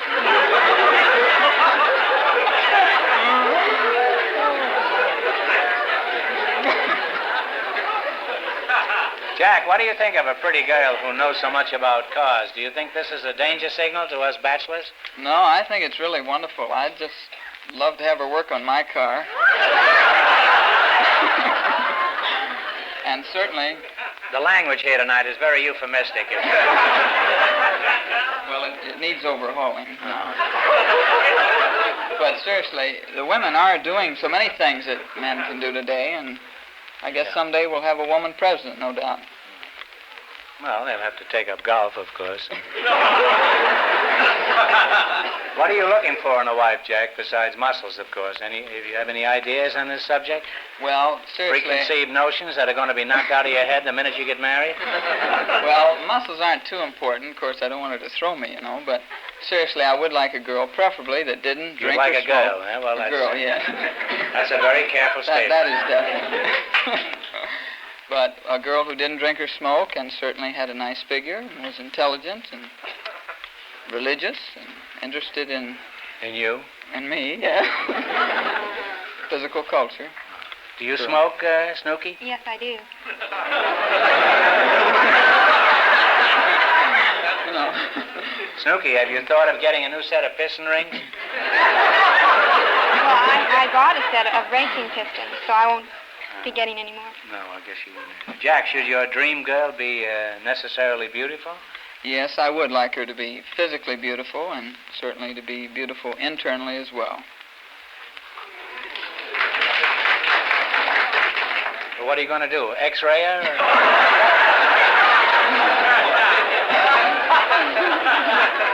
Man, if he calls on a girl, he's going to have plenty of equipment. How do you feel about Jack here? Do you have any opinions of him that you could safely discuss? Well, I think he's very nice and very interesting. Jack, you're sunk. By the time Snooky gets through with you, she'll chop your top, boost your combustion, and cover you with 75 coats of yummy lacquer. Well, you're a nice young couple, and I think you should get married immediately. And raise a lot of healthy little convertibles. With their tops down. Now you're going to play You Bet Your Life. This is Mr. Fenneman. Have you met him? How do you do? Yes. Hi. What were you doing on? Well, I mean, you see them in the hall, you know, and... Now, you pick 4 of the 10 questions I have here. They pay from $10 to $100. The more the question is worth, naturally, the tougher the question is. Now, it's up to you. You can take a $10 one, or 60, or 90, 100, anything you want. $70. Let's start with $70. Now, remember, on your answers, you must decide on one answer between you. Otherwise, it's very confusing, and I never know what's going on. You starting with a $70 question? Patty foie gras is a paste made from what? Talk it What do over. you think? Isn't it goose livers, right? Yeah. Goose, it's a French delicacy from goose livers? Yeah, I think so. Yeah. You sure? Yeah. What is it now? Goose livers? Goose livers is right. Well, you're on your way. You have $70. You said a French delicacy? It's a Yes, good well, health so is food. Corinne Calvert, but we don't do it. Now, what do you want to try? 80. It's going up. Yeah, always up. 80. I thought I had a chance, but they're getting real chummy now. Natives of Hawaii eat a food made from the taro root. It is a paste and is eaten with the fingers. What do they call it? You know, that poi. That's that poi that's Poi? well known, isn't it? Yeah, that's right. You sure? Yeah. Poi? Poi, yes, poi is right. Huh? Well, just a moment. They had a movie about that some years ago. It was called Poi Meets Girl. Huh? You now have $150. Just a moment. I'm sorry. Poi actually tastes like plumber's cement. I don't know how many. How much have they got? $150. Now, which question? Even if they know the answer, if we hear any help from the audience, and if we can hear it up here, I must, in fairness to the other 2 couples, throw that question out, and they won't get credit for knowing. So please don't try to help them. It will not be in the long run any help at all. Okay, kids. What question do you want? How about 90. Let's do it. Yeah. 60? 90. 60. 90. Wait a minute, I've got a 90. bet on the third. 60. Make it to $60. 90. Come on now, kids. Make it 60. No. All right. 60. He says 60, she says 90. Yeah. Why don't you stand upside down and make it 90, huh? All right, $60, huh? Haggis is a traditional dish from what country? Scotland. See, you dope, you'd have had $30 more. Huh? That's right, haggis, yes. You now have $210. 90. You're crazy if you choose him in 90. preference to me, huh? And I won't Sorry, X-ray you either, huh?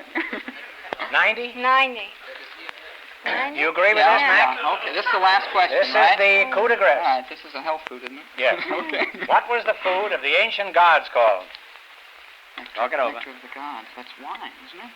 Wine? Is that a food? Food, I said. Food. Food. Ancient gods. Grapes, then. Grapes. Bacchus was a god of... It's a Greek god like Sparoscurus. Come on. Food of the gods. Come on, your time's up. Nectar for the gods. I say grapes. No, you're flirting with it, but it's ambrosia. But they did pretty well here. Yeah, they wound up with $210.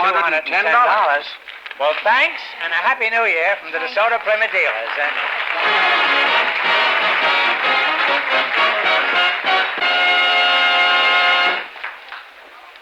They'll be married before the show's over. Now, before we continue, I want everybody to pay close attention to some news about the beautiful new DeSoto. Fenneman, who's next on the veranda? Well, Groucho, we invited some men. Is it veranda? Is that right? I don't believe so. What is it? Agenda, I believe. We invited some men from the police department. Have you ever been on a veranda? Yes. Recently? No, not too recently. Yes. We invited some men from the police department to the show. Would you rather be on a veranda than an agenda? Oh, definitely. No, we invited some men from the police department to the show, and just said that. Just before we went on the air, our studio audience selected Glenn Bates, and his partner is a young lady from Scotland, Evelyn Hawks. So, folks, would you come in, please, and meet Groucho Marx? Well, welcome for the DeSoto Plymouth dealers. Say the secret word and divide $100. It's a common word, something you find around the house, assuming that you have one. Evelyn Hawks, eh? How old are you, Ev? Well, I pronounce it Evelyn. Evelyn Hawks. Evelyn? Yes, I'm 23. Oh, 23, huh? Where are you from, Evelyn? Evanston, Illinois? No, Edinburgh, Scotland. Oh, Edinburgh, Scotland, huh? No, Edinburgh. Oh, Edinburgh. Well, then I'll call you Evelyn, huh? No, Evie. Oh, Evie, huh? Yes. If you're from Scotland, where's your brr? Well, I guess I lost it since I came over here. Well, let's look for it, huh? Well, if there's a loud ouch from the audience, we'll know somebody's found your brr. Evie, I've always heard that the Scotch are very thrifty. Are you that way?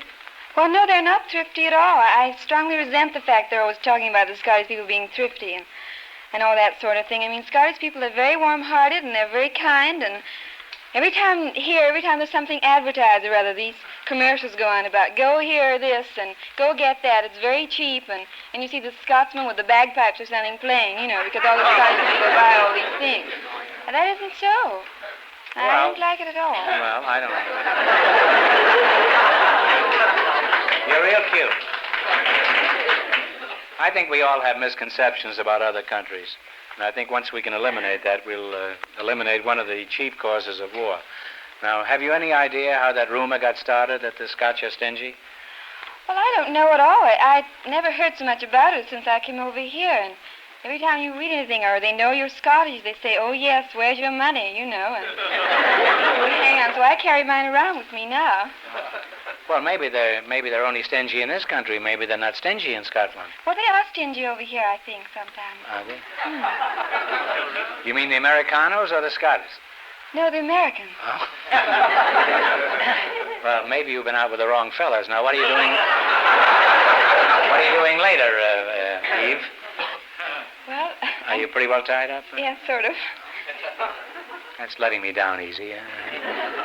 Mr. Glenn Bates, how long have you been standing there? About 3 or 4 minutes. I guess I have to have my glasses fixed. I didn't even know you were standing there. Where are you from, Glenn? Los Angeles. Los Angeles, huh? Oh, that's a very interesting place. How is it there? Huh? It's a pretty good town. Uh-huh. How long did it take you to get here from there? Not very long at all. When did you leave Los Angeles, do you remember? Well, all of me's always been here. Well, Fenneman says you're with the police department. Is that right? That's how they say it in the South. Police. Yes, sir. You're a detective? I'm a detective attached to homicide. What kind of a detective are you? I just want the facts, ma'am. Just the facts. Huh?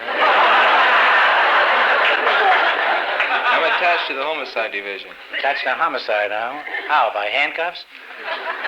Just trying to get the facts, ma'am. Are you married, ma'am? Yes, I'm married. I could pull you in on a 412, you know. What is a 412? You got any idea? I really don't have any idea. Is that anything like a 211, you think? I know what a 211 is. What is a 211? 211's a robbery. Oh, is it? Well, then a 412 must mean something, too, huh? That means 2 robberies. Well, you say you're a detective. You can't be, ma'am. You just smile. Oh, we smile once in a while. Boom, boom, boom, boom. Well, enough dragnet. It's a great show, and it's certainly one of the most popular shows on the air. And whenever I need a cop in a hurry, I just tune in NBC and ask for Jack Webb. I'm curious, just how do you go about solving a murder? Well, a lot of our murders, we don't have to solve. They, You mean, you never find them? Huh? Oh, yeah, we find them. We have a situation where the culprit is caught at the scene of the crime, you're speaking of murder, a lot of times we'll have a suspect call up and say that he just shot his wife, or the wife will call up and say she just shot her husband. Which is it usually? It's about evenly balanced. That's a good thing, so the sexes wipe each other out. Instead of one sex having an edge, huh? Well, you mean they call you up and say, I just shot my wife? And what do you say, congratulations? Well, with a hot tip like that to work on, you probably get the case cracked wide open in 6 months or so.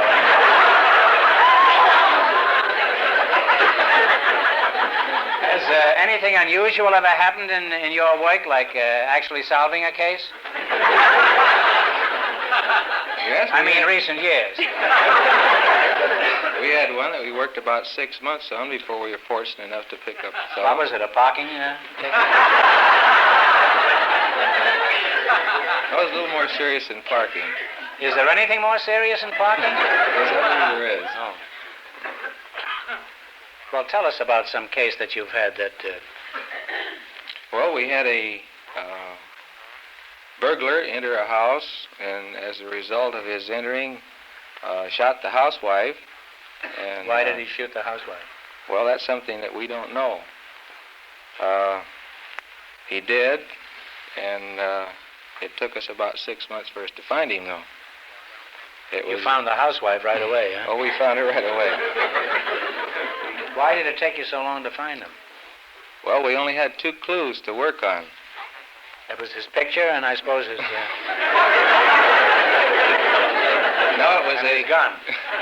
It was a particular type of ammunition that was used, and a palm print that he left while breaking in the back window. Well, what happened? We turned the bullet over to the ballistics department, and they went to the movies. By the examinations of... Saw Mickey Spillane and solved the whole case. By examinations of the guns that were picked up on suspects that were arrested, and the ballistics study, that is, the striations on the bullet as compared with the comparison bullet fired out of a gun, we were able to determine that this particular gun fired a particular bullet, and it belonged to the particular man that we were looking for. But this time the guy was in South America, I suppose. No. Did you track him down? We tracked him down. And did you get the Croix de Guerre or something? A Medal of Honor or something? Well, that's something that they don't distinguish us with. You don't get anything? Not a thing. Pretty dangerous work, huh? Well, look, Evelyn, I want to ask you... Evie, Oh, Evelyn. I want to ask you some questions. And I just want the facts, ma'am. Why did you come to America, ma'am? Well, I was offered a job here. Oh. What kind of work do you do, ma'am? I'm a children's governess. What, a children's governess? Yes. Oh. Well, what is a governess? You mean you're the wife of the governor? Is that... No, I tutor children, you know, What do you mean, they play instruments?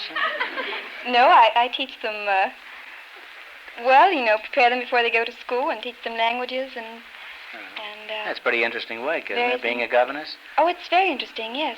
How many squawkers do you take care of? 2. Would you be interested in a third? Well, if for somebody like you, I think so.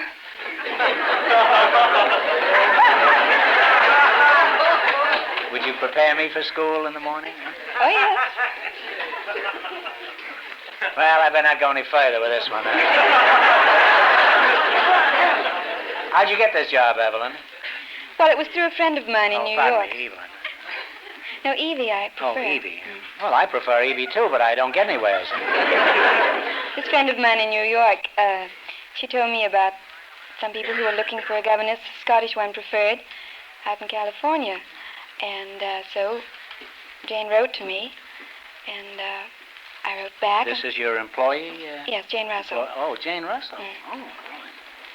And so she wrote, and... Do you dress her in the morning, too? No. Sometimes I do help her, though. Do you? Oh, yes. I guess it takes some help at that. Probably takes about 6 people, huh? Well, you came out here on spec? Or did you take the train? No, I came by TWA. Oh. I went to New York by Buffalo a couple of years ago. That's probably the oldest joke in Baltimore. You know, I made a picture with Jane Russell, and she's a very nice girl. And if she wasn't married to a guy who can kick a football 90 yards, I would have sent her some flowers long ago. She's a very charming person. Well, give her my love when you see her. I certainly But keep will. most of it for yourself. Huh? What are your impressions of Americans, Evelyn? And particularly, what do you think of American men? Well, you're not going to like me. But Nothing could change my opinion of you. Well, I think they're too fast, you know. They don't give you very much time or anything. They want to rush you, and they start giving you a great line and lots of talk and everything, and you start with somebody else, and they give you the very same line and the same sort of talk, and you just wonder, well, is he telling me the truth or just, you know, havering or blethering or something, as they are, you know, usually are, and, well, I just don't know. I just don't feel sort of at ease with them because I just never know when they're telling me the truth. That's quite a problem.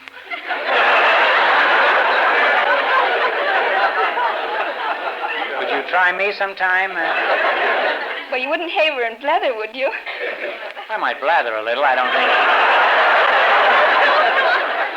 I like to blather as well as the next fella. No, I would tell you the truth. You would? I would tell you. Well, how would I know that you were telling the truth? Because the second time I went out with you, I would tell you the same thing. And by the third time, you'd be bored to death. Say, oh, for those old days when I was out with those liars. Huh? Now, what about the Scottish men? Don't they ever say anything nice to their girls? Oh, dear goodness, no. They're not flowery at all. They're not, huh? I mean, if a Scottish man said something nice to you, it's something like, well, if you go out and you have something that you think is sort of nice on, you know, new, and he'll come over and probably say, well, that's sort of a kind of a nice thing you've got on, you know, and that's really something, you know, coming from a Scotsman. You can just go home and be thrilled to death because he said something real complimentary to you. Well, most of them are so full of oatmeal, they don't know what they're saying. Well, no, they're just sort of stubborn, you know, they're very pig-headed. And they're lumpy from that oatmeal. They bulge out all over. That's where all the blathering comes from. Oh, no, that isn't so. No? Well, we're going out some night and try the oatmeal. Just you and I, huh? All right. Do you like the Scottish men that way? Well, they're very sincere, and I like sincerity, and you always, you know, you can trust them. You know that they're not giving you a great line, and they're very bossy. You know, they're the boss in the house. They wear the pants, and, boy, you have to toe the line.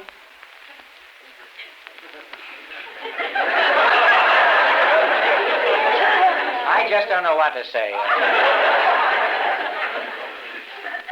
You say Scotsmen wear the pants in the family? Oh, yes. Well, that answers the big question. Now we know what they wear under those kilts. They don't wear pants under the kilts.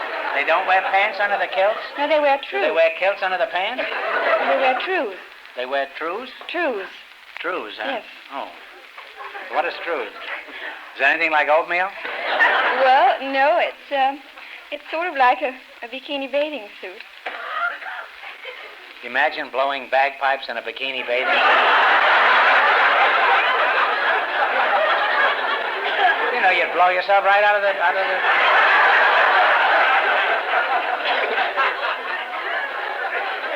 Would you like to sing us a Scottish song, Evelyn? Evie? Evie? Well, I'll try. Will you? Mm-hmm. I love Scottish songs. Ye banks and braes, O bonny Doon, how can ye bloom sae fresh and fair? How can ye bloom, ye bonny wee flower, my lassie sae far away from me? Well, that's real true.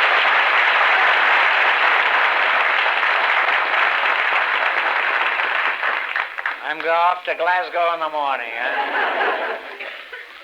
You know, for she's my daisy. I just know the tune Will Five used to sing it. Yes, I love it too. I'm a very funny lassie and I'm Very funny lassie, she's my daisy. My pretty daisy. Or I'd rather lose my kilts and lose my daisy.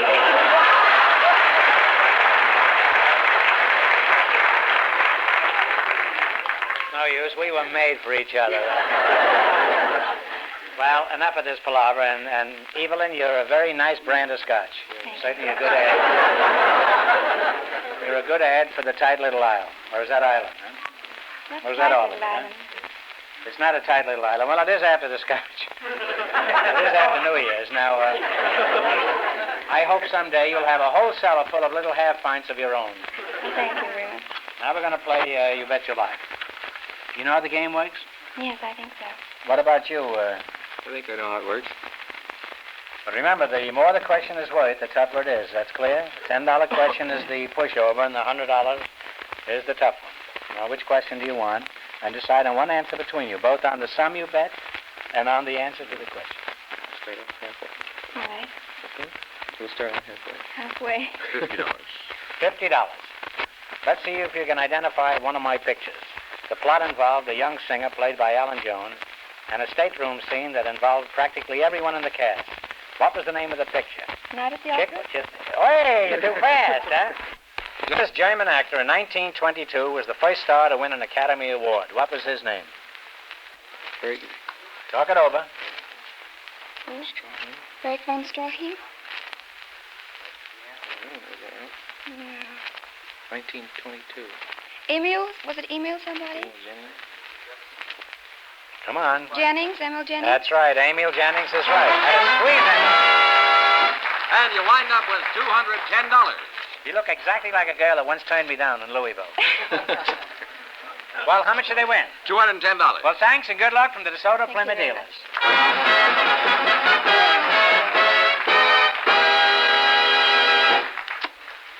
She also turned me down in Lexington, I forgot to tell her. Now, before we go on, I have something here I would like to mention. It's about Christmas seals. You know, every one of those Christmas seals you buy and use helps fight the battle of tuberculosis. And TB is our country's number 1 infectious killer.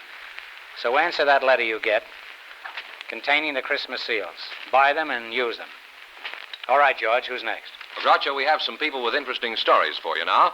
Mr. Peter Paul Ott and Evelyn Bird, would you come in, please, and meet Groucho Marx? Welcome to You Bet Your Life. Say the secret word and divide $100. It's a common word, something you find around the house. You're Peter Paul Ott? Right. Which do you prefer, Peter or Paul? Well, I have a short name. It is Ott, and so I put those two names together, and it swings as melody. Peter Paul, you sound like a candy bar. That's right. Are you related to Melvin Ott, who used to No, be I'm in the not. outfield for the Giants? I'm not. No. Where are you from, Pete? From Pilsen, where the good beer comes from. I thought good beer came from the icebox. If you put it in there, yes. Why did you come to California to live, Pete? I came to California for my health. Well, sometimes I have to leave California for my health. That's true, yes. Did it do you any good to come out here? It did. I lost my bursitis. You lost your bursitis? Well, that's a shame. Let's look for it. I'm sorry. Have you any idea where you dropped it? Yes, You're more things up here tonight, including a lot of money, huh? You lost your bursitis, huh? Yes. And now you're in good health, huh? Yes. Well, I guess the smog does some good after all. Apparently, it's good for bursitis. Now, Evelyn Bird, huh? That's you? That's right. I'll just call you Evelyn. We had a girl up here a few minutes ago who pronounced it Evelyn. Isn't that going a little too far? No, my name is Evelyn, too. Well, sure enough. Yes. Evelyn Bird, not Evelyn. Well, Evelyn Bird, well, show. Well, we aim to please, and from now on, it's Evelyn. Evelyn Bird. Say, with that accent and that name, would you be one of the famous birds of Virginia? Yes, I am one of the birds of Virginia. Is that so? Let's see you fly around the room. Huh? I'm kind of scared to try that. Well, could you all tell us something about your family? Well, I happen to be one of the birds of Virginia that this old great-great-grandfather came over many years ago and settled Richmond. And he named you Snorkel? No, he had this beautiful daughter, Evelyn, that I'm named for. She was said to be Virginia's fairest flower. Well, that's shut my mouth, huh? By the way, Admiral Byrd and Senator Byrd, any relation? Yes, they're cousins of mine. They're cousins of yours? Kissing cousins. Well, kissing cousins. They certainly are. Well, how often have you done this, Evelyn? Quite a number of times. Well, Evie, you seem pretty wrapped up in the old traditions and family ties in Virginia. I don't blame you for being proud of it. It's a great state, a famous state, historically. I think our listeners would be interested in hearing about life among the magnolias and juleps. Could you tell us something about it? Well, I do love the South? South. I love California, but I'll never get over loving the deep South. You've had a lot of love in the deep South? Oh, lots of it, Mr. Marks. Or me, I say Groucho. Well, just call me Evelyn, that's all. And I'll call you Groucho. That's a promise. Yes, the South is very lovely, and it's so romantic. Yes, it is. And the men are so sentimental. Yes, they're full of ball weevils down there. It's all nice. The South is just charming, and I had a very lovely life in Alabama, too. I had a beautiful marriage in a charming old city, Mobile, Alabama, near New Orleans, Oh, yes. where we have Mardi Gras. In fact, very few people know that we had the first Mardi Gras of America in Mobile, Alabama. Is that so? Well, that's Oh. a very interesting fact, huh? And those So Mardi Mobile Gras was the balls. first place where they threw paper in each other's face, huh? That's right. Well, Mr. Art, let's get back to you, huh? Yes. Have you ever been down in the romantic old South? Yes, in Missouri.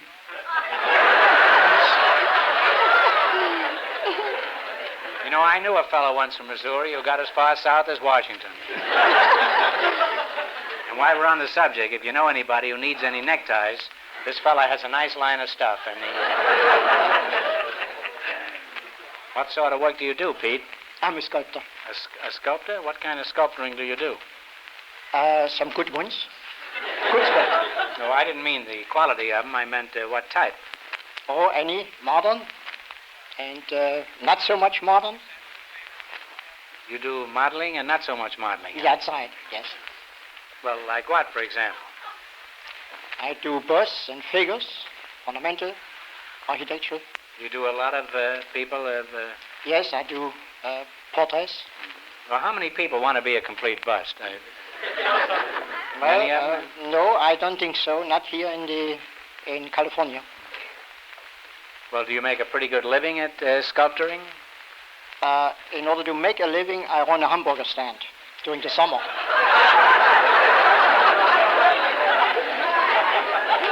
You sell hamburgers on the side? That's right. You mean as a sculptor, you have to know your onions to get by. What kind of a hamburger stand is this? Is it abstract or naturalistic? It is very naturalistic in that case. Yes. Well, with your hamburgers, do you make both ends meet? Yes, I do. Well, that's unusual, huh? I do. Pete, I don't understand. Apparently you're a good sculptor. Why can't you make it pay? Many people have not enough good taste. That's true. A lot of people have very poor taste. And if they didn't, how many hamburgers do you think you'd sell?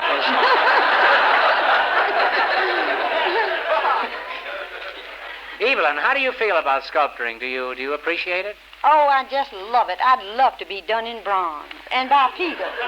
I've been done in ours 3 times. You were also done in Mobile, weren't you?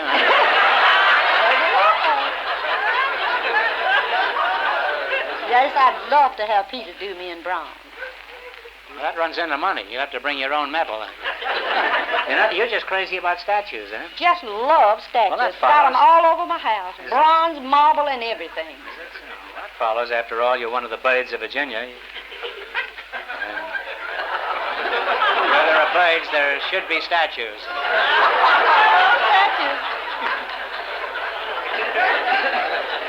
Pete likes that. Huh? Yes, I do. Evelyn, I'm curious. Since you're in California, don't you miss your home and all your old friends and the chitlins and the corn pone and the black-eyed peas? Well, now, Groucho, I don't miss chitlins because I never ate chitlins. Didn't you have any chitlins when you were married? Never did. Is that so? But I do miss What the is deep chitlins? South. Is that fried fat? Well, that's something we just don't eat too much back there. Well, what about Groucho. corn pone? Yes, I love corn pone. Pone And cone. I do miss the South. I love California, but I really do adore the South. I love the romance of the South. I don't think out here there's romantic, Groucho. You know, we're true. kind of the clinging vine type. And You out are? here, the men don't like for you to cling. Well, they don't mind a little clinging, but they like to shake you off once in a while. I don't like the clinging like they do in the South. No, there's not so much. Well, it's warmer down there. By the way, do you use Confederate money, Evie? Not worth anything anymore. Well, the Northern money isn't worth much more, you know. Do you have a hobby, Eve, besides clinging? Yes, I do, Groucho. I have a hobby that I just adore. Since 1941, I have sponsored and chaperoned a club for the servicemen. Well, I think that's a wonderful hobby. And I'll bet those GIs really appreciate it, don't they, huh? Well, honey, this isn't for the GIs. Everybody was doing something for the GIs, and nobody was looking after those little old chicken colonels. So I thought I'd better do it, and I've got an officers' club.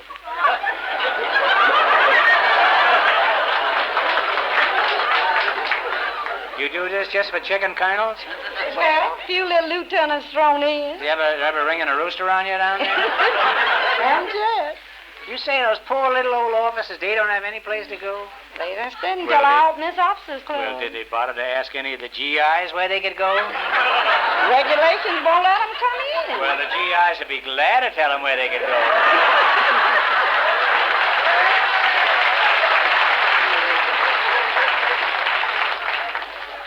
What was that old song? I'd rather be a colonel with an eagle on my shoulder than a private with a chicken on my knee or something. No, it was the other way around. Evie, would you say your club is a success?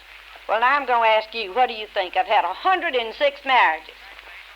Out of that You club, have?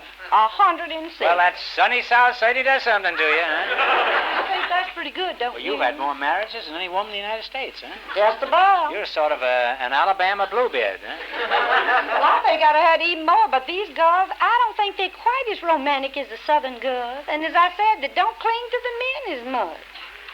Well, we went through that before. Now, Mr. Art, I've been thinking about your work as a sculptor, and since I'm sort of a patron of the arts, the lively arts, of course, tell me, would you care to do a statue of me? Oh, I would love to. Yes. Fine. Well, what could I do with the statue after it was finished? Hang my hat on it when I come home at night? Yes, you could do that too, of course. Or you can put it in the garden. Have a garden figure. If you don't want to look at yourself in the house. I'm not crazy about it. I caught myself accidentally in the mirror the other day, and I didn't come home for 3 days. Well, it sounds like a good deal, Pete, and I want to order one now. Incidentally, if I bring my own mud, how much will you charge for this work? It may go from $300 to $1,000. $1,000? Pete, I want to change my order.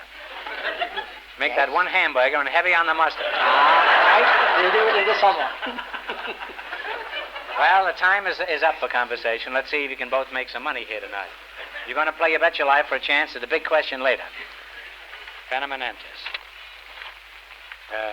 Let's see how much money you can make. You selected Biblical Quiz. Do you understand how to play the game? Mm-hmm. The first question is for $10. That's a very soft one. They get more difficult as you go along.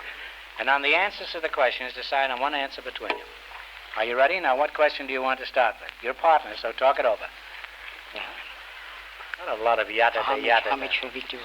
Fold it down. Wait, how many? Fold it down. Come on, kids. We haven't got that much $40. time. You'll have to make $40. quicker decisions. 40, all right. Let's make it. How much? 40. $40. $40. Well, what was the name of the first of the 12 apostles? He was their leader and spokesman. Peter? Peter, that's right, Peter. And You're after. Just a moment. I'm sorry. I'm the boss of this show, pal. Right, sir. You may push him around on Dragnet, but I'm the boss. Decide on one answer between you before you call out the answer. Yes. Because you might have said Peter, she might have said Paul. I wouldn't know which one you'd have both lost. That's correct. Now, what one do you want? How much? Be fair. For the next For the second one, yes. $50. 50? Is it? All right, what part of an animal did Samson fight when he slew the Philistines? With what part of an animal did Samson fight when he slew the Philistines? That's correct. The jawbone of an ass. Well, don't look at me, kid, huh? You now have $90. I don't know whether it's Philistines or Philistines. What would you say is the correct I'd say pronunciation? Philistines. Is it? Well, that's I don't say it's correct. I don't think it's correct. I think it's Philistines, but I don't know. Anyhow, I'll probably get 300 letters correcting me, no matter what pronunciation I use. And 3 more letters after that advising me to get out of television. Those I'll accept. Now then, which question do you want? $50. We had that. No, you had a 50. We had a 50. You want a 60, a 60, 90, a 10, or yes. what? 60. 60. Is that right? Whose wife was turned into a pillar of salt because of her curiosity. That's correct, and you tell it. Lot's wife. That's right. You have a lot of money now. That's Lot's wife. You now have $150. Lot's wife was the salt of the earth. Now, which one do you take? $70. Why not the 90? All right, $90. $90. Peter's drunk with power here, huh? $90. You're running amok, Pete. Well, yes, I do. Did you ever run amok? I used to run one in Philadelphia, and they raided me one time. $90.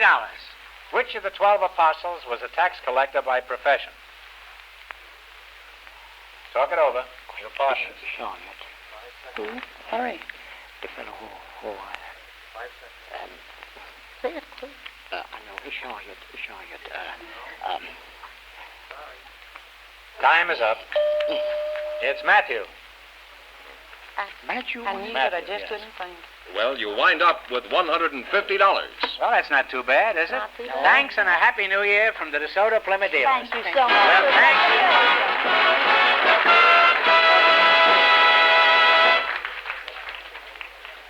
And Groucho, that means that our first two couples are tied with $210 each, and they'll both get a chance at the DeSoto Plymouth $2,500 question in just 1 minute. One a minute.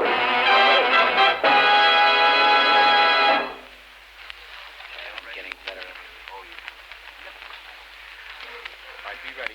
All right, George, go. Well, Groucho, here are the winning couples tied for our big question. Each couple will decide on a single answer and write it down on the cards that we've given to them. And if both couples get it right, we will divide the money between them. Okay? Stop mumbling, fella. I'm sorry. You get right in You're here. getting paid to talk clearly and to enunciate every syllable. It's bad enough that I mumble up here. Let's one of us speak good English. Me, you mean? Jack, how'd you get over between the two What? girls? Jack. Oh, that was nice of you. That's the way your father would want it. Jack. Better, thanks. Are you all ready? Okay, now concentrate. This is for $2,500. In 1774, an English physicist named Joseph Priestley discovered one of the most important of all elements. For $2,500, what was Priestley's most important contribution to science? Talk it over and write it down.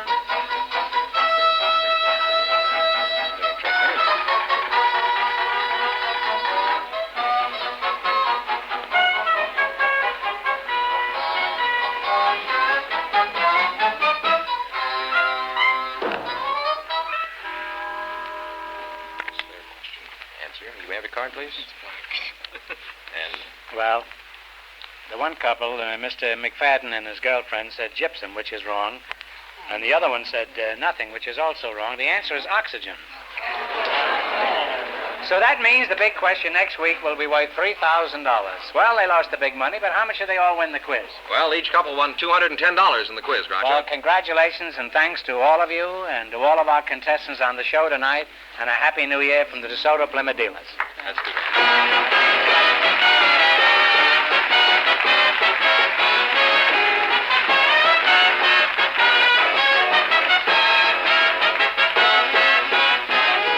Be sure to tune in again next Wednesday night at the same time for the Groucho Marx Show, when the big question will be worth $3,000.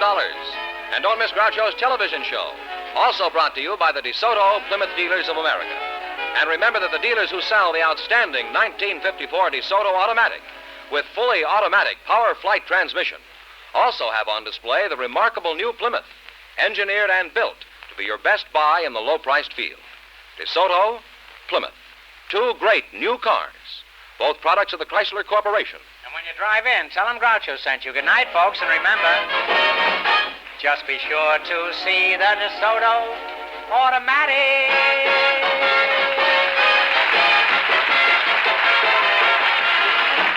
Folks, here's a reminder from the National Safety Council. Don't be a wacky walker. Don't cross between parked cars. You Bet Your Life, transcribed from Hollywood, is produced by John Goodell. Directed by Robert Dwan and Bernie Smith. Music by Jerry Fielding. This is George Fenneman signing off for the more than 3,000 DeSoto Plymouth dealers from coast to coast. You Bet Your Life is heard by our armed forces throughout the world.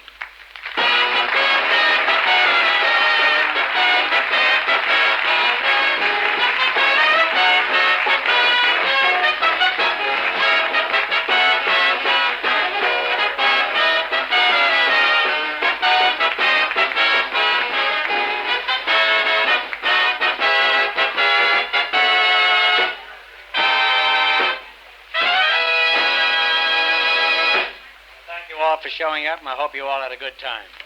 Those who didn't, if you'll send me $12 in cash just to defray the cost of mailing, I'll send you each a life-size photograph of the Bank of America. Good night, all.